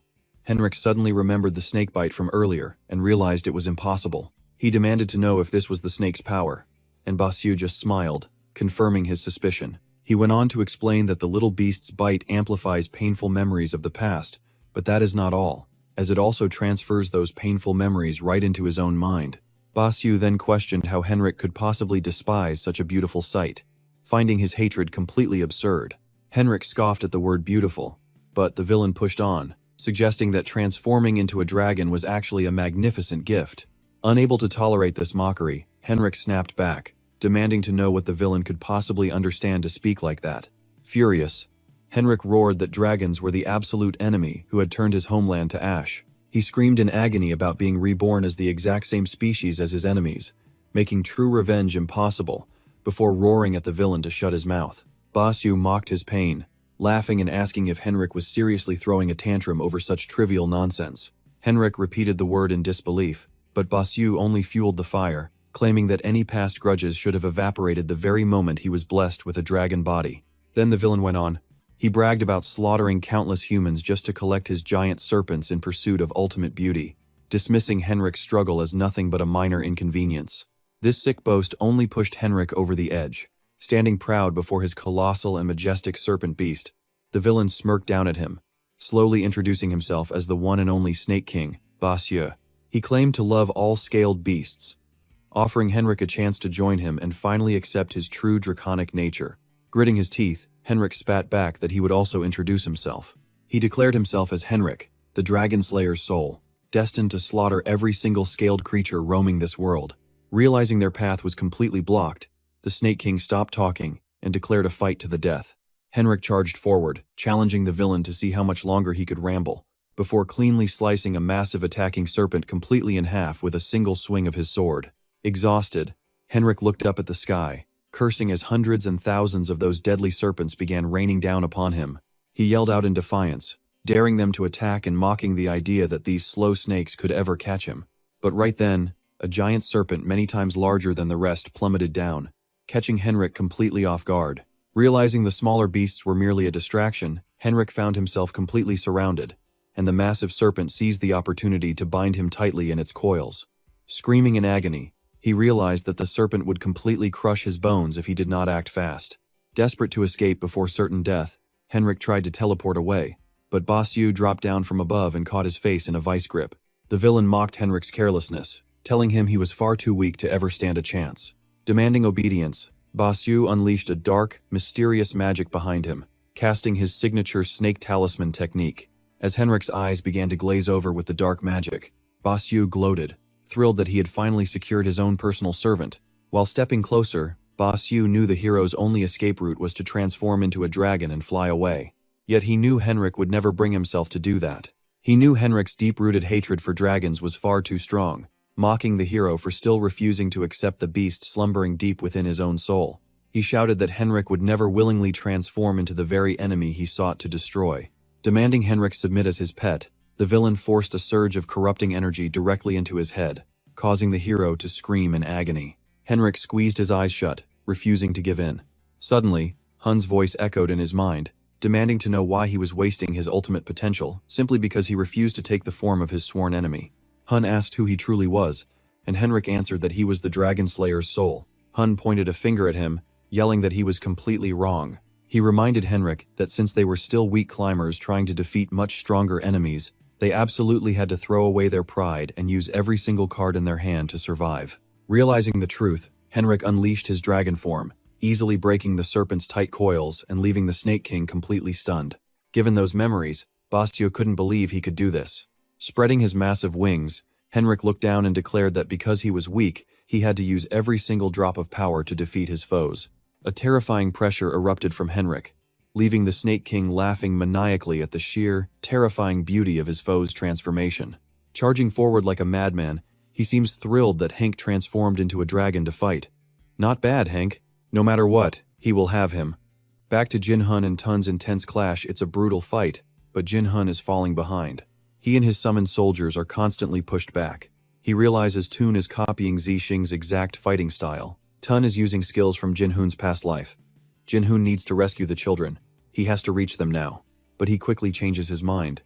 He realizes that if he just crushes this guy, every single problem is solved.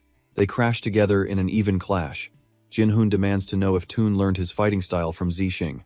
Tun coldly replies, "Yes, and I bet you did too." Jin-hun smirks and scoffs.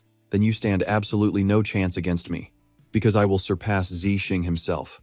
Power erupts from his body, igniting fierce red flames in one hand and dark fire in the other. Tun's face twists with rage. How dare Jin-hun claim to be superior to his idol? It's absolute blasphemy. Mid-sentence, Jin-hun vanishes with mind-blowing speed, leaving Tun in shock.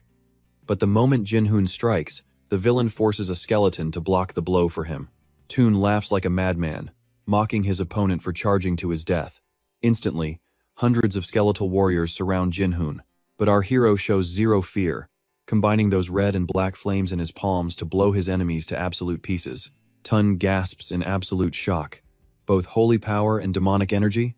How can one person hold both? A system alert warns him that possessing incompatible holy and demonic magic is historically impossible. Because of this unprecedented feat, his name will be recorded in the Tower of Achievement. Jin-hun's body crackles, radiating waves of both massive, overpowering energies. A new alert confirms the creation of a half-god, half-demon physique. Instantly, his eyes shift into a striking gold and purple. He wonders how he can possibly defeat Zixing. Looking at the massive power radiating from the enemy, he feels a spike of anxiety, but he swears to crush them at all costs. Just like before, he will disrupt the summoning ritual with a special technique, then hunt down the main body. The method is incredibly gross, but as long as it gets results, he is going for it. Jin-hun stands tall and calmly asks if Tun really considers himself the true descendant of Zixing. Once Tun hits the ground, Jin-hun wastes no time taunting him, claiming that Zixing must have been weak too. Asking if he died from holy magic immediately strikes a painful nerve with Tun. Gritting his teeth, Tun gathers energy in his palm, vowing to end the insults. Instantly, grotesque monsters begin crawling up from beneath the earth. Dual-wielding his swords, Jin-hun welcomes the challenge. It would be boring if it ended too quickly, his eyes locking on his prey. Moving at the speed of light with dual energies, he knows Tun's summons cannot function at full power. Swearing to slice his enemy in half, Jin-hun delivers a strike, sparks flying. Yet Tun stands completely motionless, watching him calmly. Jin-hun's eyes widen in sheer disbelief. The strike was too shallow. Why is the enemy still standing against holy magic? Tun sneers, confirming that is indeed how his master died. Did the hero really think he would come unprepared? Tun summons a massive, headless warrior. With a cold glare, he declares that the hero will die for his blasphemy. The headless giant swings an 8-meter blade straight at Jin-hun. He struggles desperately to block the colossal impact. The sheer force blasts Jin-hun backward. He questions how a magic shield could block his holy strike so easily.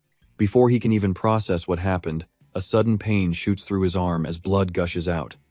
This beast is seriously strong. The surprise strike came from a skeletal warrior, and now another undead monster is diving straight from above. Realizing he is cornered, Jin-hun calculates his options. Basic attacks are not going to win this fight. He decides to channel both holy and demonic energies into a single sword, focusing his entire reserve into the blade. A flashing red alert warns him that combining opposite energies is impossible. Desperate and losing his temper, he screams at his system to shut up. He commands the system to obey, knowing this is his only choice. The gold and purple forces violently clash and pull apart. He curses as the powers refuse to blend. Driven to absolute madness, he laughs frantically and screams, "Just merge already." Ignoring the risks, he manually forces the two conflicting elements together, keeping them balanced on the razor edge. He declares he does not care if the powers reject each other, they belong to him now. So merge. Through sheer, insane willpower, he forces the clashing elements to fuse. The gold and purple lights spiral violently before finally locking into a single force. The ultimate defense shield that Tun was so proud of suddenly cracks right down the middle. The magical puppet is instantly obliterated. Even the remaining constructs show fear, while Tun mutters in disbelief. This cannot be. Tun designed that magic shield to withstand even the legendary 4 royal families. Does this mean this boy's raw strength actually surpasses them? Jinhyun's eyes turn a brilliant silver, his blade radiating a strange, majestic energy of the same hue. What is this energy? It's not mana, nor is it holy power. The system smoothly alerts him. Congratulations, you have unlocked the fusion attribute, an explosive new power born from the ultimate combination of holy energy and dark mana. Thrilled by this, Jinhyun mutters, "Fusion, huh?" Beneath his mask, a confident grin spreads across his face as he mutters, "Now this is what I'm talking about." Gripping his sword, he charges straight at Tun's squad. Panic-stricken, Tun shoves his allies forward as meat shields, screaming for Hossein and Holy to protect him. Following orders, both rush forward to shield their master. But with just a single slash, Jinhyun cuts them both down without breaking a stride. He locks his cold, ruthless gaze directly onto Tun and swings. Terrified out of his mind, Tun cowers backward with his eyes wide in sheer panic. As the blade crashes down, Tun frantically blocks with his staff. The monstrous impact triggers a colossal explosion, tearing the entire surrounding area apart. When the dust clears, it's obvious Jinhyun held back. Tun's mask lies shattered on the ground, exposing a completely dazed and beaten face. Before he can even twitch, Jinhyun presses a cold blade against his throat, staring down from behind.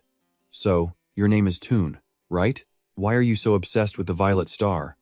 After a long silence, Tun slowly whispers that it goes back to when he was young. With eyes full of pure adoration, he declares that the violet star was the only one truly worthy of ruling the tower. As a helpless kid, the violet star had saved him from a brutal mob. That savior's gaze became something Tun could never forget. Listening to the story, Jinhyun responds, "But he died after betraying humanity. Do you still respect a traitor?" Tun instantly screams back, "That's a lie. He was set up by those bastards of the 9 stars. Jinhyun freezes in absolute shock, wondering how this guy could possibly know the truth. Tun screams out in despair, looking up to say, "He fell right into the trap of those 9-star bastards." Astounded, Jinhyun wonders how he knows the truth. Pausing his sword mid-air, he hesitates as memories of his own tragic death flood his mind. Staring down at the defeated Tun, he quietly realizes that someone actually uncovered the conspiracy. Tun looks up defiantly. "Can't you feel it? Even as a necromancer holding the Violet Star's title, let me ask you, do you have no doubts about his demise?" Thinking back, Jinhyun calmly replies that the Violet Star was once the supreme necromancer, who fell fighting the 9 stars because his own allies were bought off. He firmly declares that it was a setup and Jinhyun was innocent. Mockingly, others used to say, "Who knows? Maybe he just got blinded by power and made a foolish mistake." Jinhyun realizes that someone in this tower still remembers and believes in him. Suddenly, Tun glares up, snapping, "How dare you insult his name?" Pulling his hood up, Tun spits, "I admit you have skills, but you are no true successor to the Violet Star." Raising his staff to the sky, Tun declares, "He wasn't just my savior. His legendary power burned far brighter than any of the 9 stars ever could." Filled with hope, he adds, "He is my pride and ultimate goal." Pure rage takes over, as a vibrant blue aura erupts all around his body. "I will defeat you and inherit his legacy." Jinhyun smiles to himself.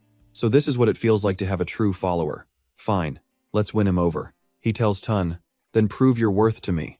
Instantly, Tun begins channeling his ultimate magic. A glowing blue-white vortex materializes before Tun's chest. Watching closely, Jinhyun notes that the spell is still incomplete, yet it represents the absolute peak of his research, since he first tapped into this forbidden magic. Screaming as his eyes turn into blank orbs of blue light, Tun roars, "You hold the Violet Star's title but still dare defile his name. I won't let you keep it." The 100 Night Phantoms materialize, swarming directly toward Jinhyun. Instantly recognizing them as soul soldiers, he counters by summoning Vulcan from his own chest and ordering an immediate strike. As Vulcan hovers above, he narrows his eyes, analyzing the enemy summons closely. They aren't true soul soldiers, they're much weaker, yet they look identical to my first creation.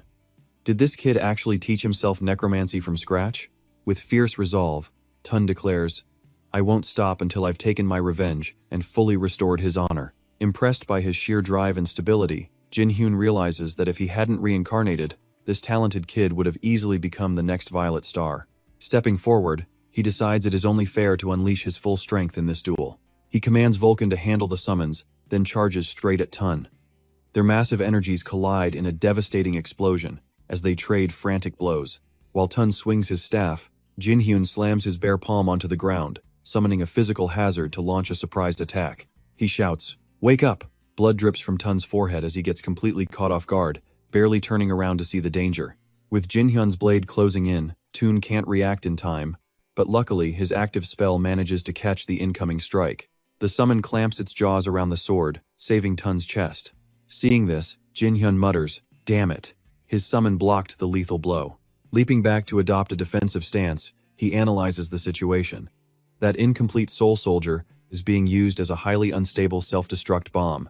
He desperately needs a plan, but suddenly looks up in shock as Tun unleashes an overwhelming ultimate move. Tun declares this is his final step to reaching his idol's level. Frowning deeply, he yells, "Advent of the 100,000 souls." An endless army of spirits erupts from Tun's body, swarming forward to destroy him. Jin-hyun gasped. He thought that was the necromancer's skill, but suddenly, a massive wave of soul energy hit him. Let's look closely, because this spiritual power felt like it was swallowing the entire world. But then, Jin-hyun unleashed his own technique, declaring proudly that such a weak attack could never consume his soul. Smirking, Jin-hyun swept his arm, summoning a massive surge of energy. Tun watched in sheer shock, realizing the incomplete technique was actually working. He had blocked the supreme soul skill of the necromancer. Did this mean no spiritual power could ever penetrate his soul? Jin-hyun laughed, feeling like he was facing his past self. He promised to repay him with a real army of 100,000 souls. With that, Jin-hyun unleashed his ultimate move. Tun could only watch in terror, completely helpless against the overwhelming force. Tun stared blankly at the incoming blast, letting it strike him directly. As the souls swarmed and surrounded him, he whispered that his lord had finally arrived. Jin-hyun leaped high, driving his weapon straight through Tun's body as blood splattered everywhere. Jin-hyun smiled, saying it was a pleasure to meet him. Weakly, Tun smiled back, honored to finally greet the legendary necromancer. Tun slowly closed his eyes, whispering his final promise. Jin-hyun just smiled, reassuring him that they would meet again very soon. Just like that, he ended his loyal follower and claimed his soul. But suddenly, Jin-hyun sensed something strange and realized the man was still breathing. True to his reputation, Tun did not disappoint. A brilliant blue light enveloped his body as his lost strength began to surge back. With closed eyes, Tun suddenly commanded his forces to rise. When his eyes snapped open, Jin-hyun smiled and welcomed him back. Rising to his feet, Tun approached Jin-hyun and called for his soul soldiers to assemble, slamming his hand down as energy swirled around him. Dropping to his knees, he begged for forgiveness for his previous rudeness. Bowing before Jin-hyun, Tun admitted he had failed to recognize his true lord, and had even betrayed his own comrades in the past. But the peace did not last. The ground suddenly trembled as a massive monster materialized before them. Breaking a sweat, Jin-hyun demanded to know what it was, and Tun explained it was his own summon. The beast let out a deafening roar. Tun explained that since it lost its master, it was running wild, so he would deal with it. Tun gathered energy in both hands to strike, but Jin-hyun suddenly yelled for him to wait. Spotting something unusual hiding inside the giant creature, he quickly stopped Tun, warning him not to damage those glowing eyes.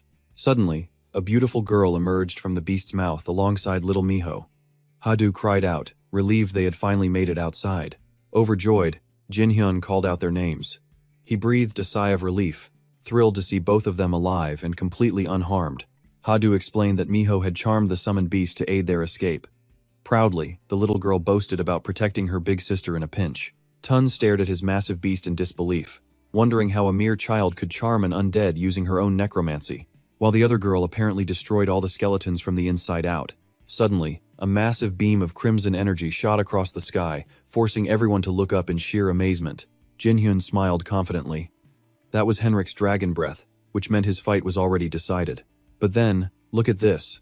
A beaten body plummeted from the sky, crashing heavily right in front of the startled group. Tun gasped in surprise, coughing as a thick cloud of dust billowed around them. It was Basyu, completely battered with one arm lying limp. Henrik arrived on the scene, mockingly noting he never expected a legend to go down so easily. Shifting from his dragon form back to a human, he proudly bragged to Jin-hyun about his flawless victory. Facing one of the four kings was tough, but he cold-bloodedly pointed his blade right at Basyu. Looking incredibly cool, he declared that this was the end, since the villain had no dangerous snakes left to protect him. Basyu could only watch helplessly as Henrik pointed out his last remaining, cowardly snake companion. Summoning his final bit of strength, Basyu looked at his tiny snake and softly apologized, admitting that their journey had come to an end. But then, Basyu opened his mouth wide and swallowed his own snake whole. The group watched in pure disgust, and Jinhyun called him completely insane. He was actually cannibalizing his own pet. Henrik raised his weapon, unimpressed, stating that such a desperate move would change absolutely nothing. As a bright flash struck Basyu, the madman laughed maniacally, muttering about how delicious his beloved serpent tasted. Suddenly, his severed arm began to morph into a writhing serpent. He smiled, whispering that they could now remain together for all eternity. Flicking his tongue with a sinister grin, he declared the real battle was starting, rallying his fused partner to kill the dragon. Henrik chuckled mockingly at the hypocrisy of boasting about his deep love for a pet, only to treat it like a consumable item and eat it. Flicking his tongue, the grotesque villain snapped back, asking what a human could possibly know about true love. Claiming there was no deeper romance than becoming one, he disgusted Henrik, who immediately swung his weapon to smash the vile creep into the dirt. Hadu and Miho stepped forward to back him up, while Jinhyun rushed in, ordering the entire group to support Henrik. But the dragon warrior barked back, telling everyone to stay out of his way. With glowing eyes, he fiercely declared this beast was his prey. Just then, the mutated serpent lunged forward with jaws wide open, and we are left to see who survives. Henrik charges in fast, driving his weapon straight into the massive snake as blood splatters everywhere. But unexpectedly, the beast's slithering tongue wraps tightly around his blade. Shocked, Henrik can only watch as the snake suddenly bites down on his arm. Basyo sneers, "Looks like you cannot use that sword anymore." Henrik confidently unleashes his next strike, shouting that it is over. Crimson energy surges around his dragon-like leg, completely unharmed as he presses the attack. Basyo panics, realizing he cannot fight back. Instantly, Henrik slashes him with razor-sharp claws. Before collapsing, Basyo weakly mutters, "Neither dragon nor human. Don't you think you look like a total freak?" Henrik silently grits his teeth. Soaring into the air, he lands and replies, "I learned a few things from our fight, and I appreciate that, member of the Four Kings." Henrik then boldly declares, "I am the legendary dragon slayer, Henrik. Nothing will ever change that." After beating Basyo to a pulp, Henrik drags his limp body along like a sack of garbage. Grabbing the defeated warrior by the hair, Henrik walks back to Hun's group and violently throws him onto the hard ground. Tun is speechless, wondering how they defeated the Snake King's strongest giant snake spirit. Finally, he gasps out, "That is incredibly impressive." Tun asks if Hun's allies are really that powerful. Smirking with pride, Hun replies, "Absolutely. This time, I am climbing the tower with friends I can truly trust." Looking at Tun, Hun smiles and asks, "And of course, you are coming with us, Soul Soldier Tun?" Stunned and sweating, Tun looks at him in utter confusion before bowing his head deeply and quietly whispering, "Thank you, my lord." Dusting off his hands, Henrik walks over and says, "I want to know what happened between you two, but we are out of time." Hadu nods in agreement. "We are almost at the 60th floor, Hadu warns, noting how dangerous it is. Hun agrees. "Right, this battle is not over. Let's head up to floor 60. Suddenly, Tun kneels down, blocking Hun's path as he pleads, "No, you must not go." Tun explains that the leader of floor 60 is Asum, master of the Holy Lord Guild, who rules over the lower levels of the Holy Kingdom. Hun cautiously asks how strong this guy is. Tun reveals, "He is on par with me, easily matching a holy knight from floor 300. Henrik chimes in, "Sounds tough. But now that you and the Snake King are defeated, don't we have a decent fighting chance?" Tun lowers his head, quietly replying, "That is not the real problem." He reveals Asum's past, explaining that after being saved by the Bond brothers, he swore an absolute oath of loyalty to them. While they could deal with the outer guards to buy time, Asum is a completely different story. Suddenly, a massive pillar of light shoots down from above, and the dead soldiers scattered across the battlefield begin to stir with life. Grasping their weapons, the dead stand back up, fully revitalized by divine power granted directly from the gods. By resurrecting his entire fallen army, Asum essentially wields the terrifying power of the gods from the 300th floor. Asum's terrifying stern face appears as he roars, "All units, attack." Watching this nightmare unfold, Hadu mutters in utter disbelief.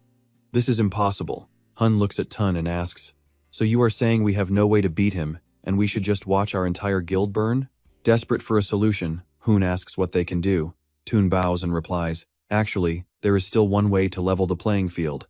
Extending his arm, Tun unleashes a swirling purple energy that burns on his palm like an eerie flame. He urges, "My lord, you must absorb my strength right now." Sweating in shock, Hun can only gasp. "Wait, what?" Tun explains. "I have a strong feeling about your true ability. You can absorb anything and make that power your own. Even a dead body counts as a resource, right? Looking up at Hun, Tun envisions the spirit of his true lord hovering behind him, before adding, Hearing this, Henrik chimes in to agree. Besides, the Snake King and his Serpent Elite are extremely powerful. If you can absorb them too, your strength will skyrocket. Hun hesitates, asking, Are you absolutely sure? Isn't there anyone out there waiting for your return? Tun bows his head, replying, No one. Even if there were, it wouldn't matter. My loyalty belongs solely to you. Prostrating himself at Hun's feet, Tun says with deep respect, If I can offer my humble power to aid you, it would be my absolute greatest honor. Looking up with eyes full of hope and anticipation, Tun implores him, Please, accept my strength, my lord. Hun slowly closes his eyes, lowering his head to think for a moment before finally replying, I understand. Raising both of his hands, Hun lifts Basieu and Tun into the air, declaring, I shall take your power. With his eyes glowing a vibrant purple, he clenches his fists and commands, Absorb. Instantly, Basieu's crimson energy and Tun's blue aura flow directly into him.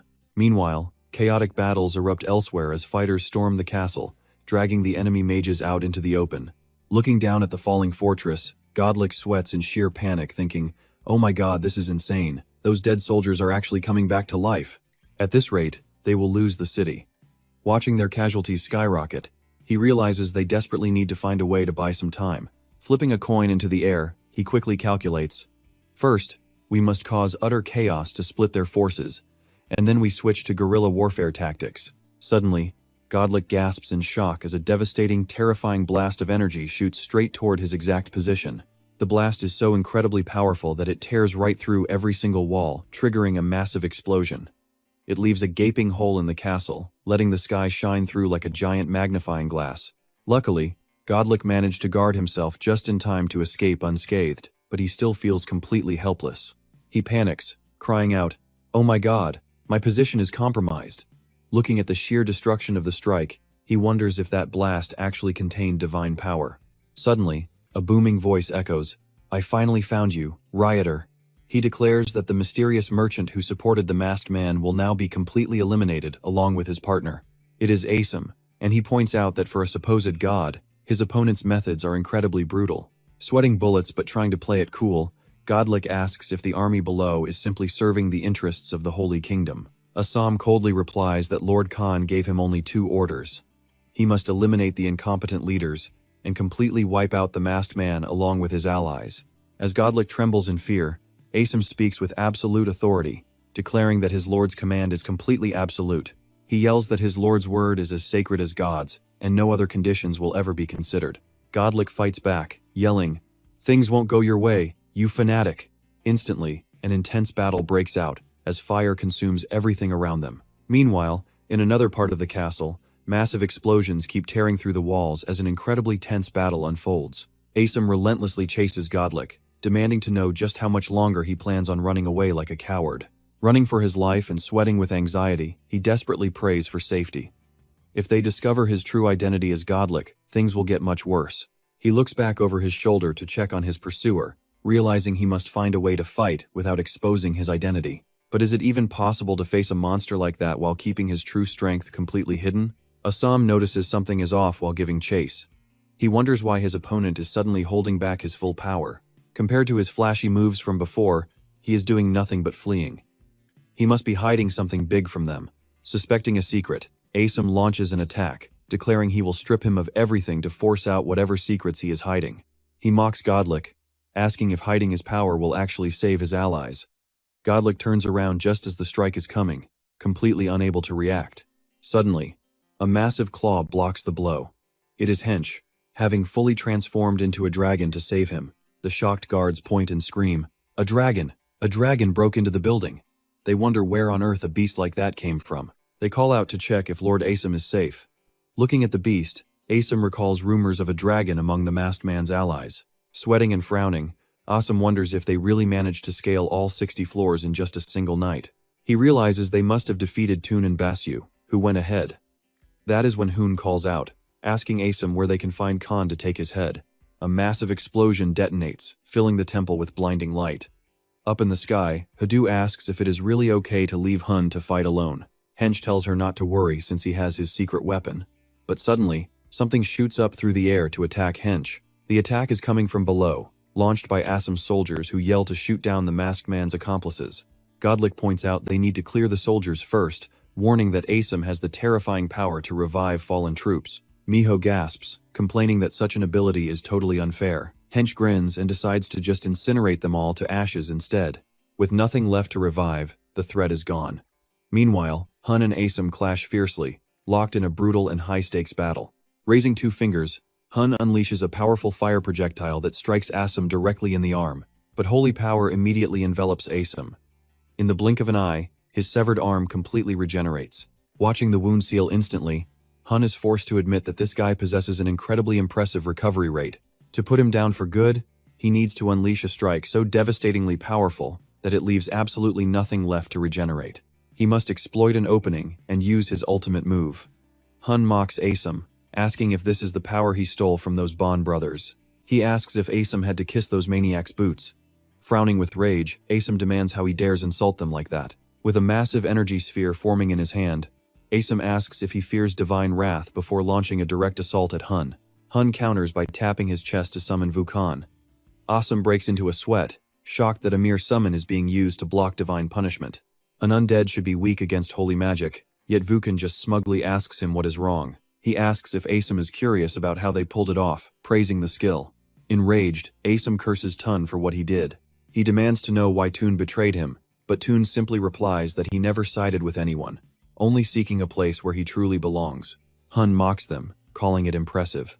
Enraged by the betrayal, Asim vows to completely wipe Tun's filthy soul from existence. Pointing a finger, Hun orders his forces to capture Asim and bring him over. His allies charge forward, shouting their agreement in unison. Vukan whips out a heavy chain, while Toon launches a direct strike at Asim. Asim realizes that Toon has been revived stronger than before and infused with the power of the masked man. Seizing the opening, Hun strikes at Asim from behind. Caught off guard by the sharp claws sprouting from Hun's hands, Aso took a vicious slash to his back, sending him bleeding and crashing violently down to the earth. A massive cloud of dust exploded, shattering the sky itself. Somehow, Aso managed to hold his ground, muttering that Devilface had actually managed to push him this far. He smugly sneered that they couldn't defeat him, boasting about the blessing of infinite regeneration granted to him by the Great One. In the end, he claimed they were destined to lose. But while Aso was busy gloating, a snake suddenly wrapped around him, binding him completely tight. He shrieked in utter shock, wondering when this happened, as Vukan and Tun both raised their hands and charged forward together. With Basyu keeping him bound, he helplessly cried out, asking if even he had fallen under Devilface's control. But Basyu had lost his mind, leaving Aso screaming his name in vain. Basyu lunged to finish him off, while Jun's magical power instantly seized Ashom, heavily injuring him with a mere flick of his wrist. In an instant, his head was blown clean off. While it looked like he was a goner, his head grew back just seconds later, bursting with even more vibrant life force than before. He mocked that this wouldn't stop him. Seeing this, Vukan couldn't help but marvel that the guy could still revive after being decapitated. Tun chimed in, noting that as long as his sacred power remained, infinite regeneration might actually be possible for him. They had to finish him in one blow. Even with his insane regeneration, Ashom's actual condition wasn't looking any better than it was moments ago. His limbs were still tightly bound, and even with his sacred power, his captors weren't about to let him slip away. Was this really Tun's power? The guy was legendary for being an absolute tank who could take any hit. Even while pinned down, he smugly raised his chin, declaring that they still couldn't defeat him with just this. Looking up at the two and the giant behind them, he secretly mocked them, thinking their plan to defeat him with the souls of the four kings had utterly failed. But Toon wasn't about to let Asham enjoy his smug thoughts for long, immediately speaking up to cut him off. They never intended to eliminate him. Vukan flashed a scheming smile, revealing that their orders weren't to kill him at all. Just as those final words left his mouth, a dark, ominous circle flashed across the sky. Their real plan was to sacrifice him to their master. Right then, Hun appeared, a brilliant, powerful energy swirling in his hand. Without a moment's hesitation, he aimed his hand forward, letting his spiritual power unleash in a blinding flash. Now, Ashom's smug look completely vanished as terror took over. Gritting his teeth, he nervously wondered if that was actually sacred power. But it wasn't. The system screen popped up, announcing the fusion of sacred power and mana into a unified elemental force. His eyes stretched wide in absolute horrifying shock. Watching that terrifying, Overwhelming power crashed down directly from his palm. The massive beam of energy surged directly toward him, cracking the earth in a blinding glow of pure destruction, leaving Ashom with nothing to do but scream out in agonizing pain. The blast was so massive that it easily rivaled a nuclear explosion, completely shaking and damaging the surrounding structures. A massive, smoking crater was all that remained where the attack had struck, as Ashom was completely incinerated to ashes by Hun's own hand. From high above, the three of them simply looked down coldly at the lifeless, charred remains at their feet. Tun then bowed respectfully before Hun, declaring that this first victory was truly his greatest honor. Vukan beside them just grinned widely, leaving Hun wondering what he was thinking as he muttered about a worthy opponent finally showing up. Why so happy, when they were his successors anyway? But suddenly, a loud call rang out, instantly drawing Hun's attention. The masked demon down below, Henshi, called out to let them know they had successfully wrapped things up, looking around the ruined battlefield before offering his final thoughts. He noted that to restore this pile of ashes, they'd probably need to summon a god or a demon at the very least. Even though their victory was completely obvious, Hadu couldn't help but ask if they had truly managed to stop the threat for good. Under their gaze, she emphasized cutting the problem off at the roots, and Hun agreed that it was indeed their first victory. Glancing over at Hak, who was still wearing a smug, sly grin, Hun continued. He admitted his past losses could easily be blamed on ambushes, but today was a complete defeat after they caught him off guard. Nearby, the heavily damaged puppet also urgently needed Glick's help. Looking at the wide, sparkling eyes of the two girls listening intently, he knew everyone would soon start to wonder. He snapped his fingers, declaring the heavens would be turned upside down. The goblin got the hint, smiling in relief as he asked if this was a green light to spread the news. Hun confirmed that was exactly why he brought him along. So, holding his puppet amidst the fading flames, he waved goodbye, saying he would head out first, since there was still a mountain of work left to clean up today's massive mess. Hun looked at them seriously, saying he was counting on them. Just like that, the two vanished before his eyes. At that moment, a warning popped up from the Sovereign of all demons, praising their sharp judgment of character. The glowing text continued to scroll, with the Sovereign of all demons demanding to know what had just happened. It seemed something major was on the horizon.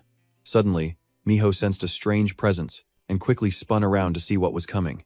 Suddenly, crackling lightning-like streaks appeared in the sky above, instantly leaving the entire group feeling deeply unsettled. The surrounding environment began to warp unnaturally. Was it an earthquake? No. Space itself was trembling. Miho stood there, completely frozen in shock. She stared up at the heavens with wide, stunned eyes.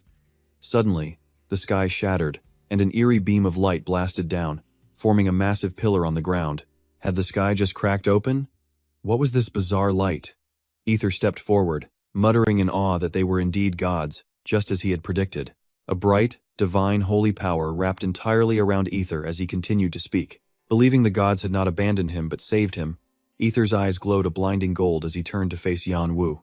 He declared it was time to punish the rebels who doubted the gods. While somewhere far away, a teacup suddenly slipped and shattered. Khan gasped in absolute shock, stammering out Hemera's name. Aether looked over to find her scowling deeply at her own glowing hand. As the magical crest on her hand pulsed with light, Hemera glanced back at him with a sinister smirk and began to explain the situation. Aether had managed to reach the 60th floor, but it seemed he was captured. Hearing this, Khan clenched his teeth in pure frustration. The demon mask was there. Hemera calmly looked at Khan, telling him not to worry since Aether was quite a unique toy, after all. Khan narrowed his eyes in suspicion, muttering, "Special?" Hemera flashed a cruel, wicked grin and explained that in case the selection failed, she had secretly implanted a system to share her own holy power directly with Aether. If Aether were to be defeated, he would be resurrected as a vessel to wield her supreme power. She raised her arm, revealing a mark identical to the one on Aether's forehead. Before continuing her explanation, the demon mask was preparing to face her head-on. Meanwhile, back on the field, Aether slowly marched toward Yan Wu and his allies. With a furious expression, Yan Wu demanded to know if that divine energy belonged to Hemera, while Heidi yelled out in rage, "The 9 stars!" Nayu looked terrified, realizing this was one of the very people who had betrayed her brother in the past. Aether chuckled gleefully at the question, asking if Yan Wu had finally recognized Hemera's warm and holy presence. Yan Wu's face darkened instantly. His eyes, burning with absolute hatred and rage, made it clear that he could never possibly forget. Staring cold-bloodedly, Yan Wu spat out how disgusting that holy energy felt. Seeing this raw hatred, Aether grew suspicious. Where did this deep resentment come from? How could a rookie who climbed the tower for less than a year harbor such hatred for Lady Hemera? Aether demanded to know who this monster was. But before he could get an answer, Vulcan and Tun sneaked up behind, ready to strike. Sensing danger at the very last second, a massive explosion erupted. As the dust cleared, Aether emerged from the smoke, completely unscathed. A creepy smirk spread across Aether's face as he taunted them, mocking the fact that none of them had reached enlightenment yet. Grabbing both Vulcan and Tun by their throats, he gleefully jeered at Yanwu, warning him that their lack of awakening would make this crushing defeat even more painful. Aether tightened his grip, causing both of them to writhe in agony, when a massive shadow suddenly loomed over the battlefield. Henrik dived down in his majestic dragon form, crashing into the ground with a thunderous roar, only to freeze in utter disbelief. Aether casually blocked the massive dragon claw with a single hand, boasting that even a dragon was nothing against the power of the 9 stars. Leaping into the air, he slammed Henrich's massive body onto the hard ground with one hand, laughing maniacally as he continued his mockery. He sneered that the descendants of the young kings could never compare to the kings themselves, promising they would all die for their defiance. Suddenly, glowing pink hearts materialized around Aether. Feeling his body freeze and tremble, he panicked, wondering if some spell had just bound him. Aether looked around in frustration, demanding to know who did it, before spotting Miho casting her powerful charm magic directly on him. Realizing that the young girl must be the offspring of a mystical beast, Aether panicked, just as Yanwu appeared right behind him, wielding a sword overflowing with immense energy. Yanwu's eyes burned with resolve as he shouted for Hemera's puppet to vanish, bringing his sword down in a ferocious slash. Aether's body was sliced clean in half. Yet, almost instantly, the two halves began fusing back together as he let out a mocking laugh. Yanwu stood frozen in complete disbelief, wondering how his opponent could possibly regenerate so quickly when that strike had carried every ounce of his raw power. Turning back to face him, Aether smugly answered his silent thoughts, mockingly declaring that absolutely no physical attack in this world could ever kill him now. Raising his hand with a sinister grin, he asked if it was finally his turn to strike back. A bright halo of light materialized in his hand, rapidly expanding into a massive magical circle as he roared out, "Divine form!" Sensing that this attack was on a completely different level, Yanwu spun around and desperately screamed for everyone to run. Miho cried out in absolute panic for Yanwu, but Nayu had already scooped her up and was sprinting away from the blast zone. A devastating beam of light erupted from the giant magic circle, vaporizing everything in its path.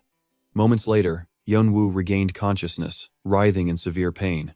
He cursed silently, unable to move his battered body. Seeing him stir, Aether sneered that he was finally awake, his chilling voice echoing nearby. Looking up, his face freezes in absolute horror. The villain chokes Miho with one hand, lifting her high as she struggles in agony. With chilling calm, he sneers at him, saying he woke up just in time. Terrified by the sight, he lets out a desperate scream, only to spot his defeated allies, Henrik and Hadu, lying motionless on the cold ground. Are they all truly defeated? Sensing his despair, the villain flashes a cruel smirk and declares that his little rebellion has officially failed. Devil Mask. The moment he betrayed the 9 stars, his defeat was sealed. Hearing this, a heavy, devastating thought enters his mind. Is it really over? Staring at the monster, his grim thoughts spiral. In a hopeless place like this, he realizes he cannot even take a single step closer to him. To be defeated by a mere lackey of common? No way.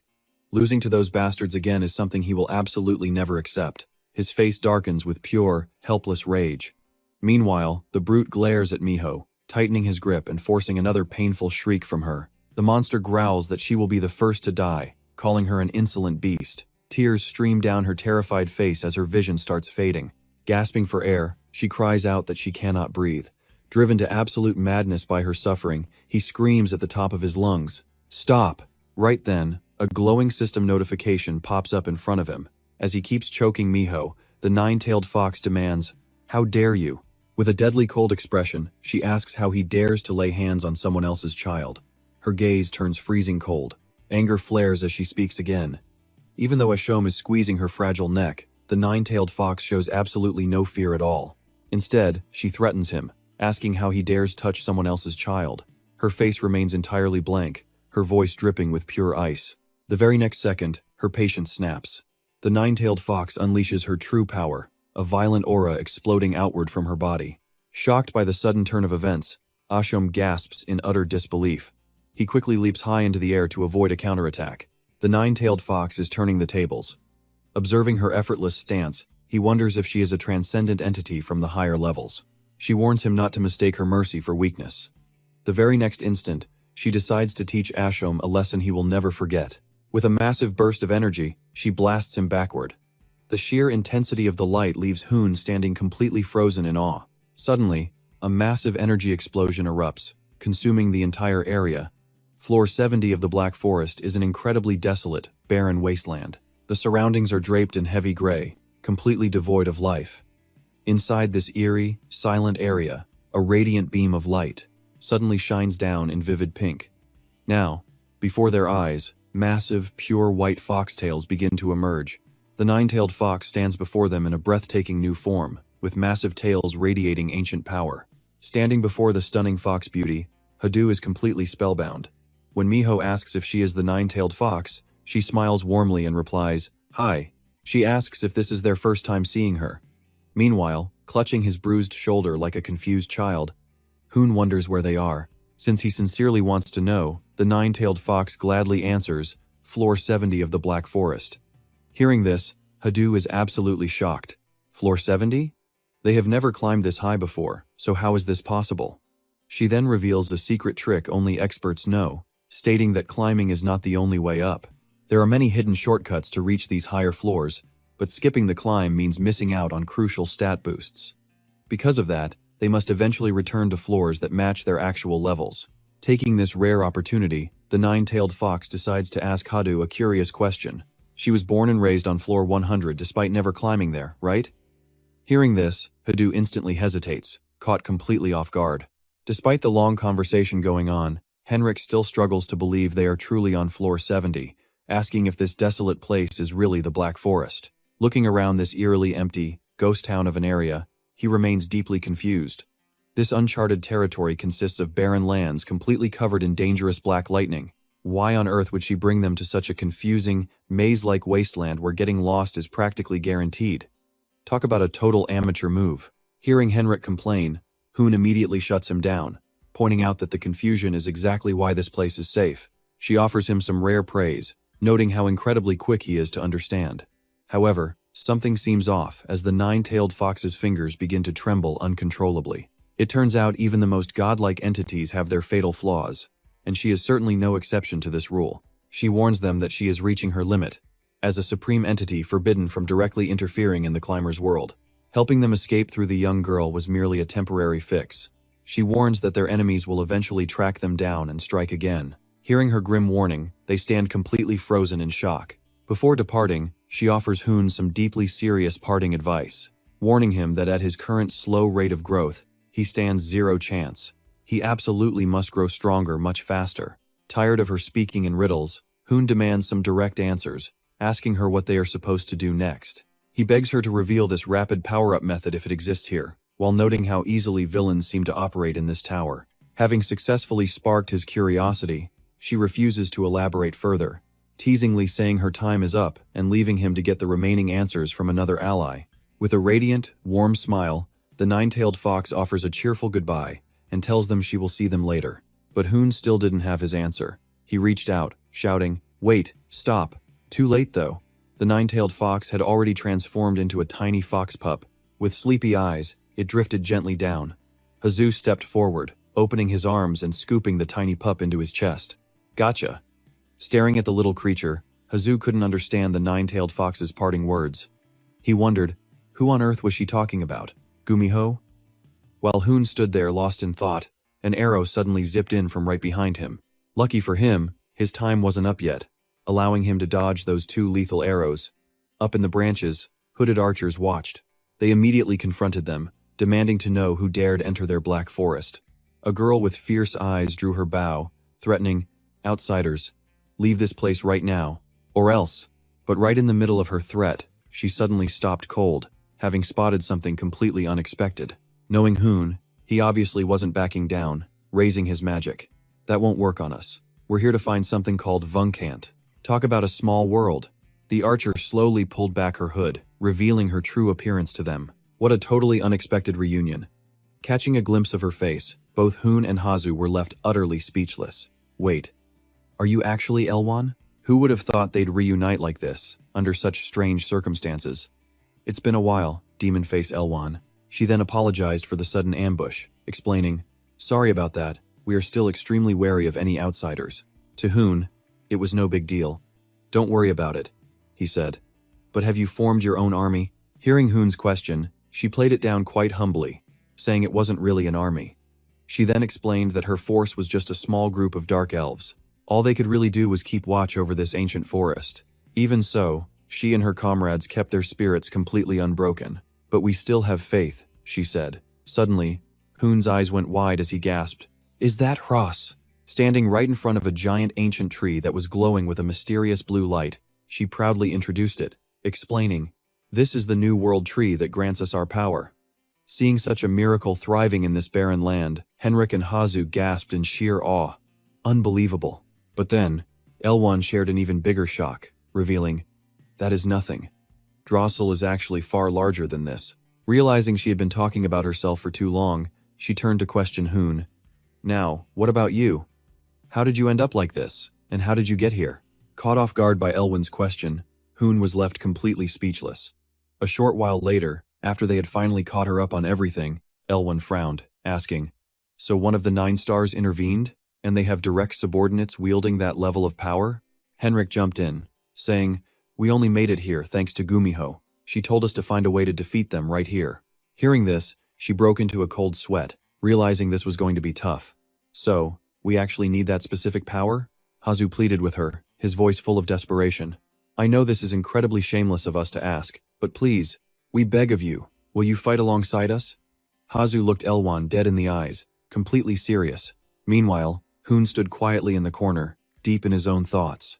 In a high-stakes situation like this, his mind just couldn't find any peace. Looking back at everything that had happened, he felt a crushing sense of doubt regarding his own current strength. "I was completely powerless against the strength given to Cayman. Without Gumiho, I would have died right there." He remembered Ashom's arrogant, punchable face sneering, "You failed, demon face." Just that memory was enough to ignite Hoon's ultimate resolve to reach the very top. "Damn it, I need more power." Suddenly, right in the middle of his mental battle, while he was brooding all by himself, a deep voice echoed, "I sense a strange energy. Did the Elder and Gumiho send you?" Not expecting this, Hoon got startled and immediately spun around. Hoon looked back at the ancient tree and replied with a nervous smile, "I don't know who you are, but don't we seem a bit too familiar for a first meeting?" But the massive tree dropped a mind-blowing truth. "First meeting, you say? We actually met a long time ago." "Wait, what are you talking about?" It slowly introduced itself to him. "I am Hross. I am the brand new power you are looking for."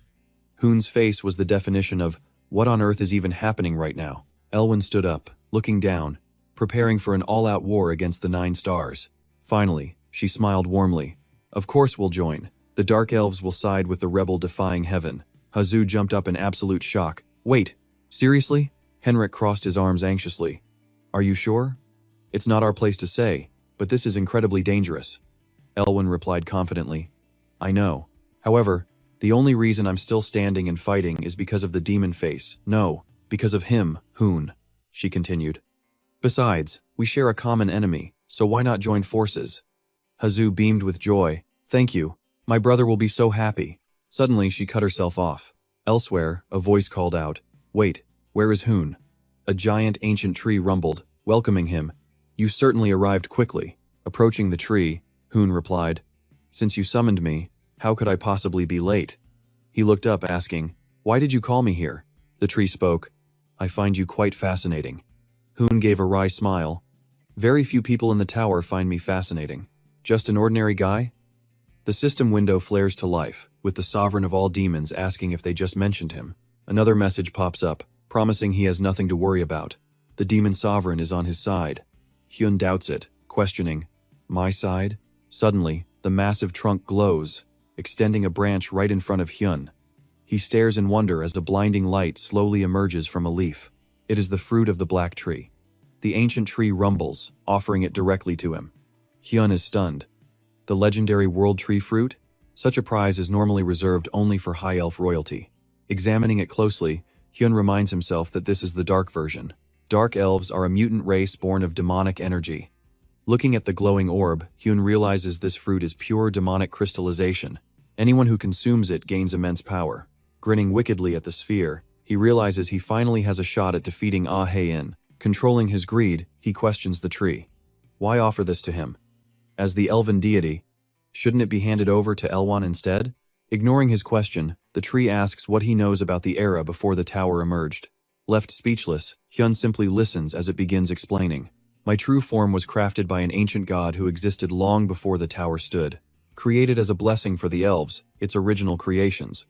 Hyun wonders if this deity is the divine tree parent, visualizing her being worshipped by everyone. A goddess who poured her entire heart and soul into the elves.